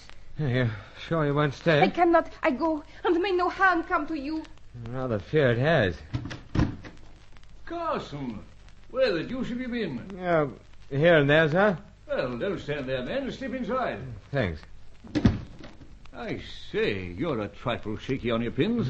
I'd better sit down. Something wrong? So, sir. Been slipped one of these. What's that tiny pill? Poison, sir. Poison? And you say you've been given it? Yes, in cocktail. Mademoiselle Corelli. You weren't fool enough to see her, man. Not after... Best we postpone the lecture, sir. Fay admitted this was slow acting. South American variety. Simulated natural death. Great heavens. So I thought perhaps Angelo better get busy. But Angelo isn't here. Not, eh? He went out to get something on that Reliano fellow. Hasn't been sighted since. And then things are awkward, to say the least. Carson, just how far has this got you? Enough to make the room swim, sir. You too. Fred, everything's fading away.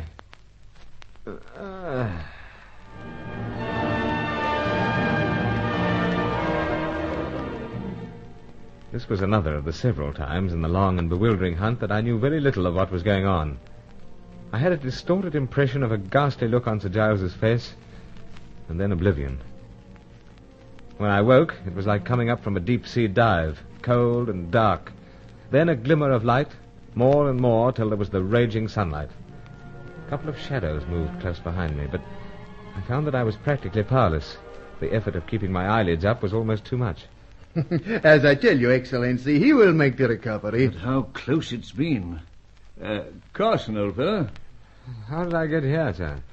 You've been there for a whole day and a half, ever since you collapsed. Oh, of course, the poison. A little known poison, Senor Carson, but known to those who count among the ancestors, the natives of this land. So you did arrive, Angela. Ah, si, Senor, in time to prevent His Excellency turning in his despair to other sources. I thought you were for it, Carson. Remarkably hard to kill off, Sir Giles. Old Carson custom. I'm starting to believe that, but Joves I am. But, my deepest gratitude, Angela. Oh, it was a great pleasure, Senor. Allow me to assure you of that. It was indeed. But, I dare say, Sir Giles, you're somewhat annoyed. Annoyed? I should think so. To what will this young woman stoop next? I mean about me stepping out with her. Oh, well, that. Mistake on my part, sir.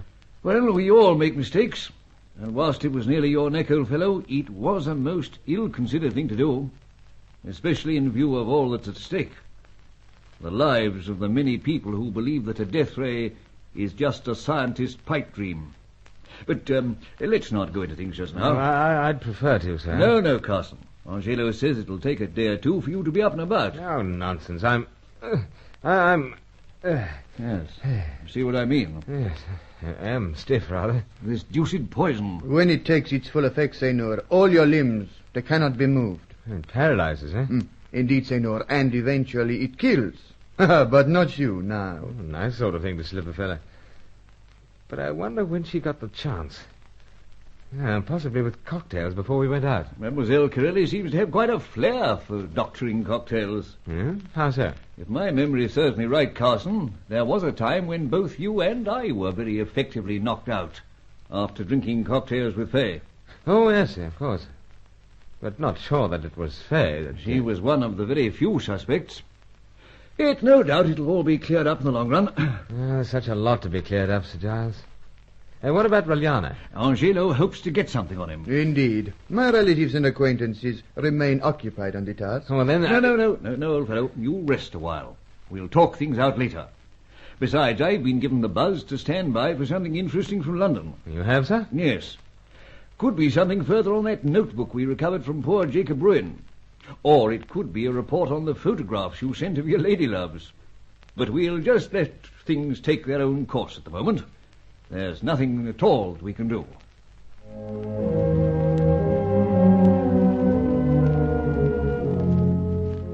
I protested again, but the effort was too much, and I was only too happy to lie back there in the Davenport apartment. The sun streamed in through the windows, and from way down below on the boulevard came the sounds of the busy Rio traffic. But it was all very frustrating. Charker was gloating, making his plans for the final round, and there seemed to be nothing at all that we could do. Fay Corelli kept ringing, even when 2 days had passed and I was up and about. For you again, Carson. Here, take the receiver. Oh, it's Fay? I fear so. Checking again. Oh, thoughtful of her. Very thoughtful. Monsieur Bruce, where are you? Right here, Fay, my dear.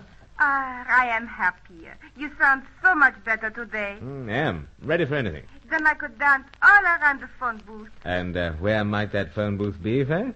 Where? Oh, in a place. But what place? I just walked past and I see it. And because my thoughts are always with Monsieur Bruce, I must run into it and telephone up where you are staying. But you must know where, my dear. Wasting your time, Carson. You're wasting your time. I must go now, Monsieur Bruce. Hold on a tick, Fay. About Charco. I give you the tingle again.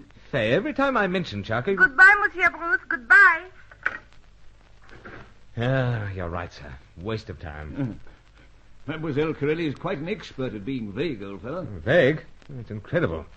But what is the link between Fay and this Charco? I've been giving that particular point quite a deal of thought. Yes, me also, sir. And more bewildering I find it. If Fay is one of our rivals, then how could there be some link between her and Charco? I think I may have an explanation. You have, sir? A very simple one at that. According to the widow of the unfortunate scientist, Martin Schroeder, Charco had but to collar this Cossack fellow's information, and then he was practically home and dried. So, sir. And furthermore, he boasted that he knew when to meet the Cossack. At the carnival, as Hetty Fitzhenry was able to tell us. But what did he threaten to do during the intervening period? Well, dispose of the opposition, sir. And that includes us, Carson, and all the others. Miss Roger Deauville, Miss Jansen, possibly Miss Bruin, and Mademoiselle Corelli. Includes Fay? Sir, I don't follow.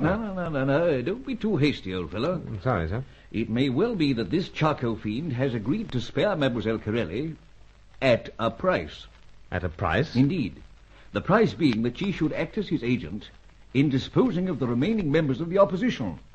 Now, how does that strike you? Well, must admit a possibility. It would more or less explain her actions. Let's say, for instance, that she was operating previously for some freelance international group. Blighters are always on the job, you know, striving for this and that information, hoping to sell it. Purchased it myself on many occasions. Haven't we all, sir? Charco knows this. However, noting her undoubted charms, he spares her at a price. Well, I must take that up with her. Now, Carson.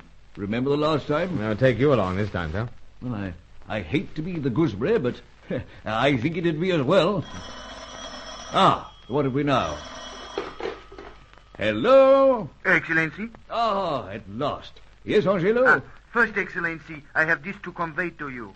Major Dent has left again to join us. He has? I wonder why they're sending him out. Well, that is all, Excellency. But very interesting, Angelo. But there is something of still greater interest. Indeed? It concerns this Reliana. Splendid. So I'm returning at once to your apartment, Excellency. And then I will convey everything to you. Then hurry like a good chap. We are most anxious. See, Excellency. Well, Carson, Aubrey Dent's coming out again. And we may be sure that London isn't sending him out on a pleasure trip. And you say, sir, that Angelo has something on this bird, Reliana? Yes, he says he has, and he's coming along at once. Well, with this in our hands, I rather feel that we may be able to show some progress in the very near future. Now, let's have a snort while we are waiting for Angelo.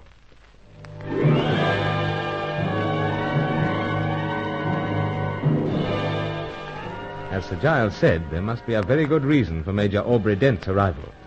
And it would be interesting to know what Angelo had on Reliana, Fay Corelli's admirer. But we were to have a long wait for Angelo, and so another worrying interlude in Operation Death Ray.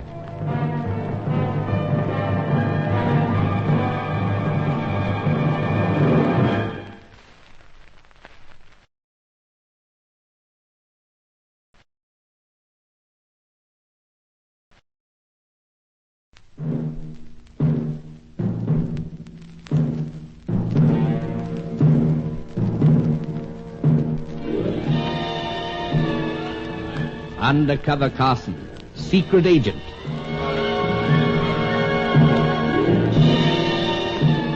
Operation Death Ray, an assignment in Rio.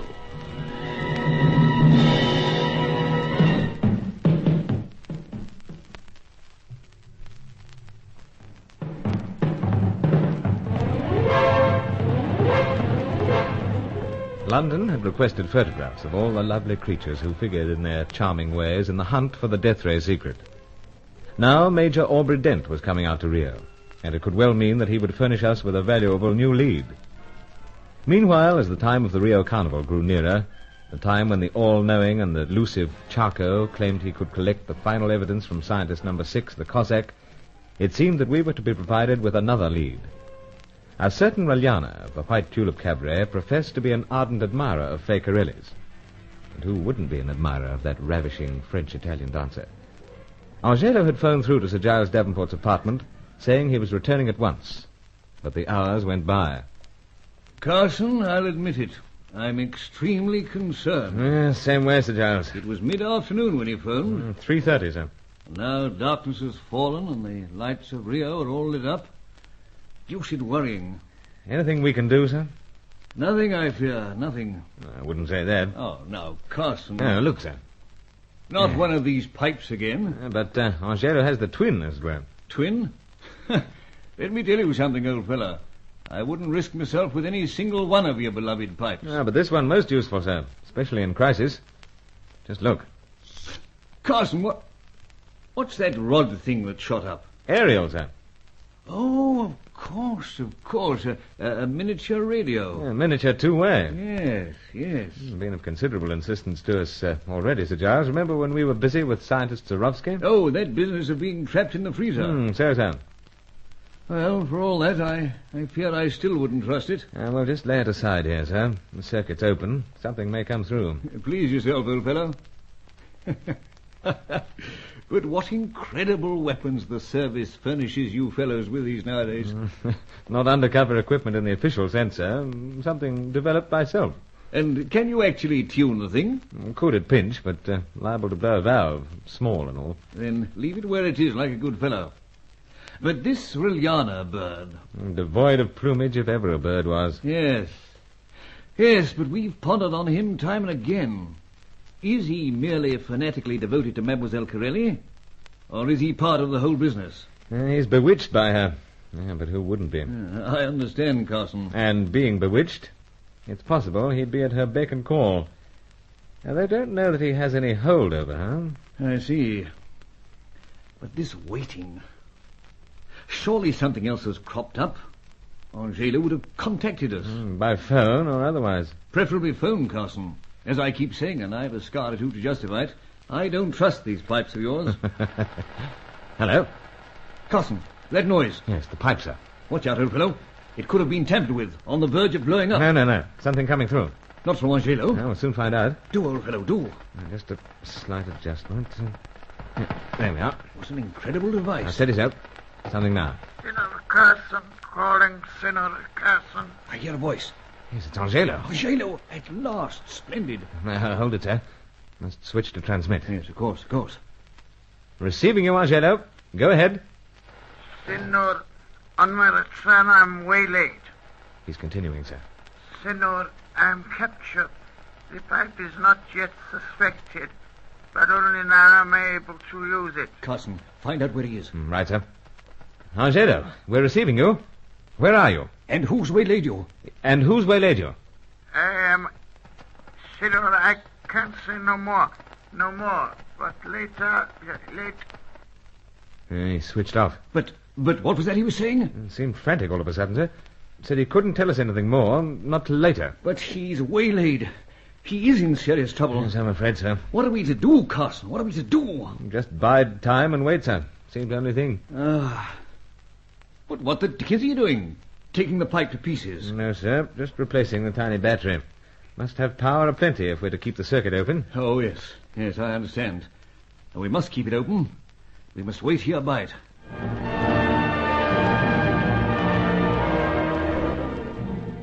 Ten very long minutes passed. Where was Angelo? In what part of this beautiful yet darkened city? The pipe lay beside us, large and ugly, a jawbreaker. Yet our hopes centered on it. We spoke in an anxious way of many things, and suddenly the static started up again. Quick, Carson! I got it, sir. Now, Angelo, old fellow, now. Nothing yet. But there must be. The static's the call sign. Or isn't it? Yeah, the voice should come through. Then give him a call yourself. Well, perhaps should, yes. Now, let's see. Hurry, man, hurry. Calling Angelo. Can you hear me, old chap? Over. That's torn it. The static stopped. Yes, I know, sir. Well, what is it? The thing broken down? No, sir. Switched off at other end. But why? Possibly the coast wasn't clear, sir. We must try to reassure ourselves, I suppose. But I don't like it.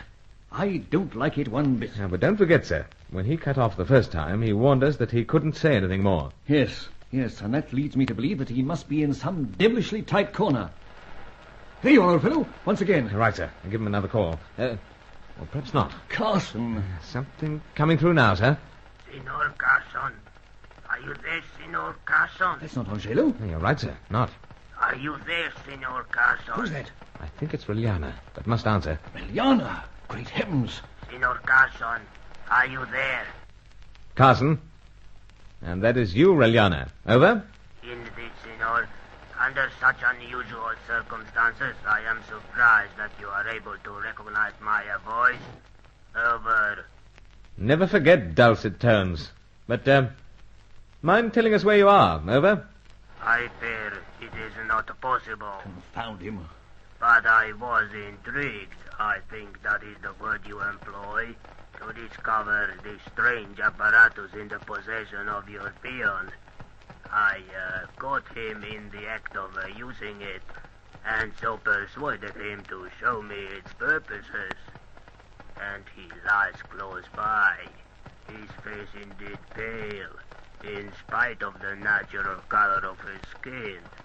If he's as much as touched... But you must be anxious to say a few words, Senor Carson.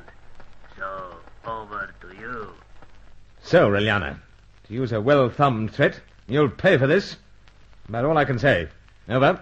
But, Senor, I will not be here. At once I leave, and I leave you to discover the whereabouts of your peon. And be well assured, he is in urgent need of your assistance. Switched off. This grows worse, Carson. But I can't understand it. No, twisted mind, you know, sir. Reliana's idea of a great joke. Yet Angelo phoned us to say he had something on this Reliana. Next thing we hear, he's caught by him. And harmed by him, apparently. Yes, all very bewildering, sir. And deeply disturbing. Now, who will that be? Hello? Monsieur Sir Giles? Oh, it's you. I'll pass it over to Carson. It's Faye, sir? It is. But it is to you I wish to speak, Monsieur Sir Giles. Me? Monsieur Sir Giles. Well, young woman, what is it? I have the fear, Monsieur Sir Giles, that some harm has come to Senor Angelo. You hear that, Carson? So, sir. Take great care. Don't you fret. Are you there? Are you there? Yes, I'm here, young woman. Tell me, has the harm come to Senor Angelo? Do you know of anything like that? Oh, I know from the way you talk that it has. Goodbye. Just a moment. You'll hear from me again, perhaps. Goodbye. Most unladylike, to say the very least. Well, sir, what the deuce are we to make of that? Carson, she's been ringing here constantly. Checking whether you're free to move about and take an active part in things again. I've a feeling that she put Reliana onto the task of knocking poor Angelo about, and she was checking to find out how successful she'd been. But she said, sir, we would hear from her again. And she added, perhaps. I don't know, Carson. I've a lurking fear that Angelo has bought himself a little too much this time.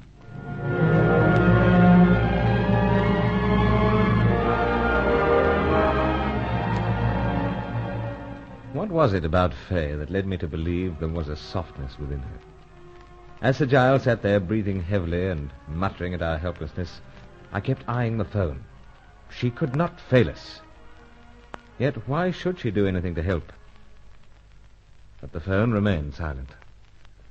Carson, if Sterling could do it, then you'd work the trick. What's that, sir? Ogling the phone won't bring Mademoiselle Corelli to the other end. Yes, sir, well... no harm in trying. The poor fellow found out something of great importance about Reliana and his activities. And another thing, to think that the young woman claimed to have banished him from her life. Working hand in glove, I should say. Carson! So, sir. Pipe crackling. I've got it. I wonder, could this be him? Yes, or could it be Reliana again? Oh. But something now, sir. Monsieur Bruce, answer me quick. Faye. What next? But answer, old chap. Right. Bruce here, Faye. Where are you? You must tell us. Over. She must. I am with your Senor Angelo. He is not himself.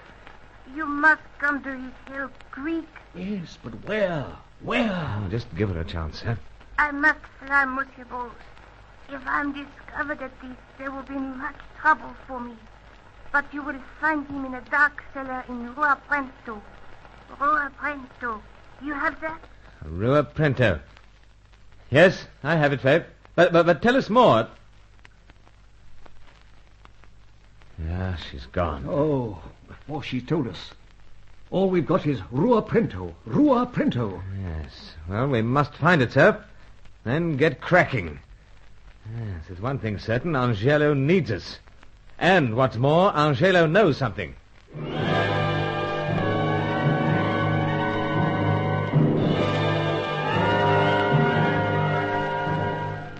Just what part was the lovely Fay Corelli playing? Meanwhile, the faithful Angelo was in grave trouble. And he had vital information. So we had to rescue him, if only for the sake of our success in Operation Death Ray.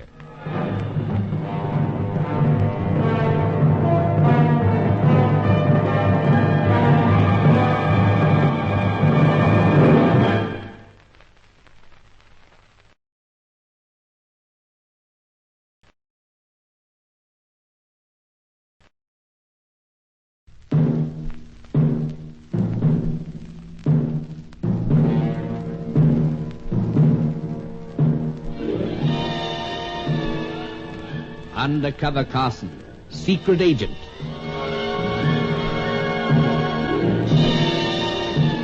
Operation Death Ray, an assignment in Rio.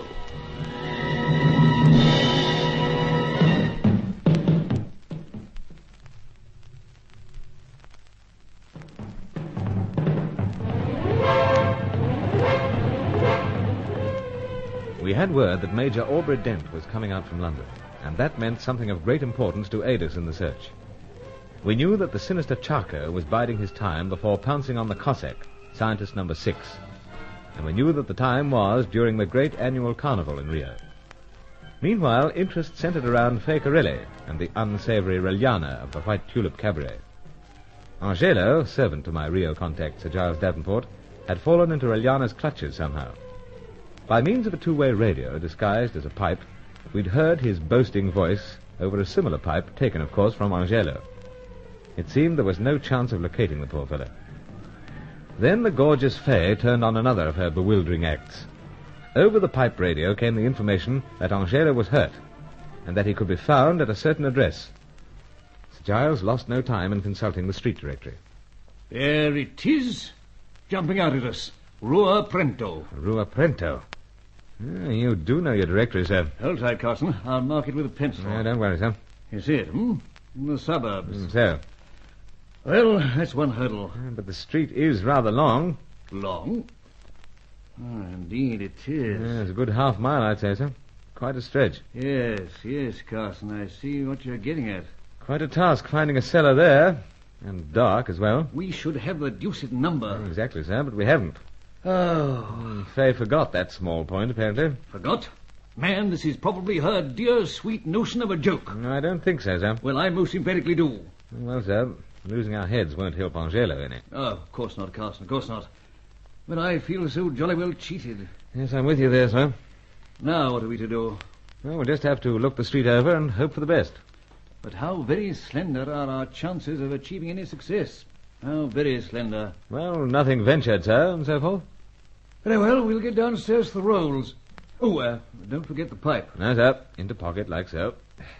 Yeah, something could come through. Yes, but with it in your pocket, will you hear anything? No, you can feel the vibrations coming through, sir. Good. Now, let's be off. It does seem such a hopeless business. Now what?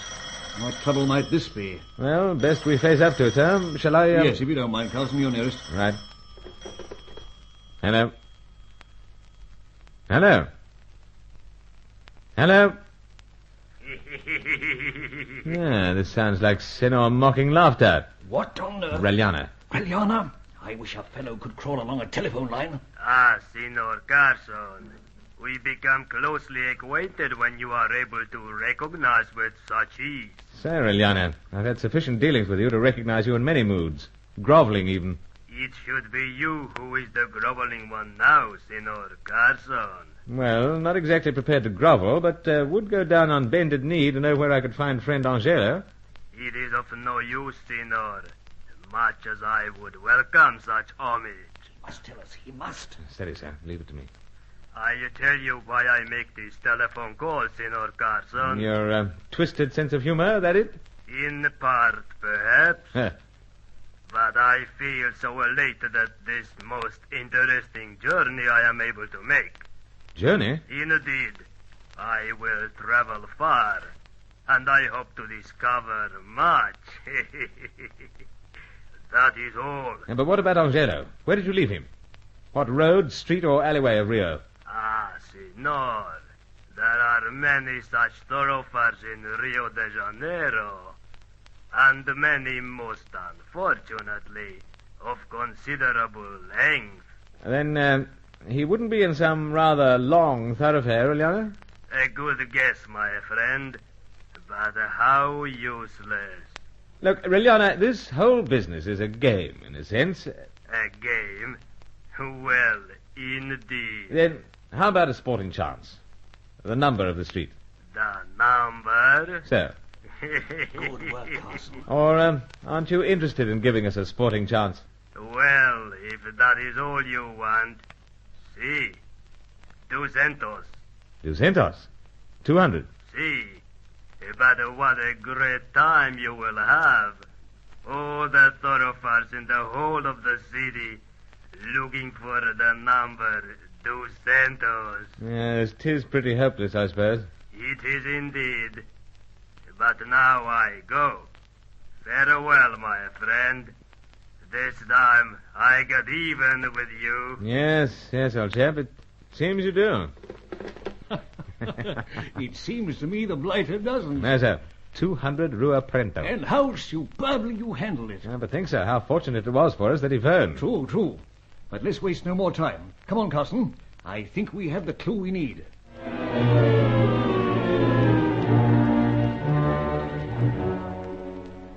5 minutes later, Sir Giles and I were nosing through the bright evening traffic of the city. Then we stepped up the speed as we moved out to the district through which Rua Prento ran. It was no savoury district, one of the parts of Rio you don't see in the travel folders. The roads crawled along past dark and ramshackle buildings. They were old, and we could imagine cellars in them all, but few had numbers. Up and down we crawled with the lights dimmed until finally we decided that one solidly constructed 3-story house must be 200. Right, Carson. This is far enough away from the alleged 200 to counteract any suspicion. So, sir. And close enough if a getaway is scheduled. Exactly. Then let's plan. Well, there's so little one can plan. That's true, sir, but it seems to me that we should at least both walk past the place. Have a closer look. So little you can see from cruising car. Then, let's get out. Right. No sound of traffic here. Practically no sound at all. Everything settled, fellow? More or less. What the dickens are you patting yourself like that for? Just checking on the pipe, sir. I do hope you have something a little more effective than that. Pipe's not so bad in a pinch, but I have Luger. And I can feel the weight of mine in my pocket, I assure you. Then let's promenade. Footpath seems a little rough, but can't walk in ankle-deep carpets all life.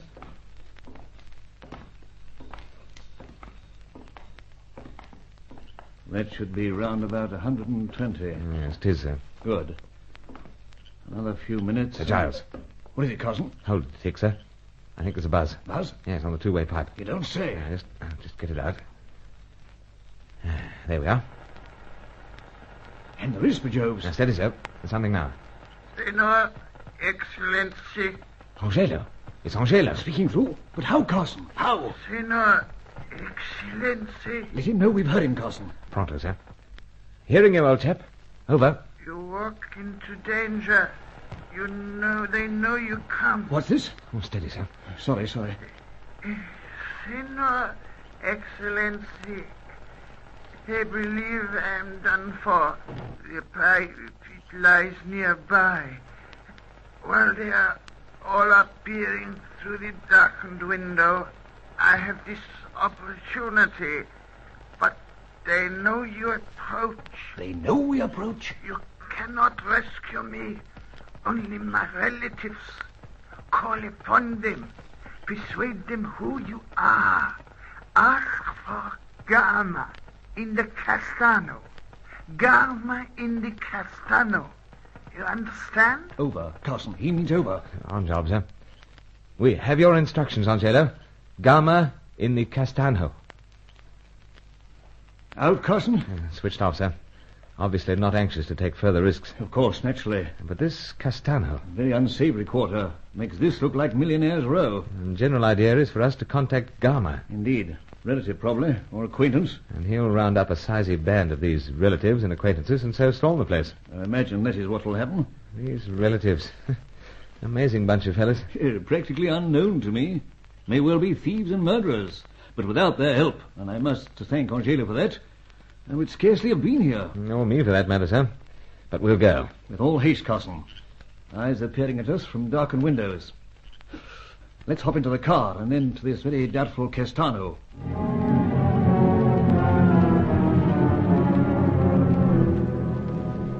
And the old boy was right. This Castano, the Brown district, emanated a certain air of danger. It was a place of hovels, of shadows. And it was impossible to tell whether these shadows were men or imagination. But faces shone and slits of eyes showed as the rows moved along the street. We didn't really know where to start. We must stop somewhere, Carson. Well, sir, we've been past this particular corner a number of times. Only because it seems to be a gathering of the clan, so to speak. But how they've been eyeing us each time we pass. They have indeed. That's why I hesitate to stop. But you just said, sir, we must stop somewhere. Very well, then. We'll pull up close by them. Right, sir.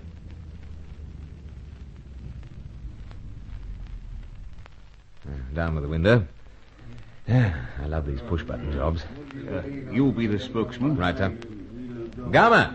Vous que pode dice-me? Gama? Can you tell me, is he here? Someone swaggering out towards us. Yes, I noticed, sir. Gama? You are Gama?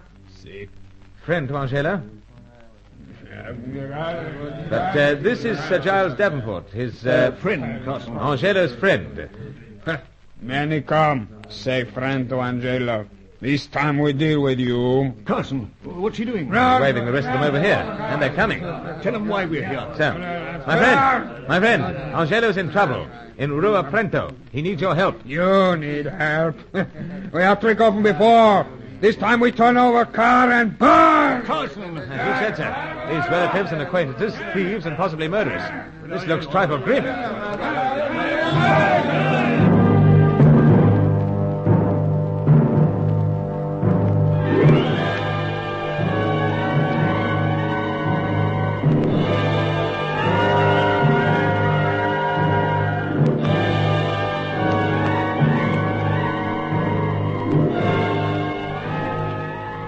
There were 20 of these so-called relatives and acquaintances slowly closing in upon the rolls. For reasons best known to themselves, they suspected us, wanted to harm us for invading their part of the city. It seemed that Angelo wasn't the only person in danger in Operation Death Ray.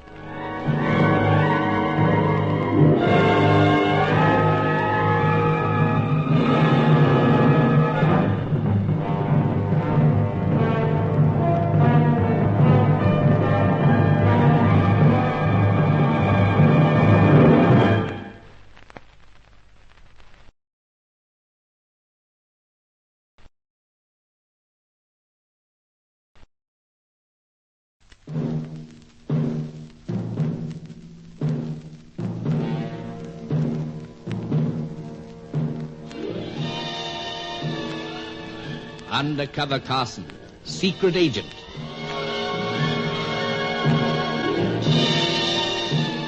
Operation Death Ray, an assignment in Rio.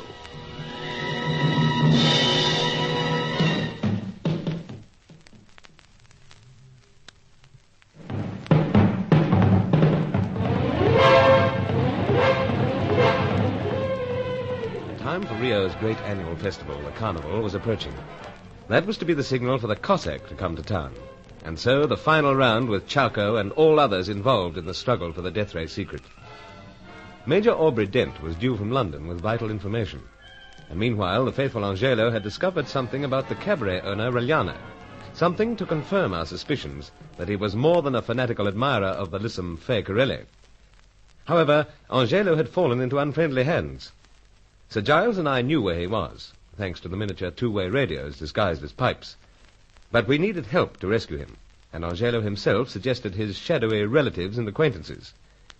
We drove in the Rolls to a still more unsavoury locality, there inquired for a certain Gama, and met him.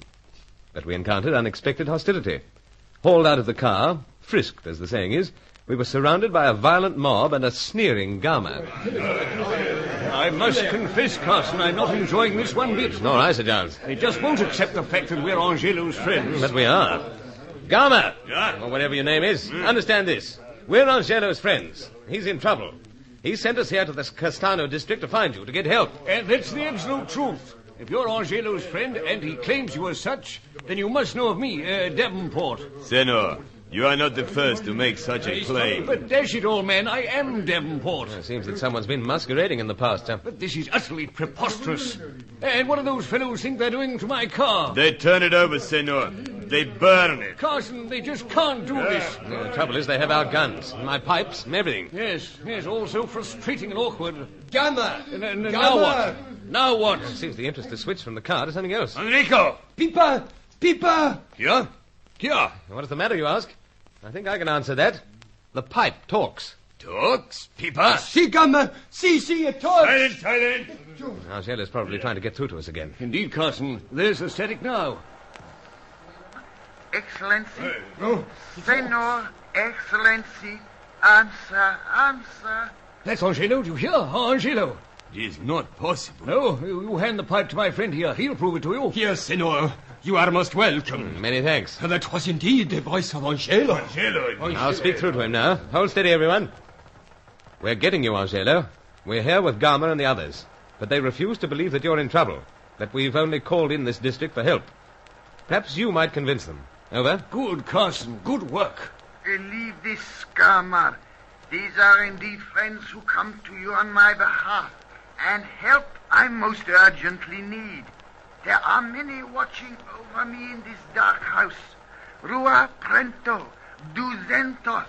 Rua Prento, Duzentos. He snapped it off again. So. But that should at least convince Senor Gama. Indeed, Senor. The voice, Gama. It was of Angelo. And he's in great trouble. As he says, he needs your help most urgently. We go, Senors. We go prepared.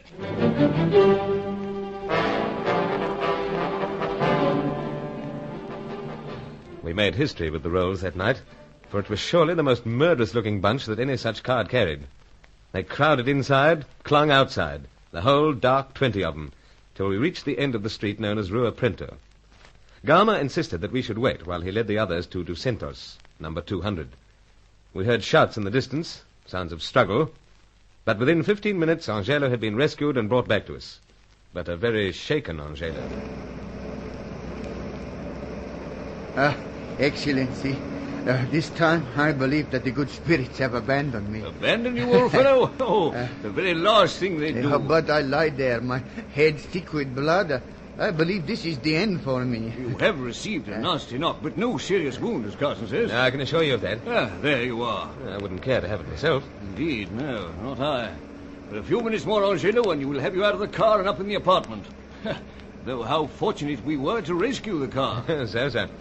These relatives and acquaintances of yours, Angelo, quite a lively bunch. They have cause for grave suspicion, Senor Carson. No doubt. Many times in the past, strangers have come to them with the tale that they are known to me. Yes, and now that I cast my mind back to other assignments, I do believe you warned me about that. But they made quick work, Excellency, when they stormed the darkened house in Rio Prento. Yeah, that's what we must find out. Who was there? Those who carry out many dark favors for the senorita who performs the dance. Fay Corelli? That is so, Senor. Was she there at the time? No, Senor. Earlier she left. And Reliana also? Indeed. Right then. What was it you discovered about him? Yes, Bejoes. We're desperately anxious to know that. He makes a quick journey. Yes, he boasted that he was going somewhere. But go on. He follows a route known to us, Senor Carson. He intends to visit a place known to us. And that? The village called Mama Rosa. Mama Rosa? Carson, wasn't that the spot where the doctor fellow was living? Sir, Dr. Diaz, one of the 6 scientists who shared the death ray secret. But you found it to be quite unbalanced. Didn't you? Yes, we did. Then why visit Diaz? Chuck had been to him and collected what information he had. And left him in that demented state, too, sir. Of course, but he seemed to be very little use to you, Carson. Couldn't get any sense out of him. He kept wandering off. Piranhas and flying fish. Crazy boasts about being the greatest scientist in the world. Then why should Riljana be going to him? I've no idea, sir. You didn't find out why by any chance, Angela? No, senor. But I attempt to gather more information, and that is how I come to fall into his hands. Well, looks like another jungle jaunt. But slow down, sir. Slow down, Carson. Sir. Well, very well. But might I ask why? You seem to be peering up in the air about something. Yes, your apartment building. Yes, I'm sure of it. What is all this about? A shadow, sir. Faint, but obvious all the same there's someone there. In my apartment, you mean? Sir. Then I think we should step on it. Get up to the apartment and find out who the uninvited guest might be.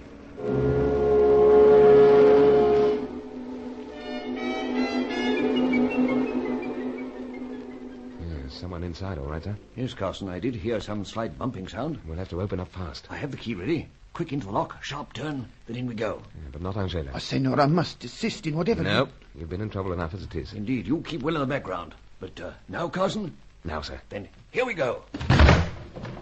Deauville! It is, Bijou. What the blazes? This happens to be my apartment, Mr. Deauville.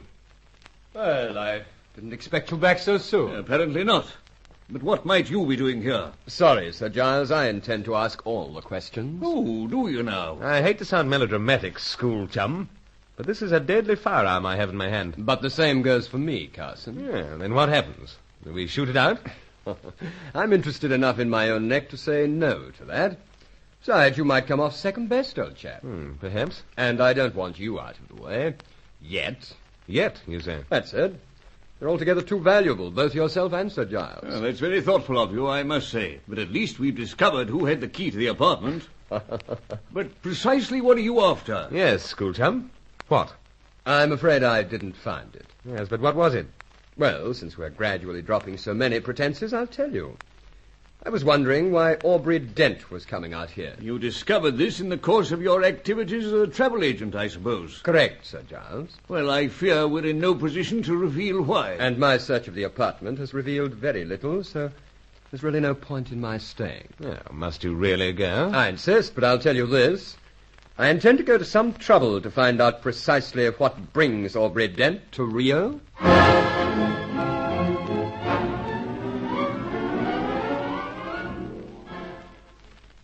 Sir Giles and I were also curious to know what was behind the Major's second visit. We had no alternative but to allow Deauville to make a leisurely exit, though Angelo had to be restrained in spite of all that he'd been through. But while we waited for Aubrey Dent's arrival, we had to do something about Riljana. What was the link between this fellow and Fay Corelli? Why was he making a swift journey to Mama Rosa to see Dr. Diaz? The easiest answer seemed to follow. So the next day, with Angelo living up to his reputation for quick recoveries, we left. A chartered amphibian took us close to the village. With walls of green and strange sounds all around, we pressed on. This path has been traversed but recently, senor. So, Angelo, I keep noticing the prints, the broken vines. But something remains unanswered. If this Riljana arrived here as we did... As he did, old chap. Amphibian. But there is no sign of such a craft, senor? Oh, numerous patches of water where it could come down. No, of course, senor. But if we're going to reach Mama Rosa and return to our plane by nightfall, we must hurry. Ah, si, indeed. So, on to feet again and... Senor. Hold tight. Something approaches. Yes, or someone. Oh, see Riljana! So. And see, there are many arrows in it. Hold it, Riljana. Senor Carson, this also is a terrible dream. It cannot be you. Yes, it is, old chap. Not dream. Senor, the arrows. Yes, natives. Indeed, I am attacked. I was crazy to undertake this journey. Crazy to be the tool of a woman. We must do something for you. I am beyond help, Senor Carson. No. But I know it. I am a dead man. Sit down. Rest. But they pursue me. Yeah, we're well equipped to keep them at a distance. Even so, I am a dead man. Oh, nonsense. No, Senor. I feel it. There is little time left for me to regret the past, my hopeless passion, my many grave errors. If I did anything to harm you, Senor, it was because I was driven to it. By Mademoiselle Corelli? It is so. And why did you come here? Because she persuaded me, Senor. And now I have blood upon my hands. The blood of Diaz. What about Diaz? I killed him. And now with death so close, I must confess all to someone. I must go... Senor, he collapses. Yes, sir. But he has much to confess. He says he's close to death, and I think so too. But he must talk. He must not die.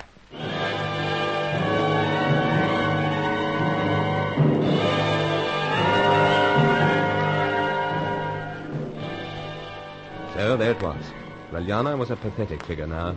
A man of great arrogance, a man of great servility, driven to a lonely death by his hopeless love for a woman. Many human emotions were caught up in this dark business. But Reliana had to live long enough to tell us of Fay Corelli's latest move in Operation Death Ray.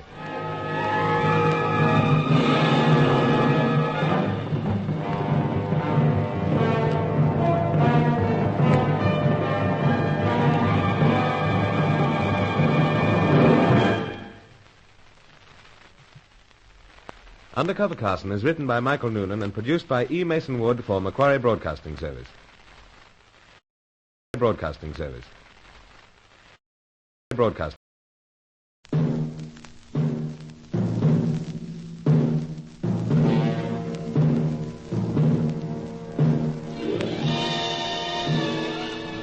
Undercover Carson, secret agent.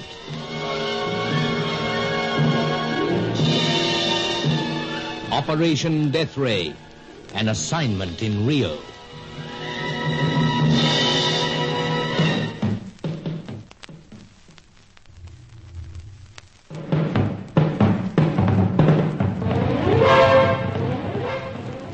Aubrey Dent was coming from London, and it seemed that at least one of our rival agents was greatly interested in what information he might have. That agent being my former school chum, Roger Deauville. Meanwhile, the cabaret owner, Reliana, had left for a backwoods village called Mama Rosa, the place where the unbalanced scientist Dr. Diaz lived with a tribe of savages. Why was Reliana going there? What was the connection between him and the French-Italian dancer Fay Corelli? With Sir Giles Davenport's servant Angelo, I followed. We were approaching the village when someone came crashing through the vines and underbrush. It was Reliana, and he was a pathetic sight, with several arrows deep in his body.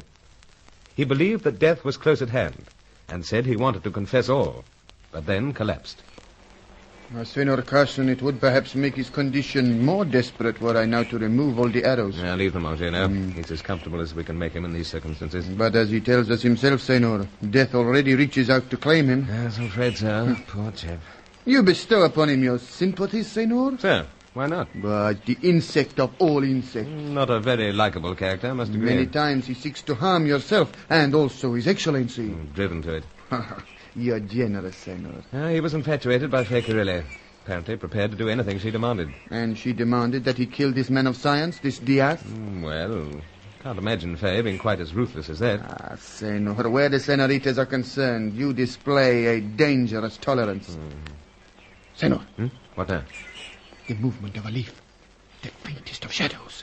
Some of the Mama Rosa savages, no doubt. Indeed.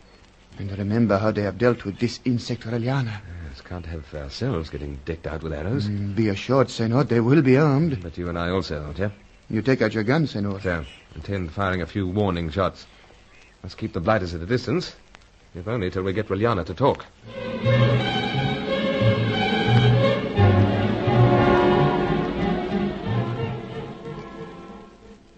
The shadows still move. Yes, so, Angelo, but they're not closing in. Perhaps they're not, Senor. But darkness soon will enclose us. Yes, it is growing late. For our own sakes, Senor, it would perhaps be as well to abandon this insect. No, but he knows something. But what is the use of learning that, if we are to suffer the self-same fate? Yes, I've been thinking of that. Well, let us make our way back to the craft that brought us to these parts. No, old chap.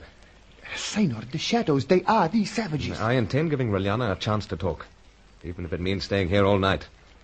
Yeah, but let's see if we can't scare the blighters off once again.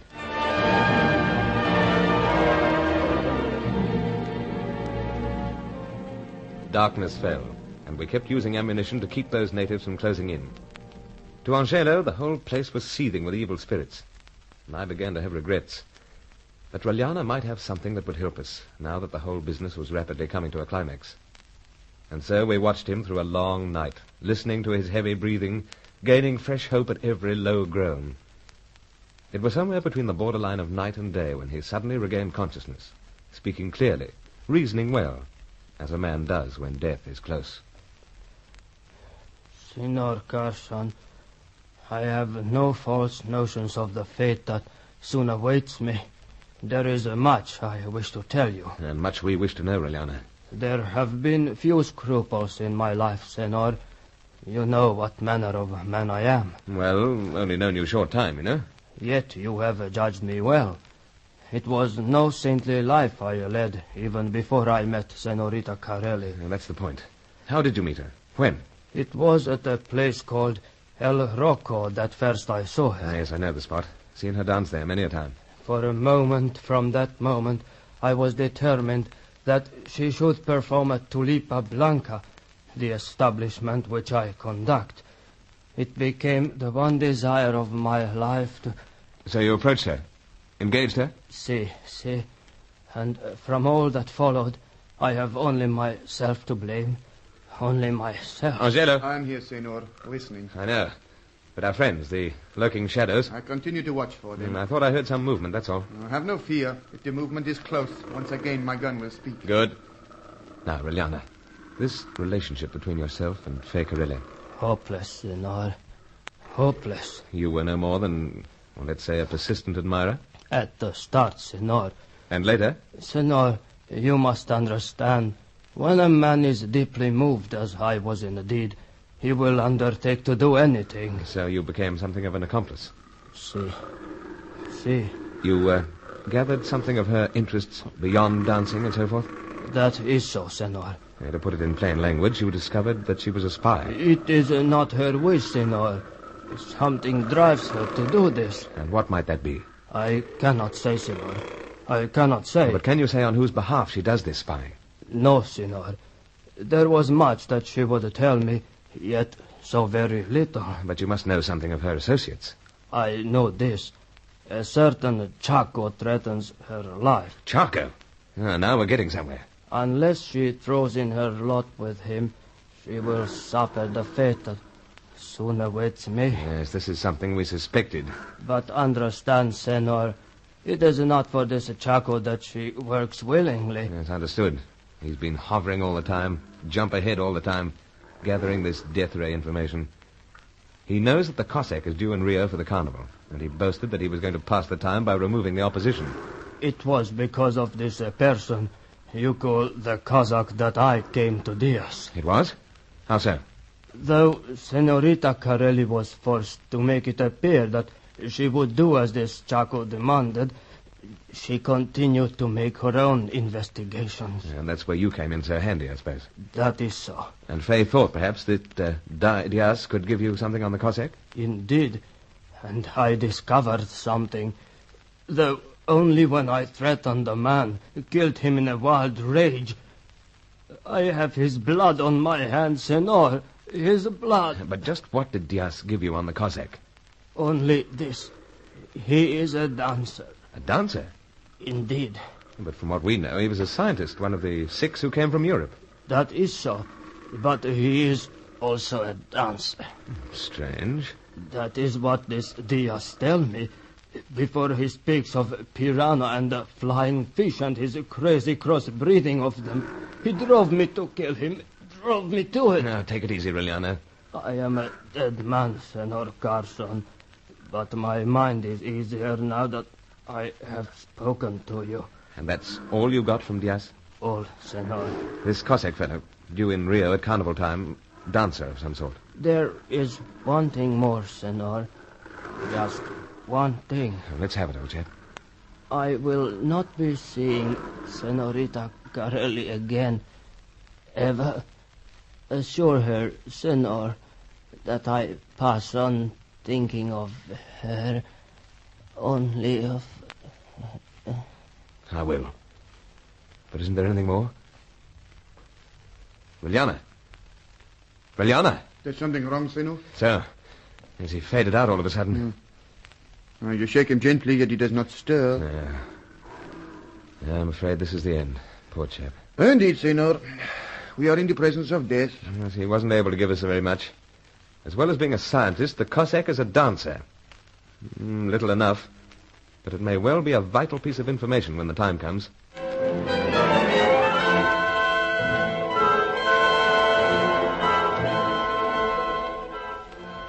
And so another of the many caught up in the dark tangle of Operation Death Ray passed on. Reliano's last resting place was very far removed from the dim lights and tinselly world of the White Tulip Cabaret. Daylight was breaking as we buried him, and the natives were still hovering as we made our way back to the chartered amphibian, and so to Rio once again. While I had news for Sir Giles, he had something for me. Well, Carson, that does clear up just where Reliano fitted into the whole business. So, sir. But you mentioned something about Sally. Oh, yes, sir. Miss Bruin called on me. Half your luck, sir. You do flatter me, Carson. But that young woman's puzzling, you know. How so, sir? So candid about everything, yet perhaps a little too candid.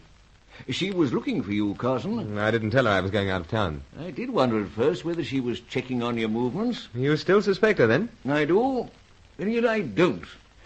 I suppose she's been bringing out the father in me, coming to me for advice. Advice, sir? How so? Well, it seems that someone's been bothering her. You're not my old school chum, Roger Deauville. No, Carson, and don't go getting yourself all upset, man. The mere thought of that fellow sends blood pressure soaring, but...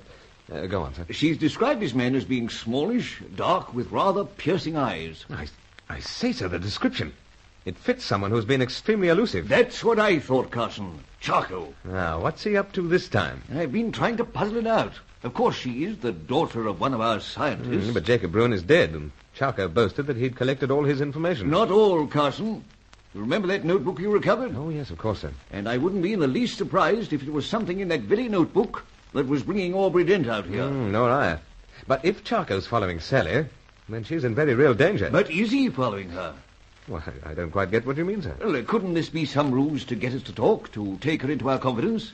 You are determined to brand her a rival. I tell you, Carson, there's something about her that just doesn't ring true. I'm afraid I can't agree, sir. Well, one of us will be proved right, no doubt. Let's see what the time is. 4, sir. Ah, then Dent should be touching down at the airfield any moment now. This may be Angelo. I told him to give me a buzz as soon as he picked up Dent. Hello? Sir Giles? Oh, it is you, my dear. Sally, sir? Yes, Carson. What is it? He's following me again. Oh, this same fella? Yes, Sir Giles. I slipped out to post some mail for Commander Grant, then I spotted him. Now I'm in a cafe in Rua de Gloria. Rua de Gloria? Yes. But what cafe? Oh, a small place called by its number, Cinquenta. Cinquenta? I know the place, sir. Tell me, my dear, is this small, dark fellow still there? Yes. And he keeps looking at me in such a strange and terrifying way. I just don't know what to do. Stay where you are. Carson will join you at once. Oh, is Bruce back? Yes, he is, and right here beside me. Yeah, but leaving pronto. Indeed, Carson. Sir Giles. Sir Giles? Yes? What is it now? He's coming over to me. Hello? Are you there? Are you there? She was cut off. Apparently. And then I'll get moving, sir. This may well be our chance to spot Charco at last. Though let's hope no harm has come to young Sally.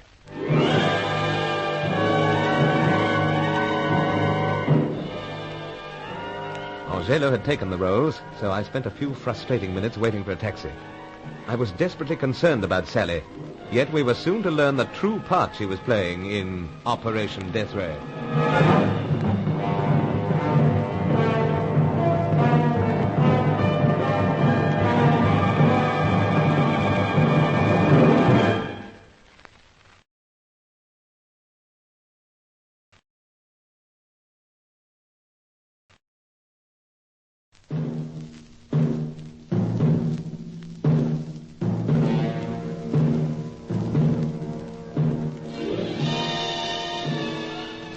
Undercover Carson, secret agent.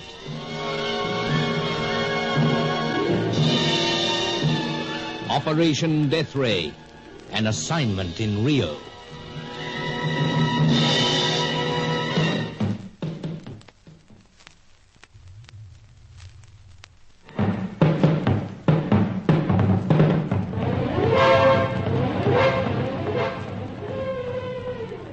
Charco was one of the 6 scientists who had come to South America with the Death Ray secret, and he seemed to have had marked success in gathering the information.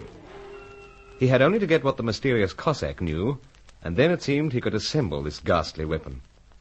But to us, Charco remained a shadow, a voice. However, it seemed that he'd been following Sally Bruin, And things looked very grim and lively when Sally phoned Sir Giles to say that he was lurking close at hand once again. She was suddenly terrified, saying that he was coming over to her when the line went dead. Moments later, I was out of the Davenport apartment and on my way to a cafe in Rua de Gloria. Sally was there at a corner table, alone and frightened.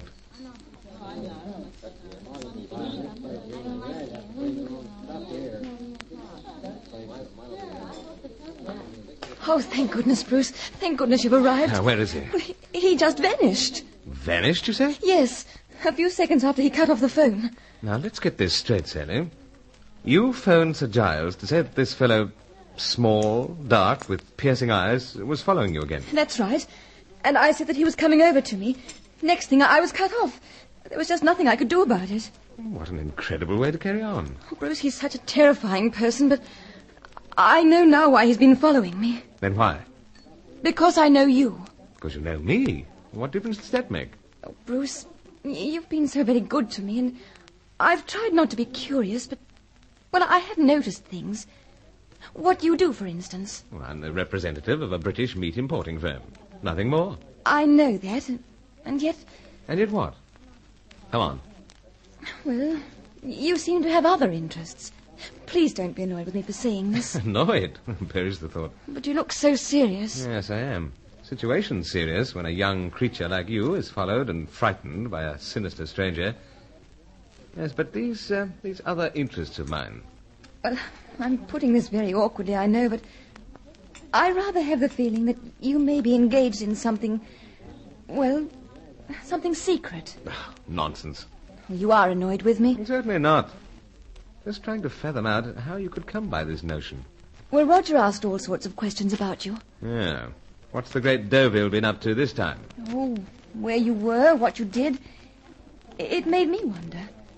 And now this dark man. Well, look, let's forget these imagined interests of mine, and let's hear more about him.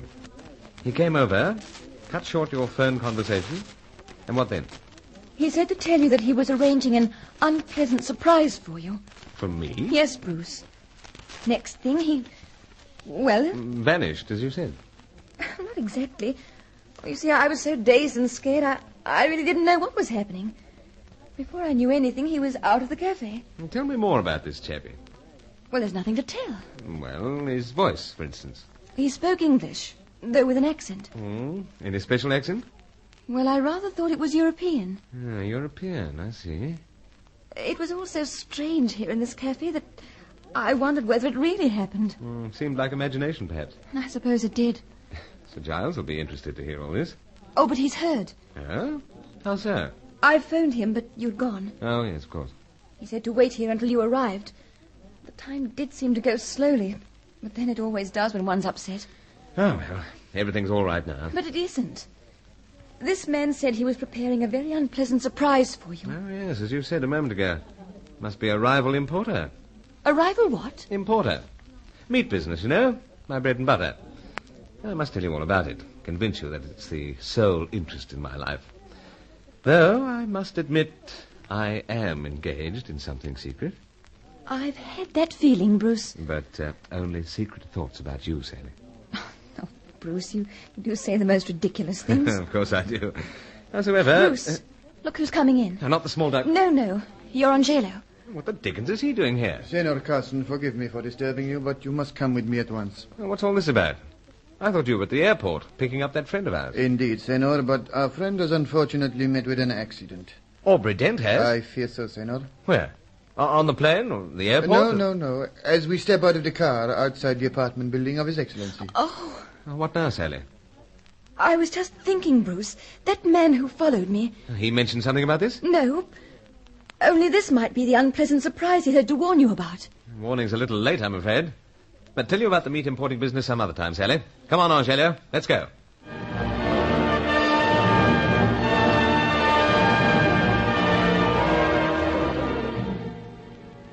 As the Davenport Rolls took us through the crowded Rio streets, the wide boulevards, I didn't have time to ponder on the problem of young Sally Bruin. Major Aubrey Dent was bringing us information vital to our search. Someone, possibly Charco, had made a desperate effort to put him out of the way. as Angelo kept saying when we were back at the apartment ourselves. Senor Excellency, Senor Major Dent stepped out of the car, and the next moment he slowly crumpled to the ground. You didn't hear the shot? No, nothing, Senor. Not even the whisper of a bullet. Whoever did this was using a silencer, no doubt. So, Sir Giles. But what's the verdict? Well, Carson, we have the benefit of our medical friend once again. He says he'd be much happier if poor Dent was in a hospital. That doesn't suit us, though. It certainly does not. Besides some unwelcome publicity, there's every chance that our rival, whoever he or she might be on this occasion, will finish the job. Poor old Dent, the bullet grazed his temple and cut quite a deep furrow. And he's out to it? Oh, yes, the doctor gave him an injection of some sort. It'll be a matter of hours before he's in any fit condition to impart any information he has. Yes, and apparently someone's pretty worried as to what that information might be. Exceedingly concerned. Excellency, as I drove with Senor Dent from the airport, he asked many questions of me. About the photographs, for instance. Oh, the photographs of the feminine opposition. Faye, Sally, and Helena Jansen, so forth. I see. But he received them, of course. Oh, indeed, Excellency. But he said to me that they are proved of great value. Ah, he did, Jones. And he inquired of me what part I played in the securing of them. Oh, so that's how it came up. And might I say, Senor Carson, that on this occasion I give full credit to your pipe. Yes, a miniature camera. Must you drag out another pipe, Carson? No, this one's perfectly harmless. That fierce-looking object again? Oh, you've seen my Cyclops camera before, haven't you? Yes, of course. But why the deuce are you carrying it around now? Why? Mr. Giles, when I went out to that cafe, I thought there was a chance of meeting Charco. A chance of getting a photo of him. Oh, I get it. Howsoever, it seems we're to hear something of interest concerning the snaps of the lovely ladies. Yes, I keep trying to tell myself that Dent will be all right. But he did look very sick. That deuced phone does make you jump when you're all keyed up. I'll answer it, perhaps, sir. Yes, please do, Carson. Hello? Oh, it's you, Bruce. Oh, Sally. Now, what might she want this time? We'll soon find out. Bruce, are you there? Yes, of course. But to what do we owe this very pleasant surprise? Well, I hope you won't be angry with me or think I'm prying, but I keep thinking about that friend of yours. You do, eh? Yes. You know, flying all the way from London and then arriving and getting involved in some accident so soon. I was just wondering how he is. Well, he's fine. Then it wasn't so serious after all. Oh, heavens no, only a trifle. But from the way Angelo was acting, I thought something terrible had happened. Oh, you know how he is, always exaggerating. Careful, old fellow. Carson's up to something. But it's very thoughtful of you to ring, Sally. Aubrey's quite all right. In fact, you'll probably be meeting him soon. He's in the same business as myself, you know. Well, I feel so much better after hearing that he's all right. And I will look forward to meeting him. I'll get in touch. Bye for now. Goodbye, Bruce.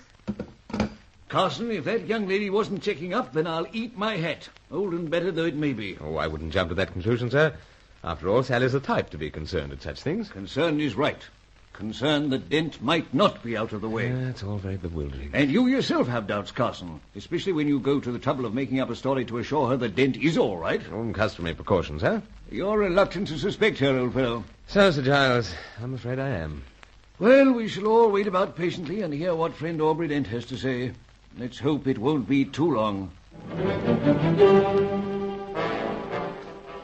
It was the following morning before Aubrey was in a fit state to sit up and talk. He was cheerful in spite of all that he'd been through, though very grim when we got down to business. He began by checking through the story that we'd sent to London on Sally Bruin. The story of how she had come to be in South America. Bruin was her father, she claims. Yes, that's right, Aubrey. Met her mother when he was studying in England. Sally was taken to Europe as a babe, but the strange surroundings didn't suit her mother, and so the marriage more or less broke up. And wasn't there something about Bruin being obsessed with his work? Yes, sir. That contributed largely to the rift. But the years passed. When the Second World War came, Bruin remained in Europe, then joined the band of scientists who escaped to this part of the world. And then Bruin started to think about this daughter of his. So, he made inquiries through some agent. Sally was located, told the whole story, then joined her father out here. And you found her in some ancient ruins, deep in the jungle. That's it. More or less surrounded by hostile savages, and with Bruin himself dying a lingering death. Did it ever occur to you that she may have been planted there? Planted, you say? That's what I say, cousin. That very thought has crossed my mind many a time. Oh, but how could she have been planted? For instance, there was a deep bond of affection between father and daughter. All right, then. But how was Bruin to know whether she really was his daughter or somebody else? Exactly. Oh, but why go to such incredible lengths to plant her, as you say? Wouldn't it be a very convenient way of having someone to keep a check on you? After all, she knows practically everything you do. Look, Aubrey, is this just mere conjecture? No, Carson. Not, eh? With the photograph as a start, we made a check. We located a Sally Bruin, a rather plain miss, quite innocent of where her father might be, what part he might have taken in this grim affair. Then our Sally's not Sally Bruin? She is not. In fact, she's quite a girl. This is all very difficult to believe. She was an actress, Melinda Cowan.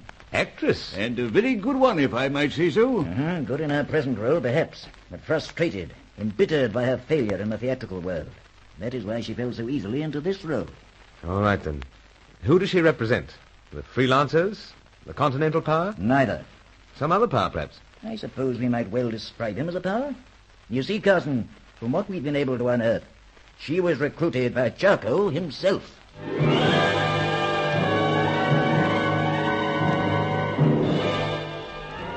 I found it almost impossible to believe that Sally could be associated with Charco. There was something terrifying in the thought of her using such sweetness and innocence for such a dark purpose. But she was to lead us a dance yet in Operation Death Ray.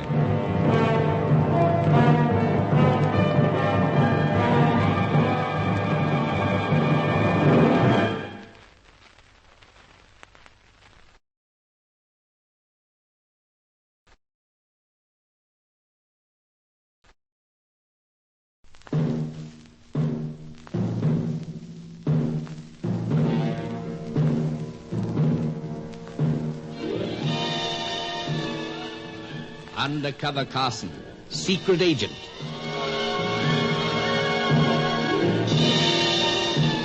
Operation Death Ray, an assignment in Rio.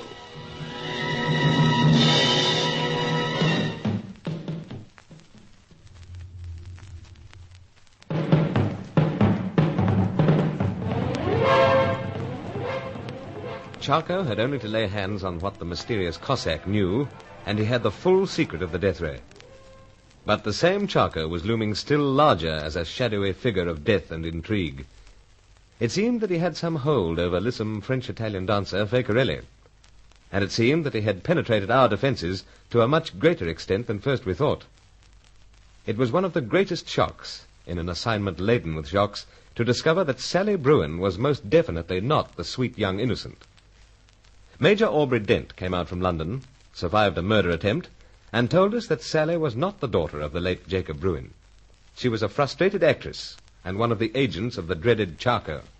Indeed, Carson, acquainted as I am with the strange whims and failings of human nature, I must admit that I am also deeply shocked. There's something so ugly about it all, Sir Giles. Yes, a desecration, as it were. Exactly.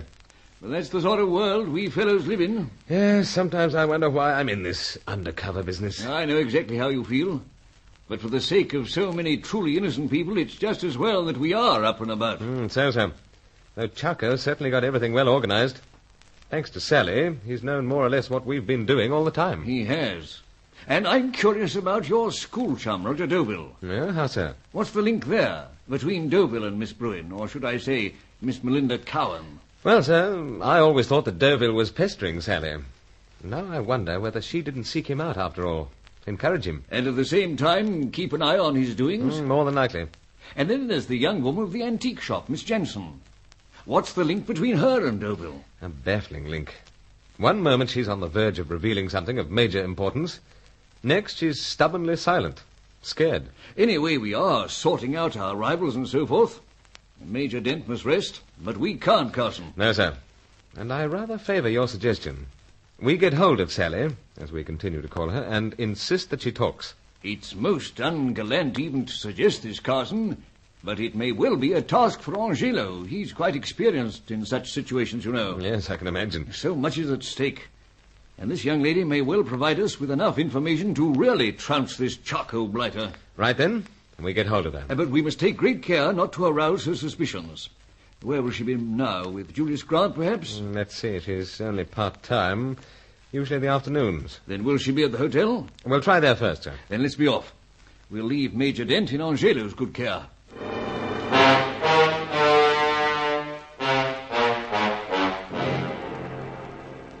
So she's not here, Carson? No, sir. I've checked up at her room, through the lounges and writing rooms. She certainly hasn't come through the foyer. Where else might she be at this hour? Well, sir, I used to believe her when she said she liked nothing better than roaming around the Rio shops. And you say you phoned Julius Grant? So, sir, from my room. No answer. We'll try again later. But meanwhile, what of Deauville's travel agency? Sally's been in the habit of popping in there. Then we might look the place over in the course of things. The point is, we must find her. At this stage, neither Sir Giles nor myself admitted a premonition that we might not find her. But it grew as we strolled through the bustling Rio crowds, looking into cafes, arcades. She wasn't at Deauville's poky office, as a passing glance told us. And it was well into the afternoon before we managed to get an answer from the explorer, Commander Julius Grant. We were back at Sir Giles' Copacabana apartment, phoning from there. Aha, Julius, old chap. We've raised you at last. Oh, that you, Sir Giles? 'Tis indeed. But you've been playing the wag. Went out early to do some research. Ah, yes. How's the book coming along? Oh, not so badly. I'm afraid I'm a disorderly worker. As if anyone would believe that. But I'll tell you why I phoned.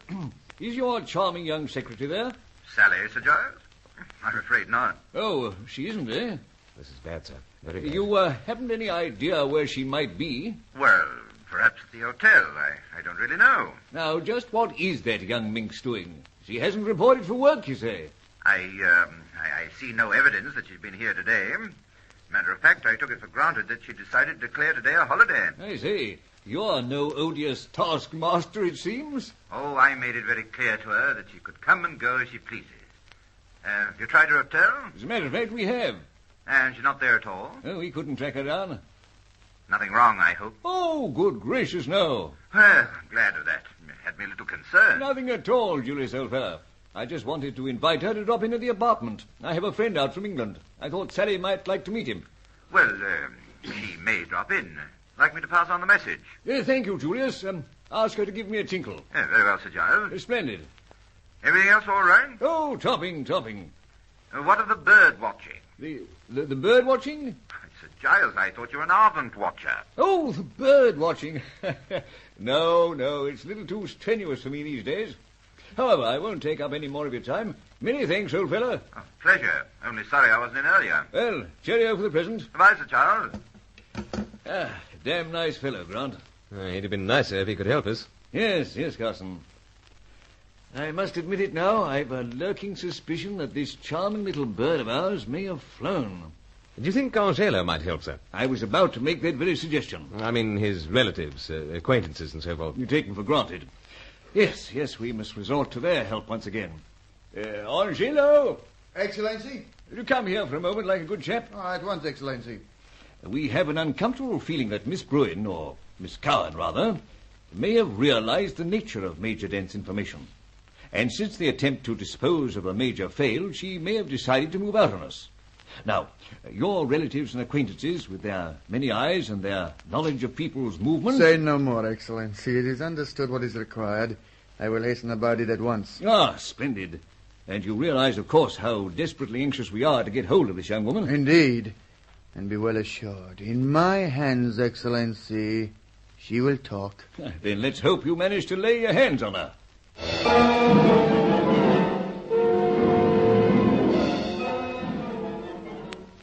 8 o'clock, Carson.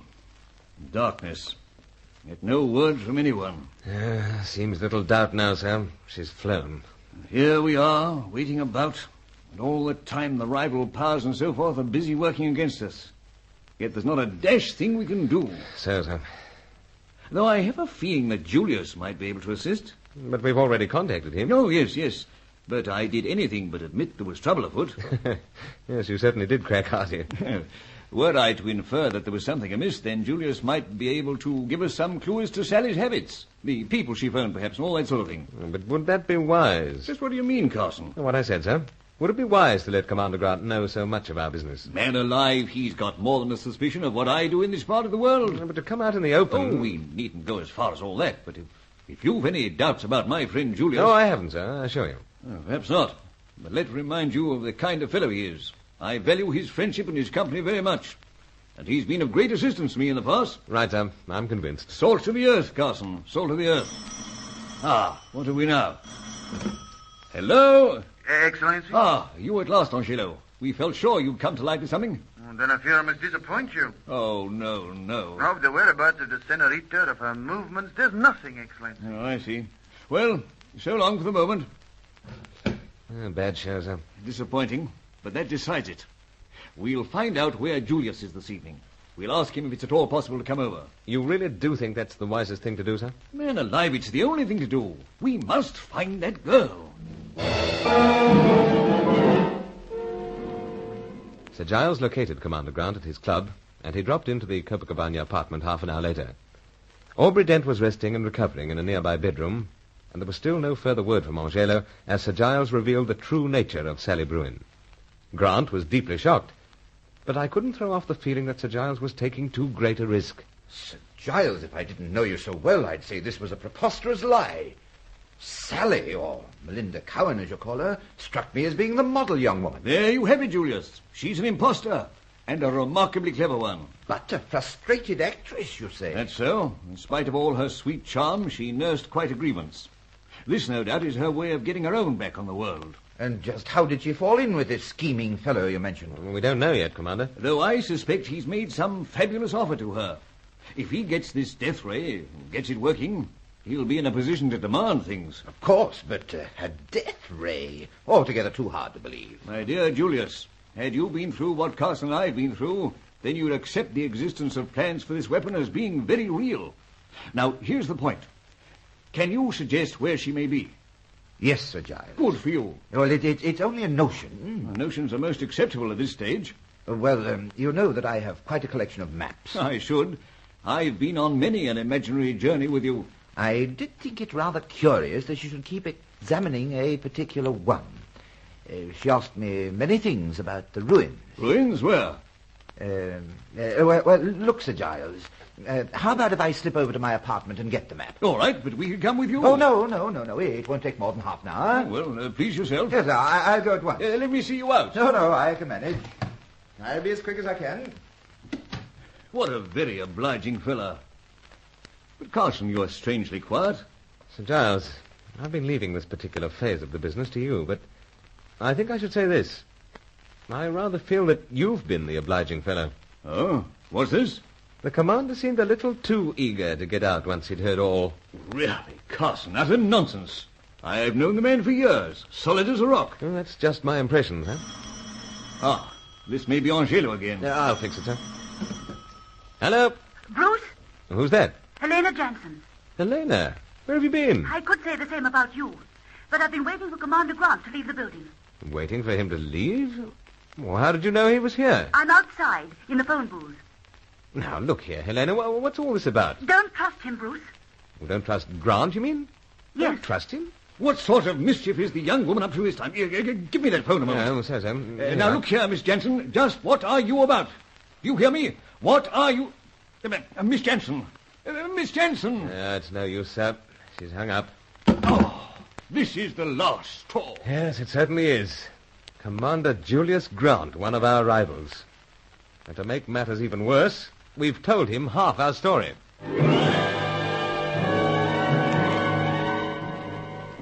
So, there it was. I'd been thunderstruck to learn about Sally, and now Sir Giles refused to believe ill of his friend Julius Grant. We were to have many doubts yet about where Grant fitted into Operation Death Ray.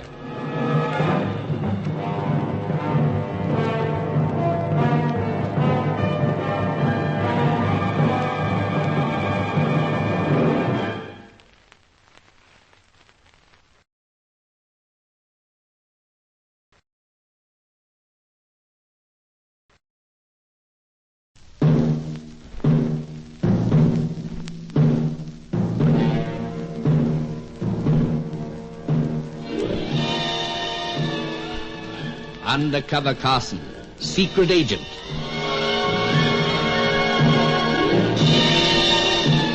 Operation Death Ray, an assignment in Rio.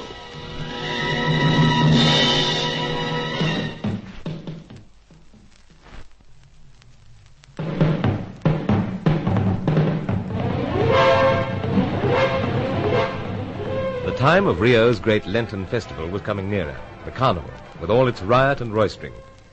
It was the signal for the last of our 6 scientists to come to town. the man who would give the all-knowing Charco final details of the death ray secret. We had to get at him first. In the course of our investigations, we were making sensational discoveries about our rivals. Major Aubrey Dent had come out from London with the information that Sally Bruin, apparently the soul of innocence, was in fact an accomplice of Charco. Someone made a desperate attempt to prevent Aubrey from passing on this information to us, but he survived and was now recovering in the Davenport apartment. Then came another startling revelation. After Sir Giles had confided in his friend, the explorer, Commander Julius Grant, there came a phone call from blonde mystery woman Helena Jansen. She warned us not to trust the commander. The mere thought of Julius being untrustworthy, why, it's outrageous. Yes, I realize he's an old friend of yours, Sir Giles. He is indeed. One of the finest men I've met in my career. Howsoever, consider why we asked him over here. To find out if he could help us with the whereabouts of Miss Sally Bruin, or rather, Melinda Cowan. So? Well, what of it? I pointed out to you. He seemed very prompt with a suggestion, and very anxious to rush off and get maps for us to consult. Bosh. He was only anxious to help. I still think so. We did the helping by telling him all we knew about Miss Sally come Melinda. Look, old fellow, I see it this way. The scientist, Jacob Bruin, was anxious to locate his long-lost daughter. So? Well, knowing that we'd discovered the whereabouts of Bruin, it seemed a wonderful opportunity to plant someone who could spy on us. I agree there, sir, though with reluctance, recalling affection for young Sally. That's just it. She was the very type to bring out the big brother in you. A trifle more than that, sir. Well, we won't go into that. But you rescue her after the death of her alleged father, and no doubt she had a hand in that ghastly business. Perhaps. Now, let's be down to earth about it. Charco's been killing off these unfortunate scientists. Not all, sir. Well, then, driving them out of their minds. Yes, I suppose so. But what of the hostile natives? Man alive, didn't you say there was something curious about the conduct of those savages? Well, so, there was now, come to think of it. All part of the act, Carson. Which makes the erstwhile Sally a very sinister little miss. It does indeed. Anyway, sir, as you said yourself, it was a wonderful opportunity to have someone planted to spy on us. Exactly. And Julius Grant very conveniently decided at that very time that he needed a part-time secretary. No, hold on. And didn't he call with that suggestion about the time I was due to arrive back? He mentioned it in the course of a phone call. All the same, Carson, this is merely a coincidence. Remember when we met him at the club, with the idea of getting something to occupy Miss Bruin? I do, sir. Recall it very clearly. Well, old fellow, when I mentioned the matter of the part-time secretary, he'd all but forgotten it. To quote you, sir, all part of the act. No, I won't have it, Carson. Yes, I understand, sir. What a shock it must be to you. If Julius Grant cannot be trusted, Carson, then neither you nor I can trust one another. Howsoever, I think he's warned. I think the map business was an excuse to get away and gloat over the information you'd given him. Mark these words. He'll be back as promised. He'll be back. Well, then we'll see. You shall. There you are. Oh, much too much of a coincidence this time, sir. He said it'd be half an hour. It'll take him all that. Well, then who the deuce? Find out. Excuse me. It could be Angelo, yet surely he'd let himself in. We'll see now. Excellency, Seno. Angelo, 'tis you. Carson, he's falling. I've got him, sir. Excellency. Angelo, you're in a bad way. Excellency, this time I received the wounds from which I will never recover. Nonsense. Quick, Carson. Inside with him. Right, sir. Seno, a moment. Really, old fellow, we must get you to some comfortable spot. Then we'll find out how this happened. It is Seno.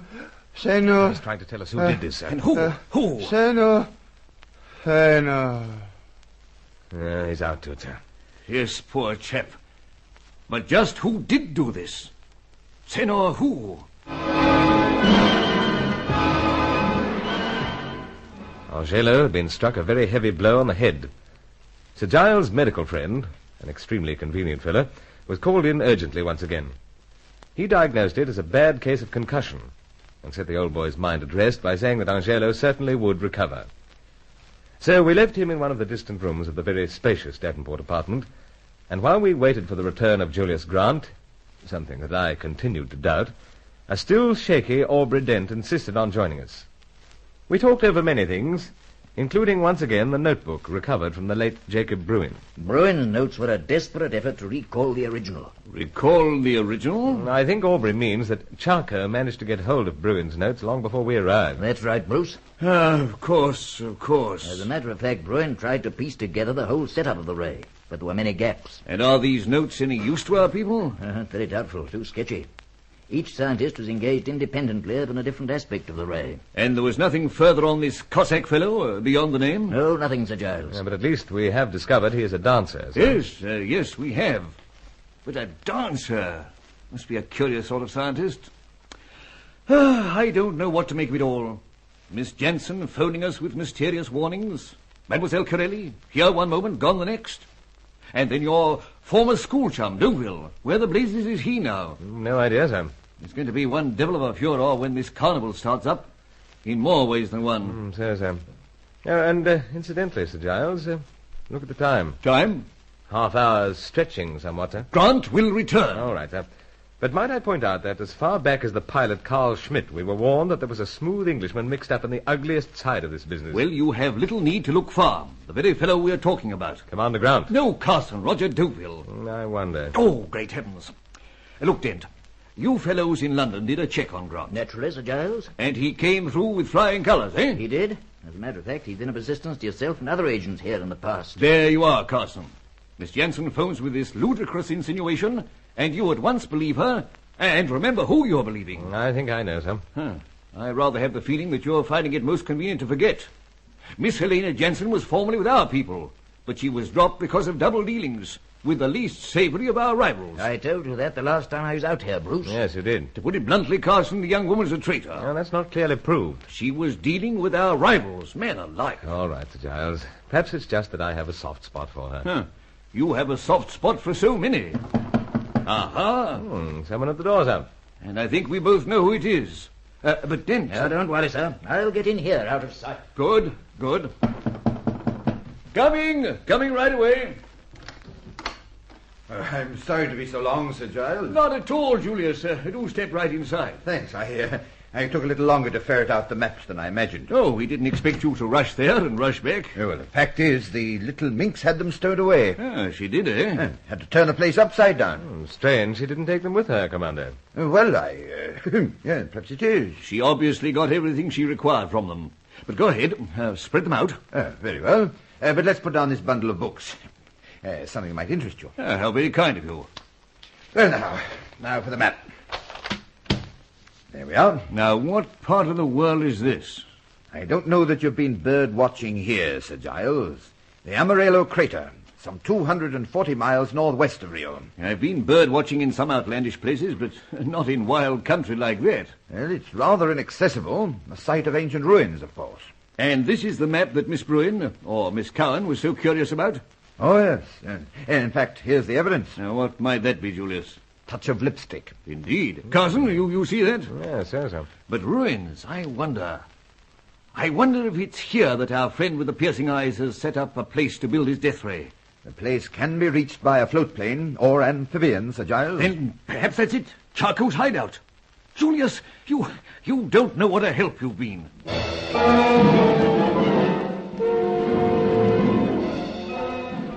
But I still clung to the idea that we were providing the help.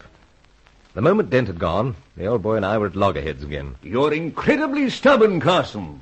This is obviously where Miss Bruin has gone. Do you suggest going there, sir? I do indeed. Well, you're walking into a trap. Utter bosh. Sir Giles. What is it, Dent? Angelo. He's talking. Then we'll come in there right away. Come on, Carson. Now we'll find out who hit the poor old rogue. Excellency, I will not recover from this wound. Now, old chap. Get your mind off that sort of thing and tell us, who did this to you? Senor Deauville. Deauville? There you are, Carson. He struck me suddenly from behind. He saw that I was observing Senorita Jensen telephoning from the booth that lies opposite to the building. So what is Deauville up to now? Best we find out. Carson, where are you going? Off to see Helena. Now, look here. Don't worry, sir. Got my pipes. All set. This will be the big showdown.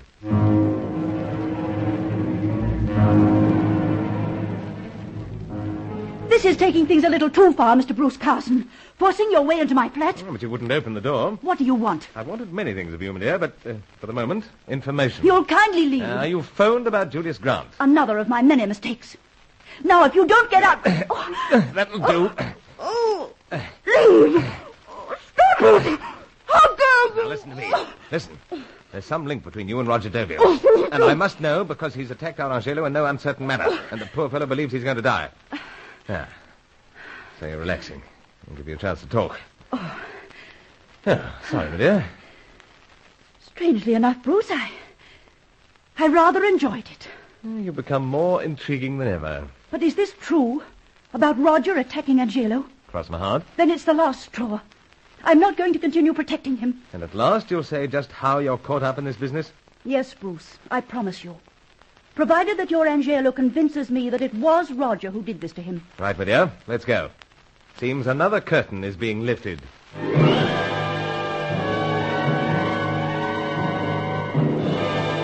So there it was. Many times Helena had been on the brink of confessing all, and now she seemed to have made up her mind.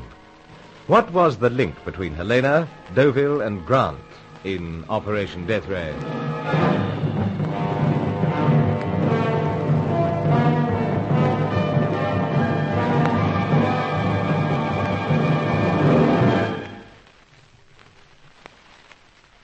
Undercover Carson is written by Michael Noonan and produced by E. Mason Wood for Macquarie Broadcasting Service.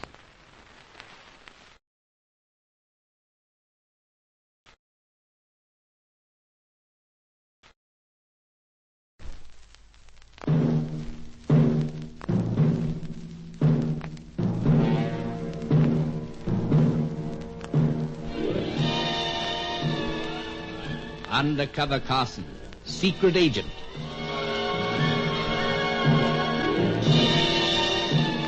Operation Death Ray, an assignment in Rio.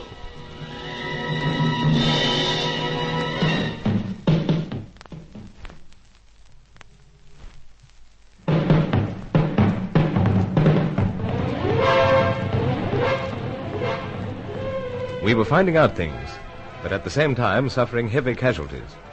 First, Major Aubrey Dent. Fortunately, he survived a bullet, and so was able to tell us that Sally Bruin was one of the all-knowing Charco's accomplices. She had disappeared, and Sir Giles Davenport and I had different views on the assistance offered by her part-time employer, Commander Julius Grant. Then there was Angelo. Not the first time he'd been injured in the death ray hunt, but this time he insisted it was a death blow, despite medical reassurance. It was my former schoolfellow, now a deadly rival, who had attacked him. I forced my way into Helena Jansen's flat and told her about this. For a long time we'd known there was a link between her and Roger Deauville. And where had she learned that Julius Grant wasn't to be trusted? She said she would tell all, provided Angelo convinced her that Deauville had been responsible. But at the Davenport apartment the following morning, with Sir Giles and Aubrey Dent, the time ticked on. She's a little late, Carson. Well, she said she'd be here at 9, Sir Giles. It's only 9:30. And she has that antique business in Rua de Ubidor to attend to. Even so, I can't help feeling that she may have fobbed you off. What do you say, Dent? I'd rather not say anything. Of course, Carson and I have been at one another's throats the last day or two. But in this business, a healthy debate does little harm. We won't go into the matter of Commander Grant. You have got a set on him. Not without reason. Howsoever. That'll be her now. I'll tend to it. Yes, she's your baby, as the saying is. What about me? Out of sight. Pronto. I'm going, Bruce. Right now, just to open the... Oh, you. Oh, hello, Carson. I'm awfully sorry to be butting in. No, Commander. Sir Giles will be pleased to see you. Julius, this is a pleasant surprise. Well, I know I should have phoned first. Oh, no, not at all. Well, it struck me as I was taking a stroll, and since I was so handy... Yes, take a seat, old man. Thank you. Now, what is this that struck you? First of all, you haven't heard anything yet of my part-time secretary? Not a murmur. We imagine she's up country. You mean at the ruins near the Amarillo crater? Indeed. We think you've pinpointed her hideout and the headquarters of this bounder Charco. But we do, Carson. Just smoker's throat. And we are contemplating looking at the place. I think you might find something, Sir Giles. You do, by Jove. Yes, it's like this.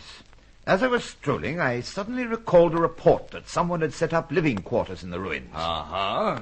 I get so many of these reports, you know. Oh, understood. You being the distinguished explorer that you are. Being an armchair explorer, I need the reports to know what's going on. Get out with you. Next thing we know, you'll be packing your bags again and off to the back of beyond. Anyway, I just thought I'd drop in and let you know. And we are most obliged. It makes me more certain than ever that Miss Sally Bruin, or Melinda Cowan, is lying low near those crater ruins.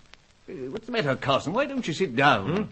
I just thought of something. I must slip out for a while. I know you'll excuse me.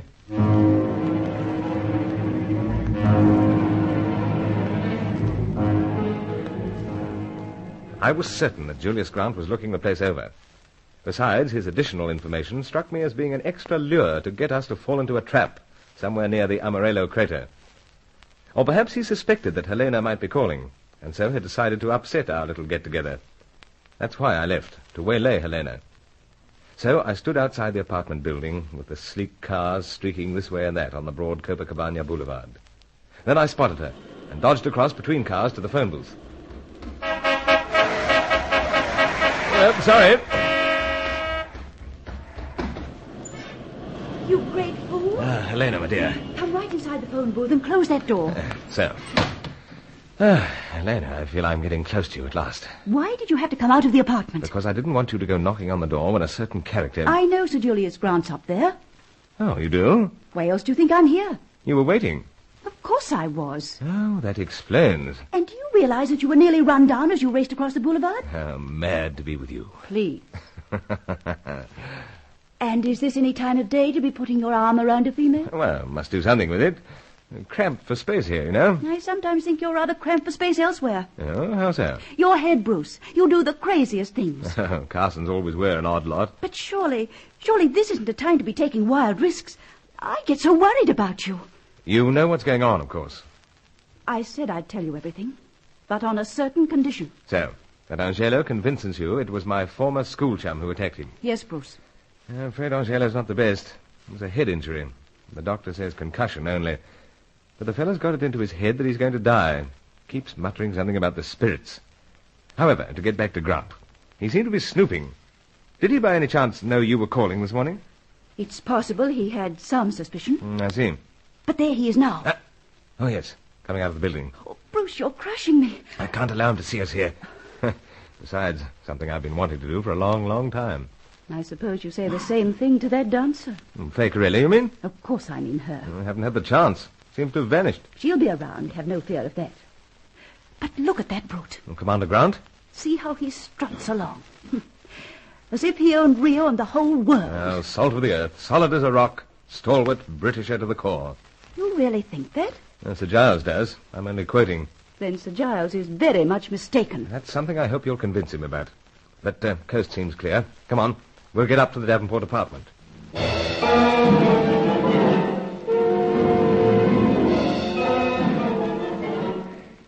Excellency, I make no jest.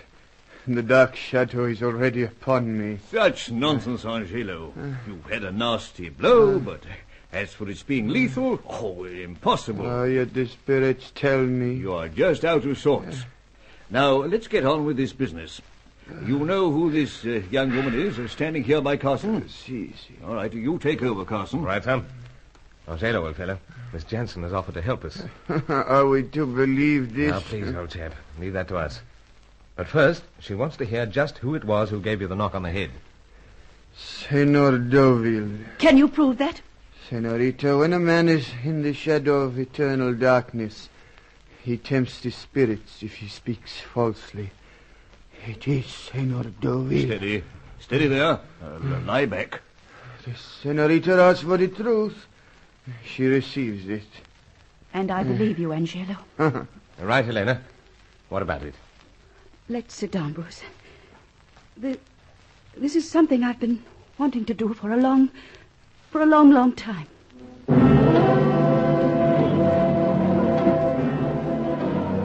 Helena had always kept me at a distance with that finely chiseled mask of a face. But her lips were trembling now. She needed understanding, and I was prepared to give her that. But Angelo lay back, his eyes slits of oily darkness, And Sir Giles, for all his good manners, couldn't quite disguise his suspicions. Yet Helena rather disarmed him by her first admission. Something that we'd known from Aubrey Dent, who waited in the room outside. During the war, and for several years afterwards, I happened to be in the same service as both you, Sir Giles, and you, Bruce. Yes, we know that, Helena. So you do. It's a wonder you weren't more violent with me. It seems we're not the violent types, in spite of the grim business that now engages us. But you've helped us so often, Helena, and yet... I've hindered you also. Say it, Bruce. Oh, take it easy, my dear. I don't think you're going to understand this. But I didn't betray my trust as a British agent. It was the last thing I would have ever done. Yet it appeared that you were involved in some double dealings with the enemy. I was. As we understood so. Never. Never. It was my brother using me, blackmailing me. And it so happens that I've always had a deep affection and hope for this brother of mine. And the brother? Roger Deauville. Great heavens! Deauville and yourself, a brother and sister? Hard to imagine, perhaps. Well, but you're nothing alike. Just a minute, Sir Giles. Yes, now I see it, the resemblance. Something that's been puzzling me for so long. You haven't recognized me at last, Bruce? Why should I recognize you? I visited Roger at school once. I was about 14. You were so nice. Oh, yes, I do seem to remember a kid sister. That was me. This is curious. But why aren't you Helena Deauville? Oh, I changed all that when I came out here to keep a sisterly eye on him. This explains so much, Helena. It explains why one moment you're with us, and the next so far away. Yes, I see it all. You've been trying to protect him. Thank you, Bruce. But it's no use. There's so much involved.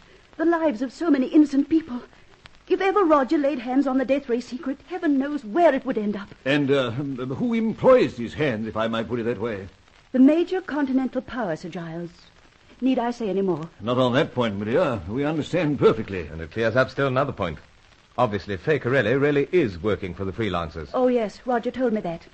As he'd told me so many things. Then what is the link between you and Roger and Julius Grant? If any. There's no link between me and Commander Grant. Then Grant and your brother? Grant is an evil man. I hate to hurt you like this, Sir Giles. He isn't Charco by any chance. Carson, how can you be so ridiculous? Miss Jensen? He's not Charco. Of course not. But Charco has threatened to kill Roger, unless he works in with him. The very same thing that is done with Fakerelli. Yes, but go on. And the threat to Roger came through Commander Julius Grant. Not really? Sir Giles, I swear that this is the truth. I would never have believed it. And I've no doubt that it was on Charco's instructions that Roger attacked your Angelo. What do you know of Charco? I've never seen him, Bruce. Only Roger seems to know how to get in touch with him. Helena. This is Major Aubrey Dent. He's... I think we'd better drop the formalities. I took a phone call outside. Not a charming French lass. Or Fakerelli? I imagine so. But she was warning us that a time bomb of decidedly short duration had been planted in the apartment. Time bomb? Where? This appears to be it. Concealed in a bundle of books. Julius left them. That's the bomb. Quick, Aubrey, give it to me. We've got to work fast.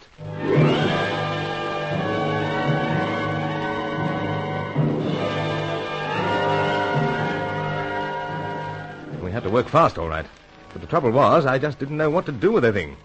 If I opened the bundle of books, that would probably set it off. Grant was the go-between, but Charco was out to destroy all opposition in Operation Death Ray.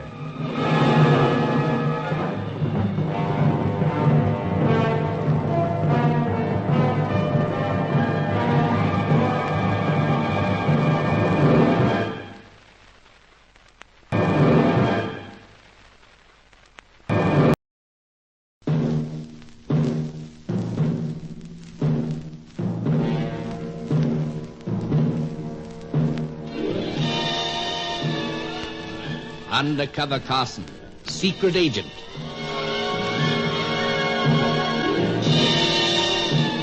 Operation Death Ray, an assignment in Rio.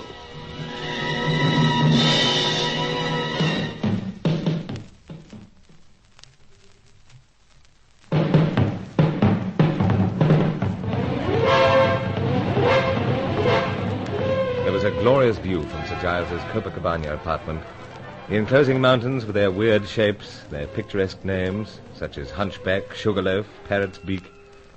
Then there was the famous beach, with the fishermen in their huge straw hats, and the gloriously blue water itself. But every time I think of that water, I think of my dash from the Davenport apartment with the time bomb that Julius Grant so thoughtfully left there. I waded in knee-deep and hurled it as far as possible. Some minutes later, there was a tower of spume and an explosion that took some explaining away when the Rio police arrived. Meanwhile, Grant had vanished from his usual haunts. Major Aubrey Dent was still in the city. Angelo had Sir Giles deeply concerned. As we looked out from the balcony onto the busy boulevard below, it was still on his mind. Dash it all, Carson, it was only a hit on the head. Yes, but how friend Roger Deauville can hit. Quite handy with his fists when we were at school together, Sir Giles. Yes, but Angelo suffered much worse than that and come up laughing. In 15 years, I've never known him let anything get him down so. Chappie is rather despondent. Despondent's hardly the word. He's quite certain he's dying. Speaks about the spirits telling him so. Age-old superstition, to use a hackneyed phrase. All the same, I'm deeply concerned. Perhaps it's something to do with the carnival. In what way? Well, sir, isn't it more or less tradition that the servants walk out? Oh, yes. And our Angelo's done his share of walking out. Roysted with his many relatives and acquaintances, no doubt. Could it be that he's down in the dumps because he's not fit enough to join the fun this year? I don't think so, Carson. I don't know what to make of it all. But look at all that traffic. Yes, it is much thicker than usual. The city's getting packed. Tens of thousands come in for the carnival. And it's Friday already, you know. Yes, I'm not forgetting, sir. Fun starts Sunday and lasts for 3 days. And those 3 days represent our last chance to get the secret of the death ray. The Cossack will be in town. Charco hopes to make his final coup. And yet we are so helpless. Yes. Friend Roger has contact with Charco. But where is the blighter? Vanished. Like so many others. Like Miss Bruin. Like my lamented friend Grant. Like Mademoiselle Corelli. But Helena Jansen promises to contact us the moment she has anything on Deauville's whereabouts. A slender hope. Helena's determined to assist, if only to make up for past failures, Sir Giles. Yet she confesses to us that she has this deep attachment to her wayward brother. So it's possible that she'll suddenly decide to shield Deauville again. No, sir. I think I know the type of woman Helena really is. Once she gives her word, then she stays with it. Well, let's hope so. I say, sir. What's that coming along the boulevard? That great mass of colour, like some bird. Such a bird I've never seen, Carson, not in all my bird-watching days. It's one of the floats for the carnival procession. Oh, yes. There are scores of them, you know. But a whole series portray the outstanding events of the preceding year. They do, eh? Indeed. And they're so striking and ingenious. It's one of the greatest spectacles of the Western Hemisphere. Or the world, for that matter.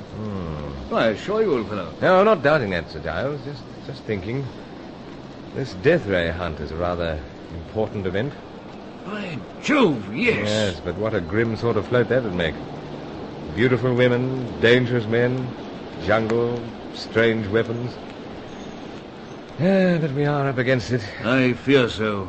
There's just one chance, however. Excellency! Excellency! One moment, Carson. It's Angelo. Yeah, right with you, sir. Excellency! Coming, old man. The spirits, they call upon me again. Now. Excellency, I know these things. Death hangs over me, as the Corcovado hangs over the bay. Corcovado? The hunchback, Carson. Oh, yes, I see. But Angelo, dear fellow, we can't have you carrying on like this. Man alive, it will soon be carnival time. 2 days and the festivities start. 2 days, Excellency, and you need my assistance more greatly than ever. Yes, indeed we do. Yet I will not be with you. Enough of this now. The spirits have spoken, and they will speak again, Excellency. I do wish you'd tell them to stop bothering you. Listen to me, Excellency. Yes, sir. Yes, old fellow. In return for the life that they take from me, I will ask that they tell me something that may be of some help to you in your search. Really, now you are distressing me. And that is why I call for you. In return for my life, Excellency, the place where this Chaco may be found, or perhaps the one you call the Cossack. That is all, Excellency. Let's leave him for a while, Carson. Sir. But when he called out, you were saying something about just one chance. So, fair. Mademoiselle Corelli? Right, sir. But we've heard nothing from her since she so obligingly phoned to say there was a time bomb planted in the apartment. True. Then how the deuce can we make any use of her? Well, rather than twiddle thumbs, sir, I thought I might look over the town. Shops always did fascinate her, you know. Oh, no. It's a long shot, perhaps, but I might spot her somewhere. Shops, cafes, cabarets. I'll leave you to look after Angelo. Besides, I've never seen a city steaming up for a carnival.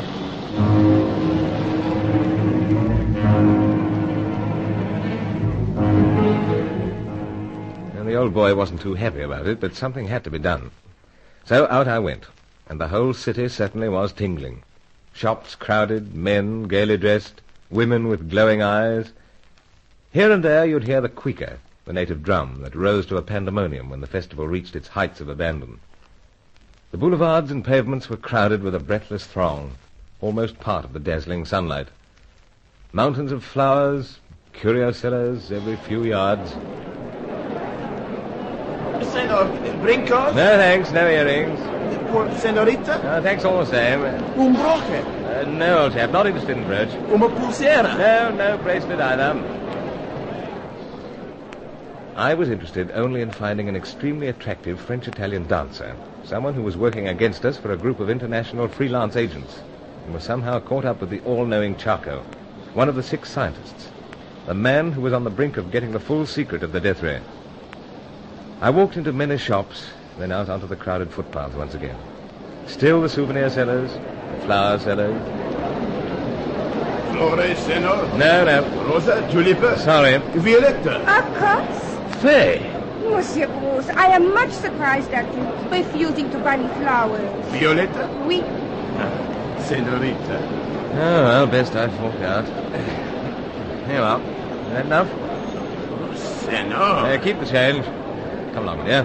Muito obrigado, senor. Muito obrigado. Yes, and I'm much obliged, too. To fate. What do you say, Monsieur Bruce? Oh, I just nothing into my pipe. Yeah, but fancy meeting you, Faye. But you avoid me. Oh, me avoiding you? I never see you. Oh, have it your own way, then. But these are so beautiful, these flowers. Flower meets flower, eh? Oh, you say the nice thing. Fair to say, still nicer. Now, how about we slip into yon cafe? I've been dying to have a chat. Of course, Monsieur Bruce.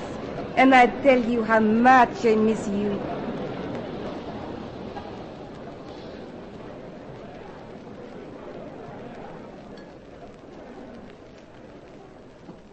Now, my dear, we haven't heard anything from you since that last phone call. And what is that? To Sir Giles's flat, about the bomb planted there. Oh, you make some mistake, Monsieur Bruce.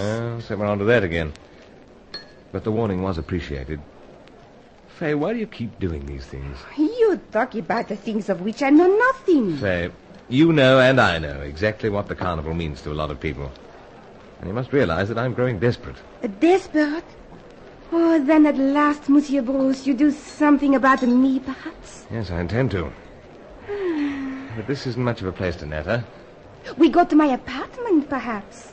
I show you the costume I wear for the carnival. Well, we'll go to your apartment anyway. Drink coffee and we'll be off.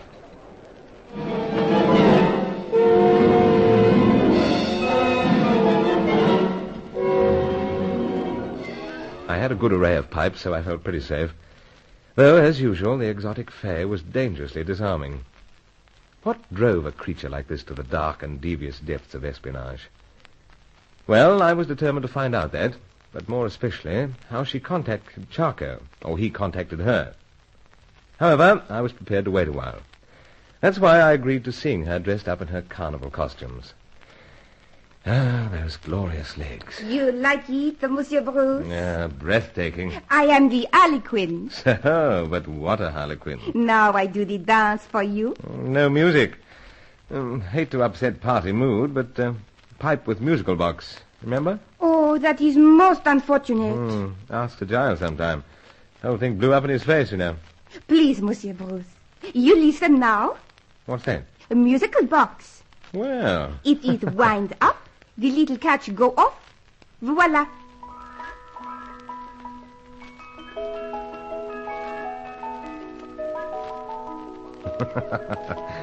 What sort of dance you do to that? In the moment I show you. But here. What's this? A box of cigarettes. Oh, I smoke a pipe. Oh, but I grow so accustomed to you with the pipe. Trademark. Collecting them a hobby. Please, for once, the cigarette? Oh, well, why not?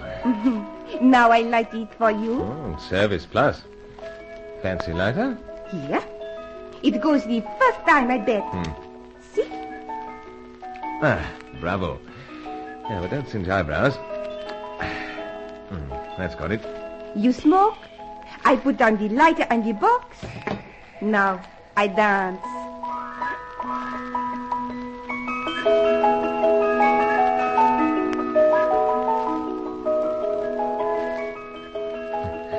Faye, I just can't imagine it of you. You not think my dancing good? Oh, divine. Then what is it? That you should do anything else but dance. All this sordid undercover business seems so... Monsieur Bruce, you act so strange. I feel a trifle queer. Oh, the dancing, it is too much for you. It does set the ticker rocking a little, but... No, not that so much. Everything seems... Oh, please tell me. You worry me so much. Must be the smoke, making everything hazy. I dance for you again and clear the smoke away. Oh, Monsieur Bruce, you throw the cigarette at me. Of course I do. Might have known it. Drugged. Some dance you led me. Oh, Monsieur Bruce! Monsieur Bruce!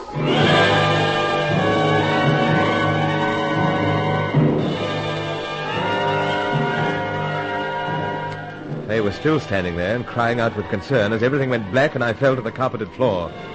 It seemed that I should have kept to my pipes in spite of all the trouble they'd caused in Operation Death Ray.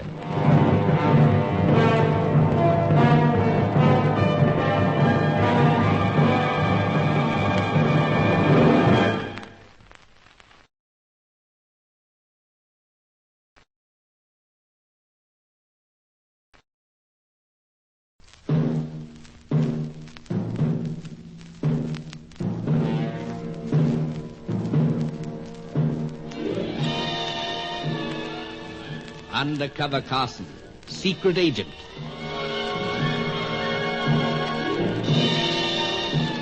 Operation Death Ray, an assignment in Rio.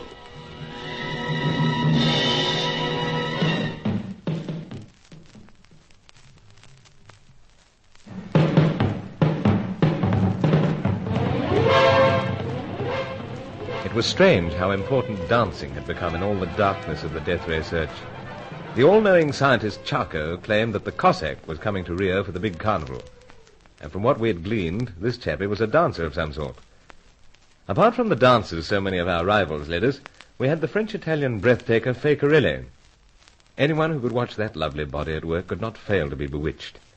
I say this, I suppose, because I want to cover up for the blunder I made in her apartment. As the city seethed outside with the mounting excitement of the carnival, just 2 days to go, Faye donned her festive fancy dress, and she made just about the most eye-catching harlequin I've ever seen. She suggested a dance, one of her little whims, and who was I to refuse? She also suggested I might abandon the pipes for the moment and draw on a cigarette. How charmingly she lit it for me, and how divinely she danced. Well, there, the cigarette was drugged, and I awoke, I don't know when, to find her bending over me.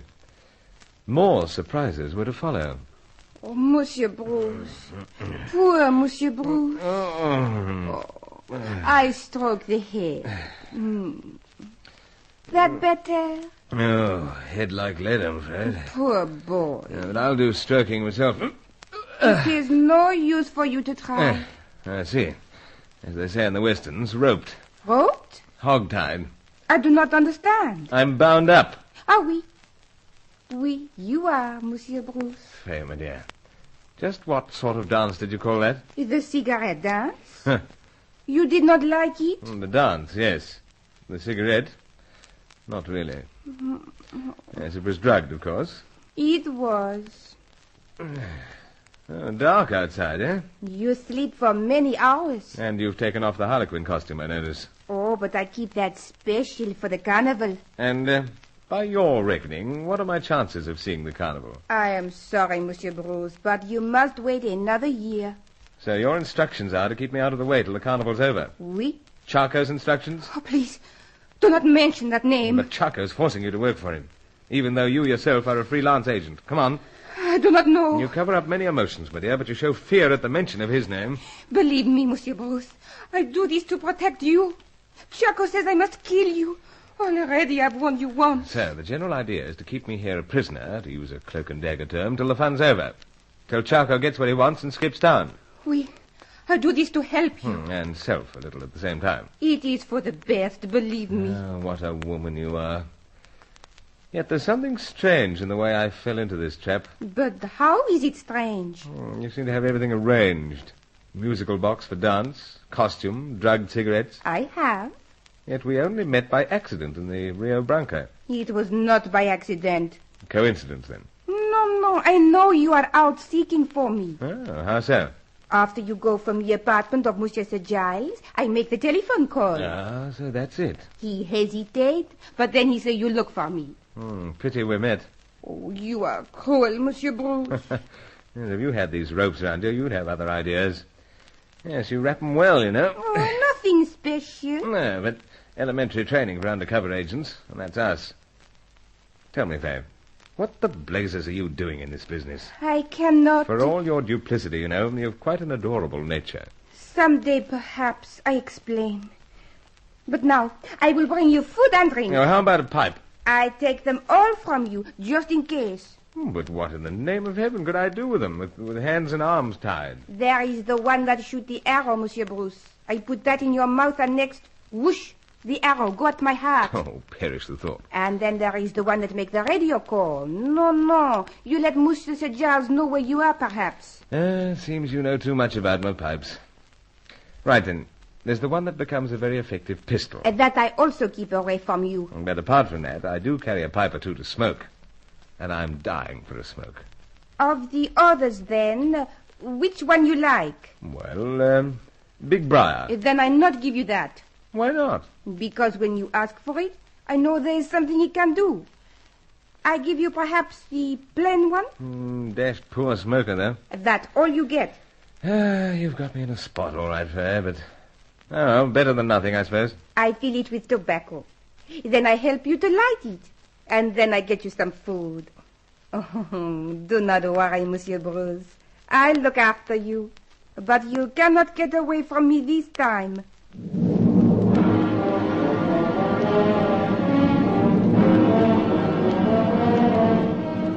Of course, creatures like Fakerelli just shouldn't be allowed in the espionage business.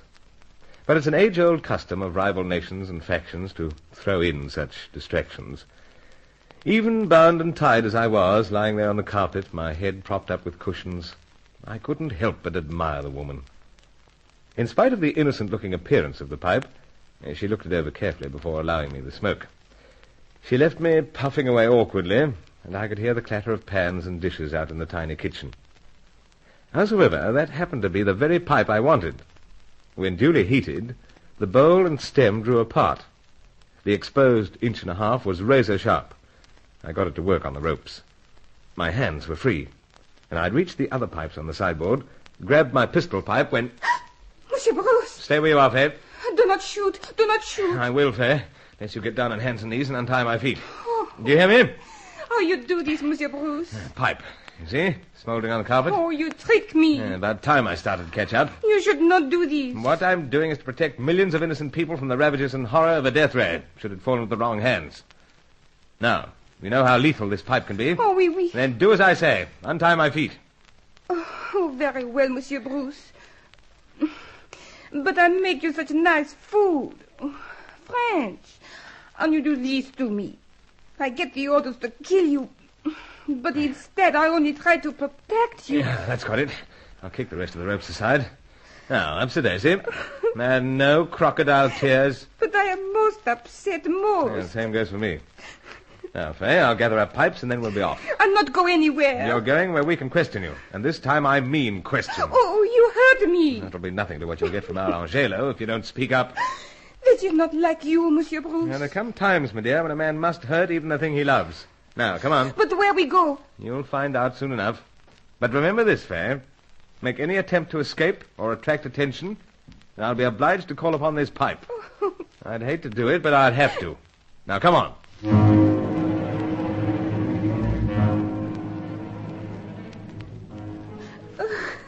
My dear Mademoiselle Corelli, must you keep on carrying on like that? It does rather distress us. Yes, it does indeed. It is because I discovered that Monsieur Bruce is not at the heart kind and gentle. You're so rough and so harsh to me. Won't hurt me more than you, Faye. Oh, you just say these things. You destroy everything. Yeah, no doubt.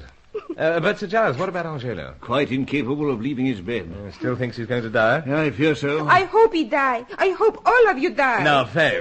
Mademoiselle Carilli, this just won't do. Keep your hands from me. Much and all as I dislike being harsh with such a charming person as yourself, I must insist that you pull yourself together.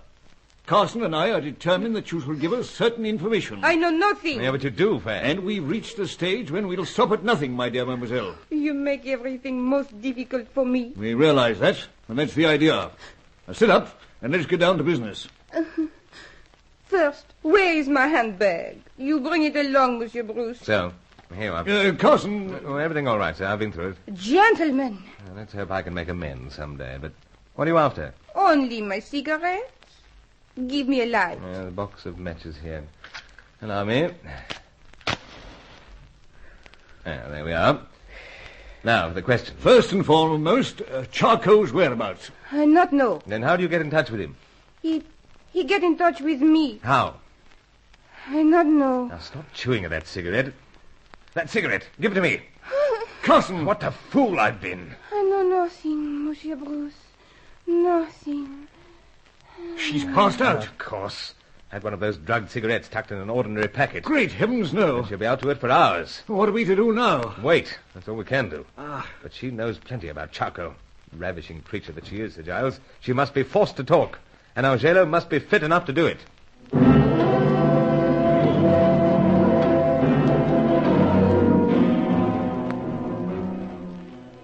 Madonna was the word both Sir Giles and I agreed best described Faye's face as she lay there. In our anxiety to find out about Charcot, we were bypassing the true background of this French-Italian beauty.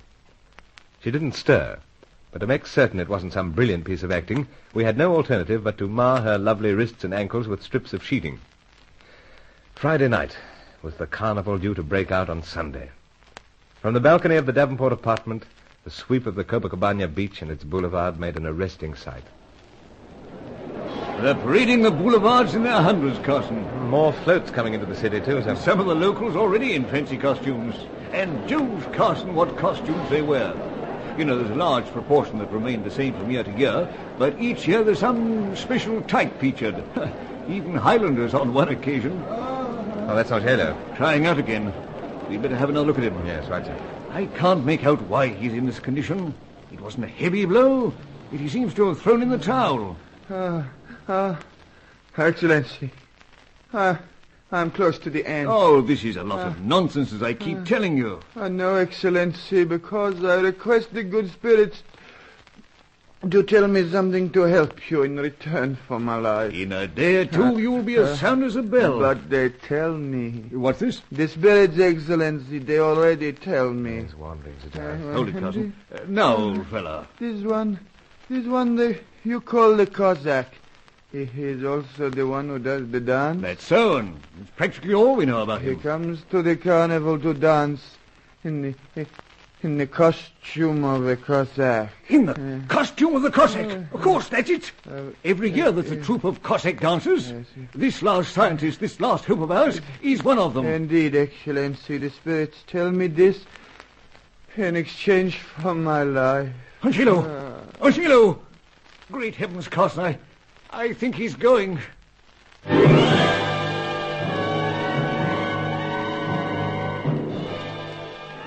While Faye Corelli had put herself beyond our questions for the time being, it seemed that Angelo was sinking lower. He had solved a vital matter for us.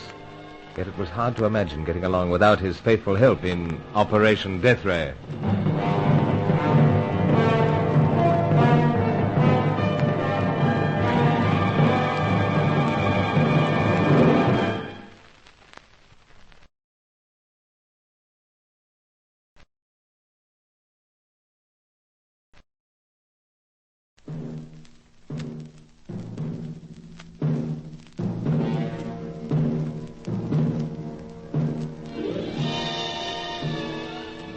Undercover Carson, secret agent.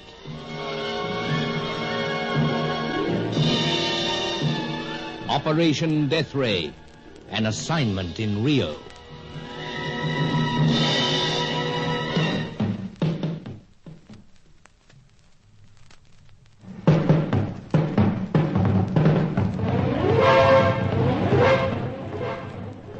Friday night, and on the Sunday the carnival began. That was to be the signal for scientist number 6, known to us only as the Cossack, to come into Rio, and the time when the sinister Charco would attempt to gather the last of the information on the death ray. We had discovered that the Cossack was a dancer of some sort, and it was Sir Giles Davenport's servant, Angelo, who suggested that this elusive chappie might be wearing a Cossack costume during the riot of the carnival. That seemed to make sense. But what didn't make sense was Angelo's belief that he was dying. Meanwhile, we had French-Italian dancer Fay Carelli on our hands at the Copacabana apartment. We were determined that she should tell us the whereabouts of Charco. But she tricked us by taking several draws on a drugged cigarette, and now she was out to it, looking more beautiful than ever. Indeed, Carson, looking at her now, I realize only too well why you felt about her as you do. But what drives a creature like this to the shadowy world of espionage? The excitement, perhaps? Being the dancer she is, Sir Giles, life should be exciting enough, surely. Ah, well, we'll find out the real motive, let's hope. But Fay is in a fix. You certainly made a job of binding her feet and ankles with those strips of sheeting, Carson. I hated doing it, huh? But what a remarkable bracelet she's wearing. Baroque, isn't that a word? So, Fay always has flair for the baroque, the bizarre, the exotic. But that's not the fix I meant. No? I was thinking of Charco. Charco? A mere mention sends my blood pressure soaring. Now, this is the point, Sir Giles. Though Fay is nominally working with the freelancers, Charco threatens to cut short life's sweetness unless she throws in her lot with him. Oh, yes. The blighter's so deuced all-knowing. He seems to have all the opposition agents tied up. Mademoiselle Carelli, then your former school chum, Roger Deauville. That's if we are to believe that sister of his. Well, sir, in the past we've both been too much inclined to put faith in people. We have indeed. And after the truth about Julius Grant came out, well, I sometimes wonder that I trust myself. But I'm sure Helena Jansen's straight, sir. She gave us a very satisfactory explanation of her bewildering actions of the past. I dare say a sister is desperate to protect a wayward brother. Especially a brother with friend Deauville's charm. Charm, Carson? Think of the crowd he's working for. Yes, I realize that, sir, but he's a smasher when he likes. Look what he did to Hetty Fitzhenry. The girl was crazy about him. Yes, but we haven't heard anything from Miss Jensen. No doubt she's been unable to trace her brother yet. And Mademoiselle Carelli remains our only hope of getting anything on the whereabouts of Charco. And she'll be out to it for a while yet. Carson, the situation's much more desperate than we're admitting. This time tomorrow will be the eve of the carnival. I'm not forgetting that, sir. And then there's Angelo. He was only a blow on the head, yet he lies there practically inviting death. Oh, let's slip inside and take a look at him. Come along, old chap. Let's not be too dismal about things. Excellency, I am doomed never to see another carnival. Angelo, you had a nasty blow on the head, but you'll recover. Not on this occasion, Excellency. Yet think of the past, the blows, the bullets, the broken bones. It was then the will of the spirits that I should survive. But how can you say they won't stand by you now? Because, Excellency, in exchange for my life, they have furnished me with information valuable to yourself. About this Cossack fellow, being decked out in a Cossack fancy dress costume and joining the festivities? It is so, Excellency, and it grieves me deeply to depart from your side, but you will have another to assist you. But there could only be one Angelo ever. There is another, Excellency, and he will take my place. Another Angelo? See, my nephew. You must proceed to the Castano district and there inquire for him. Ask for Angelo, the nephew of Angelo. Tell him to proceed here to me at once. There is so little time. Oh, do you really think this is necessary? If you are to have anyone to assist you, it is most necessary, Excellency. I implore of you, bring to me my nephew, Angelo. If it'll make you any happier, very well. Now, look, sir, leave it to me. I'll borrow the rolls and be there and back inside the half hour. You keep an eye on both Angelo and Fay.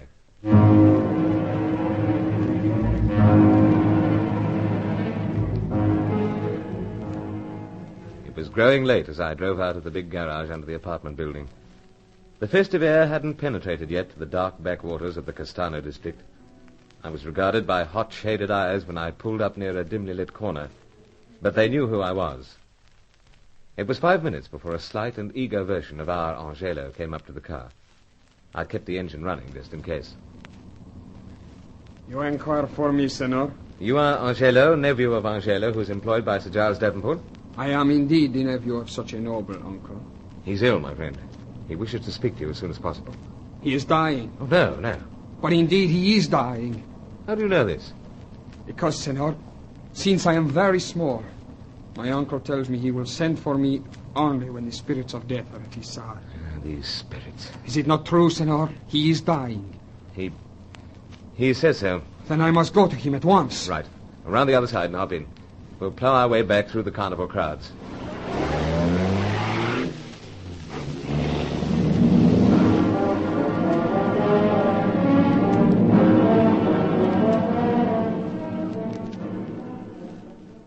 They're in there together, Carson.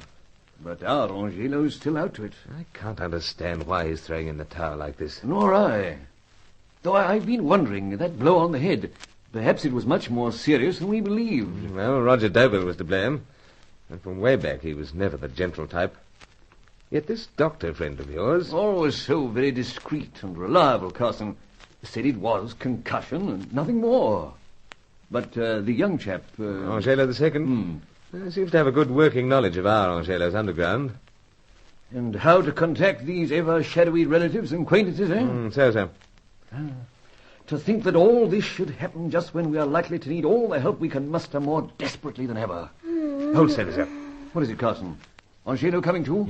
No. Faye. Ah. But, old fellow, if she's back with us, we get to work. She must tell us what she knows about contacting Chaco. Come on. Oh, my hands, my feet, tied together. I never forgive you for this, Monsieur Bruce, both of you. Well, same thing happened to me earlier in the day, my dear. At your apartment, remember? I do that to you only to protect yourself. From Chaco? Oui. Mademoiselle Corelli, I think we understand one another very well. I not understand anyone who is so ungallant. Oh, take off these bindings. They hurt. Once again, young lady, let's have no crocodile tears. You were brought here for a particular purpose, and we're desperate men. Now, you will recall that we were inquiring into the whereabouts of Chaco. I know nothing. Faye, my dear, you said that he got in touch with you. How? I forget. Then we must take steps to make you remember. No. Ungallant as that may be. You not lay hands upon me. We'll give you a few moments to think things over. Carson, come along with me a moment. Outside onto the balcony. Right, Sir Giles. But Faye, help us, and we'll do what we can to help you out of your mess. Or whatever it is. Carson. Coming, sir. You waste your time. I know nothing at all. The night's getting on, but the carnival crowds still swarm over the pavements. Traffic still crowds the boulevards. Reminding us once again how very little time we have. Indeed, and we must strike now. For the moment, we'll forget about finding out what has driven Mademoiselle Corelli to this espionage business. We must know what she knows about contacting Chaco. It'll be somewhat distressing, sir, to use persuasion of any kind on likes of Faye. And it's going to be distressing for millions if this deuced death ray falls into the wrong hands. Yes. That's why I called you out here, to discuss what methods we might best adopt. I expect we must face up to it. We must, Carson. Grim and distasteful though it may... Hold on a moment. Yes, I think Angelo's talking to his nephew. Carson, perhaps we'd better listen in on this. My nephew?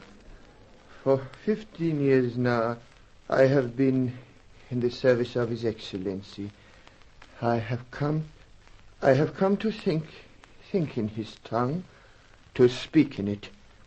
You understand? Comprendo muito bem. Si, you understand very well. Vale inglés conmigo. Indeed, uncle, I speak English too. Accustom yourself to his ways.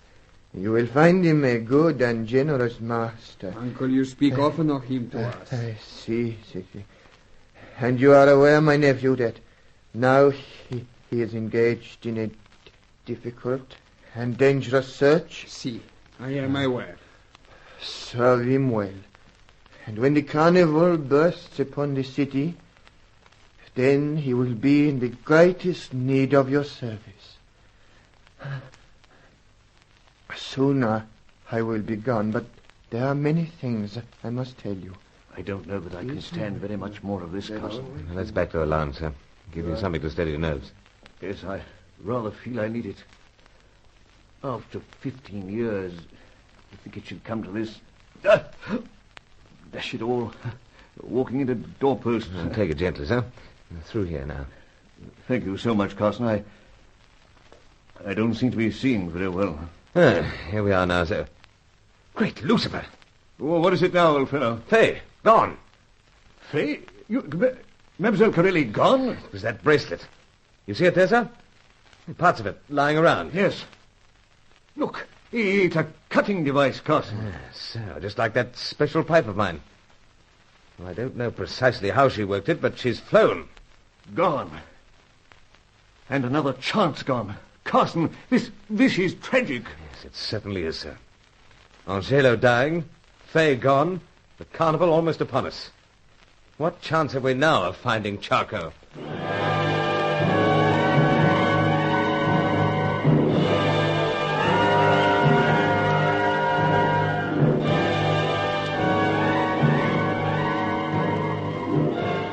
So there it was. Just when we thought we had the ravishing Fay cornered, she escaped us. Time was growing short, and our hopes were shrinking in the grim game of Operation Death Ray.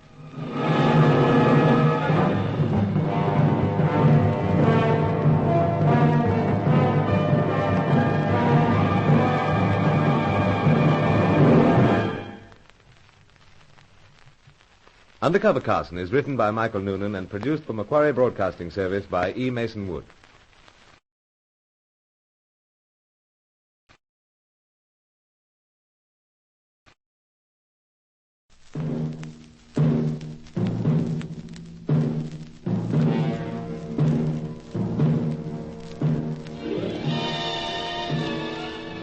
Undercover Carson, secret agent.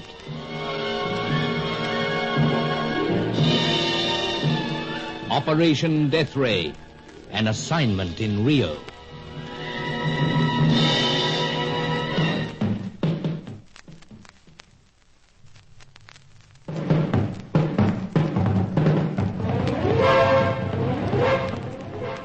The full abandon of Rio's annual carnival was due to break out on the Sunday. But even on the Saturday morning, the excitement was intense. However, gloom had settled over Sir Giles Davenport's Copacabana apartment. The following day, Charco would be busy gathering the last of the death ray information from scientist number 6, the Cossack. But all our hopes of tracing that bird seemed to have flown with Fay Corelli. That bewildering and blindingly attractive creature had tricked us once again. But to make the gloom even deeper, there was the death of the faithful Angelo. His nephew, another Angelo, was with us now. He was nervous and not quite sure of himself as yet. Meanwhile, I'd never seen Sir Giles so upset. You call for me, Excellency? Yes. Now, young man, Angelo, Carson and I are both deeply shocked by our friend's passing. And no doubt it's caused great distress among your uncle's many relatives and acquaintances. It has, Excellency. But they will see to it that he has the funeral that is fitting to his nobility. Yes, he was indeed a noble fellow. 15 years.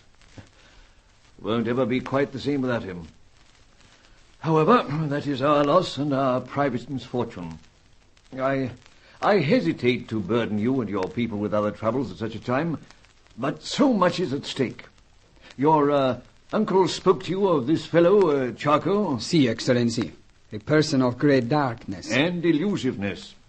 He spoke also of this Cossack? Si, he will dance in such a costume at the carnival. We believe so.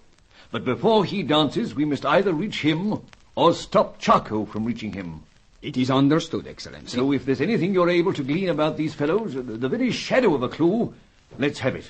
Have no doubt, Excellency. I know you're of the same solid stock as your uncle. But 3 generations removed from the state of savagery. Of course.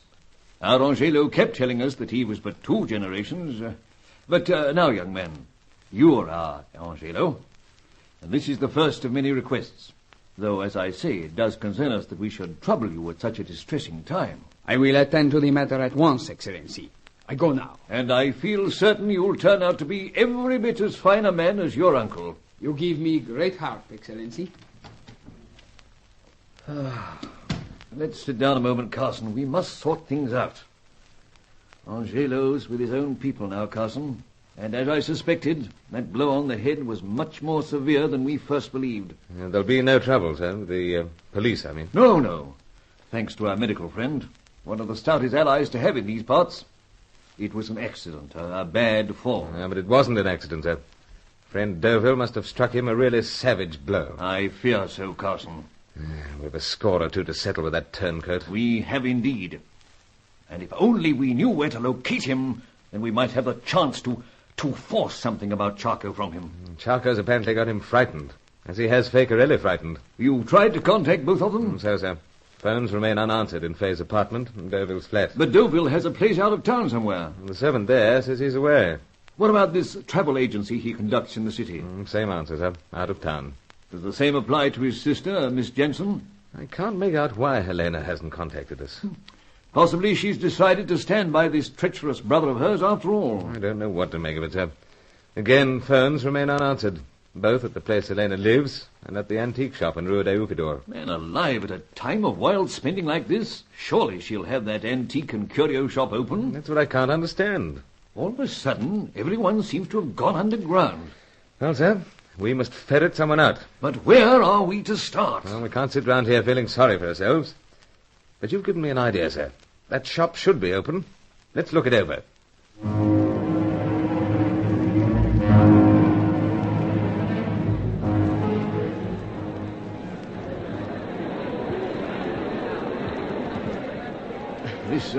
This is heavy going, Carson. Everything all right, sir? Oh, yes, except that I'm not really in the mood for all this buffeting. We're almost right opposite now. Let's get right back against the shop fronts and look at... Face over. Carson, what is it? Helena's shop. Take a look, sir. Great heavens. Clearance sale. So, all of a sudden she's selling out. But it says, starting Wednesday. Yes, sir. Meanwhile, the place is locked up. Closed down for the period of the carnival. So it seems. The young woman said nothing of this to us, Carson. Not a whisper, sir. As far as we were informed, she was here in South America to keep an eye on the loved, though wayward brother, Roger Deauville. Why has everyone suddenly vanished from sight? We seem to be frustrated at every turn. Now, hold it, sir. Door opening. Josias, and isn't that... Friend Deauville. So. Slam the door shut now, but we must waylay him. Yes, it's going to be difficult in this crowd, sir, but... Besides, I think I should look over the shop. He's been up to something in there. But we can't let the blighter walk off. We must at least follow him. Oh, you attend to that, sir. I'll get over to the shop and get busy with pipe cum skeleton key.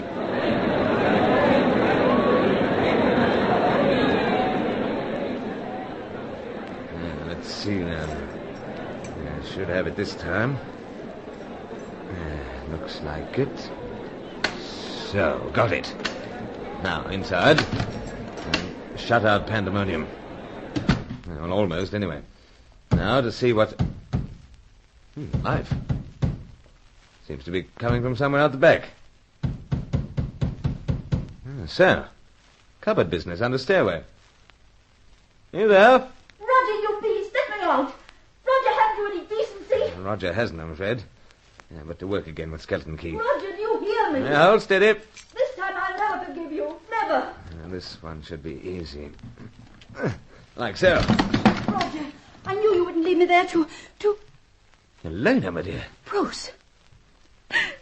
Oh, Bruce. Oh, take it easy now. Thank heavens, Bruce. Thank heavens. Oh, but I mustn't be silly. Come now, Helena, I understand. But there's so much I don't understand. It seems only a few minutes since Roger left. I saw him leaving, as a matter of fact. He slipped inside. But how? And how did you manage to open this cupboard door? With pipe. Pipe? Bruce. Now let it pass. Point is, I heard you knocking. I just banged because I didn't know what else to do. Just as well you did. But what's your dear brother been up to this time? Have you seen what's written up in the shop windows? Yes, I have. It surprised me. Clearance sale. That's my dear brother's idea of getting enough money to get himself away from here. You mean Roger was selling out on you? Yes, Bruce. He said he didn't intend leaving me here later than tonight. He was taking me somewhere till I showed some common sense. Does he suspect that you've had any dealings with Sir Giles and myself? Oh, he has made some vague remarks, but he does, in his egotistical way, still believe that I'm blindly faithful and subservient to him. No, that's just as well. But as for this Charco... He seems to have Roger terrified. So terrified that he's liable to do anything. And that's why he's so desperate to raise enough cash to escape. I'm afraid so. He wants to run out on everyone now, even the Europeans who've been employing him. But anything more about Chaco? Believe me, Bruce, I tried to find out, but I couldn't. Not without arousing Roger's suspicions. That's bad. Things haven't improved, Bruce? I'm afraid not. Angelo died, you know. Oh, no. Never recovered from the blow your brother dealt him. I haven't realized until these last few days how really rotten he is. I say, Carson! Oh, don't worry, my dear. It's only Sir Giles. Of course. Right in here, Sir Giles. The coast all clear? Yes, come right in. I've unlocked the door. Oh, good. Bruce, how is he? After losing Angelo, I mean. Oh, he's deeply upset, my dear. I can well imagine. Any luck, sir? What would you expect in a crowd like that? The blighter was soon out of sight. No, your brother, Miss Jensen, you will pardon me. I understand, Sir Giles. But have you come to light with anything for us? Unfortunately not. I was just telling Bruce. We are up against it. Out there in the crowd, one could say that the carnival had practically started. But, this sale, Miss Jensen, and your strange silence. All Deauville's doing, sir. But I suggest we get Helena back to relative safety of your apartment and talk things over there. Besides, we want to be on deck if Angelo's nephew comes to light with anything.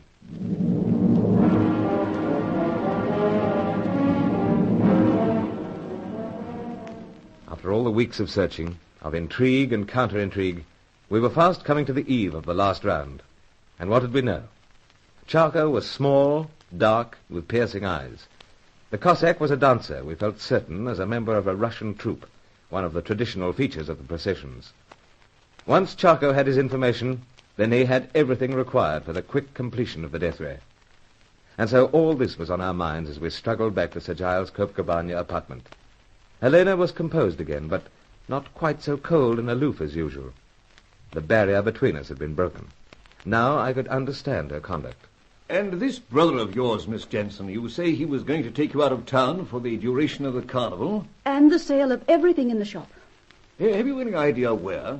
Well, Sir Giles, in the past, I believe that he's taken people to some watch houses on an ancient estate. I say that. What is it, Bruce? In the past, Helena, we were rather cooped up in a watch house. Yes, we were indeed. A fellow called Galveo was behind it all. And a most unsavory bird. And my brother was behind him. Then that clears up another of the many puzzling features of this business. So, sir. But, Helena, you know what happened to Galveo? He was killed in some trouble. He was murdered before he could talk to us. Oh, don't tell me, Bruce. Then Roger lied to me. I rather have the feeling that dear Roger was behind the killing. Oh, how could I keep on protecting him for so long? Blood is thicker than water, they say, Miss Jensen. But no longer, Sir Giles. I want to help. Help to stop this dreadful weapon from falling into the wrong hands. Well, for the present, all you can do is to stay put in this apartment. Who now? You want me to... No, Carson, I'll answer it. It's an unfamiliar knock, however. Who is it? Angelo. Oh, all right. Hold on. You told me that Angelo was... Sir, this is his nephew. You see? Of course. That's it, young man. Step right inside. This is your new home, though. Many thanks, Excellency. Now, come over here to Carson and Miss Jensen. Let's hear what's brought you back so soon. I fear, Excellency, that it is nothing of assistance to you. Oh, I see. My relatives, Excellency, and the former acquaintances of my uncle, these people whom you sent to contact for you. Yes, go on. I am afraid, Excellency, I am very sorry, but they say to me that they no longer care to be interested in this search of yours. Of course. They're distressed at your uncle's death, no doubt. But that does leave us in one great jam. The carnival starts tomorrow, but where do we start? I fear we just do not know.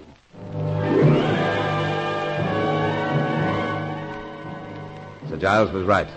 After all our striving, we seemed to be back at the start of everything. The laughter and shouting echoed up to us from the crowded pavements and boulevards, as if scornfully telling us that our chances were nil in Operation Death Ray.